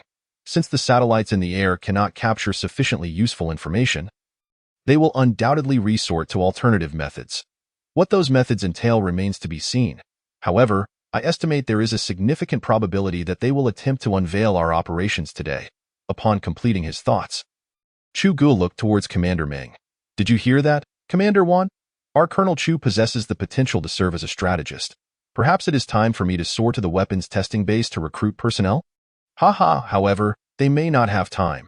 Let us unveil our operations. The three exited the conference room, where Yin Tianhao and several base officers awaited at the entrance.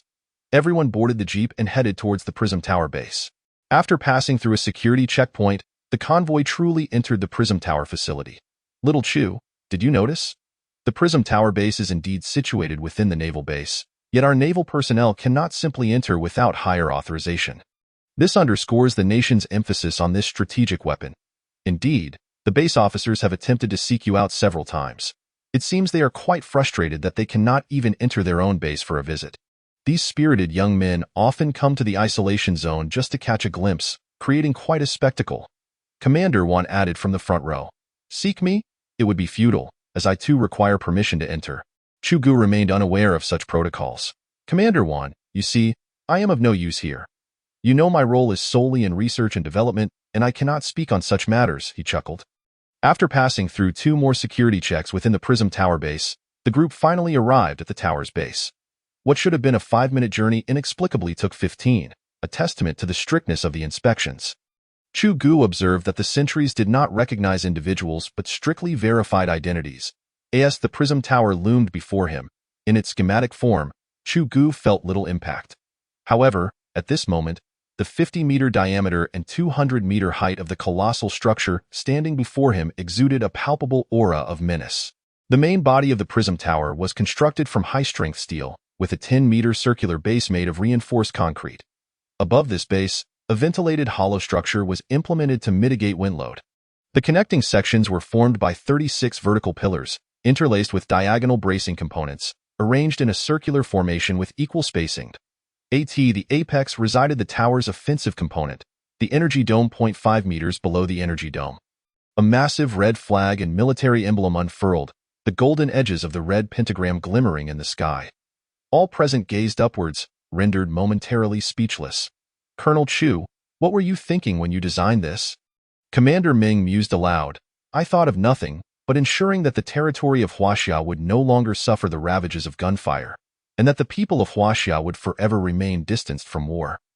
Living in peace and prosperity. At these words, everyone turned to gaze at Chu Ge, while he continued to look up at the red pentagram. In the East China Sea, approximately 160 nautical miles from Q City.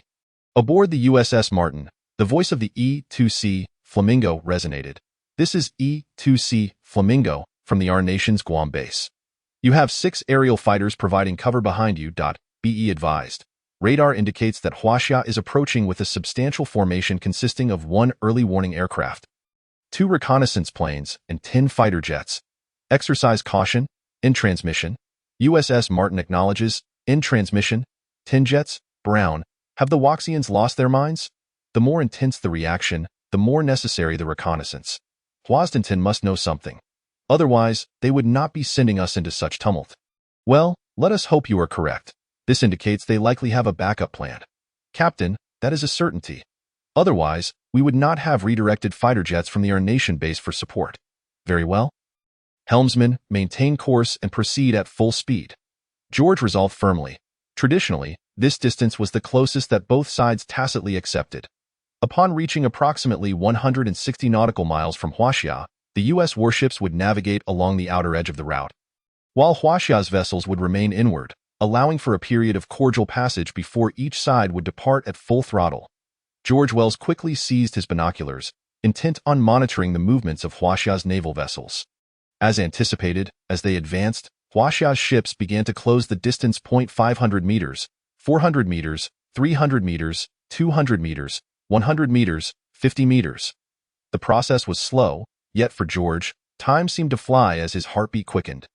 At this distance, he could see clearly without the binoculars.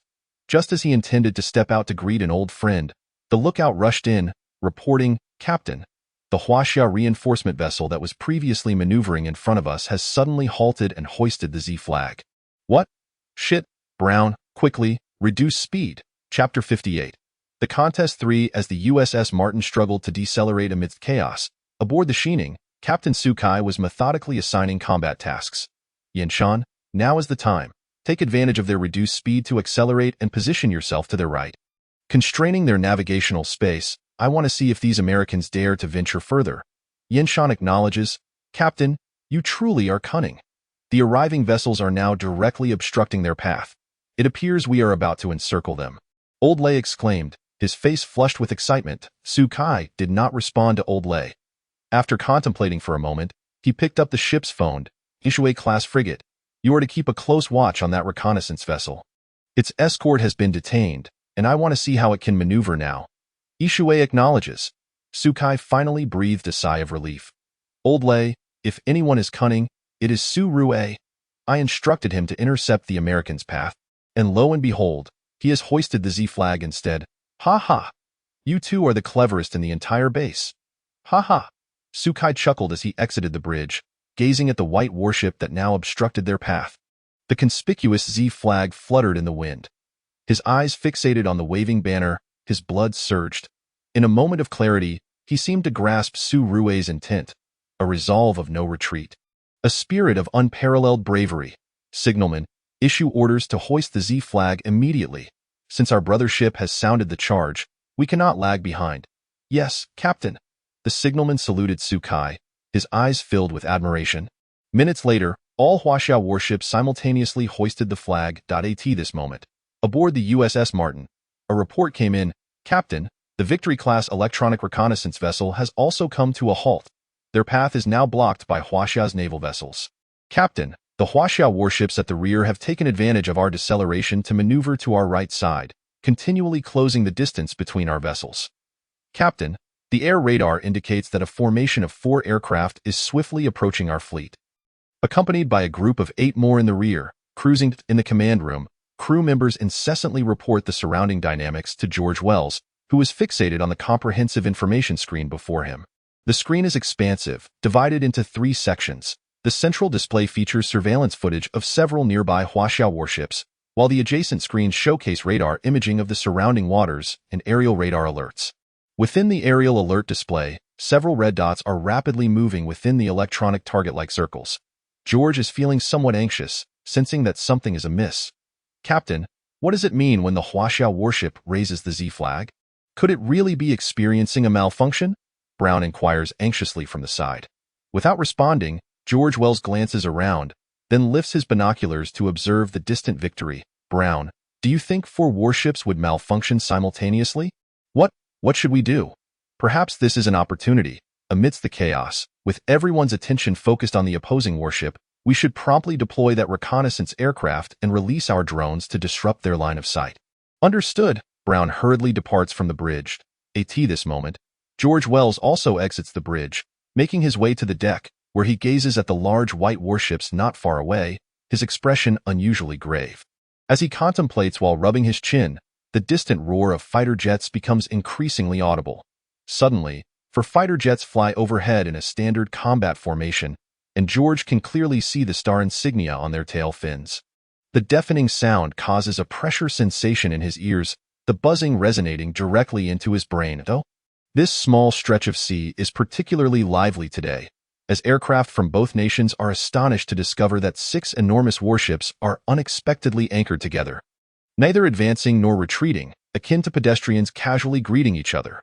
The aircraft above find themselves in an awkward position, as early warning and reconnaissance aircraft are typically designated for long-range accompaniment and combat, rarely venturing to the front lines. Today, however, both sides are close enough to engage in friendly banter. The aerial and maritime standoff continues, with both parties cautiously probing each other. At the Guam base, fortunately, neither side has taken further action. Inform the forward warships and aircraft to maintain their current status and prioritize safety. Our focus is not on the sea. Commander Kyle commands, intently observing the real-time footage from the reconnaissance aircraft. After exhaling a sigh of relief, he sips his now lukewarm coffee, barely registering its once robust flavor. He remains anxious, as the prior footage was perilously close. Any friction could lead to an uncontrollable situation. And the astute Kyle understands that this is not the intention of those in Washington. If the situation escalates significantly, he could find himself bearing the blame. Presently, he is eager to have that wretched reconnaissance aircraft take photographs, allowing him to order the fleet to withdraw from the dangerous waters. Thus, upon witnessing 2 drones launch from the Martin-class destroyer, Kyle finally feels a sense of reassurance. All right, direct the RC-135 and the early warning aircraft to monitor Huaxia's missile and radar signals. Report any anomalies immediately. As for the maritime situation, let them engage with the Huaxia Navy in a game of cards. Ha ha. At the Q City Prism Tower base, Chu Ge is currently with 2 commanders, fixated on the large screen on the wall. They are situated within the Prism Tower, which serves as the command center for the entire Q City base, resembling a bunker. At this moment, the screen displays a network connection progress bar, 98, 99, 100. The screen flickers and, upon restoration, the charming figure of Wang Yun appears before everyone. Greetings, Academician Chu. Hello, commanders. This is Wang Yun from the Telescope Detection Center reporting. Hello, Wang Yun. Commander Ming responds. Commander, the detection center has successfully connected with the 12 Prism Towers, and they are now ready to unleash their formidable combat capabilities. Excellent, excellent, excellent, Commander Ming exclaims excitedly, leading a fervent round of applause. Under his guidance, personnel from both the Prism Tower base and the detection center enthusiastically join in, especially Yin Tianhao, who nearly claps his hands to shreds. Once the applause subsides, Wang Yun's demeanor shifts to seriousness. Commander Ming, there is an urgent situation that requires immediate attention. The telescope has detected that not far from the Q City base, a U.S. warship has launched 2 small aircraft, one of which is approaching the border. Approaching the border? Activate the base's air defense radar display immediately. Commander Wan promptly instructs an adjacent operator. The monitoring shows that the radar is operational. Yet the military radar display reveals only distant aircraft signals, with the border area appearing blank. It must be a stealth aircraft. Wang Yun communicates the telescope's data. Chu Ge hastily takes a seat at a computer, fingers flying over the keyboard. Yes, Academician Chu. The 2 work in perfect synchrony, rapidly inputting lines of programming instructions. Stealth aircraft are not undetectable by our radar. Rather, current radar systems scan for very small targets and deem them safe before automatically filtering them out. After undergoing special treatment with stealth coatings, these aircraft may appear as diminutive as a sparrow on radar. Although today's meter-wave radars can detect faint signals from stealth fighters, they are easily disrupted and lack precision. Even if detected, effective interception remains exceedingly challenging. As Chu Ge operates the computer, he explains to those nearby, this intruding aircraft appears to be a drone. I seem to recall that the Americans do not possess unmanned stealth reconnaissance aircraft. Could it be something they have newly developed? Commander Wan responds hastily that it's possible. Chu Ge taps the enter key and rises, prompting everyone's gaze to the wall screen, which has switched to real-time monitoring from the telescope. It's about to enter Huaxia's territory. Commander Ming, should we? Commander Wan interjects anxiously.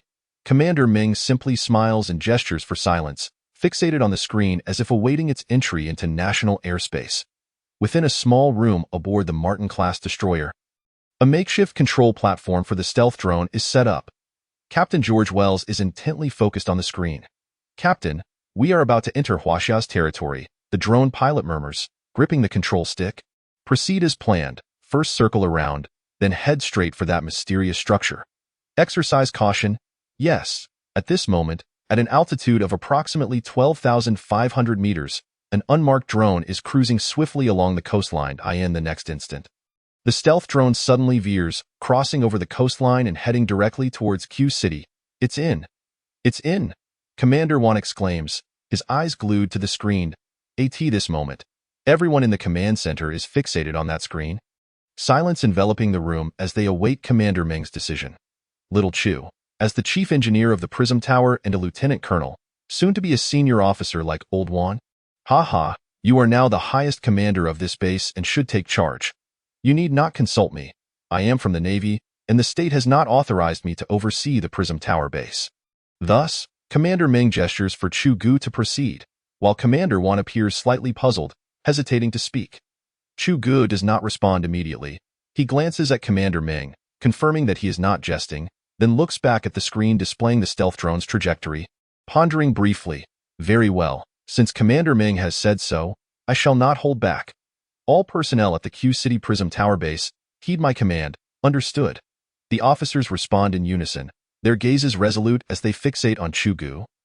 Hands poised over the control panel, ready to input commands at any moment. All right. Initiate the Prism Tower according to protocol. Activate. The 12 Prism Towers, typically in a dormant state, are coordinated and directed by the Telescope Control Center. Upon detecting an enemy threat, the telescope will sequentially awaken the corresponding Prism Towers based on the number of attacks and their trajectories. Report. Controlled nuclear fusion energy input is normal. Report. Energy shield functioning properly. Report. Signal input and tracking normal. Good, Wang Yun.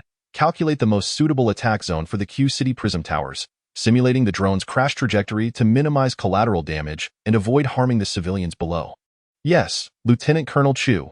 Wang Yun casts a deep glance at Chu Ge, then salutes solemnly before disappearing from the screen, presumably to operate the computer.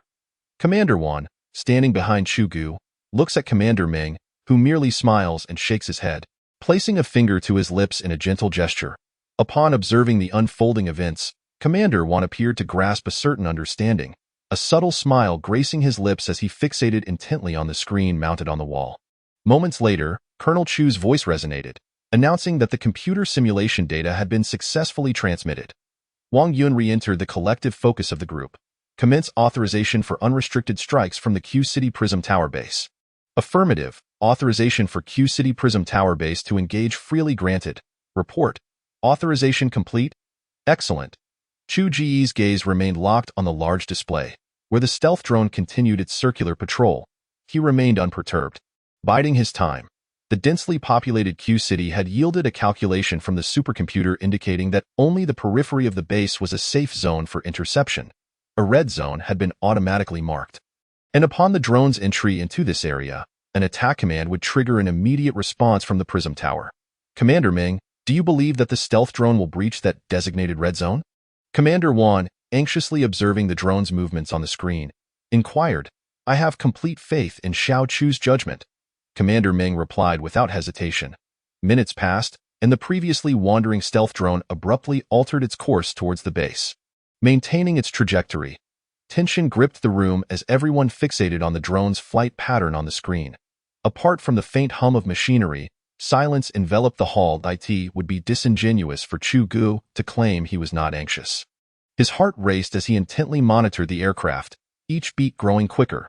As the drone neared, his hand slowly ascended, resting upon the vivid red launch button. At last, the stealth drone plunged into the pre-designated red zone, prompting Chu Ge to decisively press the launch button. In an instant, the luminous ring on the screen vanished, and the room fell into a momentary stillness, as if nothing had transpired.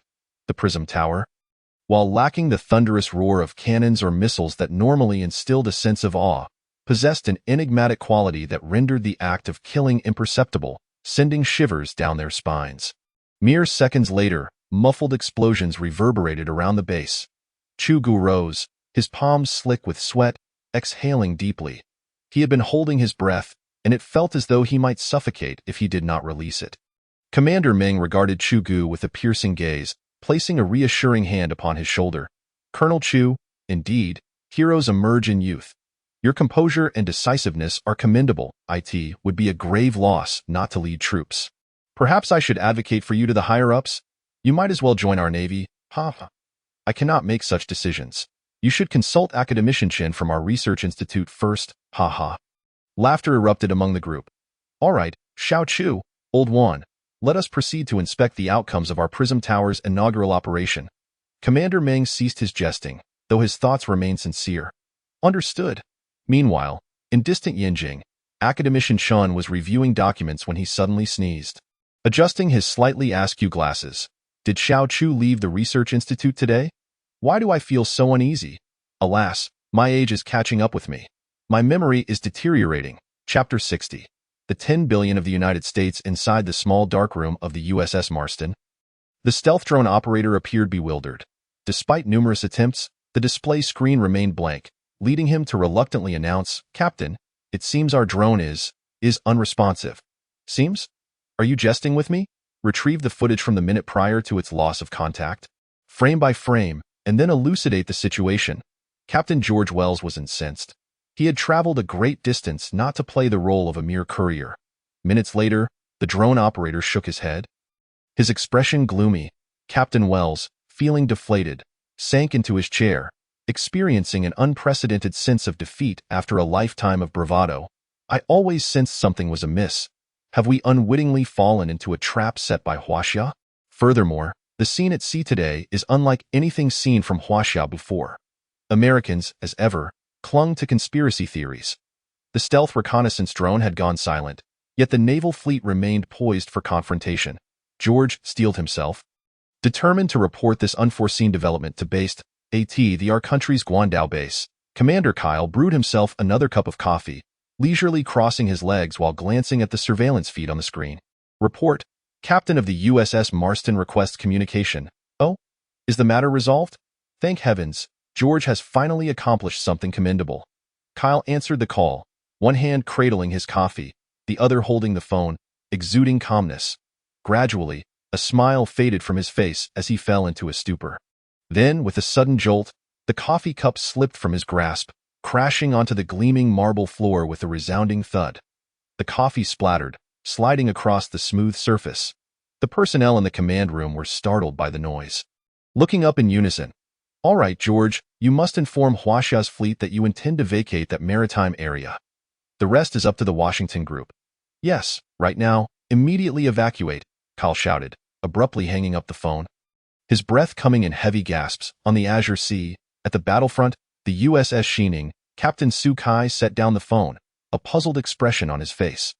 "Captain, what did the Americans say? Shall we collide with them?" His companion, Old Lei, was brimming with excitement.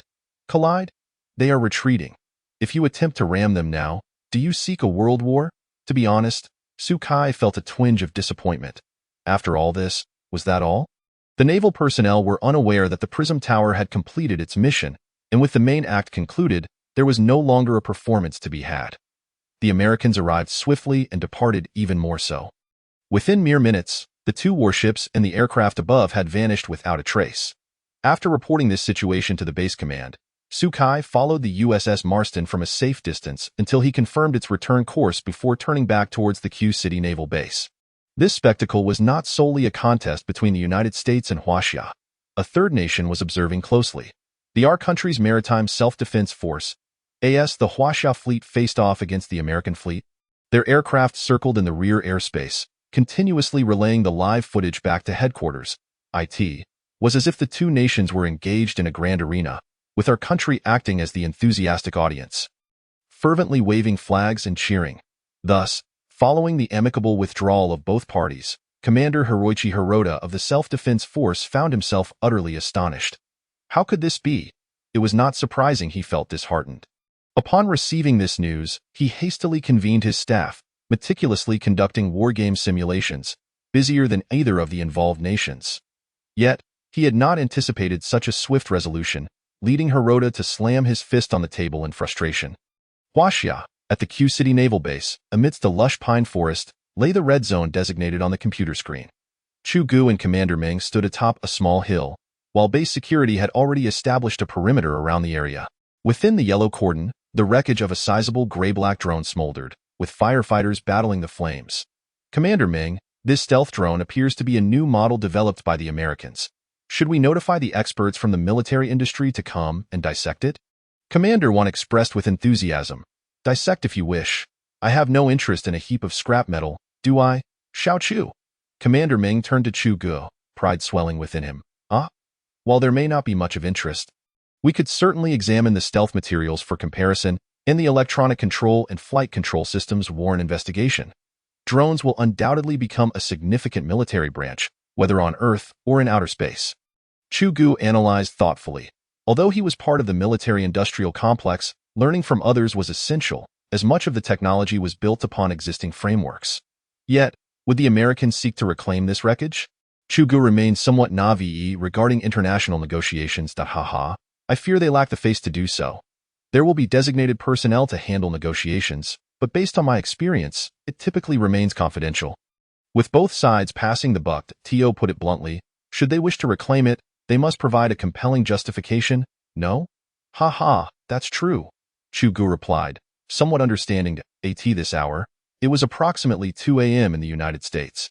Inside an antiquated hotel, the dark red carpet was strewn with various unsightly garments, adult toys, and pharmaceutical packaging. John Wilson, the head of the East Asia Intelligence System, lay in a deep slumber, while beside him, one of his subordinates, a heavily made-up woman, energetically scrolled through TikTok videos.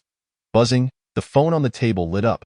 The woman glanced at the screen, then at the slumbering John, smirking before turning back to her videos. Occasionally stifling laughter. James, the director of the Pentagon's Strategic Intelligence Office, set down the phone, infuriated. That damn John. Where the hell has he wandered off to? Meanwhile, he sleeps like a baby. Damn. After pouring $100 billion into that new stealth drone, it's reported as a total loss. How am I supposed to explain this to the military? Oh, that wretched John Wilson. Tomorrow I shall have your skin. Today, Chu Ge did not leave Q City immediately. For over a year, he had been confined to that Weapons Research Institute. Having long yearned for a life in the military, he felt compelled to experience it today, especially with the naval forces he had always admired from afar. Naturally, this aligned perfectly with the wishes of the naval commander, Meng Shirchong. Young Chu, come, let me introduce you to the naval officers who have just returned from overseas. I heard they displayed the Z flag during their standoff with the American fleet, demonstrating commendable bravery. As the commander, it is my duty to personally welcome our valiant warriors. As they arrived at the dock, the soldiers were in the midst of recuperation, dressed in crisp white uniforms. They shone brightly under the sun. The sight of their meticulously arranged formation was awe-inspiring, comprising no less than 1,000 individuals. Old Ming, Shui Rue, and the others performed admirably today, delivering a fierce blow to the arrogance of certain individuals. You must address them. Indeed, Old Wan is right. Today is a day to commend these young men. He strode confidently to the makeshift podium and adjusted the microphone, his gaze sharp. I am Meng Shirchong. First and foremost, I wish to commend you all. Why do I commend you? Because you executed your duties splendidly today. Chu Ge listened intently from below, the impassioned speech from Ming igniting a fire within him. In the formation, Su Kai stood alongside Shui Rue, both with chests puffed out and arms straightened at their sides, exuding vitality. Their courage in battle and professional acumen were unparalleled within the ranks. Ming spoke at length, primarily affirming Su Kai and his comrades' unwavering spirit. Following his fervent oration, the crowd erupted into enthusiastic applause. Shui Rue squinted, scrutinizing Chu Ge. Su Kai, your eyes are sharp. Do you recognize the individual standing beside the commander? He is clad in army attire. Shui Rue, upon hearing this, followed Su Kai's gaze. He looks quite young and somewhat familiar. Is there such a young officer in the army? The two exchanged glances and whispered softly. Wait, I've just recalled. There is indeed such a person. Shui Rue's expression shifted suddenly, his voice trembling slightly. Who? Chu Ge, Academician Chu. What? No wonder, no wonder. A collective gasp rippled through the crowd as they overheard those two words. It was understandable that they did not recognize him. Initial descriptions had lacked accompanying photographs. On stage, the leader of their unit ascended the podium. Su Kai and the others fell silent, attentively listening while subtly glancing towards Chu Ge. The simple celebration at the dock swiftly concluded, and they made their way to the base together. Young Chu, since you are staying here today, you are now under my guidance, even if just for a day. Thus, I, Old Ming, will unabashedly ask you what role you envision for us in your grand design. Chu Ge looked at the elderly man, who had spent a lifetime in military service, though resolute and valiant. He was also a man of genuine character. Chu Ge immediately sensed that this was not a mere casual inquiry. The elder was genuinely perplexed. The rapid advancements Chu Ge had made recently, especially in cutting-edge technologies, had somewhat unsettled the old man's preconceptions. Although he was not conservative, he still felt out of sync with Chu Ge's pace. I believe our operational scope should be expanded, encompassing every nook and cranny of this blue planet, as well as the vastness of the cosmic sea. Therefore, our primary focus henceforth will not be limited to this planet. but rather to the countless unknown realms in outer space. Chu Ge's words rang with conviction, causing the two men to furrow their brows in contemplation, then relax as they exchanged resolute nods. This was Chu Ge's vision, which was also, in essence, their OWN in the distance. Sukai, Shuerue, and a few others stealthily trailed Chu Ge, hesitant to approach, silently following along. Old Su, have you heard? What? During our standoff with the foreigners in the open sea, do you recall that destroyer-launched 2 drones? Yes, after being deployed, they circled around and then flew off into the distance. Later, our radar only picked up one of them. The others simply vanished. I thought it was a momentary oversight and gave them a thorough reprimand. Sukai reminisced while conversing with Shuerue. You have such a short fuse. You explode at the slightest provocation.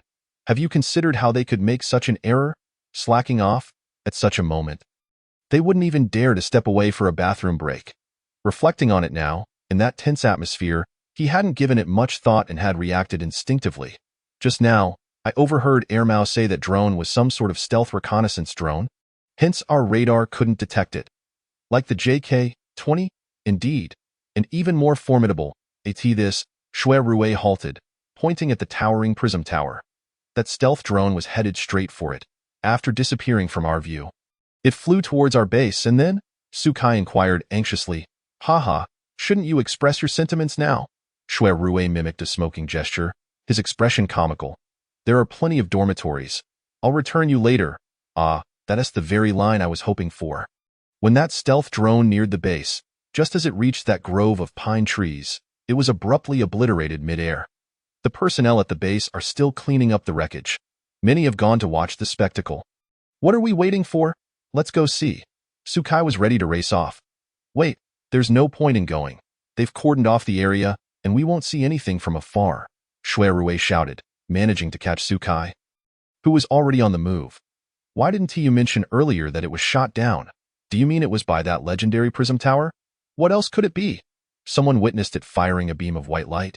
And then the aircraft vanished. It felt as if it just blinked out of existence. I couldn't tell if it was an illusion or what, but the rumors are quite eerie. My goodness, it's like something out of a sci-fi film. While Shuerue continued to indulge in his sci-fi fantasies, Sukai stared blankly at the Prism tower, his mind racing. After all, it was the very project he had overseen the research and construction of. What sort of individual possesses such extraordinary talent? By the way, there's a small celebration dinner tonight. He might show up. All right, stop standing around like a fool. They've already moved on. Head back to your dormitory. And you better not backtrack on what you just said. What did I just say? Hey, Sukai, you rascal, don't play tricks like that. Chapter 62. Chu Ge's spaceborne aircraft carrier. As evening approached, it was already 6 o'clock. Chu Ge and the others had been chatting in the office for several hours, discussing naval equipment, future layouts, spaceborne aircraft carriers, heavy cruisers, interstellar fleets, lunar bases. Chu Ge briefly outlined some crucial points for the two senior officials, especially regarding the lunar base. The prospect of helium-3 there made Chu Ge drool. It was an essential element for the ultra-dense energy shield. He could not afford to take risks. Once the spaceborne aircraft carrier was completed, the most critical task would be to establish a base on the moon. Only then could he, or rather dare he, continue his explorations. Setting aside the number of personnel, military units, and various top-tier experts that would eventually inhabit the base, the financial and material investments alone would be astronomical, a risk not to be taken lightly. As Chu Ge concluded, his stomach let out a loud growl, leading to an awkward moment. Ming laughed heartily and, blushing, led Chu Ge to the base cafeteria. Upon entering, the cafeteria was silent. The soldiers sat upright. The meticulously prepared meals on the tables included roasted chicken, braised pork, and fish, a bountiful spread. The two elders brought Chu Ge to the officers' table, where Sukai, Shuerue, and Old Lei were all present, sitting as straight as their soldiers. All right, no need to be so serious. Today is a celebratory occasion, so you needn't be so formal. Cooks, bring over a few cases of beer. 2 cases per table, 1 bottle per person. No more? Yes, sir.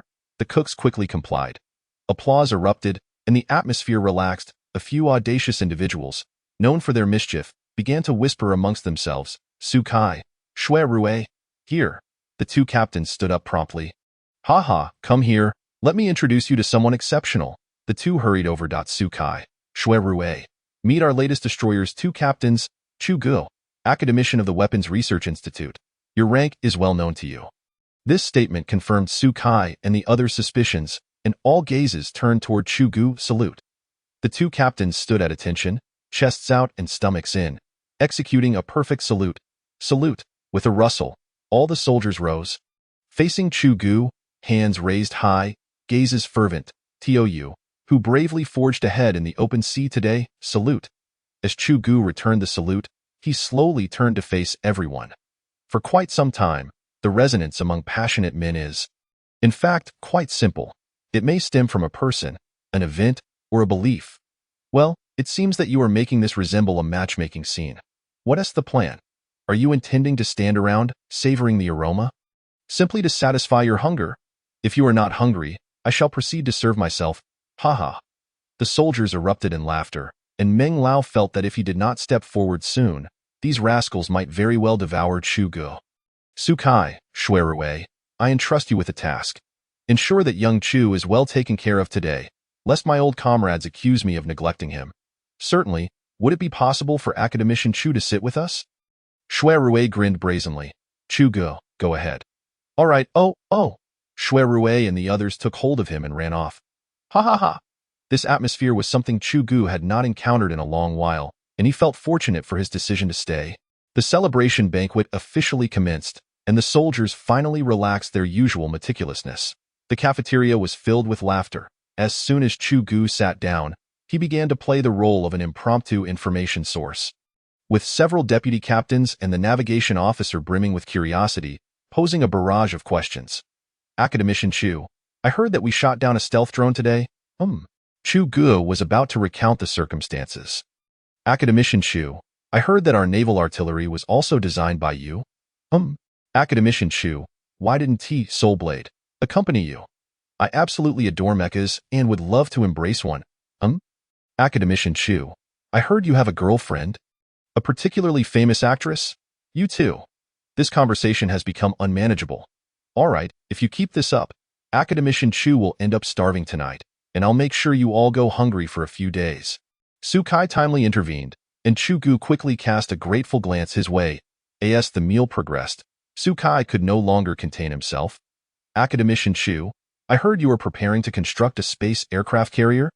Chu Ge glanced at the crowd. Well, this time he could provide a thorough answer. Yes, the overall construction blueprint has yet to be finalized, but it should be ready by the end of the year. With construction likely commencing next year, however, several smaller subsystems are already undergoing preliminary development. What will the space aircraft carrier look like? Oh, if it involves confidentiality regulations, I retract my previous question. Not at all. If it were as simple as a few words to construct this, I would have mentioned it long ago, haha. So, in your minds, what does a space aircraft carrier resemble? Chu Ge refrained from answering directly. Returning the question to Su Kai, a flying aircraft carrier? Exactly, Shui Rui chimed in with a nod. From a functional perspective, it's quite similar. Both serve as platforms for the takeoff and landing of fighter jets, drones, and reconnaissance aircraft. A space aircraft carrier is also a platform, accommodating various types of aircraft.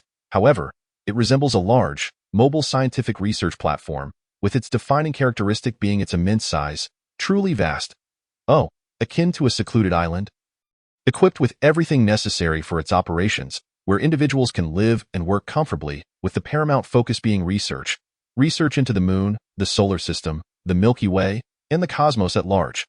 Chu Ge concluded his explanation in one breath. Just how large must that be? Shui Rui remarked, his mouth capable of holding a chicken egg. So, will there be escort warships, similar to the destroyers and frigates currently accompanying our aircraft carriers?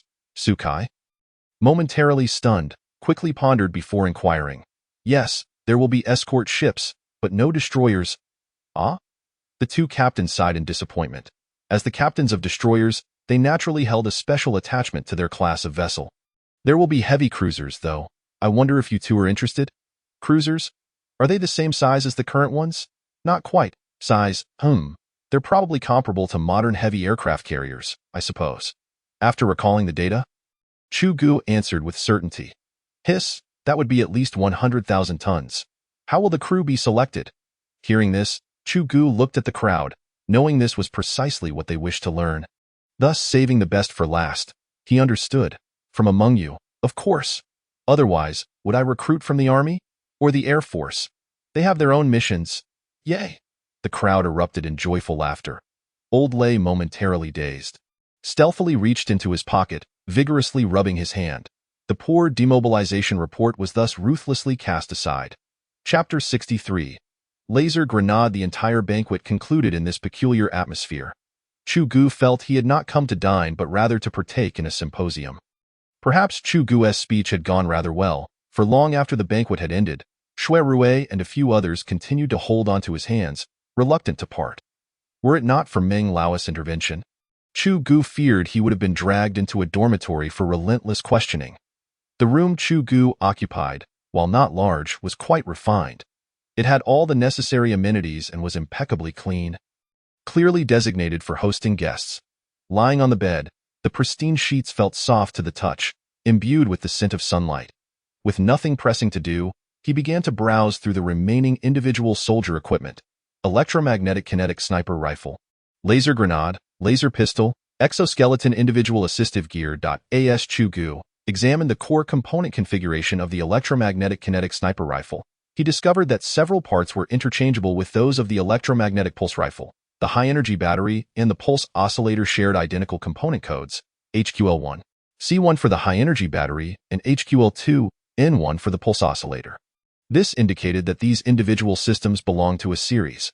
Regarding the coding, it likely held particular significance. Chu Ge had once subtly probed the system, but according to it, even it was unaware of what the coding represented, merely stating that this was how it appeared in the system database. This left Chu Ge in a quandary for quite some time, even leading him to question whether the system had memory loss. Returning to the electromagnetic kinetic sniper rifle, he noted that two core components were entirely new and required fresh blueprint designs. One was a kinetic energy storage chamber coded HQL3 V1, and the other was the electromagnetic rail. The electromagnetic kinetic sniper rifle lacked a barrel. It operated via rail launch.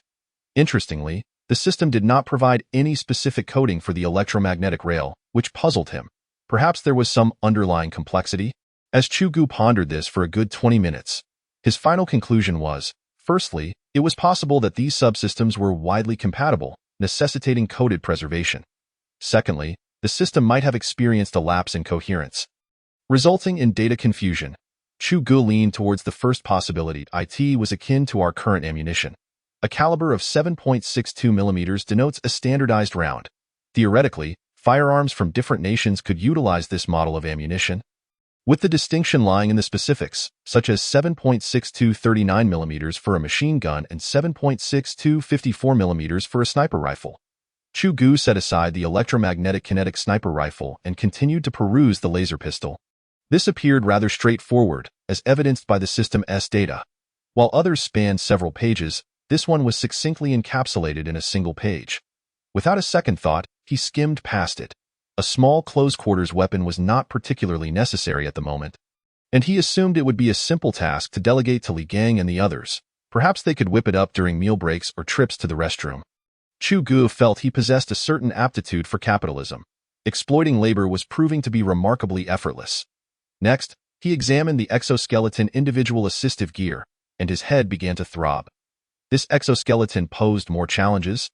Primarily concerning materials, he would likely need to enlist Academician Chun for another round of recruitment efforts. Chu Ge chose to set this aside. There was no rush, as it could wait until Academician Chen brought him the necessary personnel for development. Laser grenade? Suddenly, Chu Ge recalled that this device seemed rather formidable. He turned over. System, are you awake? Come out and elucidate this for me. I'm growing quite perplexed. Not available. The system flatly declined. You sleep all day and still claim to be unavailable? Did you not sleep in your previous life? No response. Chu Ge decided against further calls. The system was likely in a foul mood today, and it was best not to provoke it. Half an hour passed.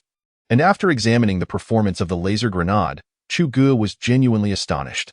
This device was entirely unlike modern grenades. Contemporary grenades operate by pulling a pin, causing a spring to eject and ignite the fuse, resulting in either a delayed detonation or impact, as in grenade launchers, using the explosive fragments or embedded steel balls and nails to incapacitate surrounding targets. As for their efficacy, Chu Ge recalled it being effective within a range of 10 to 20 meters, nothing particularly exceptional. Moreover, grenades have blind spots where casualties can sometimes escape if fortunate. The laser grenade, however, diverged entirely from this model. It lacked any pulling cords or pins during deployment, functioning instead via a button activation. The laser grenade weighs 0.81 kg, measures 11.6 centimeters in length, and boasts a shape reminiscent of an apple, featuring a circular structure. Its throwing range extends to approximately 50 meters, with a laser radius of 30 meters. Not only can it inflict widespread damage upon adversaries, but it can also provide cover for retreat. Additionally, it possesses a rather friendly feature. The laser grenade does not harm allies, merely requiring a backup sensor integrated into any individual soldier system subsystem. In Chu Ge's eyes, the adversarial mode appeared rather impressive.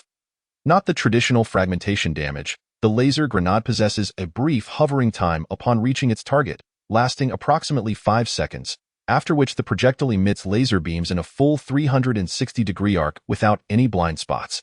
The laser beams have a striking radius of 30 meters, and their formidable intensity can effortlessly pierce through ordinary walls within that 5-second window, allowing for wall breach kills against soft targets.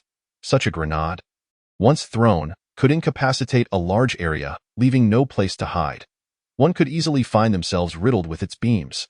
However, this very characteristic seemingly dictates that the operational environment for such grenades is rather stringent, as friendly fire is a distinct possibility unless one can ascertain that the throwing area is entirely populated by enemies. In the present day, it would undoubtedly qualify as a weapon of mass destruction.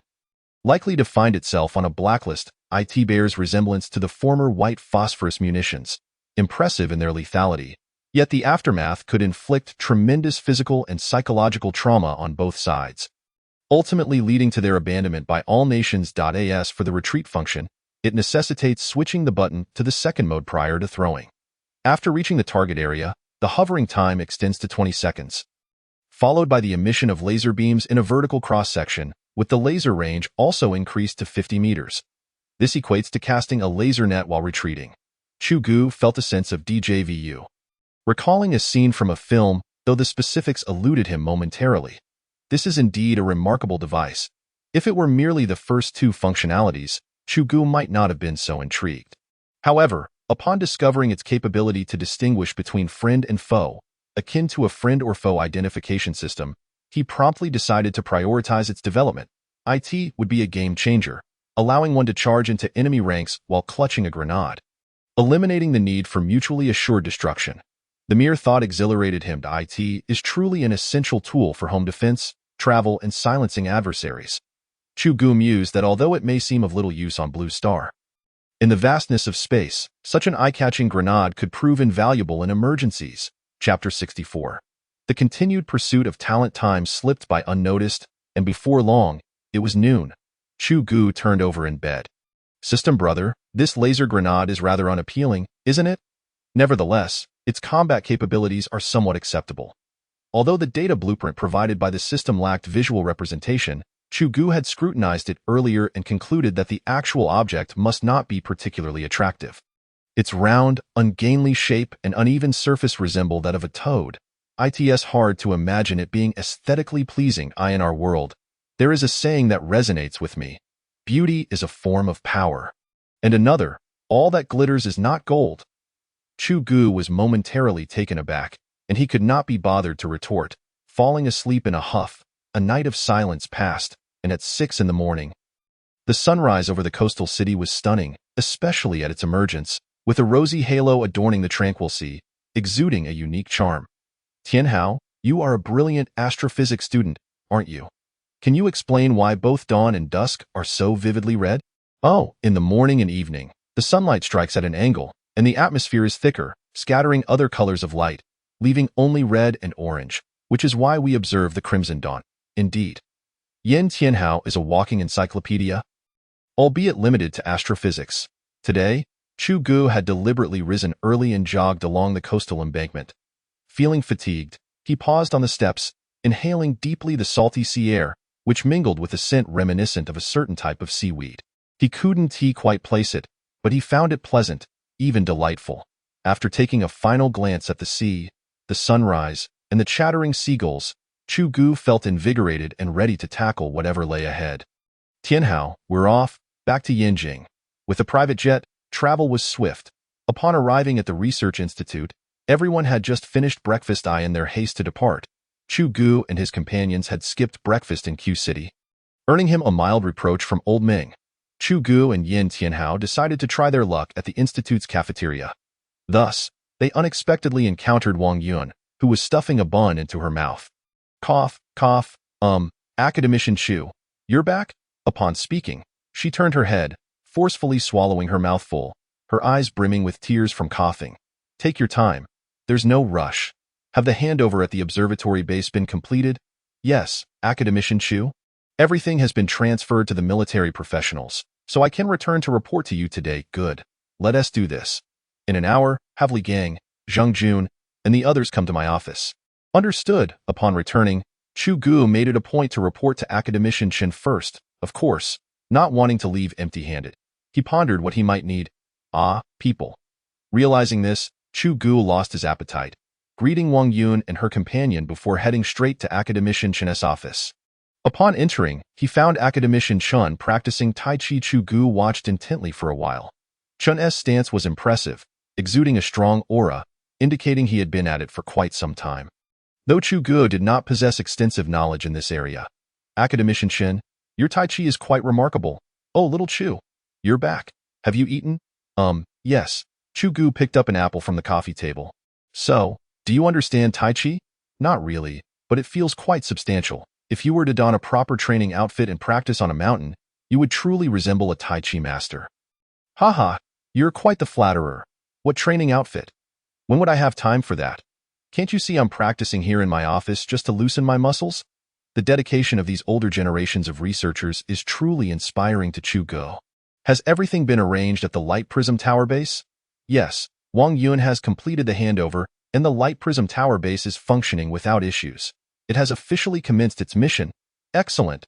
Academician Chen expressed his excitement. After a long pause, Chu Ge remained silent, focusing on his apple. Little Chu, do you have anything else to discuss? If not, shouldn't you go check on Li Gang and the others? Academician Chen glanced at the now empty fruit plate and spoke leisurely. Indeed, we need the top experts in material science. About 100 should suffice. Cough, cough. Academician Chen nearly choked on his tea. I've noticed that it's been a while since you visited without making a request. At this rate, it's becoming a conditioned reflex. Whenever you enter my office, my blood pressure rises. That's called a stress response, haha. Well, in the future, if you're not making requests, you should come by more often. That way, we can avoid triggering that stress response. Academician Chen complained for less than a minute before switching his tone. All right then. Chu Ge finished the last apple and replied cheerfully, that little rascal. What kind of material experts do you need? Metals, non-metals, polymers, electronic materials, aerospace materials, nuclear materials, construction materials, energy materials, biological materials, and so forth. I'm not quite sure how to distinguish them all, but these are the general categories. Chu Ge rattled off a list.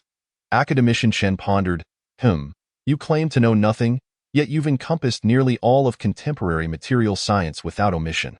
With such a plethora of classifications, 100 people is indeed not excessive. These must all be the top-tier elites. I fear Old Wu will need to coordinate this, as many are currently in enterprises, which will take time at Academician Chen, you may have misunderstood. I meant 100 experts per material category. How many categories are we discussing? Chu Ge began counting on his fingers. All right, write up a detailed report later, and I'll pass it along to Old W. Is there anything else? Suddenly feeling slightly unwell. When Chu Ge returned to his office, Li Gang and the others were already waiting outside. Academician Chu, you're back? Yes, come in. What is the progress on your respective projects? Li Gang, Zhang Jun, and the others quickly reported their recent advancements to Chu Ge. Good, here's the plan. Zhang Jun will continue focusing on quantum communication and quantum computing projects. Pay attention to quality. These are foundational and crucial components, so don't rush. As for you, Li Gang, hand over the finishing touches on the helmet system to the deputy team leader and select a portion of the team to prepare for new projects. The latest by tomorrow, I'll provide the relevant data and progress reports. Understood, Academician Chu. After a period of adjustment, the team had grown accustomed to Chu Ge's working style. Chapter 65. Electromagnetic kinetic energy sniper rifle. Once Li Gang and the others departed, Chu Ge immediately accessed the information on the laser grenade, beginning to write feverishly. Before he knew it, evening had arrived. Throughout the afternoon, he had only paused once to stretch his sore limbs before diving back into work. He finally completed all the necessary documentation just before 6 o'clock. At that moment, a notification pinged from his phone in his pocket. After tidying his desk, he pulled out his phone. "Big rascal, have you returned to Yinjing?" "Yes, I arrived early this morning. Will you be able to attend the music festival tomorrow?" If Diliriba hadn't reminded him, Chu Ge would have completely forgotten about this event. "I should be able to make it, but I'll likely have to return the same day."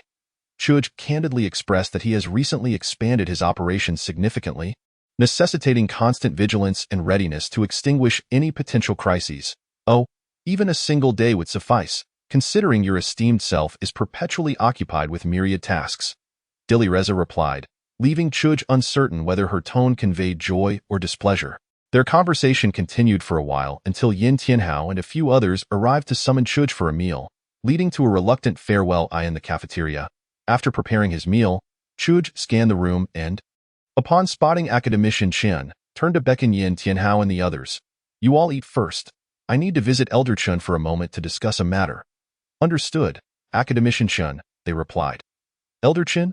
Chu Ge grinned, unsure if the elder's temperament had mellowed.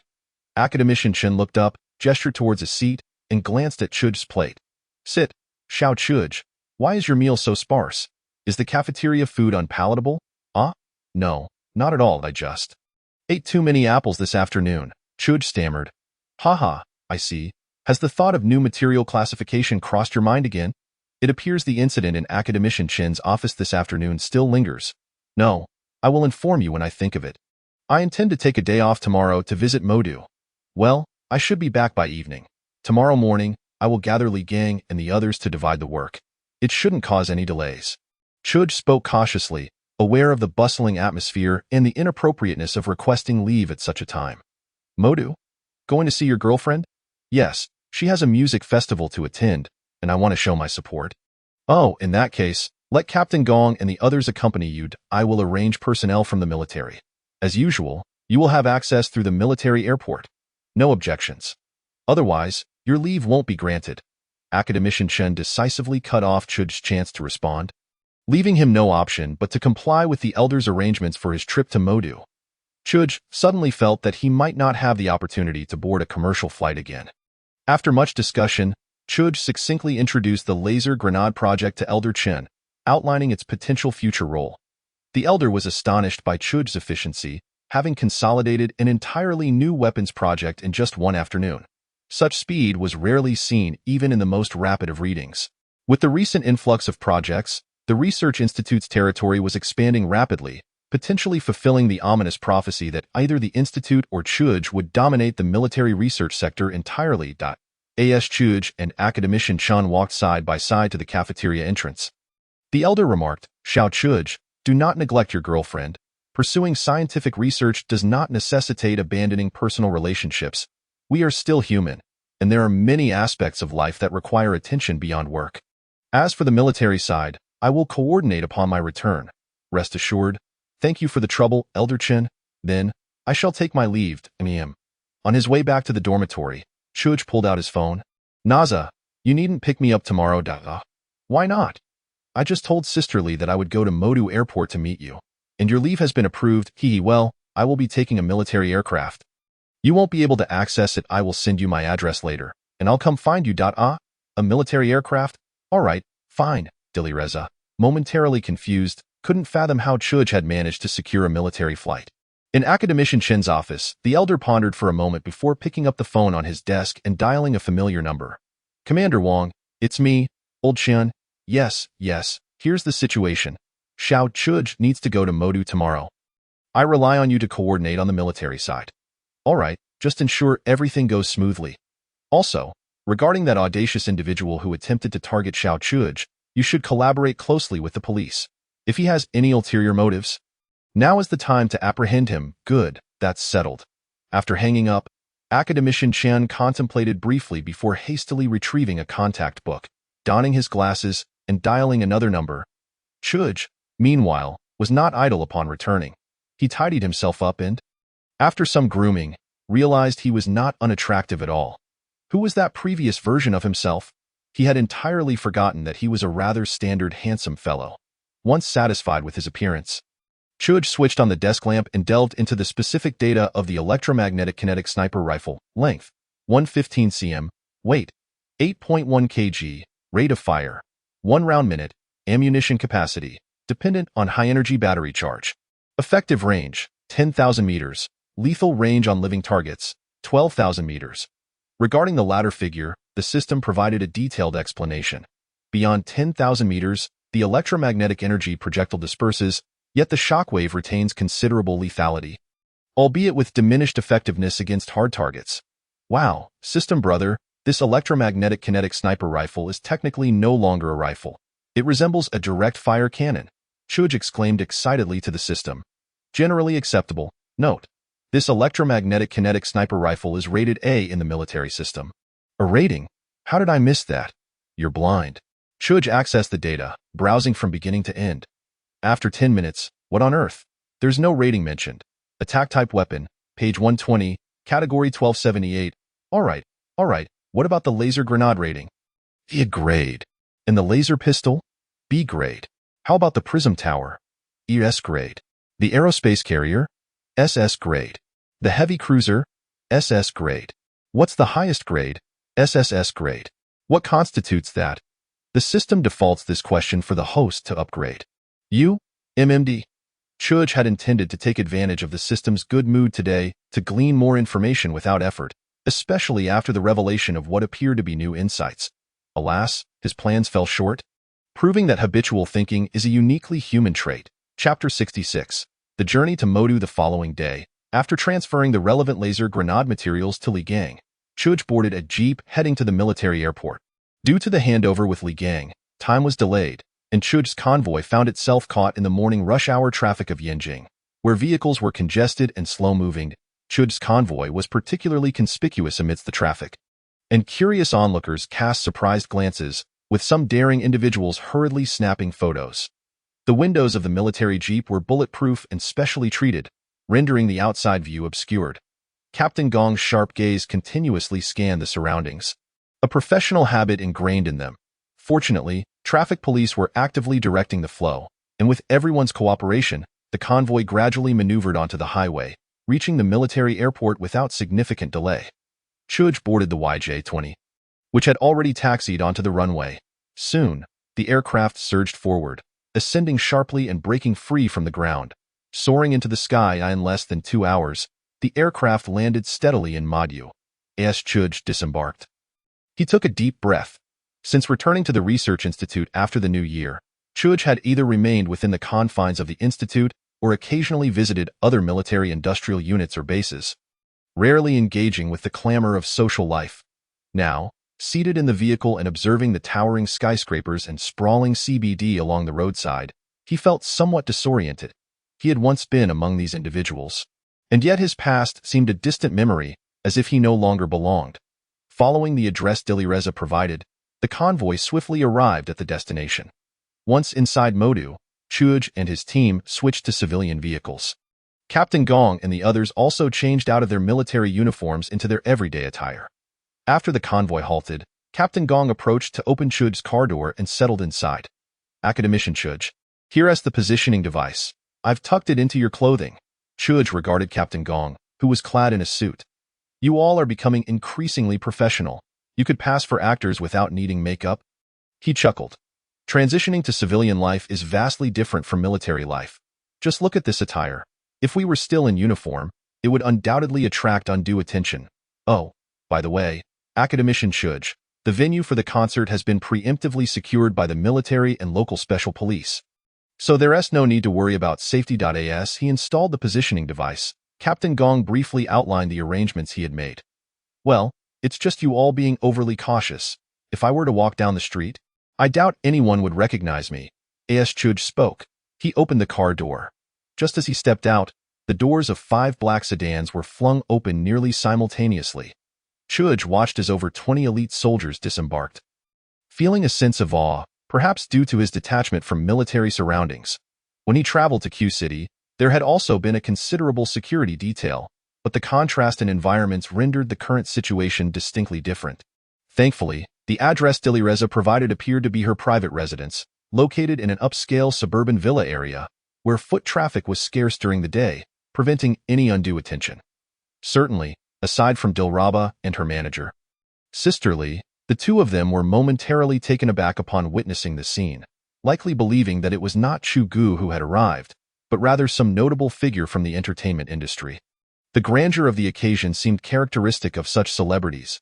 As Chu Ge approached Dilraba, he playfully nudged her, asking, "What's the matter? Don't you recognize me? Your mouth is agape enough to fit an apple." No, it's just that I didn't react immediately. I was momentarily dazed, thinking a major star had come, she replied, as she came over to link her arm with Chu Ge's. Chu Ge nodded at Captain Gong before they entered together with Sister Li. Upon stepping into the villa, Chu Ge took a cursory glance around. It was elegantly simple, embodying a touch of Nordic style.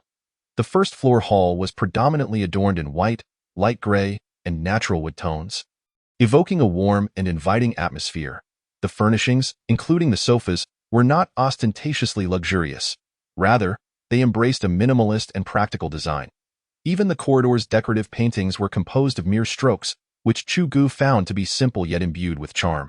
As he surveyed the living room, the only standout feature was the grand piano positioned in a side room, a Steinway finished in glossy black, exuding an air of opulence. Chu Ge vaguely recalled its significance. Dilraba urged him to sit, and after Sister Li served a platter of fruit, she discreetly excused herself and the cozy reunion of Chu Ge and Dilraba. They exchanged heartfelt sentiments of longing, though. "I almost forgot. I prepared a dress for you. Let me fetch it so you can try it on. If it doesn't fit, we still have time for a change," she said. "Is that really necessary?" Chu Ge pondered aloud. "It is," she insisted.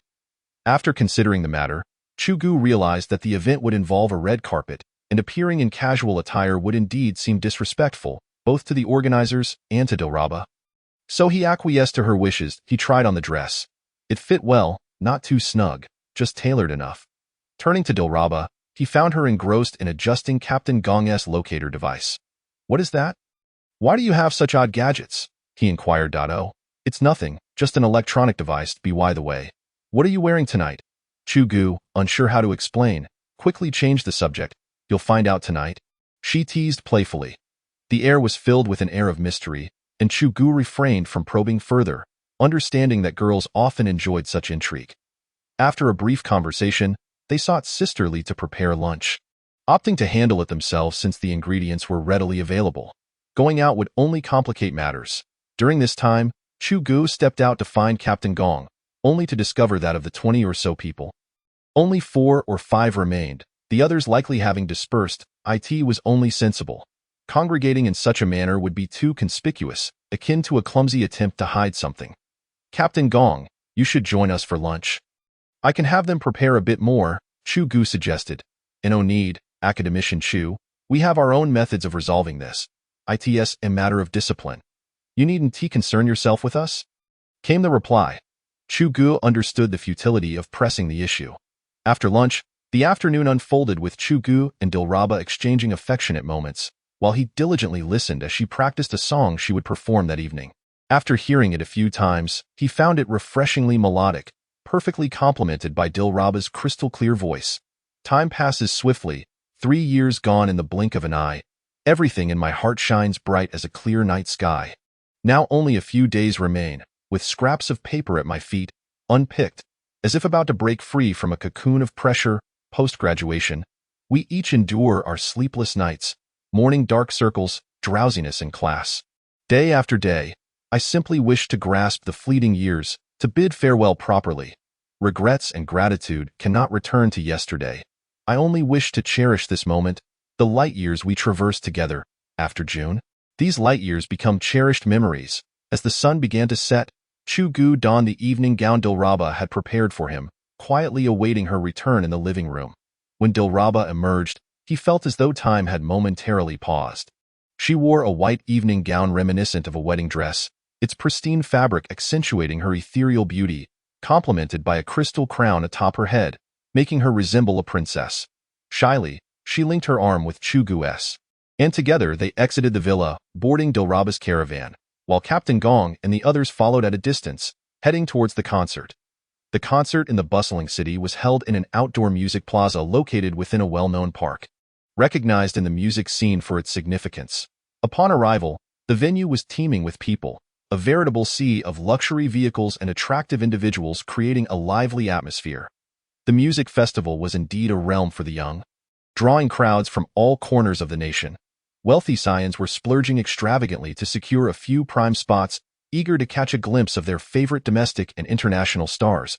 Among these affluent youths was Xiao Bo, the well-known golden boy of the city, who often lavished extravagant sums on his favored companions. While he relished the festivities, he remained acutely aware of family matters, planning a grand spectacle for a public proposal during this event. He dismissed any declarations regarding Dilraba's relationships as mere child's play, indifferent to her past or future. The ultimate goal of this union was a powerful alliance between families. As for Chu Ge, he was nearly forgotten until moments later when he and Dilraba were seen hand in hand walking down the red carpet. Wait, is that Dilraba? She looks like a little princess today. I'm more interested in the handsome guy beside her. Could he be the mysterious boyfriend she's been rumored to be with? It seems so. Wow, they really do complement each other. A match made in heaven. The surrounding whispers reached Xiao Bo's ears, and the anticipated spectacle crumbled before it had even begun. Inciting his fury, a cold smirk crept across his face. For someone like him, the more he suppressed his anger, the more volatile it became. Well, they dare to show up. It seems fate has brought us together, Jie. If you mess this up again, don't bother coming back. Yes, Boss Bo. Xiao Bo's associates retreated, while Chu Ge remained blissfully unaware of the brewing storm. After traversing the red carpet, Dilraba headed backstage, while Chu Ge settled into the seat she had reserved for him, patiently awaiting the festival's commencement. Gradually, the surrounding empty seats filled, and whispers erupted among the crowd. Dressed in a high-end suit, Chu Ge sat alone, creating a striking contrast. He had glanced at the dress label, which was entirely in English, leaving him somewhat puzzled. Who is that handsome guy sitting in front? Doesn't he look familiar? I think he is a scion of a wealthy family. I heard that the premium seats for today's concert went for over 100,000, indeed, and that suit he is wearing is from a luxury European brand, Brioni or something. Even the off-the-rack pieces cost over 70 or 80,000. Gosh, he is so handsome. Don't stop me. I think I'm in love. Haha, you little infatuated fool. The excited chatter of several girls drifted into Chu Ge's ears, prompting him to smile and shake his head. He glanced at the label inside his suit. It indeed was that brand. Dilraba had certainly spared no expense. Chu Ge felt it was somewhat wasteful, as the suit would likely be a one-time wear. After this occasion, it would remain untouched for who knows how long. However, he rationalized that many everyday items were often used just once, making it somewhat justifiable. Hello.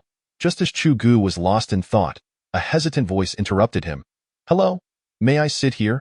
I can't quite read the characters above. Oh, let me see, Chu Ge replied, examining the ticket. It indeed corresponded to the seat beside him. He noticed the girl was likely a popular singer from a neighboring country, but he couldn't recall her name. To him, they all seemed rather similar. Yes, your seat is right here. Please, sit down. Welcome to China. Chu Ge replied courteously. Once she was seated, he turned his gaze back to the stage, as the lights began to dim, signaling the impending start of the music festival. A thumping beat resonated through the air as the organizers kicked off the event with an upbeat song, gradually quieting the once boisterous atmosphere to leave only the music in the audience. Small groups of friends ceased their chatter, swaying to the rhythm of the melodies. However, Xiao Bo was far from enjoying this moment. Boss Bo, our people are ready. As soon as the event disperses, we can act. Is that kid coming alone? Let us not have a repeat of last time. He should be alone. We observed closely. Rest assured, this time it will go off without a hitch. All right, go ahead. Xiao Bo nodded, casting a glance towards Chu Ge. Kid, today we'll settle both old and new scores.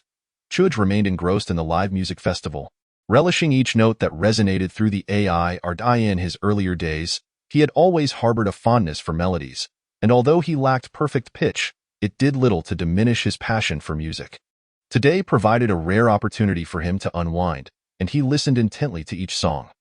Soon enough, Dilanaza took the stage, performing a refreshing tune that sent many young souls, freshly embarked on their professional journeys, into a frenzy. Observing their unbridled enthusiasm, Chu Ge felt a pang of nostalgia, reflecting on how he too must have once reveled in such fervor. After finishing her performance, Dilanaza gracefully descended the stage and stealthily approached Chu Ge, bending slightly as she did so. "Hey, Naza," a girl beside Chu Ge suddenly whispered. "Oh, hi, it's you. You've come to the music festival too? Why aren't you performing?" "I came to Modu for a promotional event. When I learned about the festival, I asked a friend from Huaxia for a ticket, but I didn't intend to perform," she replied. "What a pity. If they knew you were here, they would go wild." Dilanaza gestured toward the group of young fans nearby. "Thank you for the compliment. By the way, is this your boyfriend?" "Oh, I almost forgot. This is my boyfriend, Chu Ge." "Hello." "Hi." Chu Ge and the girl exchanged pleasantries once more. There aren't any more songs left, just some activities organized by the hosts. Awards and such. If you're not interested, we can head out, Dilanaza whispered in Chu Ge's ear, always considerate of his feelings. Chu Ge hesitated slightly before responding. "That sounds fine. Besides, your performance has concluded, and they can't compare to you. Off you go." "I know my own worth," she chuckled. After exchanging farewells with the girl, Chu Ge and Dilanaza gradually made their way toward the aisle. Not far off, several pairs of eyes fixated on the slowly retreating couple, exchanging glances as they prepared to approach when suddenly, a chill ran through their waists. "Behave yourselves and come with us, or it will really get loud," a few men warned, revealing dark firearms that flickered ominously in the strobe lights of the venue. Gang leader Jayat suddenly broke into a cold sweat, recognizing the eerily familiar scene. Meanwhile, Xiao Bo was bewildered, watching as Chu Ge and Dilanaza distanced themselves while his subordinates stood frozen, seemingly under some spell. Clad in identical black attire, Xiao Bo mistakenly assumed that Captain Gong's crew were thugs hired by gang leader Jayat. As he began to rise from his seat, a heavy force pressed him back down, as if a giant hand had returned him to his place. "Xiao Bo, current general manager of the Chao Group in Modu. Your grandfather is Chao Chongqing, your father is Chao Ruoyang, and you reside in the luxurious Lidu Jincheng Garden, right? You have brothers and cousins, all high-ranking executives in your family business, correct?" Xiao Bo's mind went blank, unable to grasp what was happening as the gravity of the situation dawned upon him. After a moment of stunned silence, he regained some composure and looked up at the imposing figure before him. "Who are you? Are you with that kid? Bold of you to move against me in Modu. You should know. No need to inquire further. We have already thoroughly investigated you, including all your family's subsidiaries and related industries, even your connections in Modu and Huaxia. Would you like me to lay it all out for you?" Xiao Bo's legs began to tremble. "Is there any point in further discussion? Come with us. Where to? I want to go. Let us see what you can do to me." Before he could finish, a sharp pain shot through his arm, rendering him oblivious to its existence. "No need to look that I've dislocated it. Any questions? I can easily remove something else if you prefer." Xiao Bo was genuinely terrified, meeting the man's cold, menacing gaze, realizing that if he persisted, he might truly meet a gruesome fate. When he finally met up with gang leader Jayat, he discovered that they were two separate groups. Jayat and his men appeared drained, far from their usual swagger. A chill ran down Xiao Bo's spine as the two factions merged, marching purposefully toward the festival's periphery, while the surrounding youth remained oblivious to their plight. Upon reaching the outer plaza, a few delinquent youths, leaning against their cars and smoking, hurried to greet Xiao Bo before he could signal them. He suddenly noticed several soldiers rushing towards him, halting him in his tracks. "Biogu, hey, hey, hey." The gangsters began to curse when they caught sight of the soldiers' uniforms, silencing their words. "You arrived just in time. I need to report a situation. These people are attempting to kidnap me," Xiao Bo stammered, still bewildered by the circumstances. "Captain." The soldiers saluted the figure behind Xiao Bo, leaving him even more confused. "Xiao Bo, I forgot to introduce myself. I am Chu Ge, captain of the Modu Garrison Special Operations Team." Captain Xiao, but I still don't understand." "You will soon enough." Xiao Bo stays. "The rest of you, get in the vehicle and return to the headquarters for processing." "Yes," Chu Ge commanded, glancing anxiously toward the park's exit. Chu Ge had yet to emerge, and today was the day he would meet his idol. He couldn't believe he was feeling nervous at nearly 40 years old. As a crowd began to gather, curious about the presence of the special police and military personnel. Whispers circulated. What's going on? With so many people at the music festival, the police are there to maintain order, which is understandable, but why are the military here too? Who knows? Look over there. There are more soldiers, and those are real weapons, right? This is quite the sight. Could it be there are many foreign guests at the festival? But that wouldn't warrant military intervention, would it? I see a lot of soldiers on this street. And they don't seem like regular troops. They look like special forces from the TV. Should I take a picture? They want to arrest me, right? Don't even think about it. Oh no, the police are coming. This scene unfolded among the crowd, yet just as they were getting engrossed, they were urged to disperse by waves of police officers. Reluctantly, many turned back, glancing over their shoulders. Meanwhile, Xiao Bo's eyes darted around as he contemplated who to call. Chu Ge shot a glance at him, his eyes betraying not only disdain but also a hint of murderous intent, causing Xiao Bo to shudder and suddenly grasp the gravity of the situation. Unbeknownst to Chu Ge, he and Dilanaza strolled leisurely through the park after exiting the music festival. Numerous vendors selling small crafts lined the path, and Dilanaza flitted from one stall to another, captivated by various trinkets. They indulged in dozens of skewers from a nearby stall, thoroughly enjoying themselves. It wasn't until nearly an hour later that they reached the park entrance. Academician Chu Ge. A sudden voice startled him, and turning around, he found Captain Gong, dressed casually. Oh, Captain Gong, what time is it? Shouldn't we be heading back to Yinjing? We still have some time.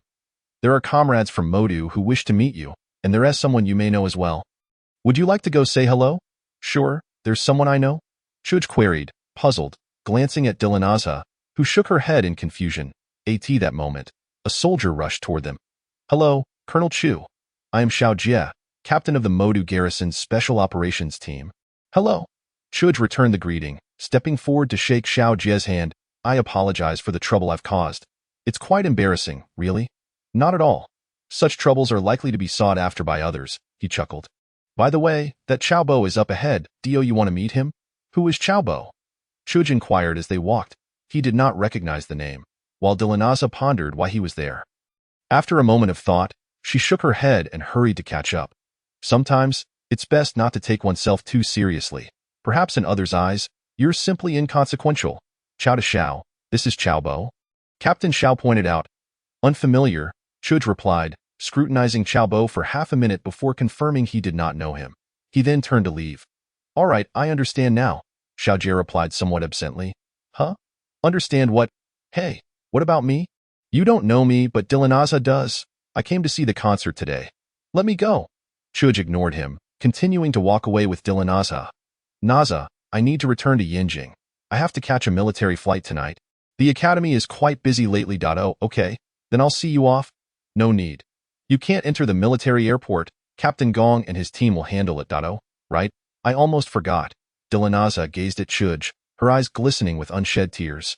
Their gazes locked, and Chu Ge gently kissed her forehead. In the distance, Captain Gong and his team stood with their backs to them, vigilantly observing the surrounding crowd. This small area temporarily belonged solely to them. After a long while, go call Sister Lee to take you home. I will watch. Chu Ge finally spoke. All right, as the performance concluded and people dispersed, there inevitably came a time for gathering and parting. Chu Ge gazed at the departing Naza, a wave of sadness washing over him, uncertain of when they would meet again. Captain Gong, let us go back to Yinjing? Yes, Academician Chu. Shortly thereafter, a convoy of military jeeps emerged from a side road. Chu Ge boarded the vehicle, and Captain Gong and his team promptly opened the doors. The fleet of military vehicles gradually vanished amidst the murmurs of the surrounding populace. Xiao Ge watched as the convoy disappeared from sight and saluted from a distance. For them, Chu Ge was akin to a legendary figure. Let us go, young Master Qiao. It's time for you to hit the road. Xiao Bo, now trembling, remarked, why does this sound so unsettling, that Captain Xiao? I suddenly recalled, what did you call that young man earlier, Colonel Chu? Is he also one of your military personnel? Indeed. You've finally come to your senses, though it's a bit late. Tio dare to touch Colonel Chu. You would be the first in history. From now on, I estimate you won't have another opportunity in this lifetime. But you must understand some truths. There are certain individuals you simply cannot provoke. Upon hearing this, Xiao Bo's mouth twitched violently, and he collapsed onto the ground, his face as pale as a ghost. This time, it wasn't just a chill in his heart, but rather a chill that permeated his entire being. Captain Xiao cast a disdainful glance at him and signaled his subordinates, and thus, young Master Chow was escorted into the vehicle. The sirens flashed, slowly merging with the neon lights of the largest city in Huaxia until they reached their end. At 2300 hours Yinjing time, Chu Ge had finished washing up and comfortably lay on the large bed in the dormitory. After reassuring Delina Zhao of his safety, he accessed the database in his mind. He had developed a habit of studying the system even with his eyes closed at night, regardless of whether he wrote progress reports. His good friend in the hurried rush of yesterday, he had yet to finish reviewing information on the electromagnetic kinetic energy sniper rifle. So he continued from where he had left off. System brother, what is the rating for the electromagnetic kinetic energy sniper rifle? A class. It seems today this thing is in a decent mood. With a range of 10,000 meters, even with a 16x scope, I can't see the target. If I can't see the target, how can I shoot a bird? Besides, I seem to remember that currently, various countries' militaries only use an 8x scope at most. What is your target? Humans? Who told you that the electromagnetic kinetic energy sniper rifle is meant to shoot humans? Do humans even qualify? Well, Chu Ge held back, continuing the conversation.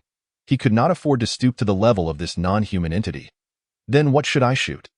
According to your military system, high-value targets are the primary objectives for the electromagnetic kinetic energy sniper rifle, such as radar stations, missile launchers, armored targets, etc. Oh, I seem to understand. Similar to an anti-material sniper rifle. What else? What else? Does Godzilla, aliens, or Transformers count? What the heck? You know about these? The system learns parts of new knowledge frameworks alongside the host. These items do not have original data in the database. I am currently saving them. Ahem, you need not save those. They are of no use, mere fabrications. It would be better to store some small books for comfort. Chu Ge was genuinely shocked by the system brother's earlier words and began to joke with it. What else have you learned? He was quite interested in such matters, but upon reflection, it felt a bit chilling. Later, it was proven that Chu Ge was not merely overthinking. The host's knowledge is lacking. This system is attempting other methods to continue learning. All right, you can go to sleep now. Chu Ge was ready to sleep. It had been a wonderfully joyous day, yet this entity had stirred him into a sleepless night. As Chu Ge tossed and turned, Academician Shun was also awake, conversing on the phone with Director Wu. Old Wu, are you saying we can initiate the Red Shore plan? Yes, Old Shun. This evening, the high-ranking officials held an emergency meeting, ultimately deciding to implement the Red Shore plan ahead of schedule. Then, it seems young Chu may soon find himself in the eye of the storm. Haha, what are you worried about? Do you fear that Huaxia cannot protect him now? Moreover, we have 1.4 billion people backing him. All right, I will obey the orders. However, once this plan is executed, the security measures for young Chu's family may need to be upgraded. You need not worry about that. Relevant deployments are already in progress. Good, good. Academician Shin ended the call, stood up, and slowly strolled to the window. He removed his glasses, rubbed his temples, then put them back on, standing quietly as he gazed out at the dark night. After darkness, comes dawn? Academician Chen murmured. The Red Shore plan had been set in motion from the moment Chu Ge developed a complete set of controllable nuclear fusion technology. During this time, Huaxia had already completed technological upgrades and generational accumulation regarding this technology. It was time to present it to the world, to transform it into a technological barrier, and then use it to harvest wealth globally. This method had long been the strategy of developed Western nations, leveraging technological advantages to continuously seize high profits and plunder wealth. Huaxia had to pay an incalculable amount of foreign exchange for this every year. Although the nation had invested heavily in the research of advanced technologies in recent years, it had started too late and still made little progress. However, once the truncated version of controllable nuclear fusion technology was released, it would inevitably be exploited by interested nations for reverse engineering in pursuit of technological upgrades. Nevertheless, Huaxia was unperturbed, for by that time, they estimated they would have already ascended to the heavens. This was the ultimate version of being one step behind, always falling further behind. Furthermore, the implementation of this plan also signified that its creator, Chu Ge, was about to emerge into the limelight. Chapter 70. Chu Ge's meteoric rise to fame. Though ridiculed by the system brother yesterday, Chu Ge believed the electromagnetic kinetic energy sniper rifle was still an excellent creation. His motto was, if it's a good thing, it cannot remain solely in his possession. It must be handed over to Li Gang. After a morning of intense work, Chu Ge punctually delivered the blueprint plan to Li Gang that afternoon. But, Academician Chu, my team for the laser grenade has just been established. You can't just keep seizing my sheep? Li Gang's expression was one of despair. Although he was excited to see new projects, he could hardly withstand Chu Ge's relentless bombardment. I don't care. The other projects in the team can be delegated further. You figure it out, it's not the first time. If it doesn't work, just ask Academician Chen for more personnel. Regardless, I will come to you for the final product. Chu Ge began to adopt the demeanor of a dismissive superior. All right, Academician Chu, who am I to argue with you? The boss? Haha. The other team members, witnessing Li Gang's plight, burst into laughter. Within the team, Li Gang was the leader, and they were merely on the receiving end of his reprimands. Today, they finally took revenge through Chu Ge's hands. What is so funny, Wang Lei, Zhang Yuanqing? You two laugh the loudest. Come on, let us go pick some people. Hey, team leader Li. Chu Ge had already walked far away. Listening to Li Gang and the others bantering behind him, his mouth stretched into a grin. Li Gang was a guy with unlimited potential. This was true. Chu Ge's high-intensity development plans were always completed on time. And there had never been any mistakes. Chu Ge was quite pleased. The soldiers he had chosen were indeed quite capable. While he was teasing Li Gang, little did he expect that soon enough, he himself would become the one being tormented, and the onslaught would be fierce. The matter first began to ferment online. Famous film and music star Delina Jia makes an appearance at the Magic City Music Festival. With a mysterious boyfriend supporting her live, the two hand in hand on the red carpet. When Chu Ge saw this marathon-like headline, he nearly broke down. Indeed, it was a classic case of clickbait, executed with remarkable skill. Below the title, a detailed account of the music festival, documenting all the moments from when he and Naza got out of the car to their discreet departure, was presented, accompanied by very clear photographs. Notably, Chu Ge was captured from various angles, with many images showcasing him in greater detail and quantity than Delina Jia. This was clearly the work of professional paparazzi. Chu Ge mumbled something, suddenly sensing that something was amiss. A single stone stirred up 1,000 waves. Within an afternoon, this sensational clickbait report went viral across the internet. The scene. There was proof that this report was absolutely genuine. Wow, I envy the person above. Speaking of Delina Jia, her mysterious boyfriend's identity remains a mystery. The person above is spot on. During the previous exposure, this handsome guy was already identified, only for the results to end inconclusively. There wasn't even a clear photo back then, but this time, we finally caught him. Hats off to the photography predecessors. Whether he's mysterious or not, all I know is that I'm quite taken with this handsome young man. The person above suggested, immediately looking in the mirror, asking the reflection if they had the confidence to compare with Delina Jia. Haha. The person above is ruthless. You all seem to have gone off topic. We are discussing the identity of this mysterious boyfriend. If it were only this, Chu Ge would not have bothered at all. In the online world, trends are fleeting, and he had been on the hot search list before. Now he was still Chu Ge, without having inflated his ego into that of Brother Chu. However, the subsequent antics of the Weapons Research Institute left Chu Ge somewhat bewildered. Goodness, this is akin to a fire breaking out in the backyard. Chu Ge could hardly contain his frustration.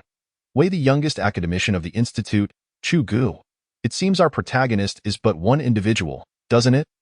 Unlike the paparazzi snapshots, the images from the Research Institute predominantly featured candid shots of Chu Ge at work, with the commonality being that they were taken from various angles with complete transparency, and in terms of detail and quantity, they far exceeded those circulated online.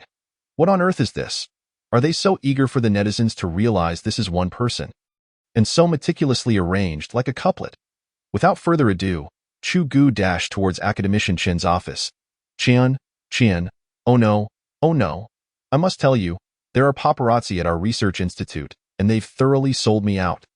My photos are flooding the internet. Beside Academician Chen was a colleague, both engrossed in their computer screens and conversing, seemingly unfazed by Chu Ge's frantic demeanor. As they continued their discussion, Xiao Jiang, the photos taken by your publicity department are quite professional. I dare say they rival those of any high-end studio photographer. Haha, Academician Chen is joking again. Our institute's photography is rather amateurish, but it's passable. It's primarily because Academician Chu is quite handsome, hence the good results. Wouldn't you agree, Academician Shun? Well, it's decent enough, not too shabby, Academician Shun replied with a hint of reluctance. After catching his breath, Chu Ge finally discerned the underlying truth after listening to the duo for a while. It was these two who had sold him out. In a moment of realization, just as he was about to call for security, he noticed the nameplate and remembered this was Academician Shin's office. Who is Academician Shin? A man of great virtue and reputation. A venerable elder, the leading figure of the entire research institute. Furthermore, Academician Shin regarded Chu Ge as his own child. How could he possibly expose him without cause? Chu Ge composed himself. All right, Xiao Jiang, let's wrap it up for today. Just ensure you manage the direction and call me if anything arises. Certainly, Academician Shin. The colleague surnamed Jiang smiled and nodded at Chu Ge before pushing the door to leave, even taking care to close it gently behind him. Xiao Chu, would you like an apple? There are some on the table. Chu Ge initially intended to decline, but upon meeting Academician Shin's warm gaze, he obediently picked up an apple and began to eat. I knew you would come. Look, I've prepared a whole plate of apples for you. Academician Shin. That? Academician Shin waved his hand dismissively. This was a plan established early on.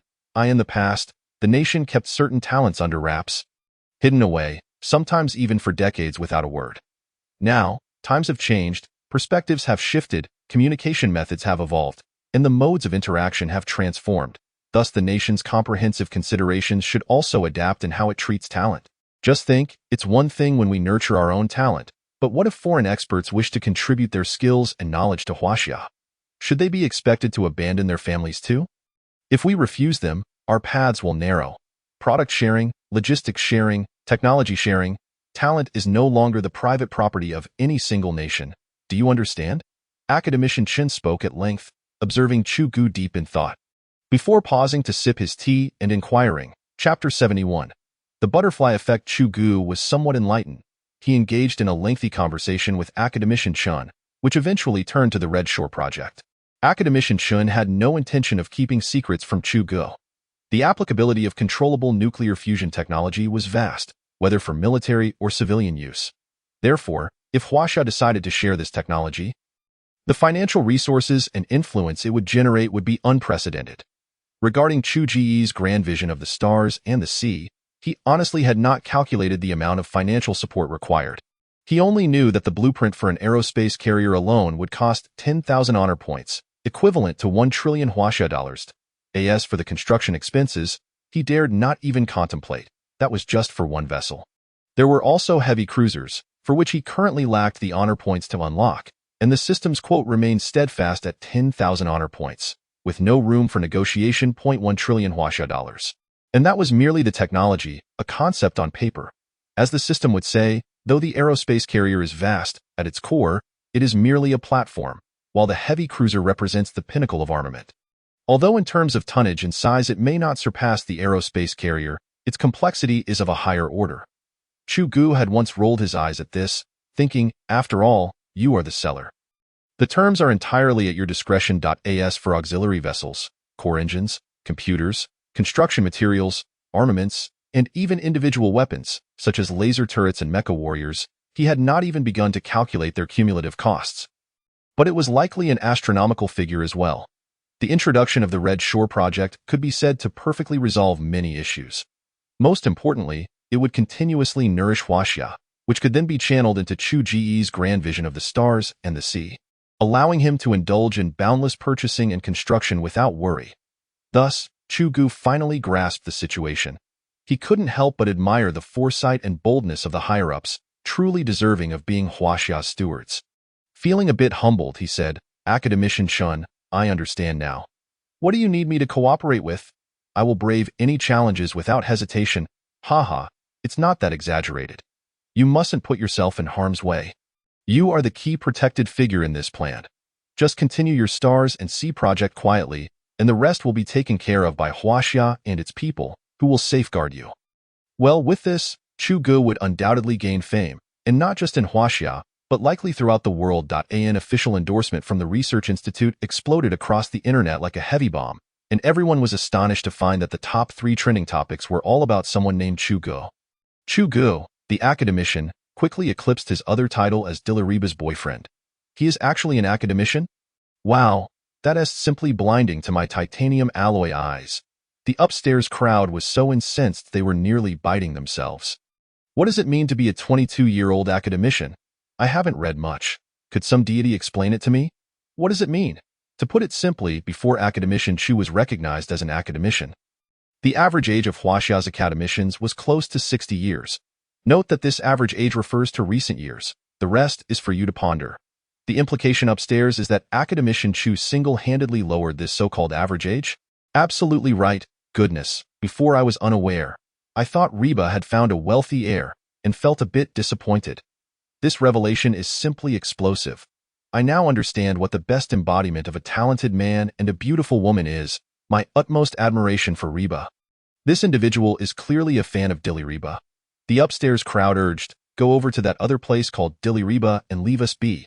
She's just a celebrity. Can she really be compared to a Huaxia academician? Agreed, agreed, agreed. This was the online frenzy, all of which was anticipated by academician Qin and his colleagues. However, certain developments unfolded that exceeded their expectations in the lives of ordinary citizens. Later, Professor Qin would reflect. Who could have imagined? This young lad Chu Ge appeals to both the young and the old alike. Mischievous children, I told you to study well, and look at Chu Ge, only 22 and already an academician. What about you? You just know how to eat? Mom, I'm only 12. 22 is still far away for me. Far away? It may be far, but even if you sat on a rocket, you wouldn't catch up. Studious children, I see. So a 22-year-old can actually be an academician. I thought my dream of attending Yinjing University was already quite lofty, but it seems my goals were still set too low. Chu Ge is my role model. Children, parents, bus drivers, office workers, company owners, and even leaders in various fields were all astonished by Chu Ge's remarkable achievements. Tonight, the name Chu Ge became a household name. After finishing his meal, Chu Ge did not engage in any other activities as he witnessed something extraordinary. The prestige value from the system began to rise incessantly. Previously, it had remained static. Occasionally, when Chu Ge checked information, he would glance at it, thinking, oh, it has increased. But today, the numbers were changing continuously, and all the figures were fluctuating 0.3 digits, 4 digits, 5 digits, 6 digits, 7 digits, 8 digits, 9 digits. System, can this prestige value be exchanged for money? You are overthinking it. At 7:20 p.m. Yinjing time, the citizens of Huaxia were having their meals while discussing Chu Ge and watching the news. The latest announcement from Huaxia's Ministry of Science and Technology reported that the controllable nuclear fusion technology developed by academician Chu Ge at the Weapons Research Institute had completed its feasibility report research. And the miniaturization of the device, along with its practical applications, were being extended into the civilian sector. Please see the following for a detailed introduction. The news segment was brief, lasting only 5 minutes. Not long? Apologies, but in the context of Huaxia's comprehensive news report lasting a total of 30 minutes, this is indeed quite lengthy. Dad, what is controllable nuclear fusion? I think I heard Chu Ge's name. The child, still young, mispronounced the technical terms into a playful sound. Well, okay. Dad doesn't really know what that is either. A 5-minute news segment catapulted the day's protagonist, Chu Ge, to the pinnacle of public attention. Controllable nuclear fusion? What on earth is that? A nuclear bomb? A nuclear bomb? Isn't Huaxia already well equipped with those? The atomic bomb is a product of nuclear fission, while thermonuclear fusion pertains to the hydrogen bomb. Correct?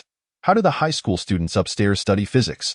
When deuterium, D, and tritium, T, engage in fusion reactions, they produce a neutron and release an energy of 17.6 MeV, whereas the fusion of 2 deuterium atoms yields approximately 14.1 MeV.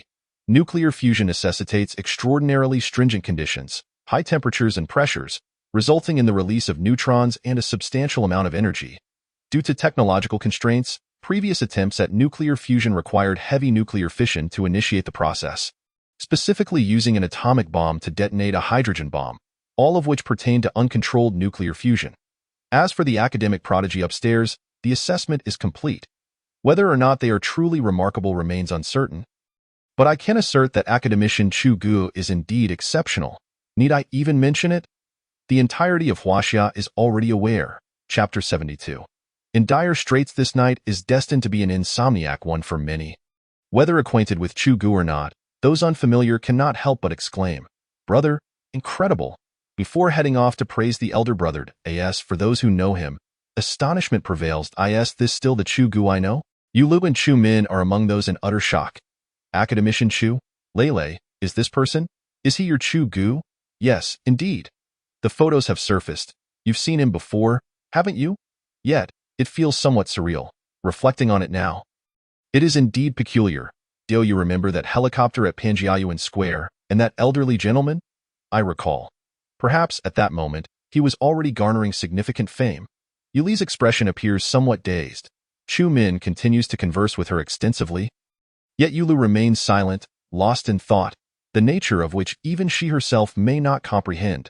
In a certain villa within the luxurious Lidu garden of the Magic City, Chao Chongqing has remained silent for a considerable time after viewing the news. The members of the Chao family gather in the hall, awaiting the words of the patriarch of this vast clan.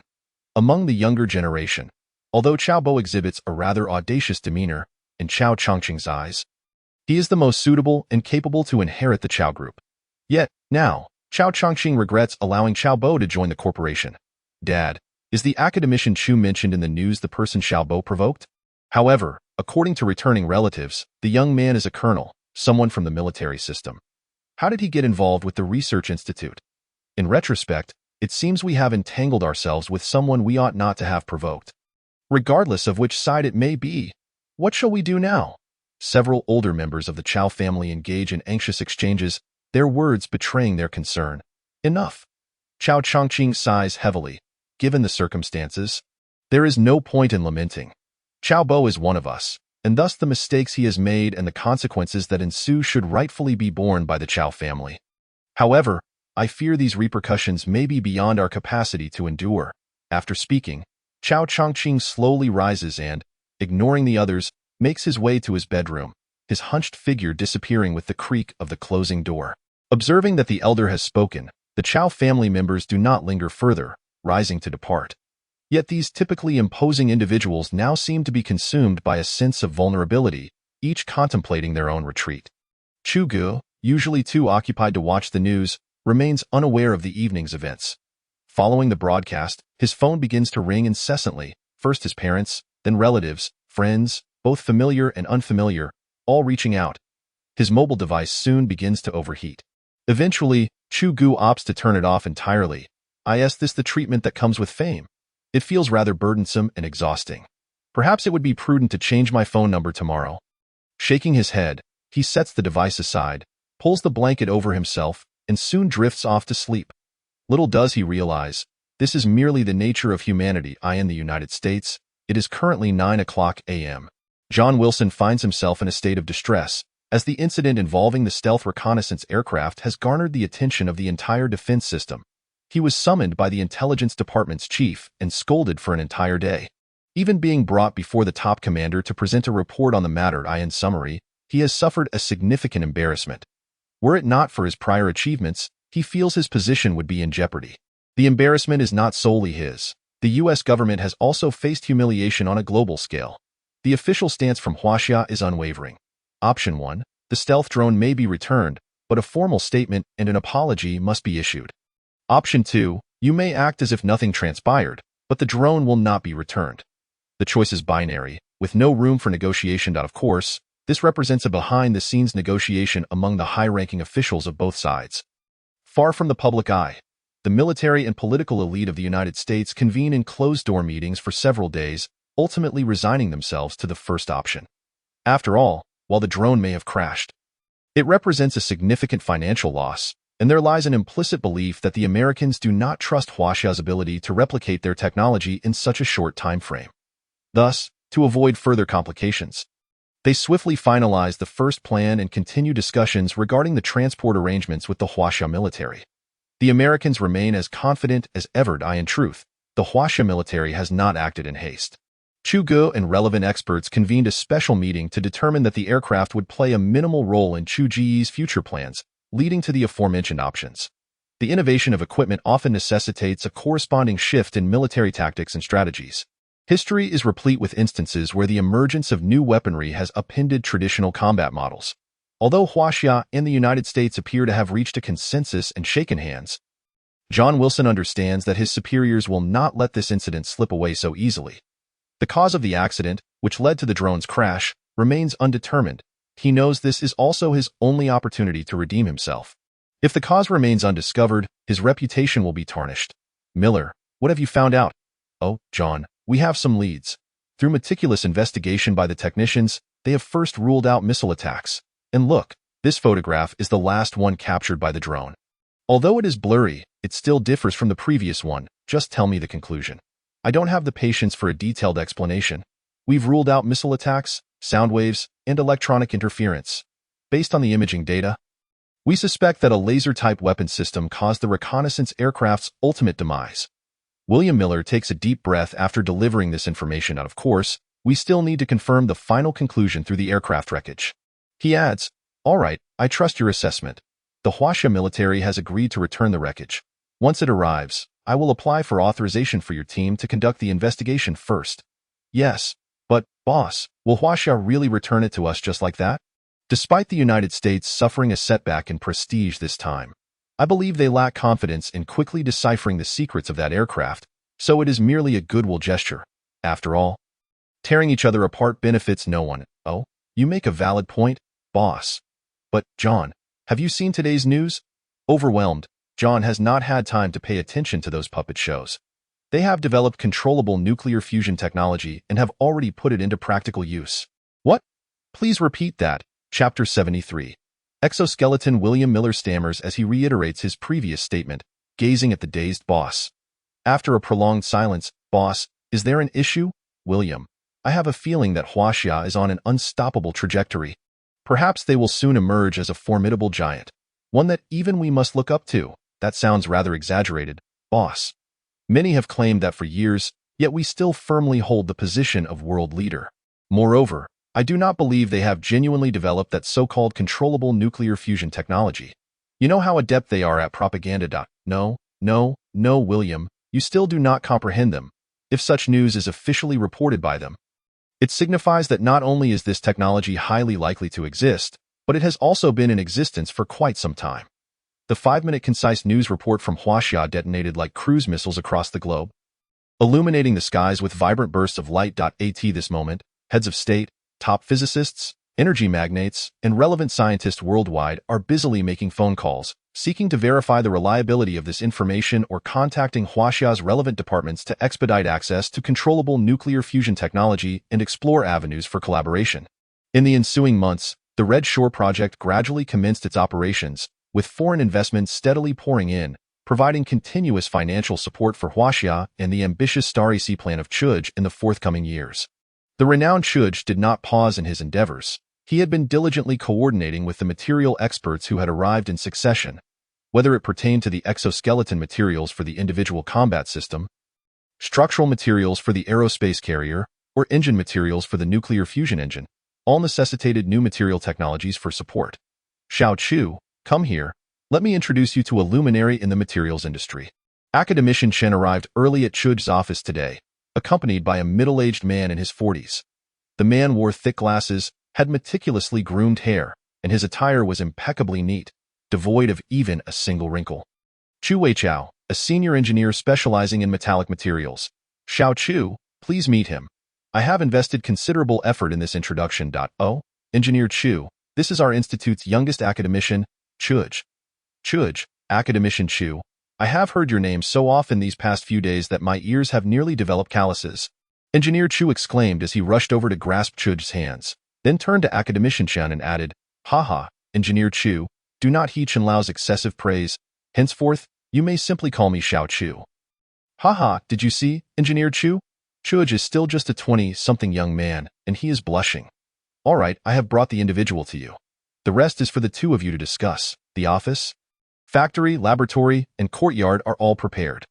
Engineer Chu, once you conclude here, you may proceed to have a look. Understood, Chen Lao, rest assured. After Chen Lao departed, Chu Ge promptly invited Engineer Chu to sit down.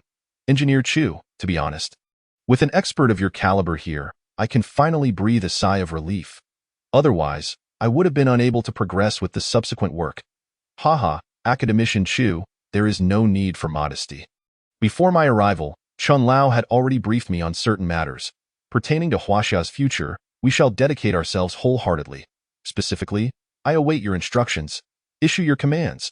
Engineer Chu expressed his stance to Chu Ge right away, prompting Chu Ge to scrutinize the middle-aged man before him for a moment, feeling genuine admiration in his heart. Tio, set aside the distractions of the outside world and devote oneself to scientific research for the future of Huaxia is indeed an act of great righteousness. With this realization, Chu Ge decided to be direct. All right, you will first take your team to the laboratory to inspect the equipment. If any adjustments are needed, or if you have better suggestions, feel free to raise them. I will ensure that the personnel from the Research Institute accompany you throughout. As for the specifics of the experimental processes and manufacturing of new materials, I shall personally hand them over to you tomorrow. How does that sound?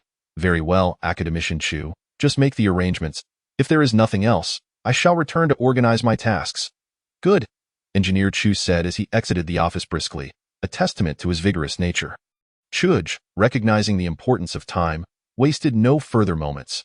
With the talent acquired, it was time for the system to commence its work. The exoskeleton equipment provided by the system was, in fact, auxiliary armor for individual soldiers. Based on armor, it emphasized the area from the hands to the shoulders and from the ankles to the thighs, adding an additional layer of physical enhancement. Coupled with microcomputer control, this would enhance the explosive power, endurance, jumping ability, and strength of individual soldiers. The primary material was based on carbon nanotubes, allowing carbon atoms to hybridize in sp2 and sp3 states, forming a new substance with a mixed hybrid state. In this state, the tensile strength of carbon nanotubes reached 100 times that of steel, while the density was only 1/6 that of steel, significantly reducing the weight of the finished product. Chu Ge reviewed the system's data and noted that a complete set of exoskeleton armor weighed merely 4.6 kilograms. This material possessed two additional characteristics. Its hardness was 3 times that of diamond, and its melting point was the highest among known materials. It was, quite simply, the perfect material for exoskeletons. System, you truly excel. This material selection is impeccable. Although not novel, the manufacturing process is quite challenging. I have researched large-scale production, and your method is indeed reliable. I have better options, but unfortunately, you lack the funds. Moreover, your resources are scarce, limiting you to the currently available materials for modification, upgrades, and utilization. I find you to be quite the contrarian. Can you not say something pleasant? Chu Ge retorted in frustration after hearing the system's comments. Humans are complex. As Chu Ge began to document the material composition and manufacturing processes, he decided to disregard the system's complaints. Recognizing they were from a different dimension, lacking a common language. Before he knew it, night had fallen, and a faint layer of oil had begun to solidify in the instant noodle container beside him. Although it was already spring, the temperatures remained quite low in the early morning and evening. Chu Ge, engrossed in his writing, occasionally furrowed his brow. He had not anticipated that a single material could entail so many equations and procedural steps, making it far more intricate than drafting blueprints. Fortunately, just before dawn, Chu Ge completed the organization of all the materials. As he gazed at the substantial stack of documents before him, a smile of satisfaction crept across his face. Yet another task had been accomplished. After swiftly resolving his personal matters, Chu Ge lay in bed and shamelessly sought out his close friend for a heart-to-heart. System, can't you give me a discount on that heavy cruiser? With the meager honor points I have left, I cannot afford it. You have yet to construct the aerospace carrier. What are you so impatient about? Haha, I see your vocabulary has expanded once again. Chapter 74. System Rewards. However, the system's words prompted Chu Ge to recall that the blueprint for the aerospace carrier had been redeemed quite some time ago, lying dormant in the recesses of his mind. He resolved to focus on completing the individual combat system project before turning his attention to organizing the data blueprint for the aerospace carrier, a monumental undertaking. Chu Ge glanced at his wrist and felt a deep sense of sympathy for it. Firmly decided, he looked at his prestige points. System, remaining prestige points, 912000500, and the number continued to fluctuate, nearing 1 billion. Chu Ge felt a stirring in his heart. This prestige point system seemed rather useless. It did not allow me to utilize it more. So what was the point of its existence? It would be better to convert it all into honor points, from which I could exchange for something. The military-industrial system does not wish for the host to focus excessively on skills unrelated to military industry. But this does not mean prestige points are without value. Quantitative changes lead to qualitative changes. Please await the host's expectations. Yes, you've said it all. I await your expectations for what? I currently feel you are merely a pitfall. I almost forgot. Last time, you forcefully sold me 9 sets of instant activation ultra-dense energy shields. By the way, can these 9 sets really block 9 attacks? In principle, you may understand it that way. With the current attack methods on your planet, they will mostly be rendered ineffective unless it involves poisoning, suicide, or similar actions. Am I insane? If I were to commit suicide, you wouldn't wish for me to have some good fortune. 9 lives? Ah, a 9-tailed fox, how impressive. Does the number 9 have any significance in the system? In our culture, the number 9 can be interpreted in many ways. No, the system calculated your remaining prestige points and assigned a random number. Oh, I see. Huh? You. Chu Ge decided to temporarily cast this system aside. This was simply bullying, compounded by a touch of misogyny that was intolerable. The following day, after finishing breakfast, Chu Ge sought out Engineer Chu, handing over the carbon nanotube technology data and manufacturing procedures he had hastily compiled the previous night. Engineer Chu wore an expression akin to that of Li Gang, turning to stone after flipping through a few pages, furrowing his brow in contemplation before continuing to peruse. Chu Ge, accustomed to such reactions, quietly waited beside Engineer Chu until he finished reviewing the materials. They exchanged a handshake, and Chu Ge conveyed a meaningful glance. The rest is up to you. Take care. Engineer Chu nodded solemnly, awed by Chu Ge's capabilities in the field of metallic materials from the very first day. However, it appeared that he did not fully grasp the underlying implications of Chu Ge's words. Just days prior, as the tales of Chu Ge's accomplishments circulated among those around him, Engineer Chu had his own doubts. In his understanding, every step could not be skipped. Achieving success in one go was but a joke. Theory required rigorous verification at every stage. However, having briefly glanced at the data report, he felt it was nearly accurate. As data does not lie, especially for professionals like them who can glean the general idea from a single glance. Though meticulous in his work, he still intended to simulate the process once more. Is this the legendary academician Chu? Indeed, he lives up to his reputation. After leaving Engineer Chu, Chu Ge headed straight to Li Gang, setting aside other matters for the moment. He was particularly interested in the electromagnetic kinetic sniper rifle and was eager to experience what it felt like to fire such a weapon. Li Gang, how goes the development of my sniper rifle? Your progress has been rather sluggish lately. Chu Ge launched directly into the conversation. Academician Chu, you mustn't pressure me so. It's only been a few days. We are presently at the model simulation stage for the energy tank. Once the simulation is complete, tomorrow this crucial component will be formed, and only then can we create a sample to proceed to the next step. With authority comes pressure, Li Gang patiently explained his workflow to Chu Ge. Well, all right, just ensure that the main aspects of this week are well organized and then hand them over to others. I have other arrangements for you. Switched again? Li Gang was on the verge of exploding. What? Is it not enough to fiddle with these trinkets? Once this is changed, there shall be no more alterations. I shall present you with something grand. Something grand? What do you mean? Academician Chu, could you possibly reveal a hint? Upon hearing about this grand thing from Chu Ge, Li Gang's interest was instantly piqued. No. Alas, then why mention it? Furthermore, why have you not shown the same urgency regarding the laser grenades? Quantum communications and quantum computers from other teams. Is the electromagnetic energy sniper rifle your favorite child? Well, it is my godson. My biological son is still in the works. Chu Ge spoke the stark truth. Very well, I report to Academician Chu that the godson is likely to be born in 3 days. You may come for inspection then. Good, that is precisely what I was waiting for. Chu Ge waved his hand and turned to leave, pondering that he had several biological sons, though they remained nebulous in his mind and one was currently being auctioned by the system brother. As Chu Ge made his way back to the office, suddenly, the system brother knocked on his head.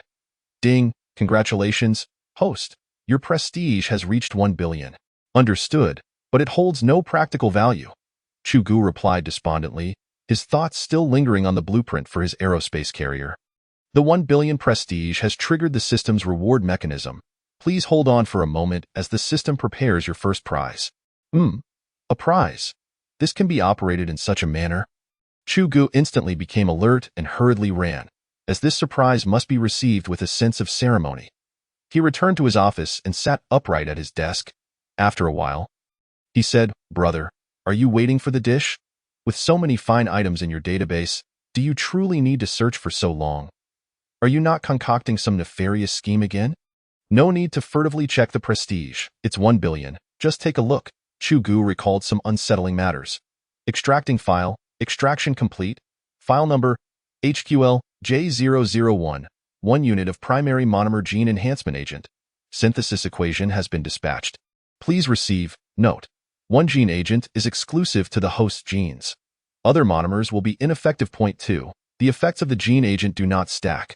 For further enhancement, please develop the next level of gene agent or activate the system reward. Is that it? Just a vial of medicine? What is this? I thought you would reward me with a heavy cruiser. I was excited for nothing. Chu Ge was greatly disappointed. As the pinnacle of armament, the heavy cruiser was an insurmountable hurdle for him. Wait a moment. How much is this gene thing worth? It wouldn't deduct all that 1 billion prestige, would it? Chu Ge suddenly recalled something and asked nervously. No need to worry about the 1 billion. Host's remaining prestige, 500 million. Consider yourself somewhat conscientious. After Chu Ge finished speaking, he no longer paid attention to the system brother. The prize had been distributed, and the prestige had been deducted. He hurried to check the effects of that gene agent. Chapter 75 Gene Agent File Number HQL J001 Monomer Gene Agent enhances base individual metrics by 15, including life, strength, memory, vision, hearing, taste, speed, explosiveness, and all bodily function indicators. This gene agent is a one-time functional agent. Stacking usage is ineffective. Administration method: injection into the body. The mechanism for enhancing individual functions is permanent, with the primary agent calculating enhancements based on the body's fundamental functions. Subsequent gene agents will calculate further enhancements based on the data post the first enhancement, and so forth. Note: 1. After injection of the gene agent, the individual will enter a comatose state. 24 hours later, the agent will activate the individual's nervous system, allowing for awakening. This process must not be interrupted. Otherwise, the transformation will fail, and the drug injection will be deemed unsuccessful. Point 2. The monomer gene agent is exclusively for specific individuals. Otherwise, this gene agent will become ineffective and may even cause irreversible harm to the test subject. This warning requires special attention. Point 3. The system provides the gene agent with the ultimate goal of reshaping the host's bodily functions and correcting the direction of genetic mutations to achieve adaptability to certain specific environments. 4. This gene agent has no side effects. Apart from enhancing basic functions, it does not affect the individual's original memories, personality, preferences, or other acquired behaviors. Chu Ge continued to browse, finding the remaining information primarily pertained to the natural additives, chemical composition ratios, and synthesis equations of new chemical compounds. Upon reaching this point, he felt something was amiss, so he returned to reread it, even painstakingly analyzing it word by word. Finally, he found a few key phrases and paused to ponder for a long time, yet remained at a loss. System brother, regarding the precautions for the gene agent's third point, what does it mean by achieving adaptability to certain specific environments? Furthermore, correcting the direction of genetic mutations. This gene agent is meant to alter genes, not merely to strengthen the body, like Luwei Di Huangwan or something. Luwei Di Huangwan, what is that? Well, it seems you have not learned about this yet. It is akin to your agent. Enhancing physical constitution. Upon finishing, Chu Ge covered his face, suppressing a laugh. Correcting the direction of genetic mutations will only adjust towards a direction beneficial to the host. There is no need for concern. As for the subsequent mention of a specific environment, the system defaults this question. Please continue to upgrade. That statement is simply your imperial decree, isn't it? Asking you is futile. Very well, since I have already boarded your pirate ship. It seems I cannot disembark now. Chu Ge decided to relax, for he had no choice. Having spent 500 million prestige, and instinctively felt that the system brother would not harm him, deep down, he harbored a vague conjecture, but whether it was true or not remained to be seen. Chu Ge summoned the data issued by the system brother and meticulously copied the formula for the gene agent, being particularly careful, especially with the chemical equations. After completing it, he cross-checked it with the source data twice. There was no room for error. A single mistake in a letter or dosage could lead to disastrous outcomes. Moreover, there was no antidote. To pass away just as he made a name for himself would be an early demise indeed. After finalizing all the data, Chu Ge carefully placed the gene agent formula in a file bag. Then washed up and prepared for bed. Lying in bed, he reflected on the day's gains, increasingly sensing that as he progressed, the system brother grew ever more mysterious, resembling the supercomputer Red Queen more and more. A shiver ran through Chu Ge. Never mind. According to the normal plot, Blue Star, a resource-poor planet, aside from the myriad forms of organic life, truly had little of note to offer as for how the gene agent was manufactured in the 24 hours of lying dormant post-administration. Chu Ge pondered for a long time but ultimately decided to seek help from academician Chen. After much deliberation, he resolved that this time he might have to tell a little white lie to academician Chen, primarily because this matter could not be openly discussed. Many details were impossible to explain coherently, and in such instances, the best solution was to say nothing at all. To avoid prolonged uncertainty, Chu Ge visited academician Chen's office early the next morning. "Old Chen, I have arrived at little Chu. You haven't visited me in quite a few days. Is there something troubling you?" "Nothing. It's just that Li Gang and the others are diligently progressing with their research. I estimate that within a week, several main subsystems of the soldier system will bear fruit." "That's good to hear. Have you thought about the next step?" "Yes, the aerospace carrier plan will be initiated. Proceeding in segments with preparations for the fusion engine, armor system, energy system, hangar, and communication command station." Upon hearing this, academician Chen, who was watering the flowers, abruptly halted his actions and turned to face Chu Ge. "Good, little Chu. I have been waiting for you to announce the initiation of the aerospace carrier plan. This gives this old man something to look forward to." Academician Chen's spirits were high, and Chu Ge noted that his hand trembled while holding the watering can. With the soil in the flower pot already saturated and water slowly overflowing. "Rest assured, Grandpa Chen, your flowers—" Oh, how could I forget?" Academician Chen hurriedly set the watering can aside and grabbed a cloth to wipe away the spilled water. "However, before that, old Chen, I would like to test the data for several cooling agents. It may require a few new chemical compounds, so I need to trouble you to contact the relevant biochemical research institutes to assist." "No problem, a small matter. Your project, Chu Ge, is now a direct express route for the entire system, and everyone will support it without hesitation." "All right, old Chen.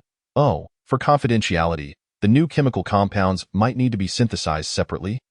And then we will conduct the final experiments here." "Good." Academician Chen readily agreed, and Chu Ge felt a weight lift off his shoulders, though he still felt a twinge of guilt. Upon exiting academician Chen's office, Chu Ge did not return immediately. Uncharacteristically, he strolled along a north-south thoroughfare of the research institute, somewhat aimlessly. Along the way, he encountered several people from the institute who greeted him, to which he responded mechanically. After walking for a long while, Chu Ge finally reached the end, where dozens of excavators were busily at work in the distance. He knew that they were constructing new experimental facilities and dormitory buildings for the institute. The research institute is continuously expanding, and it is likely that many other engineers and experts will take residence here in the near future. Thanks to Chu Ge, the institute has multiplied in size beyond measure. As Chu Ge gazed down at the freshly laid asphalt road, the pristine surface seemed to have just solidified, still emanating the scent of tar. Chapter 76. The power engine. Chu Ge paused to look into the distance, where the evening sun's crimson glow had already painted the entire sky, a stunning display of colors. The universe operates in a cyclical manner. As the sun sets in the west, dawn will soon come rushing in. Suddenly, Chu Ge recalled a poem by Shelley. "When the strange morning light rises, it will dissolve the clouds above your head. Hell and heaven will vanish into nothingness, leaving you with only the eternal universe. Life is finite, yet the universe is infinite. Is it not a grand endeavor to explore the boundless cosmos with our limited existence?" As these thoughts crossed his mind, a smile gradually spread across Chu Ge's face, as if he had suddenly grasped the essence of the poem. After casting one last glance at the sunset, he turned and strode back with determination. Upon arriving at the institute's dining hall, Chu Ge found it bustling with patrons. "Academician Chu, your meal is ready," Yin Tianhao greeted. Having been watching the entrance intently, "Thank you. You're welcome. I thought you might skip the dining hall again, so I was preparing to pack something for you to take back to your dorm." Li Gang, Wang Yun, and a few others were present. "Where is Zheng Jun?" Chu Ge scanned the table and noted Zheng Jun's absence. "He's swamped right now. He mentioned that quantum communication is at a critical stage." and everyone in his group is basically living in the lab. Look, the meals are all prepared for them, Li Gang said, pointing to another table laden with food. Wang Yun, please inform them tomorrow that they should come to the dining hall when it's time to eat. The food will go cold otherwise. A few times is manageable, but over time, their stomachs won't tolerate it. Understood, Academician Chu, Wang Yun replied promptly. She had taken on the role Chu Ge previously held, acting as a liaison and problem solver between various groups and Chu Ge. After several days, she appeared somewhat fatigued. And Tianhao, come to my office first thing tomorrow. Starting tomorrow, you'll be in a group with Academician Huang. He leads the Controllable Nuclear Fusion Research Group. Although Chu Ge had not completely replicated the blueprints for the aerospace battleship, he had laid out several key subsystems in advance, such as quantum communication.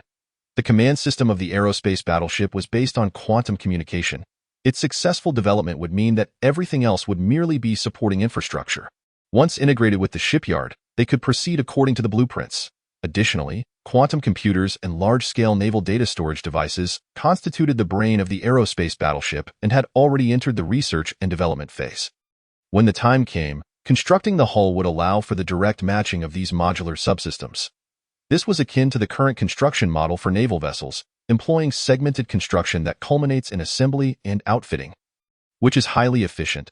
Given Huaxia's shipbuilding capabilities, Chu Ge was confident that once these critical subsystems were fully developed, the subsequent construction speed would be formidable. Chu Ge examined the data blueprints from his system, contemplating that several crucial subsystems for the aerospace battleship had yet to be initiated, namely the engine power module, energy module, and armament module. Among these, the engine module was notably complex. The system's engine conceptualization was entirely novel, featuring a nuclear fusion engine and an anti-gravity warp engine. These were fundamentally different from the current naval engines, and Huaxia's technological reserves in certain engine domains remained somewhat limited.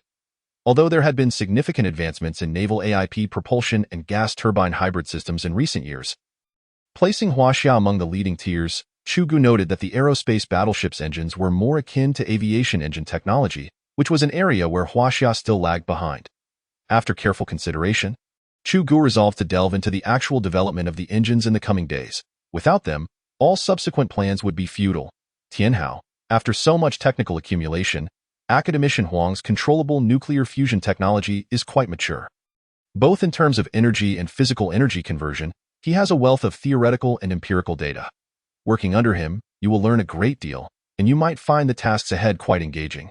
Chu Ge left a tantalizing hint, choosing not to elaborate further and instead began his meal. All right, Academician Chu, I will follow your instructions and humbly seek guidance from Academician Huang. Enough discussing work during meals. I find you all to be a bit frantic. Is this how scientists operate? Wang Yun shot Yin Tianhao a knowing glance, observing how Chu Ge had been talking non-stop, causing the food to grow cold. As soon as she noticed Chu Ge picking up his chopsticks, she signaled Yin Tianhao to cease his chatter. Yin Tianhao quickly understood and fell silent, allowing the group to eat in peace. In just 10 minutes, Chu Ge finished his dinner and stood up. All right, I'm done. I have some work left to finish, so I'll be heading back. You two take your time. Understood, Academician Chu. Safe travels. Wang Yun responded hurriedly, watching Chu Ge leave in a hurry. Suddenly, she recalled something important. In the future, she would try not to discuss work while he was eating. It was rare for him to enjoy a hot meal in the dining hall. Most of the time, he seemed to be in his office or making do in his dormitory. Got it, Sister Wang, Yin Tianhao replied quietly. Back in his dormitory, Chu Ge did not pause for rest. He immediately accessed the technology tree blueprint for the aerospace battleship, beginning to organize the data. The aerospace battleship measured 2,100 meters in length, 260 meters in width, and 145 meters in height, with a total weight of 960,000 tons. The crew configuration included 4 captains and 3,060 crew members. He then navigated directly to the engine power system configuration interface. Power system, main propulsor, 9 units of HQL, EA-11 nuclear fusion engines. Maximum speed, 25 of the speed of light. Auxiliary propulsors, 12 units of HQL, EA-12 rotatable nuclear fusion engines. Maximum speed, 12 of the speed of light. Anti-gravity warp engines, 2 units designated HQL, SSA-01 and HQL, SSA-02. Jump speed, $2.50 s. Jump distance, 5.2 light years. This constituted the basic data for the aerospace battleship's engines. while the remaining information encompassed various manufacturing technology blueprints. Chu Ge quickly bypassed the nuclear fusion engine section, believing that academician Huang would handle that aspect without issues based on his blueprints. Eager to explore the anti-gravity warp engine, he was excited, as this engine was standard for starships. Without a warp engine, interstellar travel would be arduous. As he delved into the data and manufacturing blueprints, his initially joyful expression darkened when he saw the specialized materials list for the jump engine. What the hell? Am I being cheated again? System, you're a real pain. Chapter 77. The jump engine. What is the main medium for the anti-gravity warp engine? Chu Ge exclaimed, a hint of ire in his voice. Dark matter. Hey, where am I supposed to find that? Or isn't it common? According to the system database, this substance is not rare and is widely present in the universe. Really? But I recall it being somewhat mystical. Chu Ge mused, feeling a bit uncertain. Perhaps it truly exists, and he was simply uninformed. Please do not doubt the authenticity of the system database. The system seemed to take offense at Chu Ge's outburst. Adopting a more serious tone, ha ha, all right, I'll ask about it tomorrow. After dismissing the system, a somewhat shaken Chu Ge hurriedly checked the material composition for the nuclear fusion engine. If another bizarre requirement emerged, he would be at risk of losing his mind. After 20 minutes, he was relieved to find that the nuclear fusion engine components were within his understanding, aside from a few obscure materials that would require further research. For instance, the high-temperature alloy for the engine nozzle, a superalloy that integrates iron-based, nickel-based, and cobalt-based materials, had to maintain high durability under extreme temperatures while exhibiting excellent creep resistance and fatigue strength. The system data provided detailed proportions for each base metal. At the very least, all of these fell within his capabilities. After meticulously reviewing the material composition for the entire power system and ensuring nothing was overlooked, he finally turned in for the night. The day's events had left him pressed for time, and he had yet to resolve one lingering question. The next morning, as soon as he opened his eyes, Chu Ge dressed hastily and made his way to Academician Chen's office. In his rush, he even neglected his personal hygiene, lacking the mood for such trivialities. Academician Chen, I need to consult you about an issue, Chu Ge called out as he approached the open office door. Not even fully entering. Little Chu, you startled me. You mustn't scare an old man like me, Academician Chen replied solemnly, feigning shock. My apologies. I got a bit anxious. Haha, just joking with you. What is the rush? Please, have a seat. Academician Chen gestured towards the sofa, indicating for Chu Ge to sit down. Are you familiar with dark matter? Are there any experts on this topic at the Academy of Sciences? Dark matter? I'm afraid I don't know much about it. But you needn't go to the Academy for answers. We have someone knowledgeable right here in our institute. Who? Yin Tianhao, of course. Have you forgotten? He is an outstanding student in astrophysics. Oh, how could I have overlooked that? All right, I'll go find him. Chen Lao, I'll be off now. Goodbye. Chu Ge exclaimed as he hurried towards the door. That child. Why is he so restless today? Chen Lao chuckled, shaking his head. After leaving Academician Chen's office, Chu Ge glanced at his watch. It was exactly 7:00 a.m. Just as he was about to take out his phone, Wang Yun approached him. Chu Academician, good morning. Wang Yun, good morning, by the way. Have you seen Yin Tianhao? Yin Tianhao? We just had breakfast together. He should have gone to your office. Right? I almost forgot about that. I'll head over now. Goodbye, Wang Yun.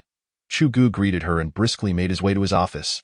Moving with purpose, upon his return, he found Yin Tianhao standing straight as a telephone pole in front of his office door. Tianhao, have you been waiting long? Not at all, Chu Academician. Here, I brought you breakfast. Great, come in, I have a few questions for you. Chu Ge accepted the breakfast, setting it aside, his anxiety too great to consider eating. How much do you know about dark matter? Chu Ge got straight to the point. Dark matter? Well, it is a hypothesized form of matter that is thought to exist in the universe but remains invisible. It is likely a major component of the cosmos, yet it does not belong to any currently observable celestial bodies. Oh, and astronomers have observed numerous phenomena that seem to violate Newton's law of universal gravitation, but these can be well explained under the assumption that dark matter exists, Yin Tianhao recalled thoughtfully. Theoretically. So, this is still an unknown field. Indeed, it is all speculation.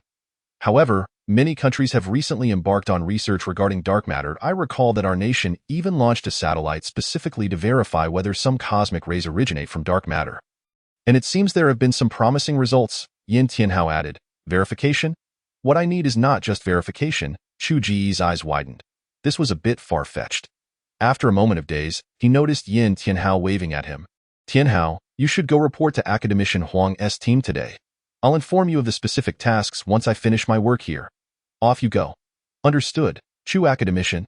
Yin Tianhao stood up and left, turning back once to glance at Chu Ge, who appeared somewhat dazed but still waved him off. After a while, Chu Ge thought to himself, System, this is quite unreliable. Dark matter still belongs to the realm of the unknown on Earth. The technology matched by the system is derived from the scientific foundation of your galaxy, all of which are preliminary versions. Theoretically, such a situation should not occur. Should not occur? This isn't the first time. I suspect your brain is malfunctioning. Oh, in your terms, data is disordered. Enough with the nonsense. Quickly provide me with the price of dark matter. I suspect you just want to swindle me, Chu Ge said, casting a glance at himself in the nearby mirror. There is none? What do you mean, none? After hearing the system's straightforward response, it took Chu Ge half a minute to comprehend. Thus, I say this situation theoretically should not happen. There must be something wrong. It's your CPU that's malfunctioning. You need a format or a virus scan. Truly, there is none? Indeed, there is none. Half an hour later, Chu Ge felt exhausted. He had initially thought this system was trying to inflate the price and was ready for a hefty expenditure. After much back and forth, they had locked eyes for 10 minutes, and the system stubbornly asserted there was none. It seemed there genuinely was none. Passing up an opportunity to earn his folly? And Chu Ge felt the system was clearly more astute than he. After this ordeal, he reluctantly accepted this harsh reality. However, he could not understand how a military system was evidently not just a mere computer program. Data loss should not occur logically. The system's assertion was based on the technology of the galaxy in which Earth resided, namely, the solar system. The solar system? Come on, if we consider anything beyond it, humanity has hardly ventured. That much is uncertain. As for the solar system, we have studied it for quite some time. Chu Ge was somewhat knowledgeable about it. Besides Earth, the rest were a chaotic mix, and no other planet exhibiting signs of life had been discovered. Other than Earth, Chu Ge deeply questioned the system's claim. Chapter 78, Jump Engine 2. The 8 planets of the solar system are categorized as inner planets, ordered by their proximity to the Sun: Mercury, Venus, Earth, Mars, Jupiter, Saturn, Uranus, and Neptune. It seems there was once Pluto, but it was later reclassified by scientists. It was downgraded to a dwarf planet. For instance, Pluto's average distance from the Sun is approximately 39,956 astronomical units, with sunlight taking about 5.6 hours to travel from the Sun to Pluto. When Pluto is closest to Earth, it is about 38 astronomical units away, meaning the light takes approximately 5 hours and 27 minutes to reach Pluto, minus the 8-minute travel time from the Sun to Earth. Without a jump engine, considering the main engine of the Aerospace carrier operates at a maximum speed of 25 of the speed of light per second, Chu Ge calculated that traveling from Earth to Pluto at a quarter of the speed of light would take 5 hours and 27 minutes multiplied by 4, totaling just over 21 hours. While it may seem relatively quick on the surface, it pales in comparison to the jump engine. Chu Ge found himself in a dilemma, neither advancing nor retreating. Forget it.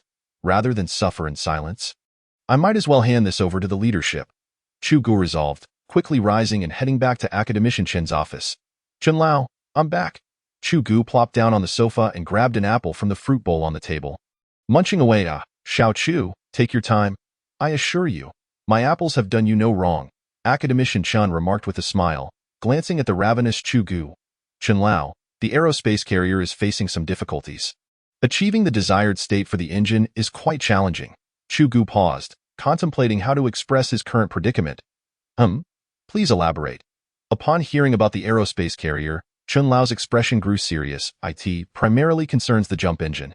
It requires a crucial medium, namely dark matter, and it seems we cannot resolve this in the short term. Oh, no wonder you came to me this early in the morning asking about dark matter.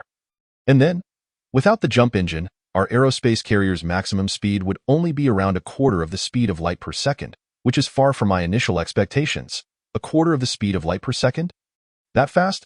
Huh. Chu Ge was taken aback by Chen Lao's response, finding it hard to grasp. Haha, Xiao Chu, one cannot expect to grow fat overnight. We must consider issues relatively or approach them from different perspectives. It seems you've come to the right place today. But the reality is that it indeed hasn't met my design aspirations. Chu Ge began to blame himself. Now, let me share some data with you. Do you know the speed of the fastest vehicle ever created by humanity? I don't. Chu Ge had not closely followed this data point 73,000 meters per second, achieved by a probe from the United States in deep space. And that's its maximum speed after escaping planetary gravity. That doesn't seem very fast. But do you know the speed of light? I do.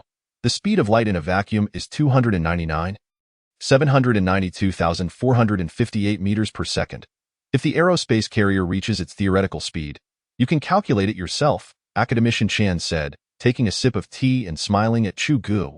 But, Chu Ge stammered, struggling to articulate his next thoughts. Furthermore, it's not as if we should abandon this type of engine. Research can continue. A new type of warship doesn't need all its subsystems to be cutting edge, especially in a field as unexplored as that of the aerospace carrier. The first aerospace carrier, strictly speaking, can only be considered an experimental one, much like our first aircraft carrier. You don't plan to build just one and then call it a day, do you? Certainly not. According to the plan, at least 3 are needed to meet normal research exploration requirements. Exactly, that's it, Academician Chen replied nonchalantly. And, Xiao Chu, I must clarify that even when the aerospace carrier is operational, it is highly unlikely it will be sent too far. I need to make that clear to you in advance. Well, even if it wanted to venture far, it couldn't. It would take a day just to traverse the solar system. Let alone the Milky Way. Where on earth do you wish to go? Academician Chen remarked with a bemused expression. The vision of Chu Ge requires traversing the Milky Way at least once a day. In the morning, he would fish in the Sagittarius constellation, enjoy tea in Gemini in the afternoon, and watch a duet in the Fox constellation at night. How delightful! It bears a resemblance to a scene from Love Apartment, where Jiao Chan is perpetually on the move. After exiting Academician Chen's office, Chu Ge made a beeline for his own.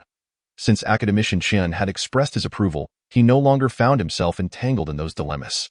First, he needed to address the issue of existence. As for the subsequent matters, as the old adage goes, when the cart reaches the mountain, a way will be found.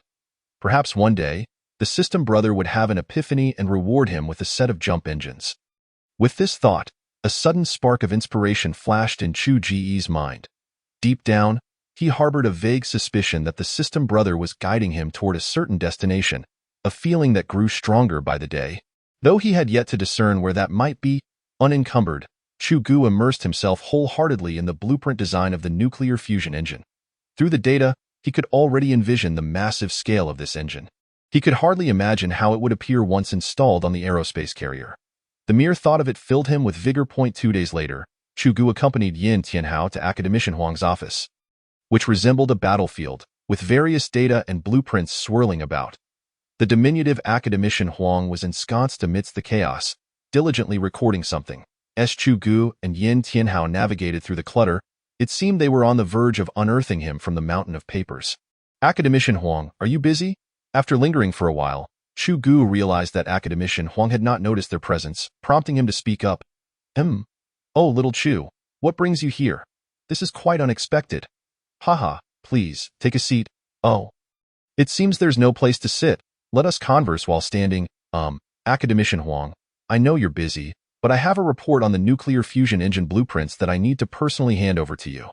Also, this is Yin Tianhao, a brilliant student in astrophysics. I hope he can assist you in tidying up your office, perhaps, Chu Ge remarked, gesturing to the paper-strewn office. Hello, Academician Huang. Yin Tianhao reporting for duty.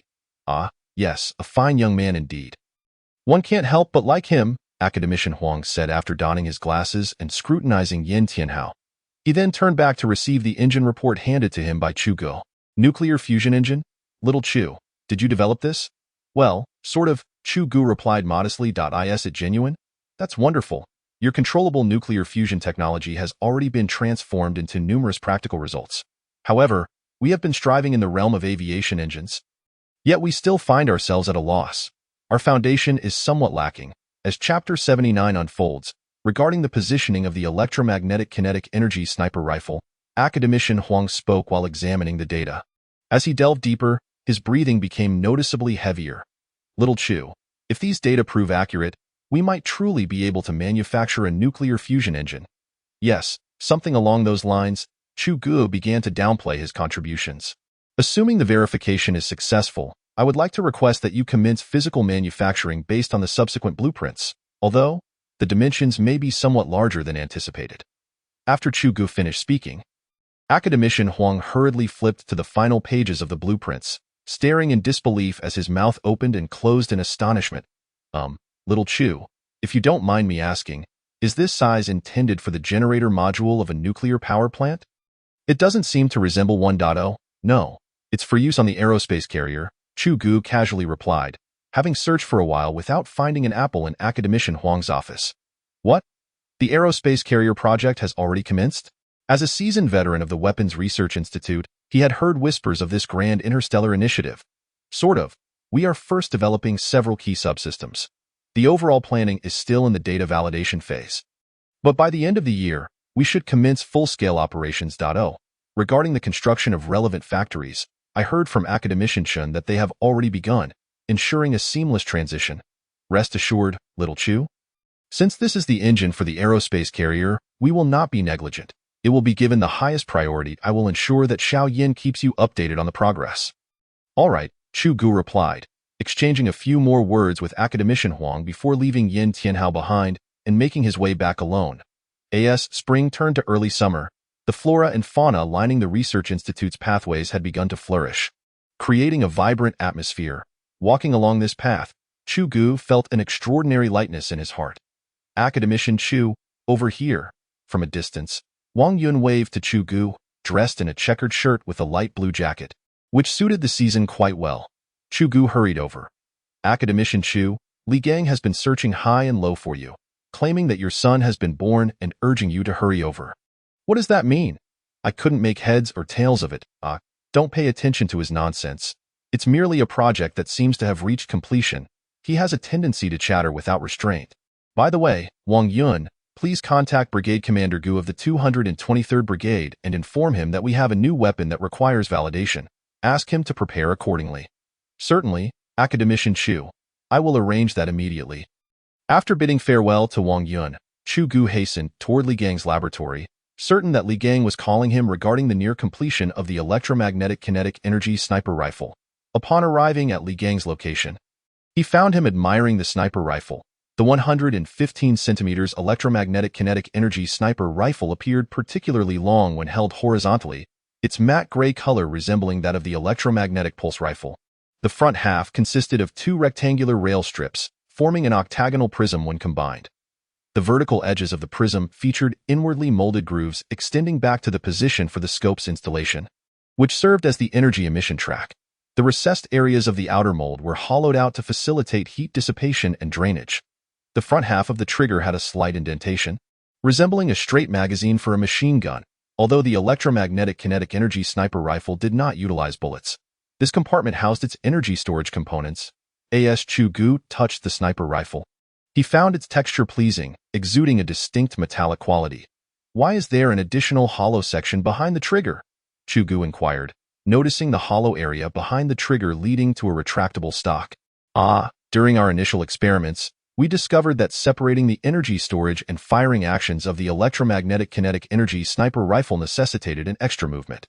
Even an inexperienced shooter might need to divert their gaze from the scope to execute it.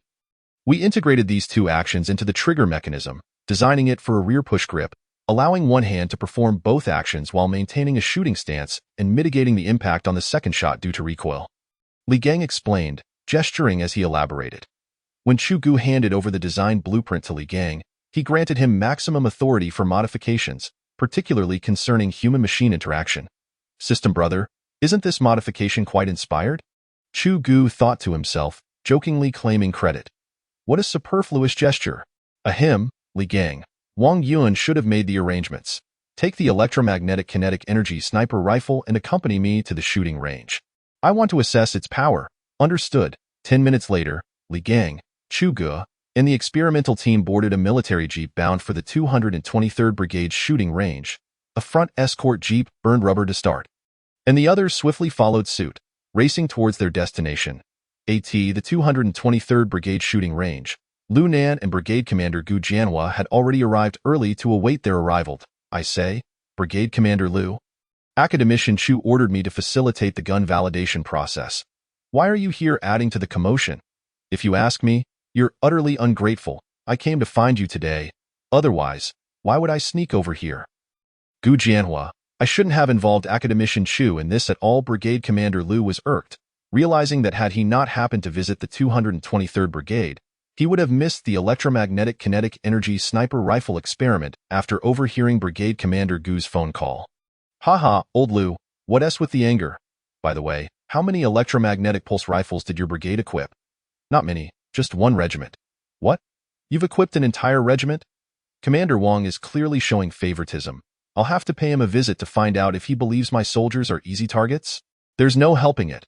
Those close to him receive preferential treatment, Brigade Commander Liu replied, feeling a wave of relief as the frustration that had been lodged in his chest dissipated. You, Brigade Commander Gu was about to retort when a convoy sped toward them.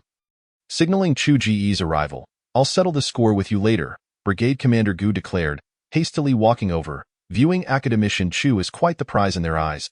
Hello, Brigade Commander Gu. Oh, Brigade Commander Liu, you're here as well? Chu Ge greeted both brigade commanders as he alighted from the vehicle. Haha, Academician Chu is here to validate the sniper rifle. I had to be present. That's right, I have a new sniper rifle here. Come over and help assess its capabilities, both of you. Certainly, Academician Chu. As they made their way to the shooting range, when Li Gang unveiled the electromagnetic kinetic energy sniper rifle, both brigade commanders were left wide-eyed. This rifle looks incredibly imposing. Is this the barrel at the front? Why is it square? So thick? Indeed, it's quite curious. The muzzle is not round but rather a vertical rectangle. Upon observing, Chu Ge noted that Commander Liu was gripping the rail slot with both hands. His eyes half closed as he meticulously aimed down the barrel of the sniper rifle. Truly, these are two formidable generals. This thought, however, remained unspoken by Chu Ge. Chapter 80. On the positioning of the electromagnetic kinetic energy sniper rifle to Academician Chu. What kind of rifle is this? Commander Liu finally completed his aim and turned back, excitement evident in his voice as he inquired of Chu Ge. I will provide a detailed introduction about the rifle shortly.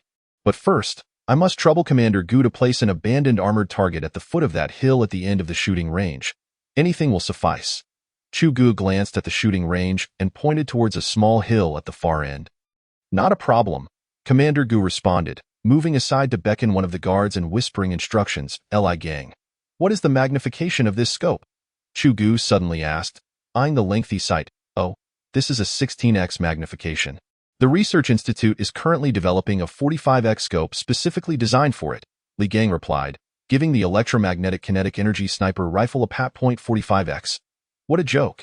At that magnification, one may see the target but never hit it. The issue lies not merely with the scope, but with the rifle and the shooter as well. Commander Liu, standing nearby, expressed his skepticism. Not necessarily, Commander Liu. If I recall correctly, the longest confirmed sniper distance in the world is 750 meters, isn't it? Chu Ge remarked slowly, observing Commander Liu's incredulous expression. In theory, it is indeed possible. However, in practice, at such extreme distances, if the target is still moving, it becomes an immense test of the sniper's stability and experience, rendering it impractical. Thus, the military predominantly employs 4-10x scopes at present. Commander Liu speaks the truth. Higher magnification does not equate to better performance. Beyond 1,000 meters, due to multiple influences such as ballistics, environmental factors, and the shooter's condition, the effectiveness of a shot becomes exceedingly unstable.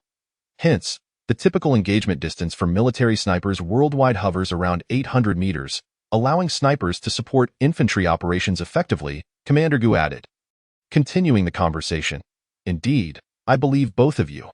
However, the targets you refer to must be human, correct? The prevalent 800-meter scope configuration in the military largely stems from the necessity for rapid aiming. Accompanying operations?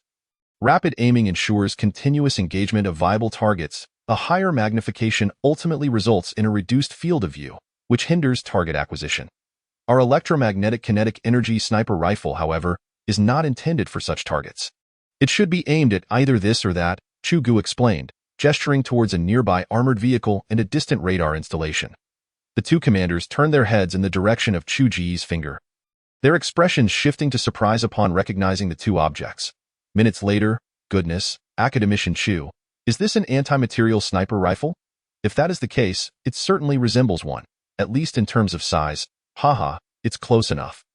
Whether it qualifies as anti-material will only be determined after practical firing, Chu Ge teased, intending to keep them in suspense. Both commanders were quite rigid in their views. His words were far less persuasive than the impact of actual performance. Chu Ge looked up and noticed a truck in the distance, unloading what appeared to be an old tank. Commander Ge, how far are we from that? About 1,500 meters. Oh, splendid. We can proceed from here. No need to move closer. Li gang, Commander Ge, please find a soldier to prepare for the shot, ensuring safety measures are in place. Understood, Academician Chu. Very well. Chu Ge picked up the electromagnetic kinetic energy sniper rifle, exploring the front end of the weapon. With a swift pull, a pair of legs sprang forth with a click, the bipod of the sniper rifle. Given that Chu Ge had spent considerable time organizing the blueprints, he was intimately familiar with the rifle structure. Commander Liu hurried over, intrigued, and aimed the rifle. Academician Chu, this design is quite ingenious. Had you not pointed it out, I would have never perceived the clever intricacies within. Haha, it's merely aesthetic. Primarily, this is not a barrel but rather two rectangular steel plates joined together, offering ample storage space. As for a barrel, how would you store it? It remains exposed. After explaining, Chu Ge lifted the rifle and pulled the upper part of the trigger gently. He then examined the weapon. Akin to the electromagnetic pulse rifle, the sniper rifle also featured a small display on its side, one half indicating the high-energy battery's charge, while the other half illustrated a curved energy charging gauge. The gauge, densely packed with segments, began to illuminate sequentially, accompanied by a gradually increasing beeping sound. As the beeping abruptly ceased, the final segment lit up in close quarters combat. This sound could be muted. However, at long distances, it served to aid the sniper in determining the optimal moment to fire. Oh, Commander Liu responded thoughtfully. I must say, my friend, this design of yours is quite unnecessarily complex. Chu Ge felt he had finally gained an advantage. All right, Academician Chu, we are ready. This is Wang Xuedong, our brigade's top marksman. Sniper Wang Xuedong of the 223rd Brigade Special Operations Team, saluting Academician Chu. Wang Xuedong was not particularly tall, with dark skin and muscles that evoked envy in Chu Ge. Beneath his bushy eyebrows were a pair of sharp eyes. Chu Ge assessed him and was struck by the immediate impression that he was indeed a quintessential elite marksman. Hello, Chu Ge said. Handing the electromagnetic kinetic energy sniper rifle to him, I have already adjusted the rifle for you. Simply pull the trigger below. When aiming, you need not consider factors such as wind speed or humidity. At this distance, ballistic considerations are unnecessary. Do you understand? Yes, good, proceed. Wang Xuedong took the electromagnetic kinetic energy sniper rifle, curiously inspecting it from top to bottom. After receiving a nod from Chu Ge, he reached out to touch the rifle, then abruptly raised it to peer through the scope. Wang Xuedong, Academician Chu is present. Please maintain decorum and proceed to the shooting position swiftly. No need to show off and embarrass me, Commander Ge bellowed from nearby. Yes, Wang Xuedong appeared to fear Commander Ge, hastening towards the prepared shooting position. Haha, Commander Ge, I truly believe he looked quite impressive just now. Chu Ge mused internally, although procedures prevented him from voicing it. Otherwise, he would have liked to take a shot himself. This rifle likely possessed some recoil, differing from the electromagnetic pulse rifle, yet it should not be significant. Once you're ready, fire, Li Gang instructed after inspecting the status of the electromagnetic kinetic energy sniper rifle. With a whoosh, as soon as Li Gang finished speaking, a flash of white light streaked past. A resounding explosion echoed from afar, leaving everyone momentarily stunned by the startling commotion. How is that, Wang Xuedong? Chu Ge immediately inquired about the sniper's condition, disregarding everything else. All good. It felt less than the recoil of the 88 sniper rifle, truly exhilarating. Wang Xuedong exclaimed excitedly, rising to his feet and gazing into the distance. Commander Ge rubbed his forehead. Chapter 81. On the positioning of the electromagnetic kinetic energy sniper rifle 3. Haha, let us proceed and examine that tank, Chu Ge declared, striding towards the nearby jeep. Minutes later, upon disembarking, they found no trace of the tank. Instead, a long trench marked the ground, with scattered parts littering either side. Following the trench, Chu Ge and the others approached the mountain's base, where the tank's wreckage was deeply embedded into the hillside. Several meters in, the surrounding soil, mixed with roots and similar debris, was still emitting wisps of white smoke, resembling something struck by lightning. While the air lacked the scent of gunpowder, it was instead filled with an aroma reminiscent of a steel mill. Wang Xuedong ventured forward, touching the tank, only to retract his hand abruptly. Goodness, it's still hot. This hardly resembles a tank anymore. It's just a massive chunk of iron, reforged. What would it feel like if it struck a person? Commander Lu mused as he gazed at the heap of wreckage. A person? Whether one could even be found is debatable. This certainly simplifies matters, sparing the trouble of cleaning up the battlefield. Ahem, that remark may have been somewhat inappropriate. My apologies, he added hastily. This is an act of humanitarian obliteration, Commander Gu interjected, ignoring Commander Lu's comments. The power is commendable. However, the distance here is somewhat short, preventing us from testing its limits. Li Gang, please relay today's findings to Academician Chen later and organize a specialized evaluation team. The subsequent laser grenades will also require testing. Additionally, coordinate with the military for suitable experimental facilities to further validate its performance. Today's exercise can only be deemed a preliminary evaluation, Chu Ge instructed. Understood, Academician Chu. Commander Gu summoned a team of soldiers to begin excavating the tank's remains. Li Gang. Once the debris is cleared, examine the test results for any additional insights. I will be surveying the area with the two commanders. After organizing his tasks, Chu Ge walked alongside the two commanders around the periphery of the shooting range. Gentlemen, do you have any questions? Now is the time to inquire. Academician Chu, this electromagnetic, when will the sniper rifle be equipped? The brigade commander hastily inquired. That's not what I meant. I was referring to the positioning issue regarding the electromagnetic kinetic energy sniper rifle. Chu Ge scratched his head. It's hard to say. Anti-material sniper rifles do not possess such formidable power. In terms of destructive capability, they are somewhat akin to anti-tank missiles. Commander Gu was the first to respond. Perhaps I haven't conveyed the specific data to you yet. The effective firing range of the electromagnetic kinetic energy sniper rifle is 10,000 meters, with a lethality range against living targets of 12,000 meters. As for the subsequent data, further testing needs to be conducted at a larger weapons experimental base. It will also generate a certain level of shockwave damage. But we cannot verify that today. The firing frequency is 1 round per minute, and the ammunition supply is calculated based on fully charged high-energy batteries. This quantity is dynamic. Have you noticed the protruding position of the magazine? That is its energy storage chamber, and beyond that lies the high-energy battery. Typically, there are 3 sets on standby, with 1 set capable of supporting around 100 rounds. The specific number of battery sets can be adjusted as needed, with a maximum configuration of 5 sets. However, 1 to 2 sets are usually sufficient. The Rail-S lifespan can last up to 500 rounds, and since they are designed modularly, replacement is straightforward. Currently, our materials can only achieve this standard. Regarding the magnification of the sniper scope, let the Research Institute develop it for now. I feel this rifle cannot be assessed by conventional data. It needs to be integrated into the troops, allowing you to validate its suitability through actual use. We will not delve into specifics at this moment. Chu Ge spoke in one breath, then looked expectantly at the 2 brigade commanders, hoping they, being seasoned firearm experts, could provide some reasonable suggestions. I believe we can define it as a formidable fire support weapon. Its capabilities are vast, from precision elimination with anti-tank missiles to targeting specific objectives with anti-material sniper rifles. And it can even serve some functions of a mortar. Apart from its direct fire capabilities, the shockwave you mentioned could be utilized against assault infantry groups, effectively turning it into artillery, Brigade Commander Lu said thoughtfully. Most importantly, I place great emphasis on its sustainability. For the same firepower effect, this weapon's minimal ammunition base is truly alarming, which is crucial on the battlefield. Take the Javelin, for instance. Its projectile weighs 11.8 kilograms, and a soldier can carry at most 4 rounds. Academician Chu, how much does this electromagnetic sniper rifle weigh? Commander Gu suddenly recalled something and hurriedly asked, I forgot to mention that the total weight of the electromagnetic kinetic energy sniper rifle is 8.1 kilograms when equipped with 3 high-energy batteries. You see, that advantage is quite significant. Well, of course, there's no comparison. But what old Gu said makes perfect sense, Brigade Commander Lu interjected with a mix of praise and a hint of sarcasm. All right then, the feedback from the military side will be entrusted to both of you, and we will submit the report from the Research Institute, and no problem. Finalizing the design should pose no issues. We only fear that this rifle might be too costly.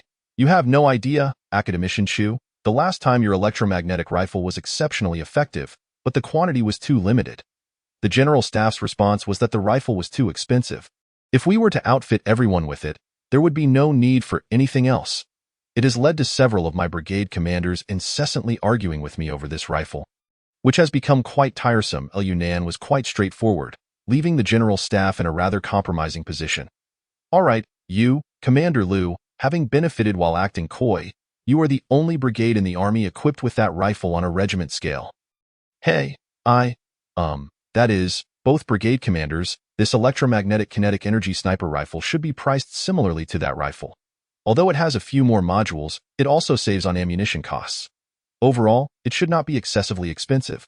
Chu Ge hastily offered some reassuring words, as he noticed the two formidable commanders were about to clash again. If the price is comparable, then equipping our 224th Brigade with one regiment would be wonderful. It would essentially mean adding a regiment of heavy firepower, no need for flame-throwing guns, howitzers, anti-material sniper rifles, or grenades. Heavy firepower under 5,000 meters would be rendered obsolete. Just imagine how thrilling that would be. Lu Nen exclaimed, brimming with childlike excitement. Haha, speaking of grenades, I almost forgot about the laser grenades, which should be developed soon. However, those cannot be tested here. They require professionals at specialized locations due to the inherent dangers. You too might want to keep an eye on that. It promises to be quite exhilarating. Chu Ge took the opportunity to stoke the fire further. I asked that for real. I must say, Academician Chu, you are a veritable treasure trove. I must head over to our commander now, Lu Nan declared as he dashed towards the nearby jeep, quickly disappearing from sight, leaving Chu Ge and Gu Jianhua in a state of bewilderment. That rascal has become utterly shameless again.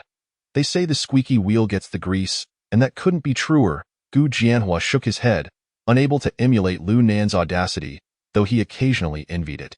Academician Chu, now that we are here, would you like to visit the telescope base? What for? I would love to, but anyone who wishes to enter there now must obtain permission from above, myself included.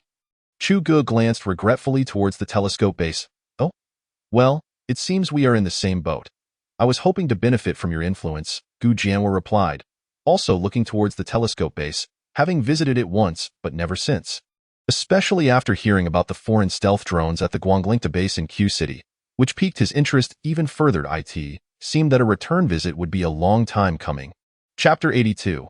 Paving the Way Operation in the United States, Andrews Air Force Base, AC-130 Hercules transport aircraft slowly descended, its massive rear door gradually lowering after the plane had taxied off the runway. John Wilson, William Miller, and a host of technicians had been waiting there for some time. This transport aircraft had journeyed from the distant east, carrying the wreckage of the stealth drone that had been shot down in Q City.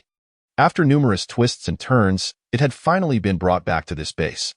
John Wilson and his colleagues approached and stepped onto the aircraft's tail ramp. The stealth drone had already been dismantled, its components secured in specially designated wooden crates. John Wilson and his team peered inside. The parts of the reconnaissance drone were clearly numbered, indicating that they had been categorized during recovery. William, unload these crates first. Andrews Base has prepared an empty warehouse for you. Move all the wreckage there. I need you to confirm the cause of its crash as swiftly as possible. Understood, boss. Good, William, do your best. I'll be waiting for good news in my office. I have a few other matters to attend to, so I leave this to you, John Wilson concluded, stepping off the plane. He had been quite busy lately. While investigating the cause of the drone's crash was indeed necessary, that was merely a facade. Once conclusions were reached, they would naturally need to inform the higher-ups, serving as a form of accountability. However, John Wilson felt that this was far from sufficient. Determining the cause would at best secure his current position. If he wished to restore his former prestige within the Pentagon's intelligence system, he believed he needed to do something more. As for what that might entail, under the current circumstances, was there anything more intriguing than intelligence on those mysterious structures in China? The answer was no. John Wilson had accurately identified a point of entry that could facilitate his resurgence. Thus, he had begun laying the groundwork early. Today, he had arranged to meet someone, an under-the-table contact he had been utilizing for many years. Since the United States could no longer conduct overt reconnaissance operations against China, they would resort to covert means instead. The U.S. had plenty of agents, informants, and operatives worldwide. These individuals were sometimes more effective than government representatives. And the crucial aspect was that they all operated through intermediaries, making it impossible to trace back to the U.S. government, especially since no one was investigating Georgetown in Washington, D.C. As the oldest district in the capital, boasted a charming ambience characterized by numerous medieval-style vintage buildings. The lengthy streets were cobbled with smooth stones, flanked by historic cake shops and bars. Georgetown is traversed by two waterways, the Potomac River and the CO Canal. Besides its picturesque scenery, the CO Canal's towpath is a renowned recreational route, with many people walking, jogging, and cycling there. Especially notable is the cycling scene, evidenced by over 50 public bike racks, 8 bike-sharing stations, and a sizable bicycle repair shop in the vicinity. John Wilson entered a bar beside the canal, aptly named CO, with its weathered walls and flickering neon lights telling tales of its storied past. He navigated through the dimly lit corridor, ordered 2 glasses of whiskey at the bar, and took a seat in his usual spot. This location was relatively secluded, offering a good view of both the street and the patrons inside the bar. He took a sip of his drink, grimaced slightly, and settled in to wait tea this time. The bar was sparsely populated. John Wilson glanced around, noting a few old drunks and a handful of young people. The latter group, adorned with nose piercings, were smoking and brazenly discussing women. Just then, the bar's door swung open, and a middle-aged man entered, looking weary and disheveled. After surveying the room, he made his way directly to John Wilson. "Hey, John. Hey, Joey, I have prepared a special whiskey for you. Do give it a taste." "Ah, thank heavens, you still remember my preferences, ha." The middle-aged man named Joy is not one to back down either. He raises his glass and downs it in one go. "It has been 2 years since we last met, hasn't it? Why is it imperative to meet in person this time? It would have been so simple to send me a message." You are unaware of how many flights I had to take to arrive here. Upon finishing his drink, Joy begins to grumble. "It seems you've grown accustomed to that monkey country. Is that why you now fancy Asian women?" John Wilson scoffs. "Ha, how could you, an old relic, comprehend the nuances of this? Just look at the people outside. To be frank, my friend, I have little interest in this country. It may no longer suit me." After saying this, Joy downs the freshly poured whiskey in one gulp. Soon, the waiter refills his glass again. "The reason we cannot use the old methods this time is that we must leave no paper trail. This mission is quite delicate, and our target is no longer those former monkey nations." John Wilson is prepared to get to the point. He fears that the man across from him will soon be intoxicated if they continue this idle chatter. "Oh, could it be?" Joy dips a finger into the liquor and begins to write the abbreviation of a country on the table. John Wilson glances over and nods. Joy discreetly wipes away the marks on the table. "Upon your return, be cautious with your subordinates. Ensure that no traces are left behind. The first task is the most crucial and the most prone to errors. Have them recruit reliable individuals. I have a list of mercenaries here, all of whom have either served in Delta or the Navy SEALs. They are all skilled and will be invaluable this time. Once you return, share the list with them for reference." "John, is that really necessary? After all, they haven't engaged in any substantial military operations for decades. A bunch of rookies. Do we need such elite mercenaries?" "Joy, I trust you have heard the recent news. I can be candid with you. Those old gentlemen did not authorize me to do this. It is a unilateral action on my part, so aside from the payment, there is no support from the youth government. Do you understand?" John Wilson takes a gulp of the whiskey before him. He needs this jolt of stimulation. The first plan, codenamed Operation Pathfinder, requires them to penetrate deep into that country's territory. I need as much detailed intelligence as possible on that mysterious structure. Regarding the routes, this bag contains 2 operational paths, both relatively discreet, extending to 2 enigmatic bases. Choose a suitable one. As John Wilson speaks, he slides over a file folder, and no problem. "What about the other task?" Joy does not even glance at it, putting it away as he continues to inquire. Investigate a person, Chapter 83, The Jungle Passage. Have you seen the news about controlled nuclear fusion? I need all the information concerning the individual spearheading this project. This task does not require excessive effort. Simply have the people there conduct an investigation. I need to compile preliminary information before arranging the next steps. After contemplating for a moment, John Wilson continues, Operation Pathfinder is your primary task in the near term. Joy, do not underestimate them. We have suffered enough losses at their hands. John, I understand. I will allocate the best personnel available and await good news from me. Additionally, Joy gestures. The operational funds have already been transferred to your account. Go ahead and return overnight. Very well, henceforth, please refer to me as Mr. Superman. Ha. Joy chuckles helplessly, rising to depart, leaving his drink untouched on the table. John Wilson glances at the glass of whiskey, silently pulling out a few bills from his wallet to place beneath the glass before he stands up and leaves. Chu Ge has spent the day at the construction site, and as per Academician Chun's arrangement, the preliminary projects for the aerospace carrier have begun to launch. However, the core dock has yet to commence, as it requires Chu Ge's blueprint data for alignment. Academician Chun insists that Chu Ge prioritize assisting the engineers in designing the main segment of the dock, while other matters can be set aside for now. This season is ideal for commencing dock construction, and it should not be delayed with round-the-clock work. Regarding the previous shipyards in Huaxia, they are certainly unsuitable for constructing the aerospace carrier. Perhaps some minor segments or subsystems could be built. But when it comes to the major segments of the aerospace carrier, they would be powerless. Chu Ge has no choice but to organize a portion of the data first and then collaborate with the dock construction engineers on-site based on the provided blueprints. Fortunately, the process is smooth. Chu Ge does not encounter any significant obstacles, which is a testament to Huaxia's strengths, in terms of infrastructure. As long as you have blueprints and a reasonable plan, anything can be built to meet quality standards.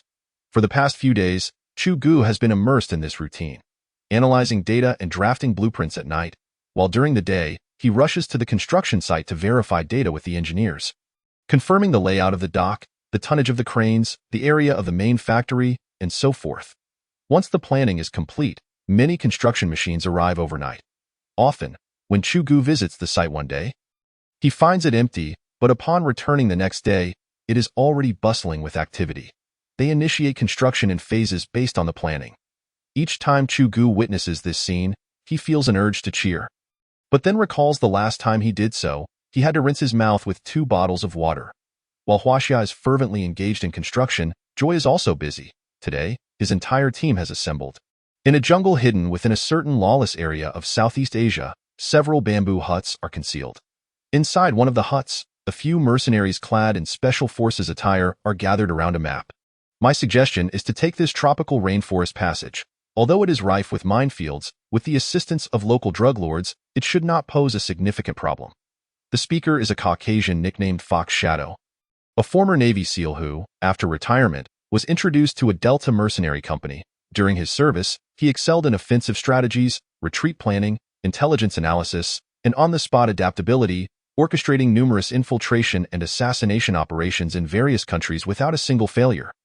Making him quite renowned among mercenaries, I concur with Fox Shadow's proposal.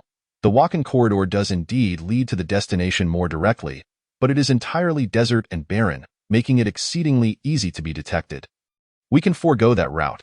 The diminutive man nicknamed Monkey casts a flirtatious glance at Fox Shadow.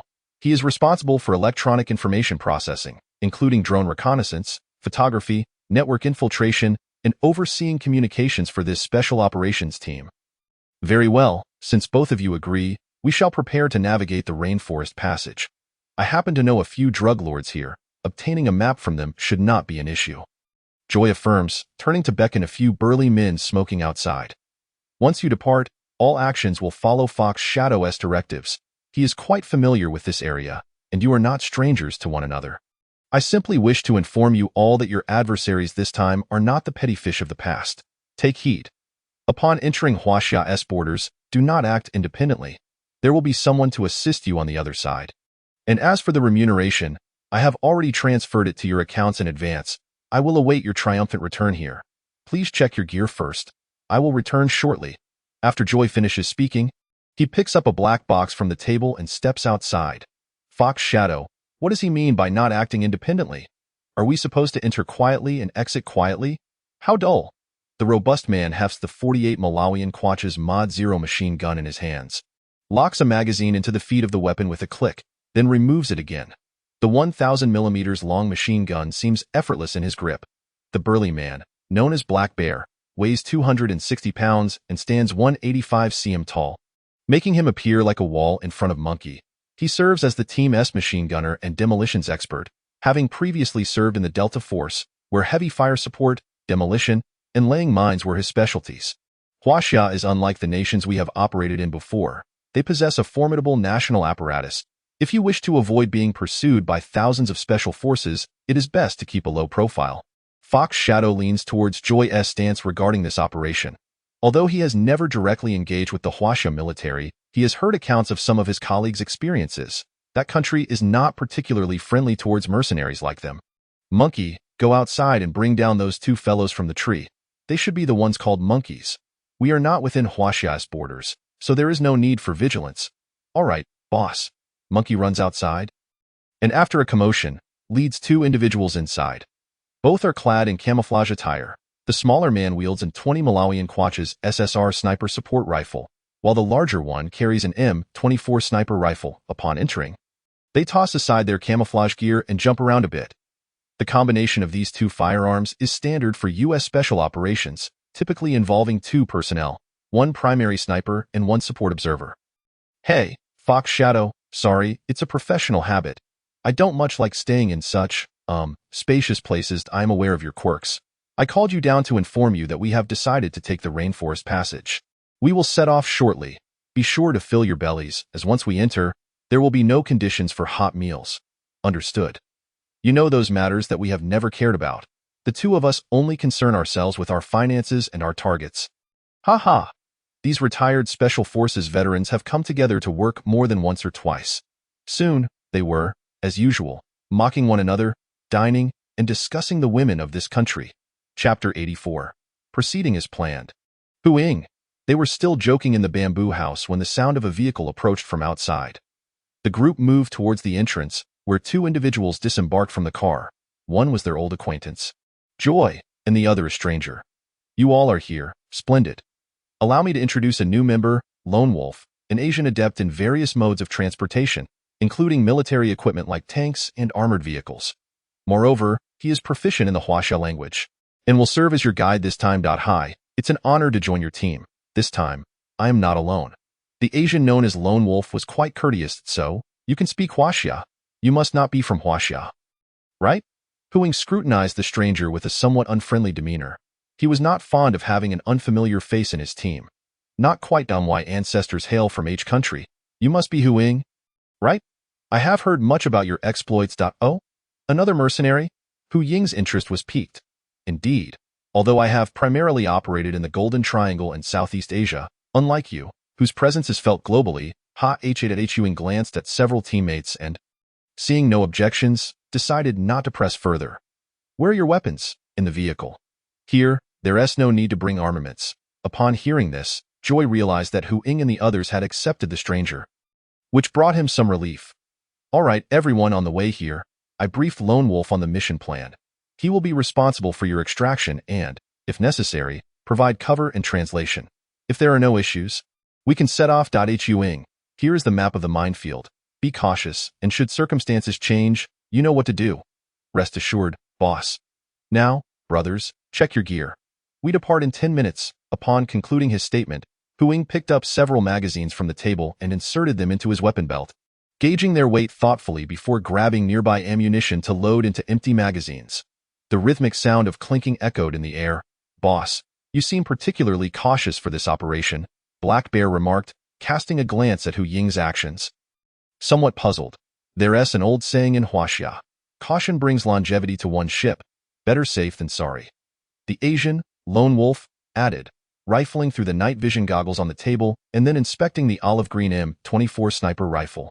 After hearing this, the group fell silent, each attending to their own preparations. Soon, the entire room was abuzz with activity as various firearms, grenades, and explosives were moved back onto the table for redistribution. 10 minutes later, Huing and his team of 6 exited the bamboo house and boarded a military jeep, which was spacious enough not to feel overcrowded. This vehicle could navigate freely here, and Lone Wolf knew the route. The journey through the rainforest would depend on their own legs. Once we arrive here, you can take a break and contact the people over there, Joy instructed, pointing to a marked location on the map while addressing Huing in the passenger seat. Huing nodded, extending a hand. The two shook firmly, and Joy patted the vehicle, which roared to life, jolting forward into the distance. Joy lingered for a moment, mentally calculating that they should receive news within 3 days. If all went smoothly. Today, Chu Ge did not visit the construction site. The main framework of the dock had been nearly completed, and most of the challenging issues that needed discussion with the engineers had been resolved. For the remaining details, Chu Ge only needed to produce the data blueprints. The rest could be left to them for refinement. This spared him from further toil, as Chu Ge had recently noticed a significant decline in his appetite. He was currently seated in his office, continuing the data organization work for the Aerospace aircraft carrier when the phone on his desk rang. With his head bowed, Chu Ge fumbled to answer the call. "Little Chu, are you at the Research Institute? If so, come see me." The kind voice of Academician Chen came through the line. "Sure, Academician Chen. I'll be right there." Chu Ge hung up the phone, saved his current work, and hurried over to Academician Chen's office. Downstairs, the guard on duty saluted upon seeing Chu Ge, who returned the gesture and glanced around. There were noticeably more patrolling guards than before. Chu Ge's office had been newly assigned. Situated in the heart of the Research Institute, previously a secure area for confidential documents. Now, it essentially served as Chu Ge's exclusive little abode. He hadn't encountered many people in recent days. Previously, Yin Tianhao and others would occasionally bring him supplies or meals, but they had been conspicuously absent of late. It was possible they had come but were turned away by the guards. Academician Chen had explained to Chu Ge that the aerospace carrier project was vast, involving a great deal of data, confidential documents, and a long time span. Consequently, apart from those specifically tasked with safeguarding these materials and the guards, others were advised to refrain from visiting him. Thus, Chu Ge had become somewhat of a recluse. He had cooperated by moving his dormitory closer, streamlining his routine from 3 points to 2, which was quite efficient. When Chu Ge arrived at Academician Chen's office, the elder was deeply engrossed in his studies. Chu Ge knocked on the door before entering. "Academician Chen, I'm here. What do you need me for?" "Oh, little Chu. Have a seat." A few days ago, you asked me to contact the Biological Research Institute for some new developments. They have begun delivering them today. Take a look and see if there are any issues. Academician Chen gestured towards a nearby table laden with metal boxes. Chu Ge approached and opened one of them, revealing a delicate transparent vial containing a small quantity of white powder. The vial was surrounded by soft padding, indicating the meticulousness of the Biological Research Institute staff. "These are the components of the gene serum. They should be fine. I'll experiment with them back at my lab." "Academician Chen, could you arrange for someone to help me deliver these to my office? There's a simple lab down below." After speaking, Chu Ge carefully lifted the vial, bringing it close to his nose for a cautious sniff, finding it devoid of any discernible odor. "All right, little Chu, is this substance dangerous for experiments? If not, you should seek a professional to handle it." Academician Chen observed Chu Ge's careful actions, suddenly inquiring, "Oh, it's not dangerous at all. You needn't worry, Academician," Chu Ge quickly replied. Although it was termed an experiment, it merely involved mixing the components in the proportions provided by the system, albeit with an air of mystery surrounding it. Seeing Chu Ge's confidence, Academician Chen felt reassured. The two conversed for a while longer before Chu Ge took his leave. He needed to return and prepare the gene serum so that he could take off today, which genuinely excited him. Chapter 85. Injecting the serum as soon as Chu Ge stepped into his office. Several guards followed behind, bringing in the boxes. Without hesitation, Chu Ge swiftly opened all the boxes and gathered the vials and containers, meticulously identifying their component categories. Once organized, he began mixing the serum according to the system's prescribed ratios. The process was straightforward, and soon a bottle of pale blue liquid stood before him. Observing the blue liquid in the test tube, he noted that the powder had dissolved completely, leaving no impurities visible. Crystal clear. "System, I recall you mentioned that after injecting this, I need to sleep for 24 hours, right? It can't be interrupted? What happens if it is interrupted? It won't lead to something dramatic like in the movies. Will it? What does going mad look like? If interrupted, it's not a big deal. You can just start over, first triggering the reward mechanism." Upon hearing this, Chu Ge shook his head. "Heh, you call that a reward? I've never heard of rewards that come with penalties. I pondered over this for half a day before realizing it, and you were merely pulling my leg." Chu Ge decided to ignore the system, placing the serum down while rummaging through the boxes. Eventually, he found a syringe in one of them. This syringe was metallic, unlike the ordinary plastic ones available on the market. Chu Ge examined it closely, but when he scrutinized the needle, he suddenly felt a chill run down his spine and sensed that something was amiss. Is this really meant for human injections? It feels more like the kind of thing we use to inject pigs back home. He mused, recalling that those veterinary syringes were also metallic. Amused yet exasperated, Chu Ge contemplated calling to request a finer needle, but reason prevailed over impulse. It's just a bit thicker. After all, the real man. Chu Ge measured the needle again, ultimately setting it down as his resolve wavered. He glanced at the time and opted to head to the cafeteria instead. Eating was a priority. Yes, he rummaged through his meal tray. Thoughts of the needle lingered in his mind. Academician Chun, it seems we can't gain access to your new office. We've been stopped by the guard every time we tried, no matter how we plead.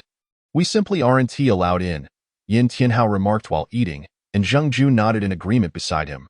Well, I have just learned about it. It was arranged by old Chun.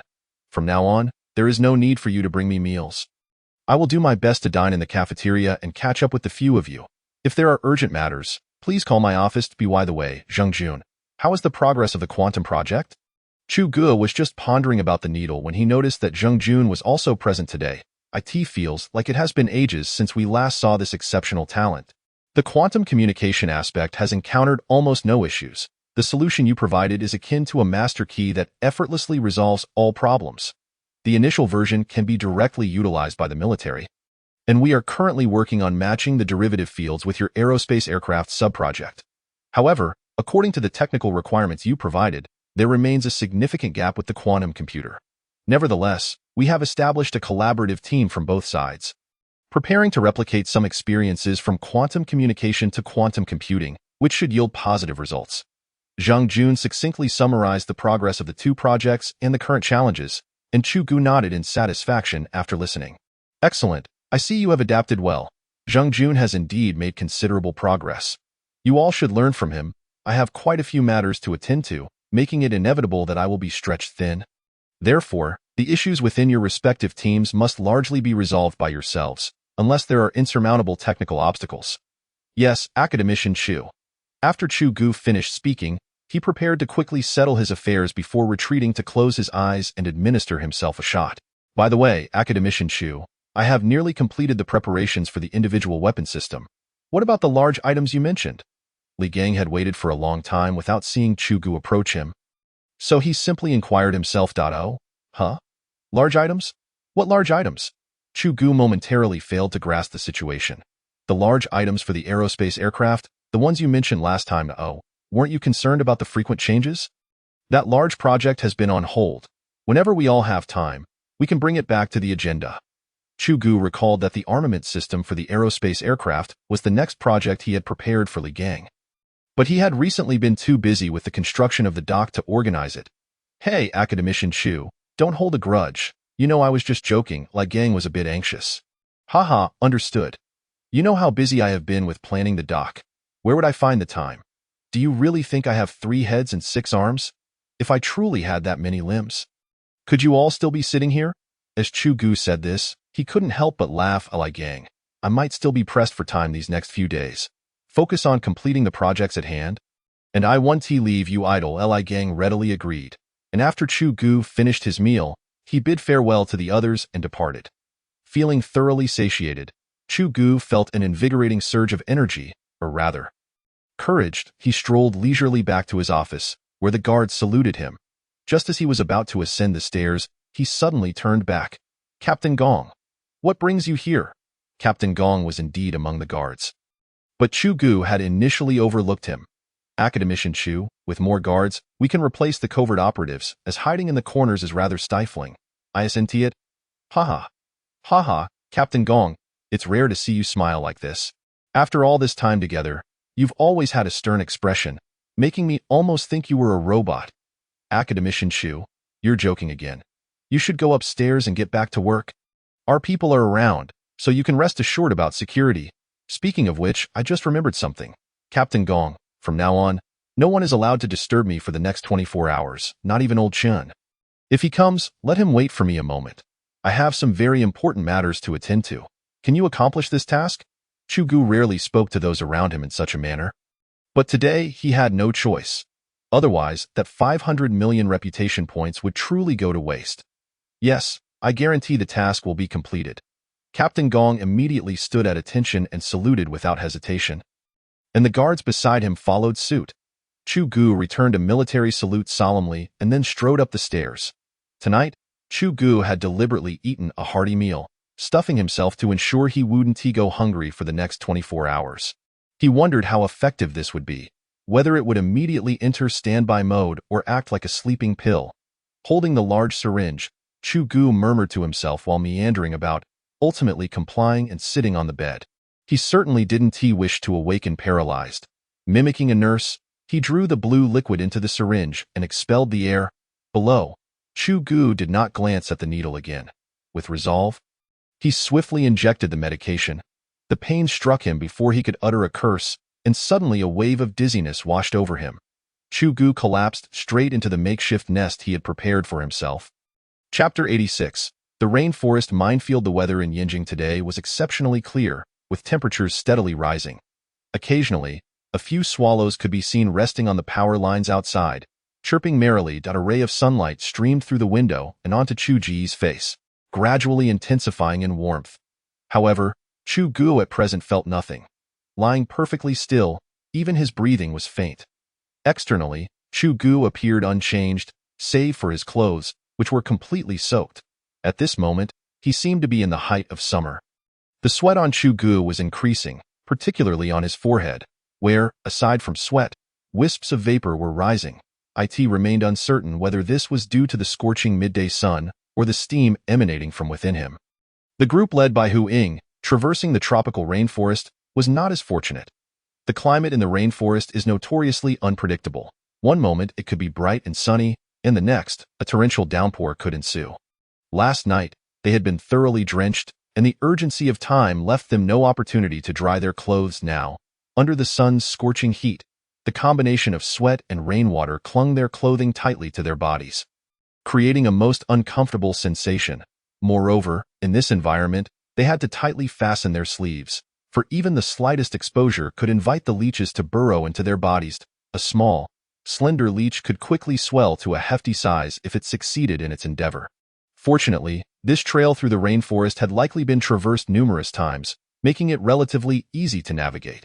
Beneath their feet, they could faintly discern a path. Had this been an uncharted rainforest, Hu Ying estimated that traversing this distance would take at least 3 times longer. Boss, the map indicates that we are about to enter a minefield. The monkey glanced at the map and quickly signaled to the front. Yes, everyone, be mindful of your footing.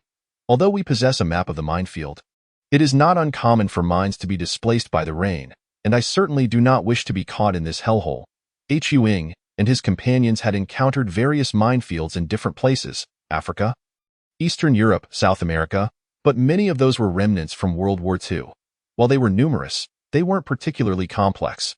The minefield in this tropical rainforest was a revelation, with layers upon layers of mines. Anti-tank mines and anti-personnel mines were the basics, but what dazzled them were the specialized mines, such as butterfly mines, directional mines, deceptive mines, and tripwire mines, among others. Not only were there numerous types, but the quantity was staggering. Hu Ying felt that a significant portion had not been manually deployed but rather scattered from aircraft overhead, for they lay exposed, unburied. As they proceeded, they discovered that many mines around the minefield had already detonated, with skeletons, whether human or animal, scattered in the detonation zones. Now that was genuine mine clearing. Black Bear, as per usual, you lead the way. Stay alert. Our lives depend on your steps. As they approached the minefield, Hu Ying gestured for Black Bear to come forward. Despite his rugged appearance, Black Bear was likely the most meticulous when it came to this task. Black Bear moved at varying speeds, with the others following closely in his footsteps, maintaining a steady pace. After more than 30 minutes, the time reached around 2 or 3 in the afternoon, when the tropical rainforest was at its most stifling. The mercenary team needed to stop intermittently to replenish their electrolytes. Marching in such an environment was a test of human endurance, and gradually, the distance between the marching troops began to widen. Suddenly, Black Bear halted, raising his right hand. The others immediately stopped, on high alert, fingers inching toward their triggers. Black Bear, what is the situation?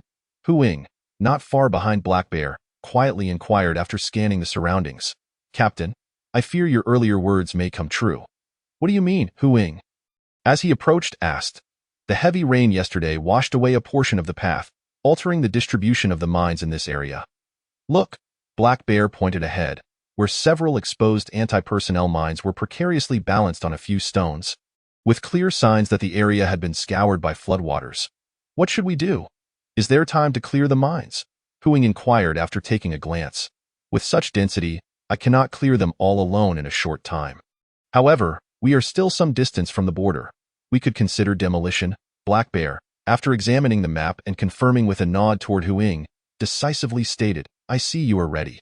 Please hasten your efforts and swiftly clear a pathway. I shall proceed to notify them at the rear. Upon concluding his statement, Huing turned to walk toward the back.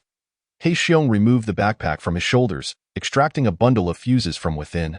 After carefully assessing the situation ahead, he stepped closer to the exposed landmines, crouching down to meticulously set up the arrangement. After several minutes, He Xiong retreated to a safe distance along a fuse, turning to glance at Huing and signaling him. Responding to his leader's indication, he abruptly pulled the fuse, which ignited with a hissing sound, rapidly advancing forward. Instinctively, He Xiong covered his ears and dropped to the ground. In an instant, a series of thunderous explosions erupted, the deafening sounds resonating one after another. Only after a dozen detonations did the group finally lift their heads. Ahead, white smoke billowed, and the acrid scent of gunpowder filled the air. The infantry mine had likely triggered a small cluster of surrounding landmines, resulting in the successive explosions. The debris from the detonated mines took a while to settle around He Xiong and the others.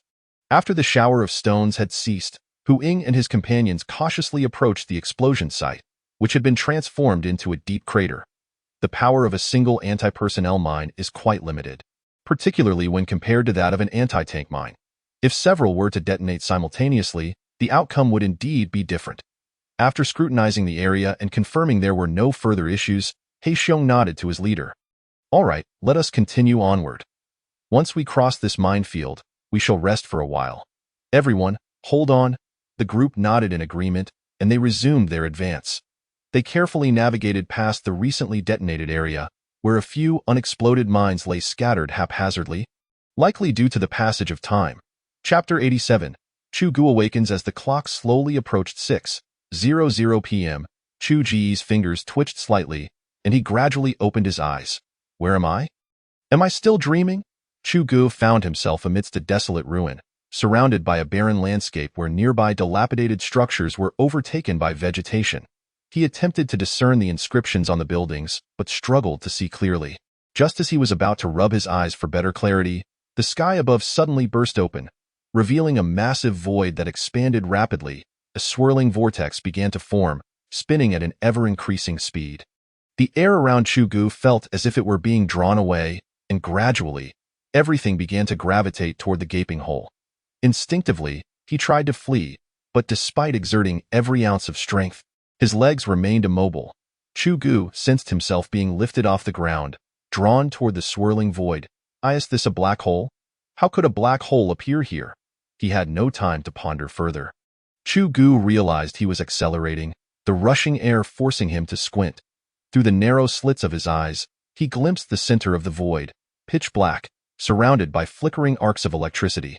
Finally, he shut his eyes as the electrical currents drew closer, enveloping him with a sizzling sound.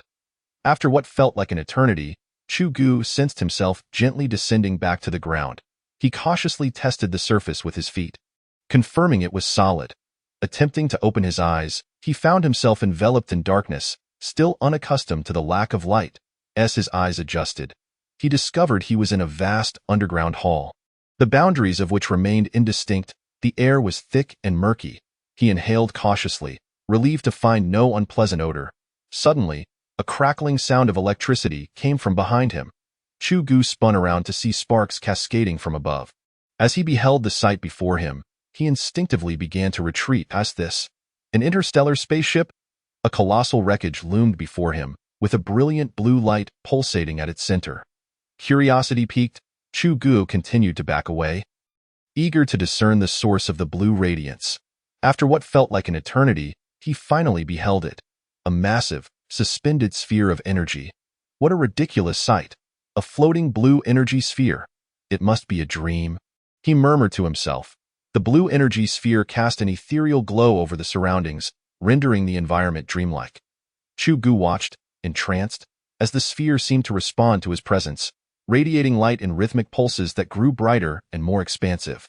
With each breath, Chu Ge's heart raced, and the rhythm of the light intensified, sending waves of blue shockwaves cascading outward. Eventually, at a distant horizon, they converged, amplifying in brightness and illuminating the entire hall, approaching him from afar. As he gazed downward toward the source of the light, Chu Ge was taken aback to find a mass of shadowy figures kneeling at the foot of the steps, their forms indistinguishable. Hands raised as if in supplication, murmuring indistinctly. Straining to see their faces and comprehend their words, he decided to move forward. Remarkably, the figures began to clarify, their voices growing louder. The kneeling individuals were clad in identical garments. Arms still raised toward the heavens, their fervent murmurs echoing in Chu Ge's ears. They bore a resemblance to humans, yet he could not discern their ethnicity. Were they of Asian descent? Caucasian? African? None seemed to fit definitively. Leaving Chu Ge bewildered. Just as he contemplated stepping closer, his foot inadvertently stumbled upon an unseen object, causing him to lose balance and fall backward in a fleeting moment. Chu Ge's eyes shut tightly as he tumbled down. What an inopportune time for such a fall! The very next instant, Chu Ge jolted awake, once again enveloped in darkness. Not again! As he prepared to voice his frustration, a flickering light caught his eye. Accompanied by the rhythmic chimes of a clock reaching his ears, he sat up, bewildered, surveying his surroundings. Gradually, familiarity settled in. He recognized this as his dormitory. Rising to his feet, he stumbled toward the wall, with a decisive click. He activated the light switch, flooding the room with illumination. Raising his arms, he squinted against the glaring brightness. After a few moments, he cautiously opened his eyes. I feel revitalized. Surveying the room, he confirmed it was indeed his dormitory, and elation surged within him. System, old buddy, hey, I'm awake. Let it all out. Chu Ge felt a wave of relief wash over him. What time is it? Why ask me? All right, I was merely confirming. You're still the same obstinate one. By the way, I think I just had a dream. Did you dream too?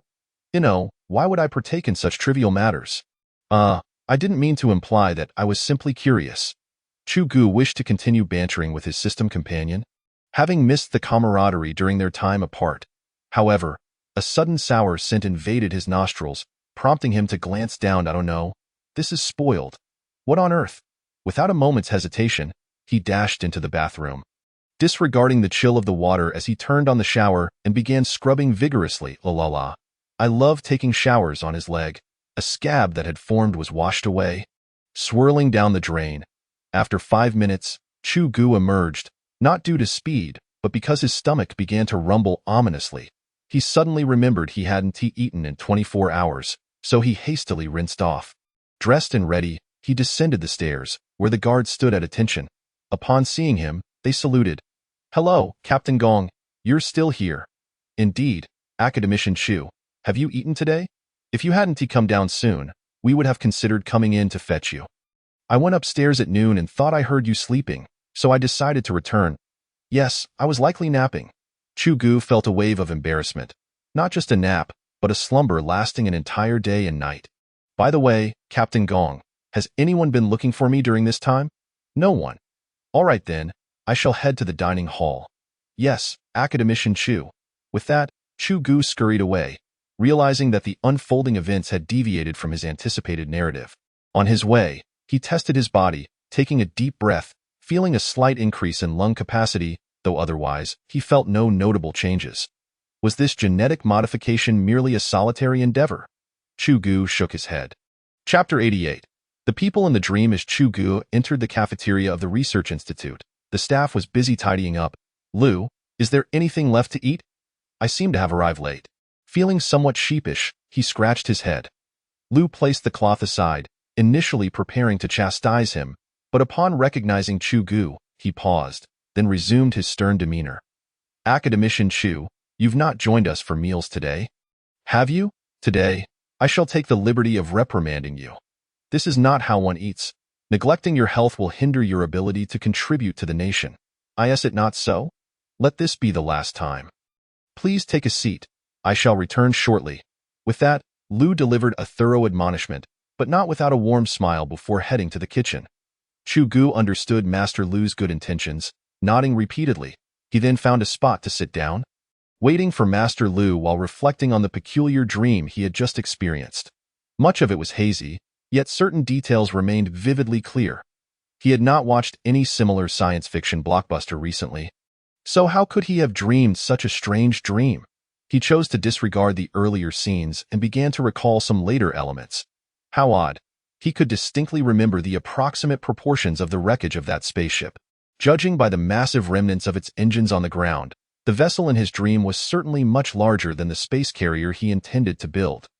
Then there were those individuals. Let's refer to them as humans. They bore a striking resemblance to humanity, possessing blue eyes and fair skin, traits typical of Western genes. However, their overall facial structure evoked more of an Asian appearance. Most importantly, Chu Ge suddenly opened his eyes wide. He had just recalled the final scene of the dream. And although he couldn't clearly discern any individual specific features, he had distinctly noted their prominent characteristics just before he fell. Crucially, their hair seemed to be entirely white, and not the white of old age. It appeared to be a trait or some hereditary gene. What kind of people are these? Is there a race of humans like this on Earth? Chu Ge murmured softly. White? However, Academician Chu, it seems your skin has become considerably fairer. Master Lu entered the room, carrying 2 plates, each adorned with large steamed buns, carefully placing them down as he spoke to Chu Ge. Haha, what do you mean by white? It's merely because I rarely see sunlight. Spending all my time indoors, covered up. Upon finishing his sentence, a sudden epiphany struck Chu Ge. No, that shade of white is quite different from yours. Yours is a healthy white. Academician Chu, I've returned your dish to the pot. 1 meat, 1 vegetable. Does that seem sufficient? Master Lu inquired as he set the food down, observing the dazed Chu Ge. Oh, it's enough. Master Lu, I truly appreciate your kindness. Have you eaten? Would you care to join me? Haha, I've already eaten. I still have to clean over there. Enjoy your meal, and if it's not enough, just let me know. All right, Chu Ge replied, taking a hearty bite of the steamed bun. Master Lu glanced at him, nodding with satisfaction before turning to leave. Not seeing the sun might not be a matter of genetic inheritance, but rather a consequence of years without sunlight. Chu Ge began to reminisce again. But after pondering for a long while, he realized there were no further details to ponder. Deciding to set it aside, he devoted himself to filling his stomach. By the time Chu Ge returned to his dormitory, it was already past 9 in the evening. After leaving the cafeteria, he surprisingly ran a few laps around the research institute. It seemed the genetic potion had some effect. At least running now felt less laborious than before. After such a long run, he didn't even feel tired. Sitting at his desk, he turned on the lamp and was just about to start working when darkness suddenly engulfed his vision, accompanied by a wave of dizziness. He steadied himself against the desk and shook his head vigorously. After a moment, the dizziness faded, but fatigue took its place. Could it be? I just slept for 24 hours and I'm already tired? Brother system, the side effects of this genetic potion seem rather significant. There are no side effects. It is merely that the host's genetic structure is overly simplistic, leading to an imbalance in the genetic potion's composition during the modification process. Say something I can understand. The host still has residual genetic potion in their system and requires rest. Well, that is acceptable. Chu Ge obediently went to wash up, then quietly lay down on his bed. With work impossible, he picked up his phone to chat with his little princess, Delina Jia. However, after only a few exchanges, the wave of fatigue returned, and the phone gradually slipped from his grasp in an instant. Faint snoring could be heard. The phone screen continued to flicker, receiving message after message, followed by an incoming call, yet none of these disturbances were sufficient to awaken the slumbering Chu Ge. The tropical rainforest was already bustling with activity at dawn. The sounds of various insects merging into a lively chorus in the dense woods. Beneath the vast shadows of the treetops, some large animals had yet to return to their nests, seemingly relishing the gentle caress of the rising sun. In the distance, a flock of birds took flight, startled by something, chirping as they flew away. Timid creatures perked up their ears, cautiously scanning their surroundings, and at the sound of a rustle, they vanished without a trace. Emerging from the shadows were Hu Ying and the others. Monkey, based on the time, we should be nearing the border of Huaxia, correct? Hu Ying halted, wiping the sweat from his forehead. Yes, boss, just about a kilometer ahead is where we're set to meet the people from within Huaxia. Good, Monkey, You're in charge of contacting them. The rest of you, stay alert. From this moment on, I want you to keep your eyes wide open and your ears perked up if you sense anything amiss. Sound the alarm immediately. Everyone acknowledged the command, then grasped their respective weapons, vigilantly scanning the surroundings. Meanwhile, Monkey stepped aside, retrieving a satellite phone from his backpack and dialing a number. A few minutes later, "Boss, I've made contact. They already there. All right, as we approach, Black Bear and Monkey, you two come with me. Lone Wolf, take a flanking position. Big Guy and Little Guy, stay behind and find a good spot. Proceed with utmost caution." Huing swiftly arranged the deployment. It wasn't that he distrusted Joy's plan. It was merely a habit he had developed over the years to always prepare for the worst. Deep within the dense forest, beside an inconspicuous path, a business vehicle was parked. A man sat in the driver's seat, idly tapping on the steering wheel. He was responsible for the pickup and was known as Viper. Viper's gaze was fixed ahead, muttering, "Damn, why haven't these people arrived yet? Wasting my time." As soon as he finished speaking, a chill ran through his temples, and a handgun was pressed against his head. "Viper? Yes, are you Joy's people?" Huing lowered his gun, remaining vigilant as he scanned the surroundings. "Don't worry, it's just me." Viper opened the car door and stepped out. Chapter 89. Deep into the border, Viper patted his backside, pulled out a pack of cigarettes, expertly lit one, and extended it towards Huing. "Brother, care for a smoke?" Huing frowned but carefully observed the surroundings. Finding no cause for concern, he whistled softly in the distance. Black Bear and the others emerged, armed with various firearms, crouching in tactical stances as they approached. Viper's eyes widened at the sight of this small team, all fully armed, their faces painted with jungle camouflage, quickly gathering around the business vehicle while maintaining a combat formation. "Captain, the two big guys are on lookout a distance away. Everything seems fine, right?" "Yes, it appears quite safe." "Lone Wolf, ask this man if there's a place in the vehicle to stash our gear. We can't just waltz in like this." Lone Wolf nodded and walked over to Viper. "Brother, have a smoke. Our boss wants to know if there's a place in this vehicle to hide our weapons. We need to change our attire and switch back once we reach our destination." Viper finally closed his mouth and nodded eagerly. "Of course, we've been in this line of work for years. We definitely have our methods. The seats and undercarriage are modified for storage, and we have clothes prepared for you." As Viper spoke, he moved to the back of the vehicle, opening the door and folding down the seats. He lifted a layer of the floor mat, yanking on a hidden latch that revealed a metal plate. Lone Wolf leaned over to take a look and nodded in approval. Viper pulled out a large woven bag. Unzipping it, "Here you go, bosses. All the clothes are inside. If you have any other requests, feel free to say." "All right." Huing and the others nodded to one another, beginning to remove their clothes and gear, neatly placing them in the hidden compartment. "Monkey, call the two big guys over. Quickly change your clothes, and then we'll head to the destination." "Understood, boss." Monkey stepped aside, placed his hands to his mouth, mimicking a few monkey calls, then leisurely returned, continuing to pick out his preferred clothes. In the distance, two individuals jumped down from two large trees, walking over one after the other. Viper's composure faltered. He slowly edged closer to Lone Wolf. "I say, brother, are you all preparing for war? This is a bit too professional. Isn't it? Some questions are better left unasked. You know you're not supposed to pry. Just focus on your own business, and the money will be adequate." Lone Wolf exhaled a puff of smoke, retrieving a map from his pocket, turning around to unfold it against the vehicle. He pointed to a circle marked on the map. "Is there a more discreet route to this location?" "Yes, there is, but it's not very easy to navigate." Viper glanced at the map, contemplated for a moment, and replied affirmatively, "That's fine. We prefer to stay under the radar and minimize trouble." "Also, is this route safe? Are there any border checks or such?" "Under normal circumstances, such a situation is uncommon. It's difficult to articulate.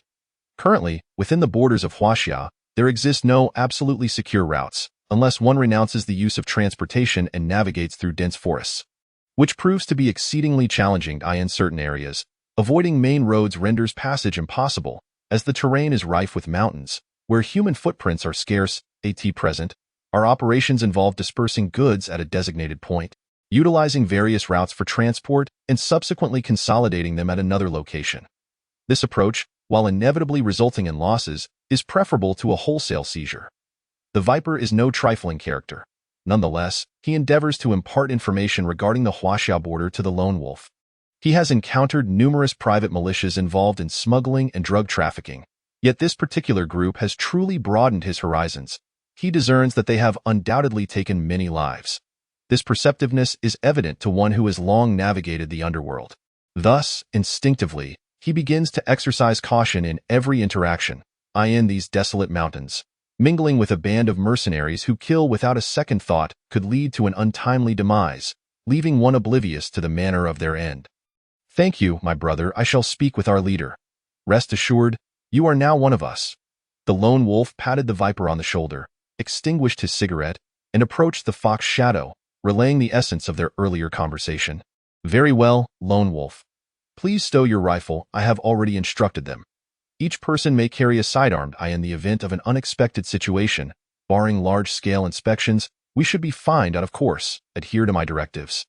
Should we resort to weaponry here, our escape may be fraught with difficulty. Understood, Chief. The group hastily changed attire and organized their gear.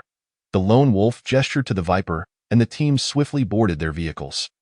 The lone wolf took the passenger seat, while the viper turned to see that everyone was aboard, promptly starting the engine and accelerating toward their destination. Viper, how long until we arrive? Approximately 3.5 hours. All right, brothers, take this time to rest. We haven't had a proper sleep in days. The viper and I will keep watch. I will alert you should anything arise. Understood. Today, Chu Ge felt invigorated. Following a night of profuse perspiration, he now felt quite comfortable, perhaps as the system had suggested. The previous day merely involved some residual effects of medication, and after a night of recovery, he was now in peak condition. Chu Ge was in his office organizing the armament systems of the aerospace carrier. According to the military-industrial blueprint, the carrier's function should be comparable to that of a modern aircraft carrier, possessing formidable capabilities. However, its armament could only be described as meager. Chu Ge remained diligent. As the only two systems available bore identification numbers, indicating that subsequent warships would also utilize them. They were the HQL SC-111 model array phase cannon and the HQL SG-03 model pulse railgun. Chu Ge had already familiarized himself with these two weapon systems. The array phase cannon resembled a charged weapon akin to an electromagnetic kinetic energy sniper rifle, while the railgun was conceptually more akin to an electromagnetic pulse rifle. The latter was relatively straightforward, while the former posed more complexity. Chu Ge intended to approach the task from simple to complex, especially since Li Gang had called again, incessantly urging him on it. Felt as though Chu Ge were a treasure chest, perpetually ready to unveil new inventions. In truth, that was not far from reality. As Chu Ge located the pulse railgun section and prepared to commence work, a knock echoed from the door. Report, come in. A guard pushed the door open. Report, Academician Chu, several officers are downstairs seeking your presence. The guard saluted Chu Ge and spoke with urgency. Officers? Very well, I shall descend immediately. Chu Ge hastily rose and made his way downstairs, with the guard closely trailing behind. Commander Ge? What brings you here? Upon descending, Chu Ge discovered the 223rd Brigade commander and another officer, the latter being a sharpshooter he had encountered during a recent shooting range trial. Academician Chu, Commander Ge exclaimed, hurrying forward to grasp Chu Ge's hand, not releasing it as he pulled him along. The military district has issued an urgent order, commanding Wang Xuedong and several other snipers from my brigade to proceed to the southwest military district immediately. A vehicle awaits outside. Oh? Then what brings you to my office? Without further explanation, Commander Ge seized a folder from a nearby guard, extracted a sheet of paper, and handed it to Chu Ge. This is the military district's order. You'll understand upon reading. Chu Ge took the document and quickly skimmed its contents. It was brief, and he soon finished. Commander Ge, the electromagnetic kinetic energy sniper rifle is with Team Leader Li Gang. I will accompany you there shortly. Additionally, instruct Li Gang to join your convoy to the airport and inform him of the rifle's particulars en route. That would pertain to Lieutenant Wang Xuedong, I presume, as he is the only one who has used it. Chu Ge then nodded toward the sharpshooter. Haha, Academician Chu, you discerned correctly. Wang Xuedong is not only a top-tier marksman, but also the commander of my brigade's special operations team. Regarding Team Leader Li Gang, no problem. I will ensure he returns to the Research Institute afterward. Very well. As they conversed, they hurried toward Li Gang's laboratory. The military district's command was straightforward. Order. 5 members from the 223rd Combined Brigade Special Operations Team are to carry electromagnetic pulse rifles.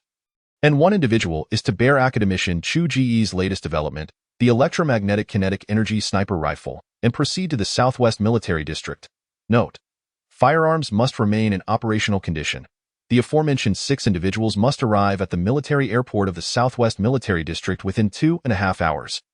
Without delay, as they reached Li Gang's laboratory, he was engrossed in research on his computer. Upon noticing Chu Ge's entrance, his face lit up with excitement. "Academician Chu, you remembered me. Where's the research report? I want to take a look." "Report? What are you talking about? Where's the electromagnetic kinetic energy sniper rifle?" Chu Ge replied, exasperated, as Li Gang treated him like a mere report printer. "Sniper rifle? It's right here, safely stored. I still need to conduct further performance tests in the coming days." Li Gang's smile faded as he realized Chu Ge was accompanied by several others. "Go retrieve the rifle. The military personnel need to requisition it." "Yes, Academician Chu." Noticing the seriousness on Chu Ge's face, Li Gang refrained from further discussion and hurried inside.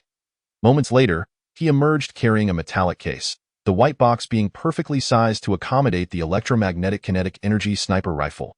Li Gang placed the case before the group, unclasped the latches on either side, and with a click, the box sprang open. The Research Institute had installed a secure storage facility in the laboratory specifically for preserving equipment, with custom storage boxes crafted for these weapons. Kept in a password-protected repository until needed. "I thought you were going to suggest another password-protected case. Has the rifle been inspected? Is it functioning properly?" "Report, Academician Chu. The electromagnetic kinetic energy sniper rifle is in normal condition. We conduct daily checks, and the high-energy battery discharges properly." "Good. Accompany Commander Gu and the others to the military airport, and en route, relay the rifle's operational details to Lieutenant Wang Xuedong, as he has a mission requiring its use. Afterward, Commander Gu will ensure you're returned." "Understood." Li Gang replied loudly. Chu Ge turned and nodded at Lieutenant Wang Xuedong, who promptly stood at attention, saluting Chu Ge before retrieving a large black backpack from his gear. He approached, closed the white case, and carefully placed the white box inside the black backpack, slinging it over his right shoulder as if carrying musical equipment. "Very well, let us depart. Time is of the essence." Commander Gu hastily reminded them as Li Gang removed his outer clothing and followed Chu Ge and the others out of the laboratory toward the entrance of the Research Institute. Chu Ge accompanied Commander Gu and the others to the entrance, where the group quickly boarded a military jeep. The engine had been kept warm, and upon confirming that all personnel were present, the driver executed a sharp turn toward the airport. The Southwest Military District? Has that troublesome nation stirred up trouble again? Wang Xuedong, do aim carefully and give them a surprise. Chu Ge stood at the entrance of the Research Institute, watching the departing convoy vanish from view, feeling a mix of emotions. He found himself a bit envious of Wang Xuedong. However, as a scholar, all he could do was fervently pray from the rear. Inside the military jeep, Li Gang had already briefed Wang Xuedong on the operational procedures of the electromagnetic kinetic energy sniper rifle. Having used it once before, Wang Xuedong quickly grasped the details. As for ballistic adjustments, the sniper rifle's zero ballistic range is 2,000 meters. The specific ballistic table had yet to be tested, but Lieutenant Wang could use the zero ballistic range as a reference. "Ah, I almost forgot. The scope currently mounted is only 16xi in any case. For distances below 2,000 meters, ballistic considerations need not be a concern. Furthermore, this electromagnetic kinetic energy sniper rifle has been zeroed. You may recalibrate it according to your shooting habits." Li Gang pondered before continuing. "All right." Wang Xuedong attentively listened to Li Gang's introduction. His hand instinctively moved towards the electromagnetic kinetic energy sniper rifle. Noticing Wang's subtle gesture, Li Gang couldn't help but chuckle. "Captain, you are the first in our army to use this weapon. I will need you to provide me with a written account of your practical experiences upon your return, so we can make further optimizations based on your feedback. I assure you, we will accomplish our mission." "Haha, no need to be so serious. By the way, the high-energy battery status will be displayed on the side screen, right here. You see, all 3 batteries are currently fully charged, and one battery can fire approximately 100 shots. However, you need not worry about that. You likely won't exhaust even one battery. Moreover, please note that the core components of the electromagnetic kinetic energy sniper rifle are located behind the scope and require professional maintenance. Given the urgency of the current situation, I cannot teach you all the necessary maintenance procedures in such a short time. Therefore, you can set that aside for now. When the sniper rifle goes into mass production, Specialized technicians will be sent to the troops for training. If any issues arise, there is a self-locking mechanism inside. Ensuring safety is not a concern. Having conveyed this segment, Li Gang glanced at Wang Xuedong. Allowing him a moment to digest the information. 5 minutes later, he continued, the electromagnetic kinetic energy sniper rifle lacks a traditional barrel, so theoretically, it does not require regular maintenance. Nevertheless, we included a cleaning kit in the design.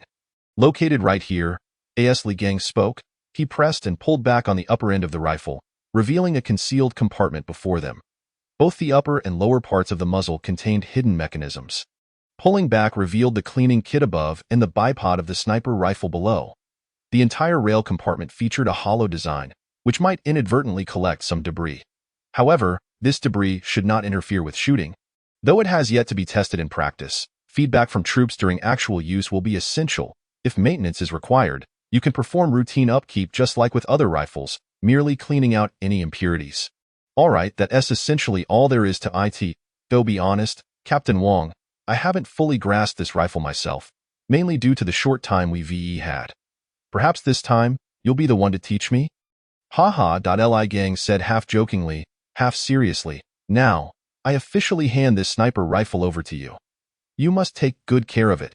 Reluctantly, Li Gang pushed the electromagnetic kinetic energy sniper rifle towards Wang Xuedong. Rest assured, Team Leader Li, I will treat it with the same care I would give to my own son. Well, alright then. Li Gang hesitated, feeling the generational hierarchy was a bit tangled, but ultimately refrained from voicing it.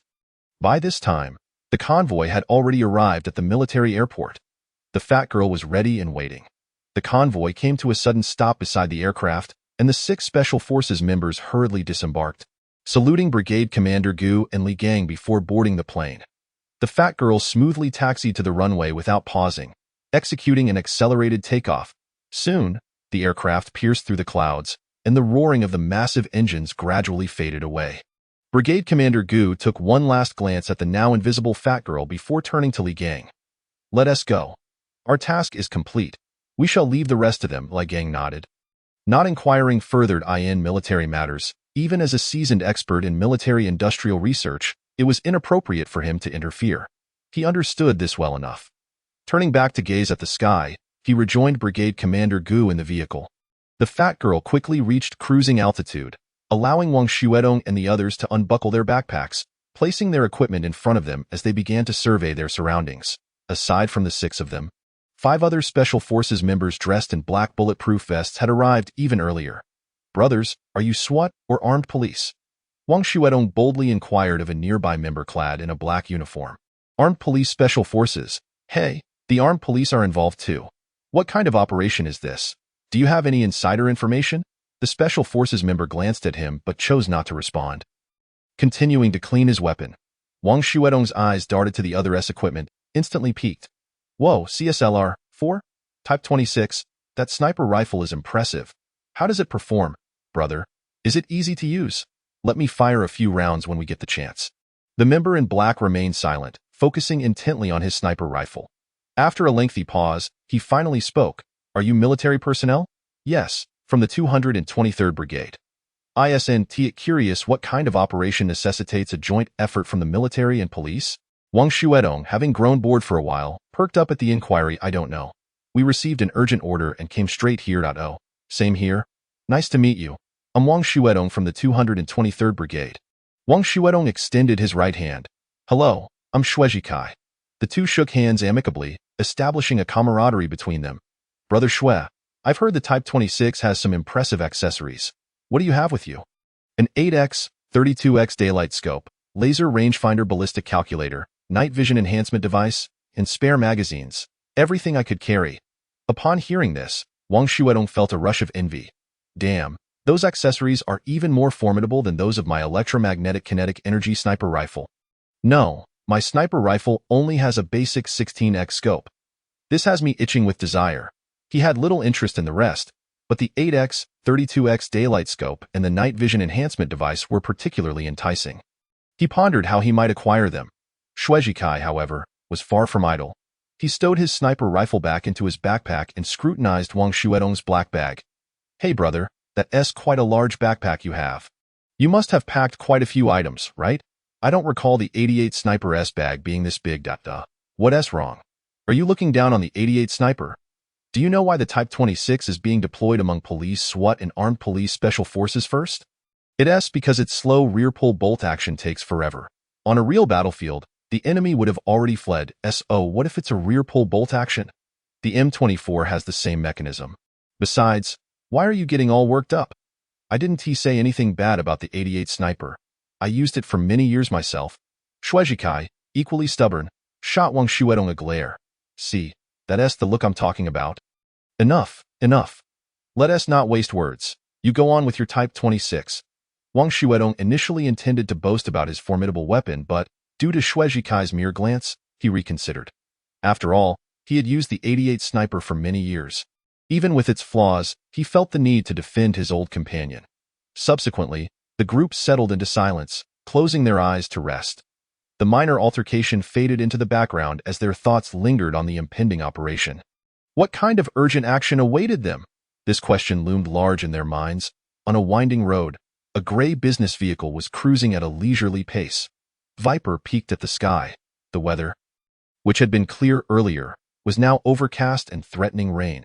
After nearly 10 more kilometers, the downpour finally began, with large raindrops hammering against the windows and roof, creating a cacophony of sound.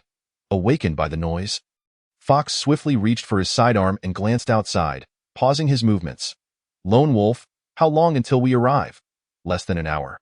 Lone Wolf responded after checking with Viper, who was focused on driving. Boss, this dreadful weather isn't suitable for operations. It'll at least make drone takeoff and photography quite difficult, Monkey chimed in, glancing at the rain. Once we reach the destination, there are still several dozen kilometers of mountain roads to navigate. Perhaps the rain will cease by then. Just as Fox's group was nearing their destination, Wang Shuedong and his Team S aircraft arrived at the military airport in the southwest. Wang Shuedong and Chu Ge quickly stood, adjusting their gear as the tail of the fat girl slowly descended, allowing the Special Forces members to exit the aircraft in an orderly fashion. Amid the torrential downpour, a major general was awaiting them on the runway. Chapter 92. A narrow encounter. The major general hastened towards Wang Shuedong and his team upon sighting them. Are you comrades from Yinjing? I am Liao Jianwei, the commander of the 1st Border Defense Division of the Southwest Military Region. Greetings, Commander. I am Wang Shuedong, the captain of the Special Forces Battalion from the 223rd Combined Brigade. Hello, Commander. I am Chu Ge, captain of the Special Forces Battalion of the Yinjing Armed Police. Wang Shuedong and his companions stood at attention, saluting Commander Liao. Excellent, we've been waiting for you. Let us walk and talk. Both battalion commanders will join me on one helicopter, and the remaining troops will take another. Understood. At the military airport, 2 transport helicopters had already started up.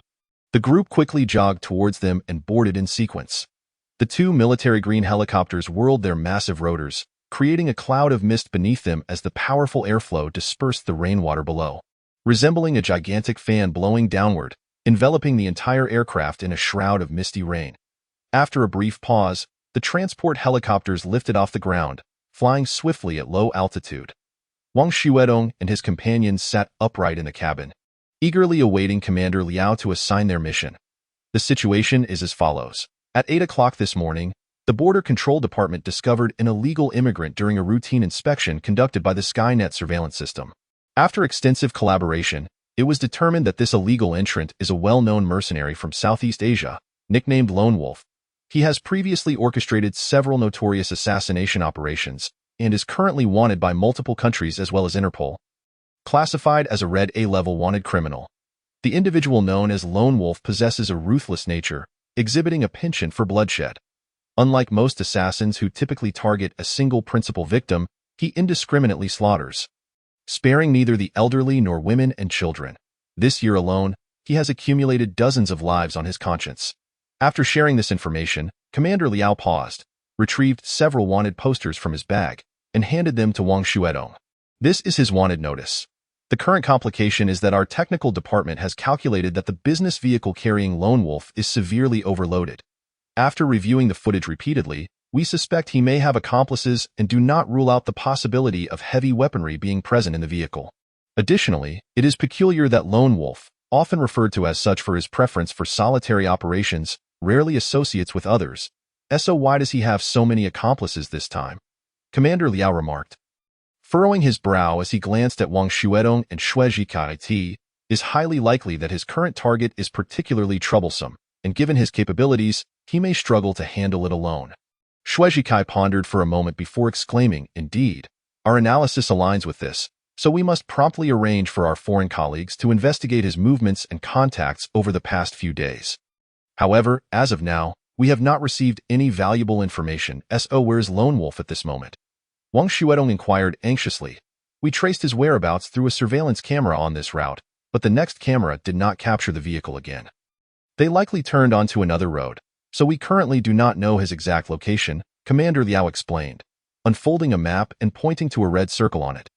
Commander Liao, don't you find it odd?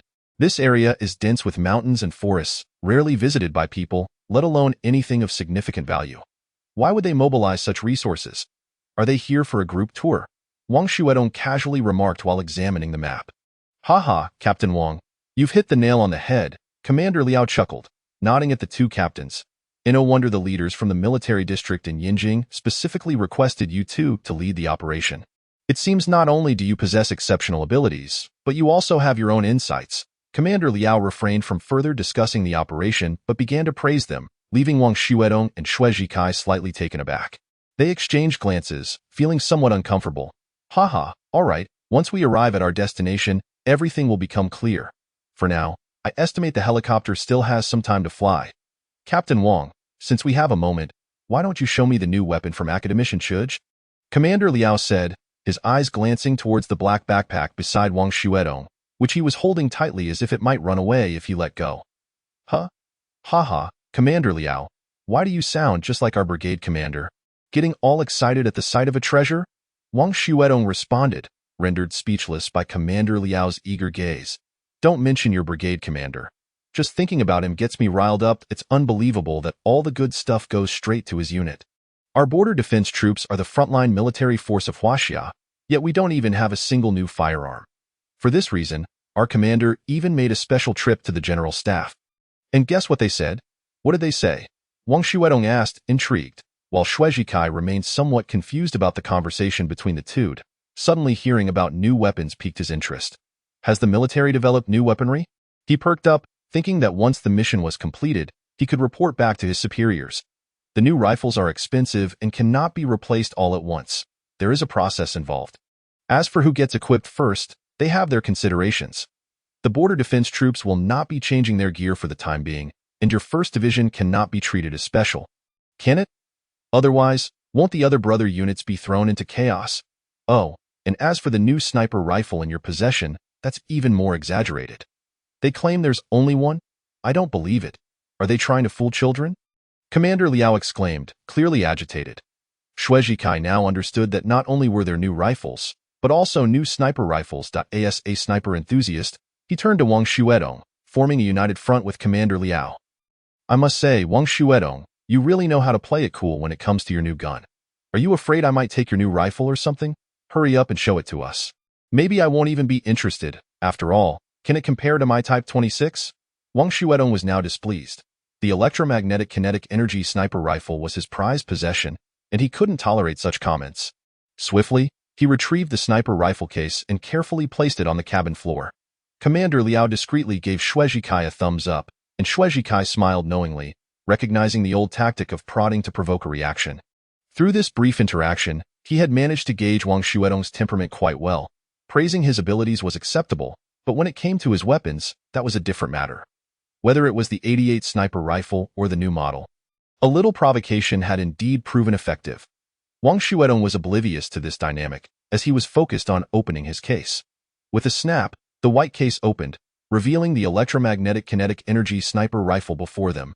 Chu Ge cast a casual glance, but the next moment, his mouth fell agape as he shoved Wang Xuedong aside. Before Wang Xuedong could express his anger, he was swiftly pushed back by Commander Liao. Captain Wang, please step aside. You're blocking my view. Chapter 93. Waiting for the rabbit, Wang Xuedong reluctantly retreated to a corner. The helicopter cabin was not as spacious as the fat girl, and 3 large men squeezed together created an awkward atmosphere. Is this a sniper rifle? Commander Liao asked, observing the electromagnetic kinetic energy sniper rifle with skepticism, Doesn't it feel a bit too futuristic to be a real weapon? Chu Ge added. Yes, that's exactly the impression it gives.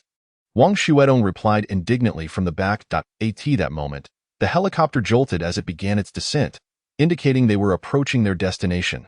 I in the front row, Viper and Lone Wolf each held a cigarette, puffing away as they peered out at the diminishing rain. Boss, the rain has lightened. Should we set off?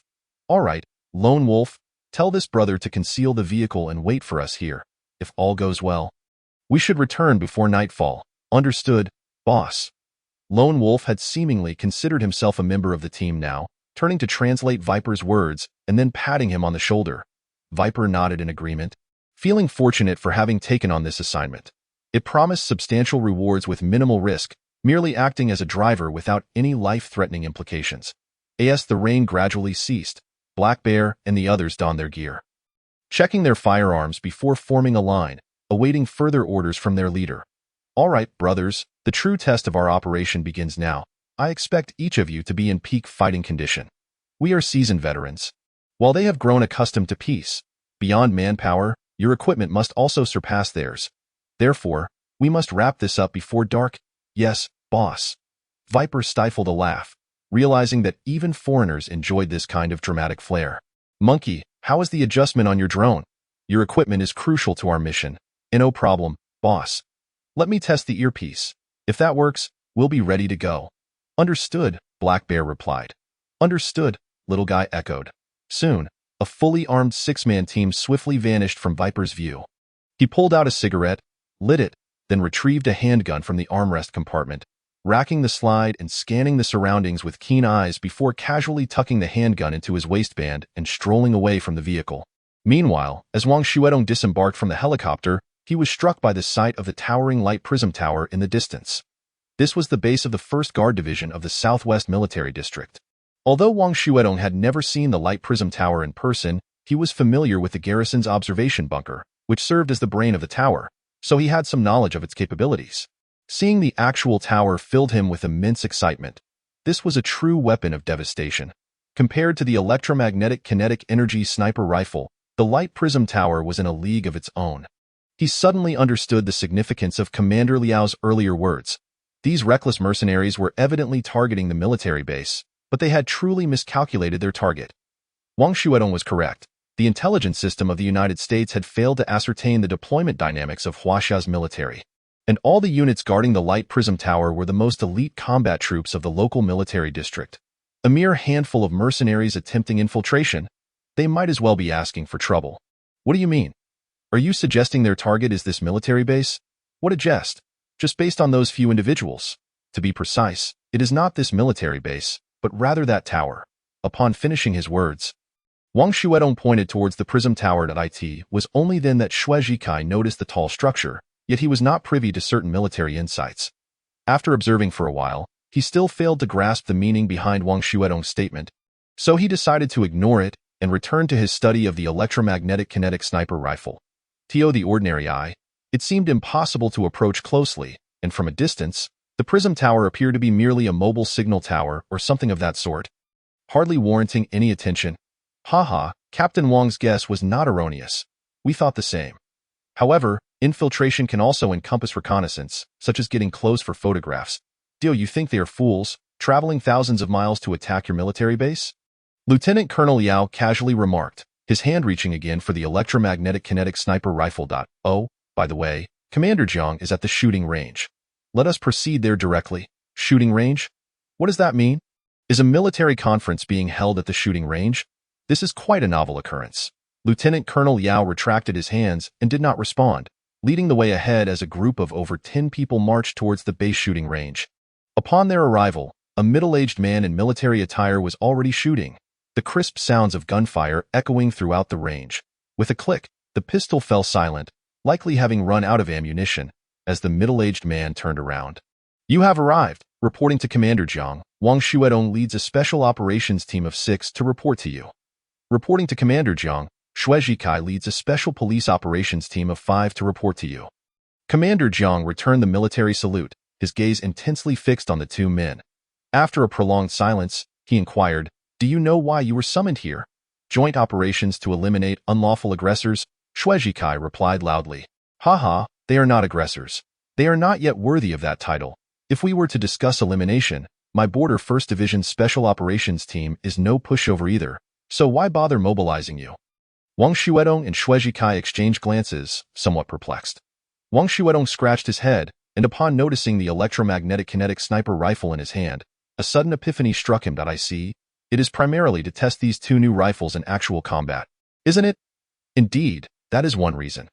The second reason for not launching a full-scale assault against them is to employ a strategy of waiting for the rabbit to come to us, using our new weapons to dispel their arrogance. This serves as a warning to those nations, advising them against engaging in petty antics in the future. China has long since evolved. Commander Jiang smiled and nodded, delivering a remark that was both profound and impassioned. Wang Xuedong and Chu Ge nodded heavily in agreement, for they were Chinese and naturally understood the ways of their people. First courtesy, then military action. Since the meal was already served, the wine must not be lacking. Haha, Captain Wang, since we have some leisure time, shall we try out our new rifles? There are plans from above, and I too have my own intentions. This is something I have ardently advocated for. And I truly wish to see what these 2 new rifles are capable of, so my efforts in negotiating with the General Staff will not be in vain. Haha, no problem, Commander. The electromagnetic pulse rifles? My team has become quite adept at using them. As for my Side-S electromagnetic kinetic sniper rifle, it might require a significant target. Oh, such as what? Commander Zhang's interest was piqued. The last target was a scrap tank. Haha, understood. Lieutenant Colonel Liao quickly arranged that. After exchanging smiles with Commander Jiang, Wang Xuedong saluted and then gestured to his teammates from the 223rd Brigade Special Operations Team, who marched in unison to the shooting position. Promptly unloading their equipment, in a moment, 5 brand-new electromagnetic pulse rifles appeared in their hands.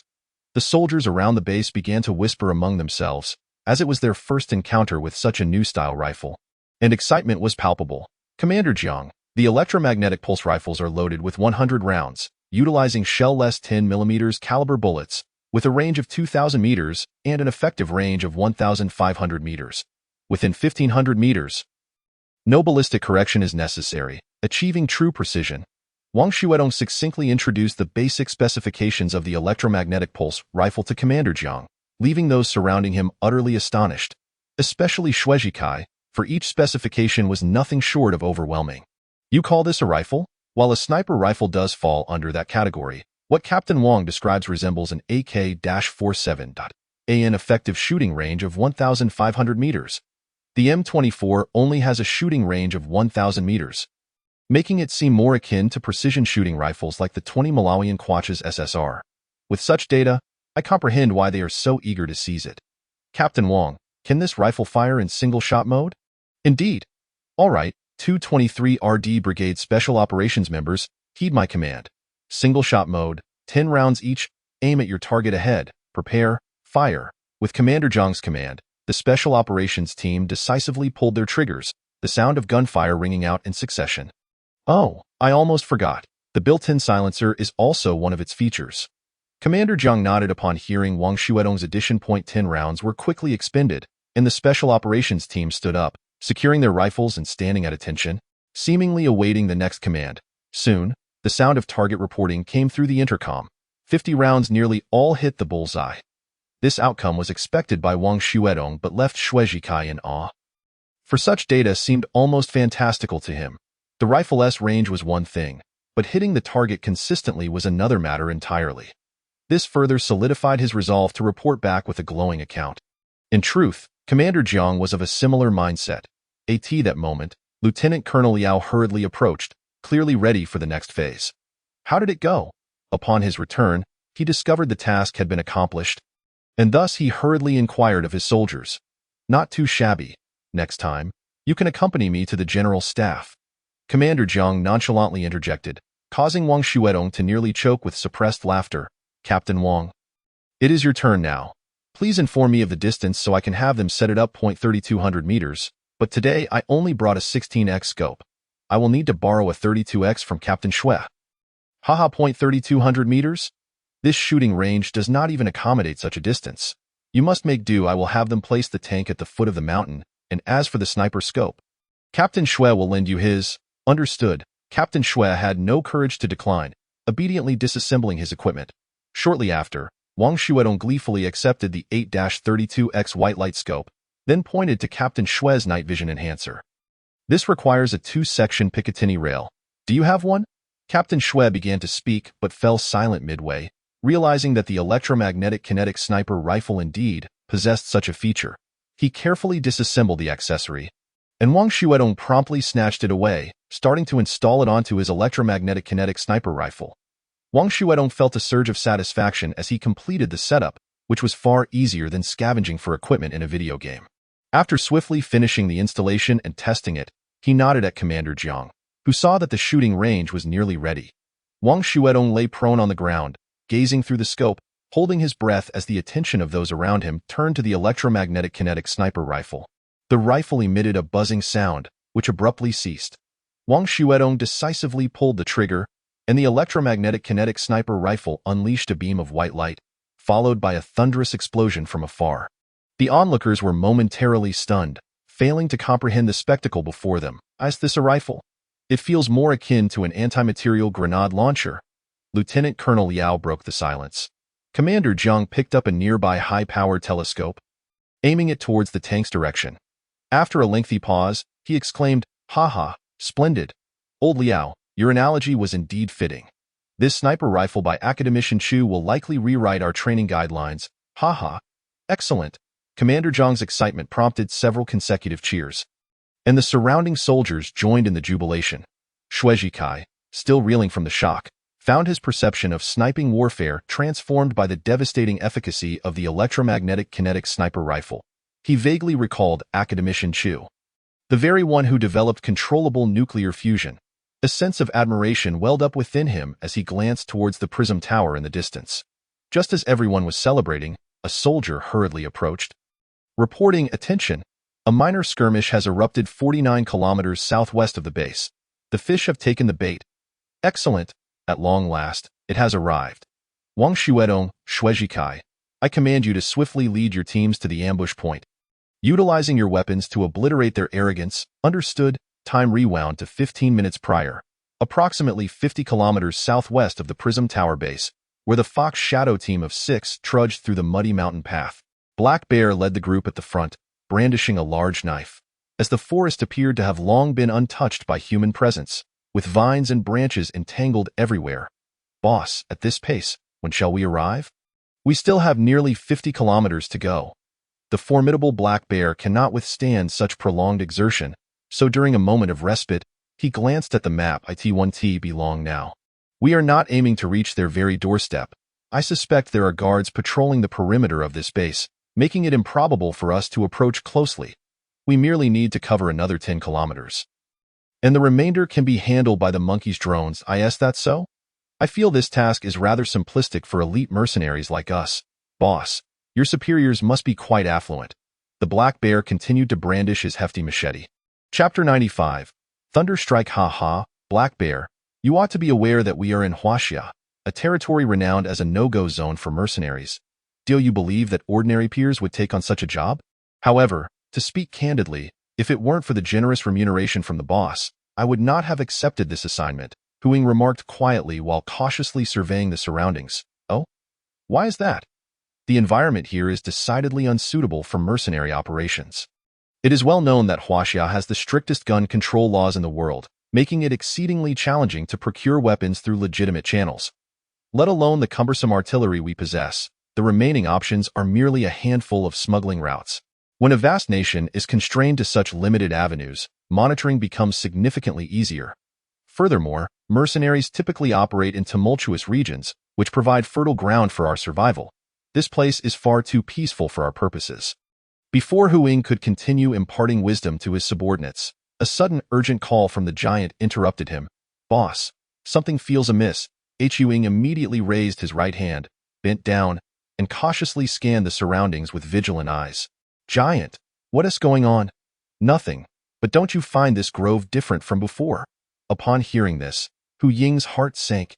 "Damn, in my hubris, I overlooked the surrounding environment while boasting of my knowledge. My God. "Thank you, Giant. You are right. It's too quiet. I completely neglected this detail. Boss, what does it mean?" Have we been discovered? The black bear inquired in a hushed tone. Hu Ying did not respond but instead placed a finger to his lips. Signaling for silence, he grasped his assault rifle and surveyed the area through the scope, signaling to the left and right. Upon seeing the boss's gestures, the black bear and the monkey swiftly readied their weapons, flanking left and right, while the two snipers sought suitable positions for support, leaving only Hu Ying and Lone Wolf in the center. Lone Wolf, we might have fallen into Huaxia's ambush. Exercise caution. The situation is unclear, and we do not yet know if they have spotted us. Boss, are you certain? How did they know we were coming? I'm not entirely sure. It's merely an instinct. I haven't felt this way in a long time. Damn it, this feeling is unsettling. Hu Ying and Lone Wolf moved forward cautiously, back to back. Lone Wolf understood Hu Ying's impressive track record. This person often escaped from perilous situations, relying on keen insight and uncanny intuition. In a depression 1,500 meters ahead, Su Hu and his comrades lay in ambush. Squad leader, there's an anomaly at the infrared sensor at position 1-8. A soldier beside him reported, glancing at the flashing red indicator on the electronic information panel. Su Hu, focused on the surveillance LCD screen, quickly adjusted a rotating knob with his right hand to locate the pre-marked 1-8 position. As he turned it, a spherical detection device in the distant trees adjusted its orientation. This was a comprehensive remote monitoring system. Upon pinpointing the 1-8 marker, Su Hu clicked a few times on the right side of the screen, stabilizing the direction before zooming in. He patiently waited to confirm whether the anomaly was caused by humans or merely passing wildlife. Before long, the figures of the black bear and his team appeared on the surveillance equipment. Su Hu's eyes widened with excitement as he scrutinized the individuals before him. After confirming their numbers, he raised his left wrist, where a small LCD information platform was located, quickly locating the captain's name and dialing. Moments later, the booming voice of Captain Huang Jisun resonated in his earpiece. Su Hu. What's the matter? Report, Captain. I've spotted a 4-man armed squad at position 1-8. They are advancing in a combat formation. Over. Huang Jisun unfurled a map, swiftly locating the position Su Hu reported, marking it with a large red circle. Then slammed his fist down. Haha, we've finally caught them. Su Hu, keep an eye on them. I will immediately arrange for other squads to encircle them. We'll trap them like fish in a barrel. Yes, I will ensure the task is completed. Su Hu ended the call, his gaze fixed intently on the LCD display. Hu Ying's team continued to advance cautiously, maintaining a consistent speed while covering each other.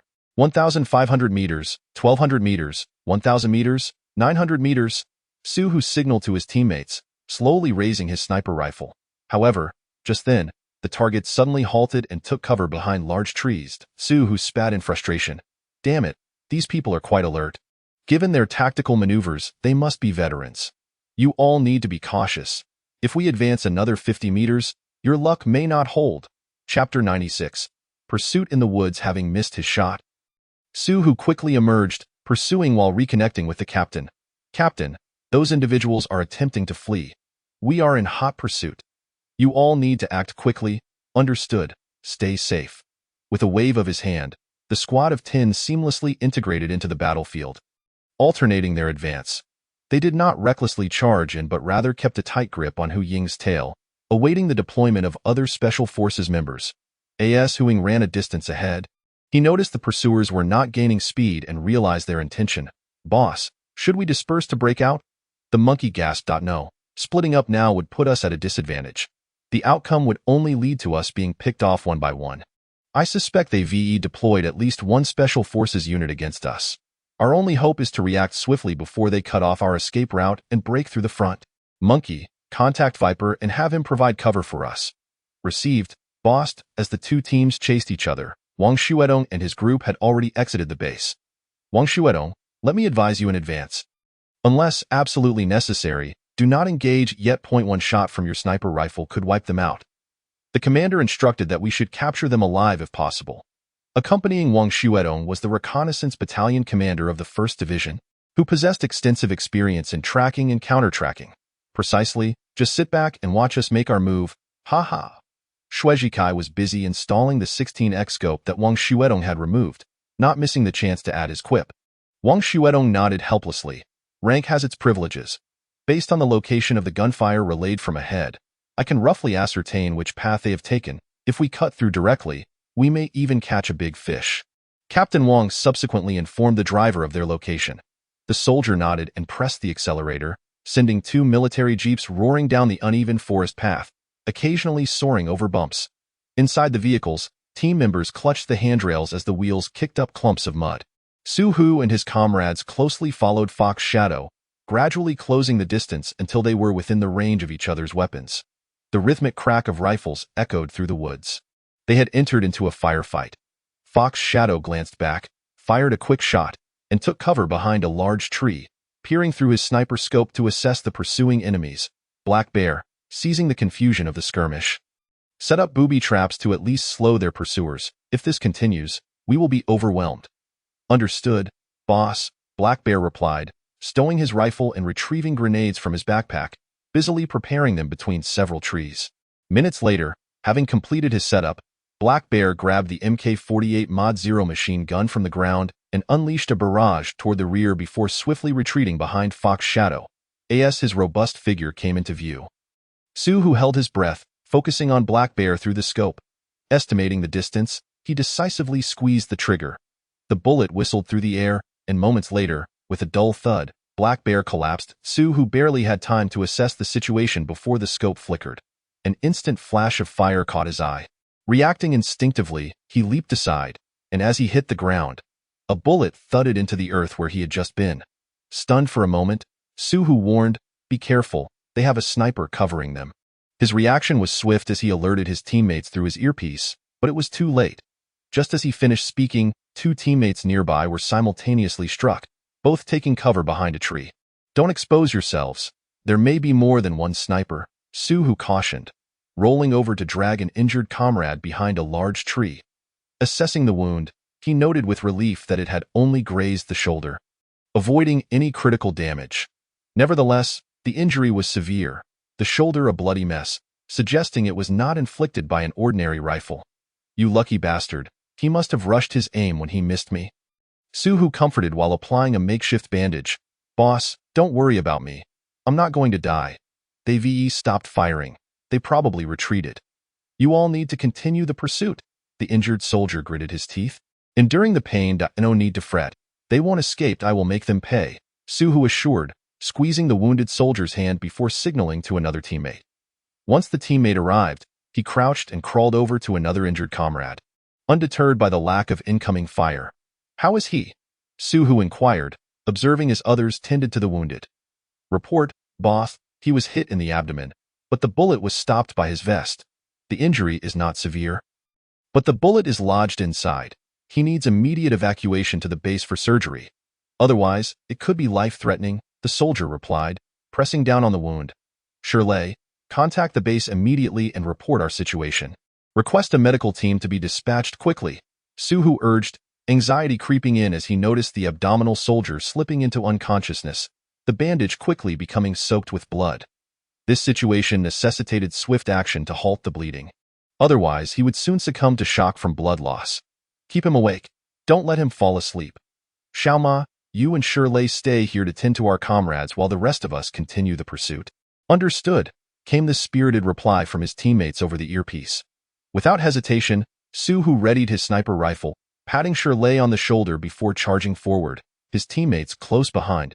Su Hu understood that the enemy was eager to escape, having failed to reinforce their position, and he could not afford to delay further lest they lose sight of their targets. As he pursued, Su Hu reminded his teammates to execute tactical movements in shifts for cover, remaining vigilant for enemy snipers, likely 2 in number, 1 primary and 1 secondary. "Yes, boss," they affirmed, gripping their assault rifles and carefully scanning for targets. Meanwhile, Fox Shadow's team had moved far from the earlier skirmish. After Black Bear had fallen, he swiftly returned to check, but upon a mere glance, he abandoned the idea. Black Bear had been hit fatally, struggling only briefly before losing consciousness, his eyes wide in disbelief at his sudden demise. Fox Shadow gently closed his eyes, glanced back, grabbed the fallen rifle, and continued onward without looking back. Though Black Bear had perished, it was likely their pursuers had suffered losses as well, as they had not immediately followed. Fox Shadow adjusted his earpiece, briefing his teammates on their situation. "Boss, I think the 2 of us managed to take down 2 of them. I could have eliminated their leader, but he reacted too quickly." PS skilled. The larger teammate didn't forget to report their achievements to their leader. You two have given away your position. Now is the time to swiftly navigate through this thicket. We still have a chance to retreat. Understood, boss. Fox Shadow and his team ceased to concern themselves with Black Bear or Su-Hu and began their strategic withdrawal.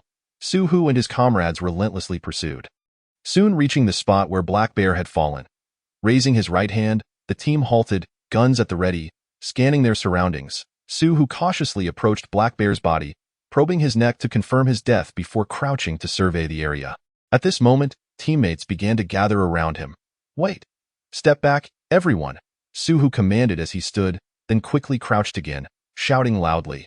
His teammates immediately froze, eyes fixed on their leader.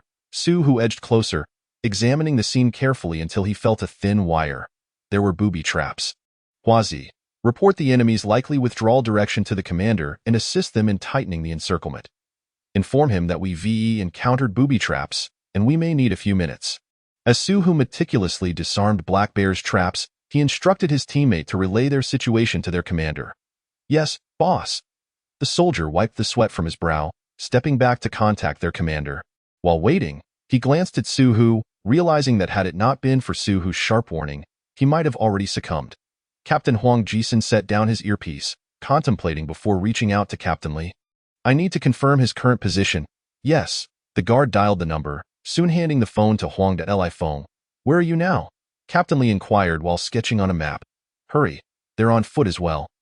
Su-Hu's team is engaged in combat, and the enemy is retreating swiftly. At this pace, they might slip through your lines. Understood, I'll prepare a secondary plan. Huang replied, hanging up. According to his strategy, any unit detecting enemy activity would be responsible for delaying them while other teams would swiftly encircle the area, effectively trapping the enemy. However, Fox Shadow's team was cunning, retreating quickly upon entering the ambush zone, leaving little reaction time for the other teams. They could not afford to lose track of their targets, as they were near the border, and losing them would likely mean they could exit Chinese territory, which would be troublesome. Captain Huang muttered to himself, deploy armed helicopters from the base. If the ground troops leave a gap, give them no dignified death, just obliterate them. Once they're in, they won't be getting out. Huang clenched his teeth, especially regretting the competitive nature of their approach after hearing of the injuries among Su-Hu's team. Yes, the guard excitedly replied, quickly relaying Captain Huang's orders. Just as he hung up, another call came through. He quickly answered, then handed the phone to Huang. Report, Recon Captain Huang requests to speak. Old Huang, yes, what is it? Where are you? Huang replied, relieved. Great, you sly fox, I just ordered armed helicopters to deploy. If no one blocks that exit, I was prepared to let them taste missiles. All right. They are likely to encounter you. Li Feng's team will take a while to arrive. It's up to you now. Be cautious. There are 2 snipers in their ranks that we previously overlooked, and we have already suffered losses. Good. Once this is over, I'll treat you to drinks, haha. As Huang ended the call, the tension that had furrowed his brow dissipated. Finally, the trap was set. Now, it was time for the performance. Fox Shadow found himself in a precarious situation, pursued relentlessly without having achieved anything significant, and having lost a key member of his team, which stoked the fires of frustration within him. Monkey, where's that Viper? He refocused his thoughts. It was still unsafe. Nothing mattered now but surviving and returning home. Boss, it's just ahead, not far away. He hasn't noticed anything amiss for the time being. And I've already sent him to provide assistance. The monkey can be said to possess the weakest physical capabilities in this small team. After this frantic sprint, he is already gasping for breath. Fortunately, he has not been left behind, as his instinct for survival has awakened his latent physical potential. The death of the black bear has evidently shaken him.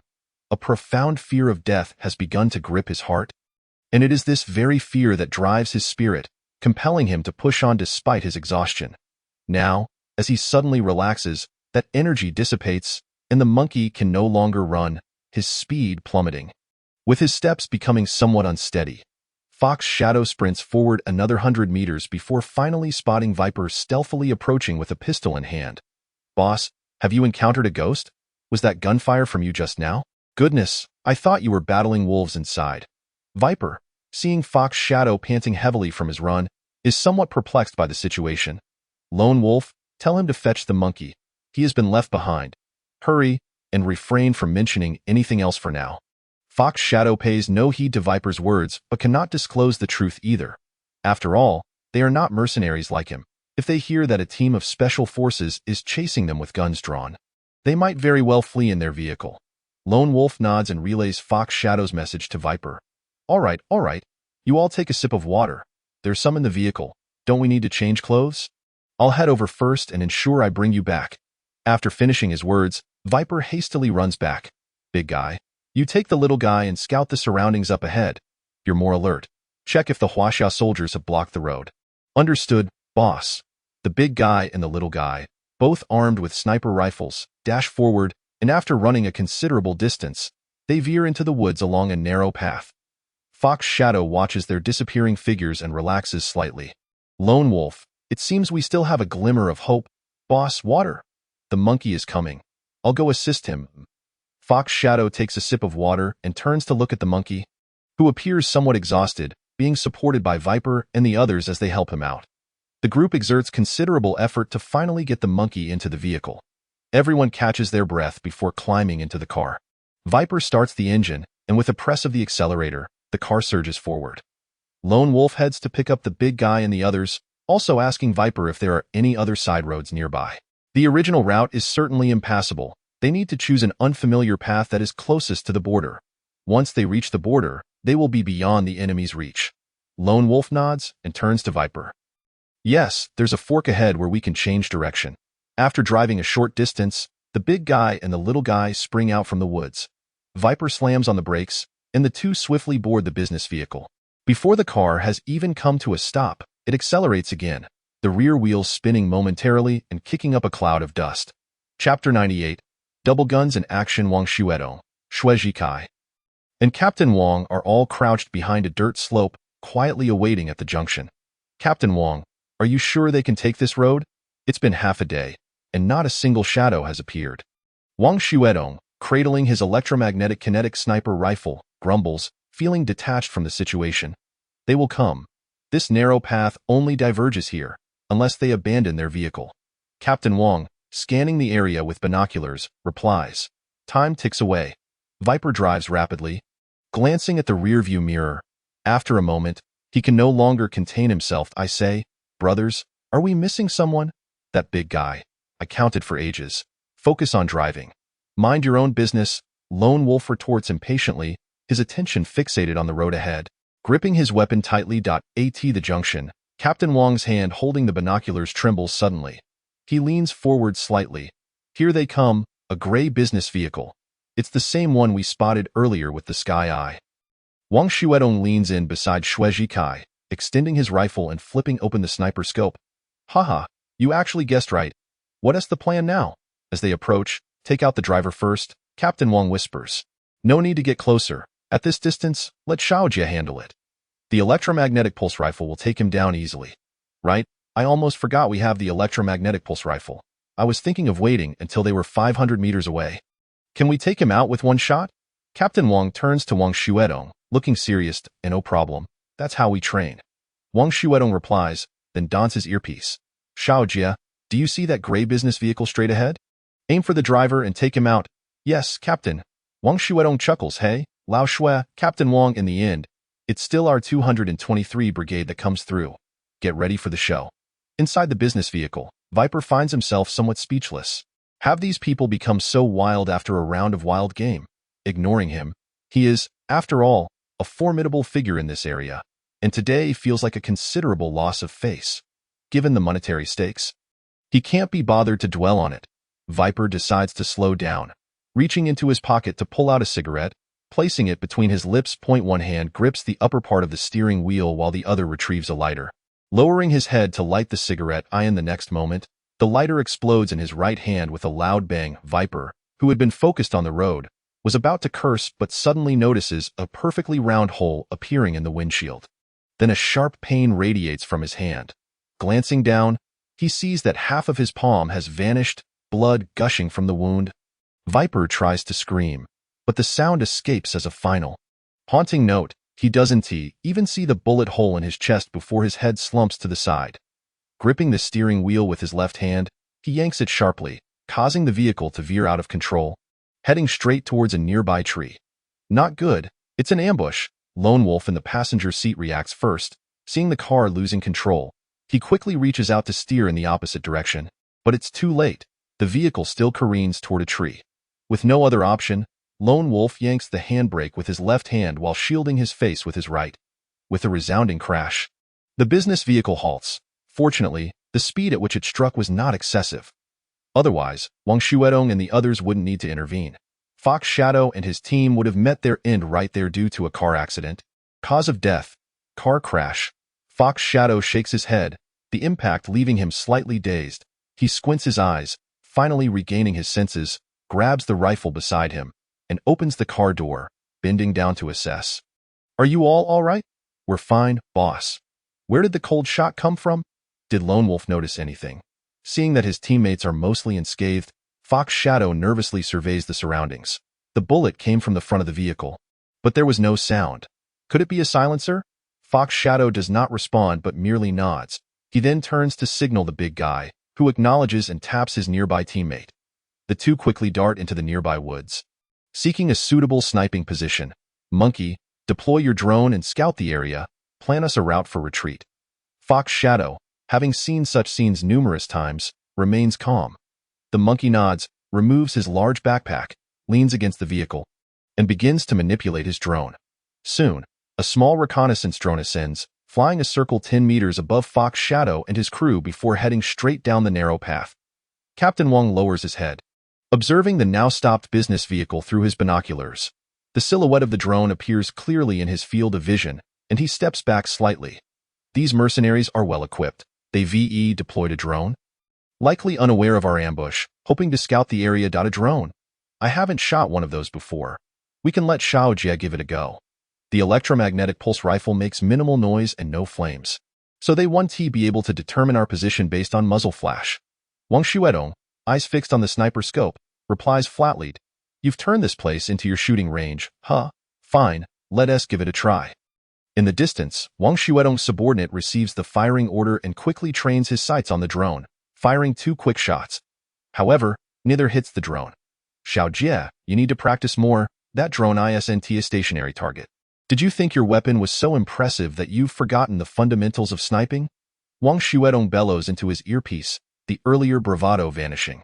Hearing the captain's roar, Chu Ge lowers his head in shame. Let me handle it, Captain Wang. Anyway, that thing flying over will expose us. While we're at a distance, we should take it down first. Wang Shuedong turned his head to look at Captain Wang, who, after a brief moment of contemplation, nodded in his direction. Wang Shuedong immediately focused on the sniper scope, aiming at the approaching drone. The electromagnetic kinetic energy sniper rifle emitted a buzzing sound once more. Chu Ge curiously observed the illuminated arc on the side of the sniper rifle, and just as the final segment lit up, a brilliant flash of white light shot forth, streaking like a meteor towards the drone flying towards them. Boom! The drone exploded instantaneously in the air, its remnants cascading down like debris. Ha ha! Wang Shuedong, well done! Captain Wang exclaimed, raising his binoculars to observe the disintegrating drone, while his left hand patted Wang Shuedong's shoulder. Wang Shuedong pulled his head away from the sniper scope, glancing at Chu Ge, his mouth stretching into an exuberant grin. Chapter 99. Total annihilation. The speed of the electromagnetic kinetic energy sniper rifle was astonishing. The monkey had barely registered what had caused his drone to crash. Staring at the snowflakes on the display screen in his hands, he felt somewhat dazed. Boss, the drone has been shot down. We're in deep trouble now.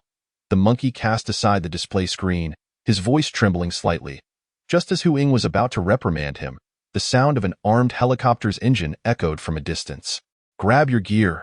Quickly, we must take cover in the woods. We cannot stay here any longer. Upon finishing, Hu Ying rolled to the ground, ducking behind a large tree. In an instant, the armed helicopter hovered in the air not far from them. Final warning, you have unlawfully entered this area with heavy weaponry, posing a severe threat to the territorial integrity of Huaxia. You are hereby ordered to surrender your weapons immediately, or we will be compelled to use force. The English warning blared from the helicopter's loudspeaker. What do we do, boss? They don't sound like they're joking. The lone wolf craned his neck to gaze at the distant helicopter, his face etched with anxiety. Hu Ying did not directly respond but adjusted his earpiece. Big guy, did you notice anything unusual earlier? Captain, the target is approximately 1,500 meters behind the slope along the path. I witnessed them shooting down the drone through the sniper scope. But it didn't seem to be a conventional surface-to-air missile. What do you mean? I'm not sure. It was a fleeting moment, moving far too quickly. Standard surface-to-air missiles don't travel at such speeds. And there was no visible tail flame, so I deduce it isn't an ordinary anti-aircraft weapon. Okay, I understand. 1,500 meters? That exceeds the range of your sniper rifle. How could that be? I recall that Huaxia's sniper rifles don't have such extensive range. Could it be an anti-material sniper rifle? Huang felt a surge of anxiety. He rarely encountered situations where they were on the defensive. Their current predicament was dire. Huang squinted at the distant helicopter, his gaze sharpening. Since we've reached this point, there's no need to hesitate any longer. You all know the fate of mercenaries who surrender, so, brothers, let us fight. Monkey, use the man-portable surface-to-air missile. First, take down their helicopter.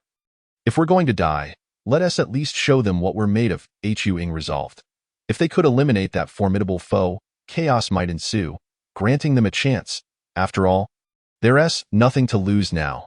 The monkey nodded solemnly, pulling out a camouflage long bag and skillfully loading ammunition, powering it on, then hoisting it onto his right shoulder, surveying the helicopter's position and the surrounding environment. He dashed to a vantage point, aiming at the helicopter above.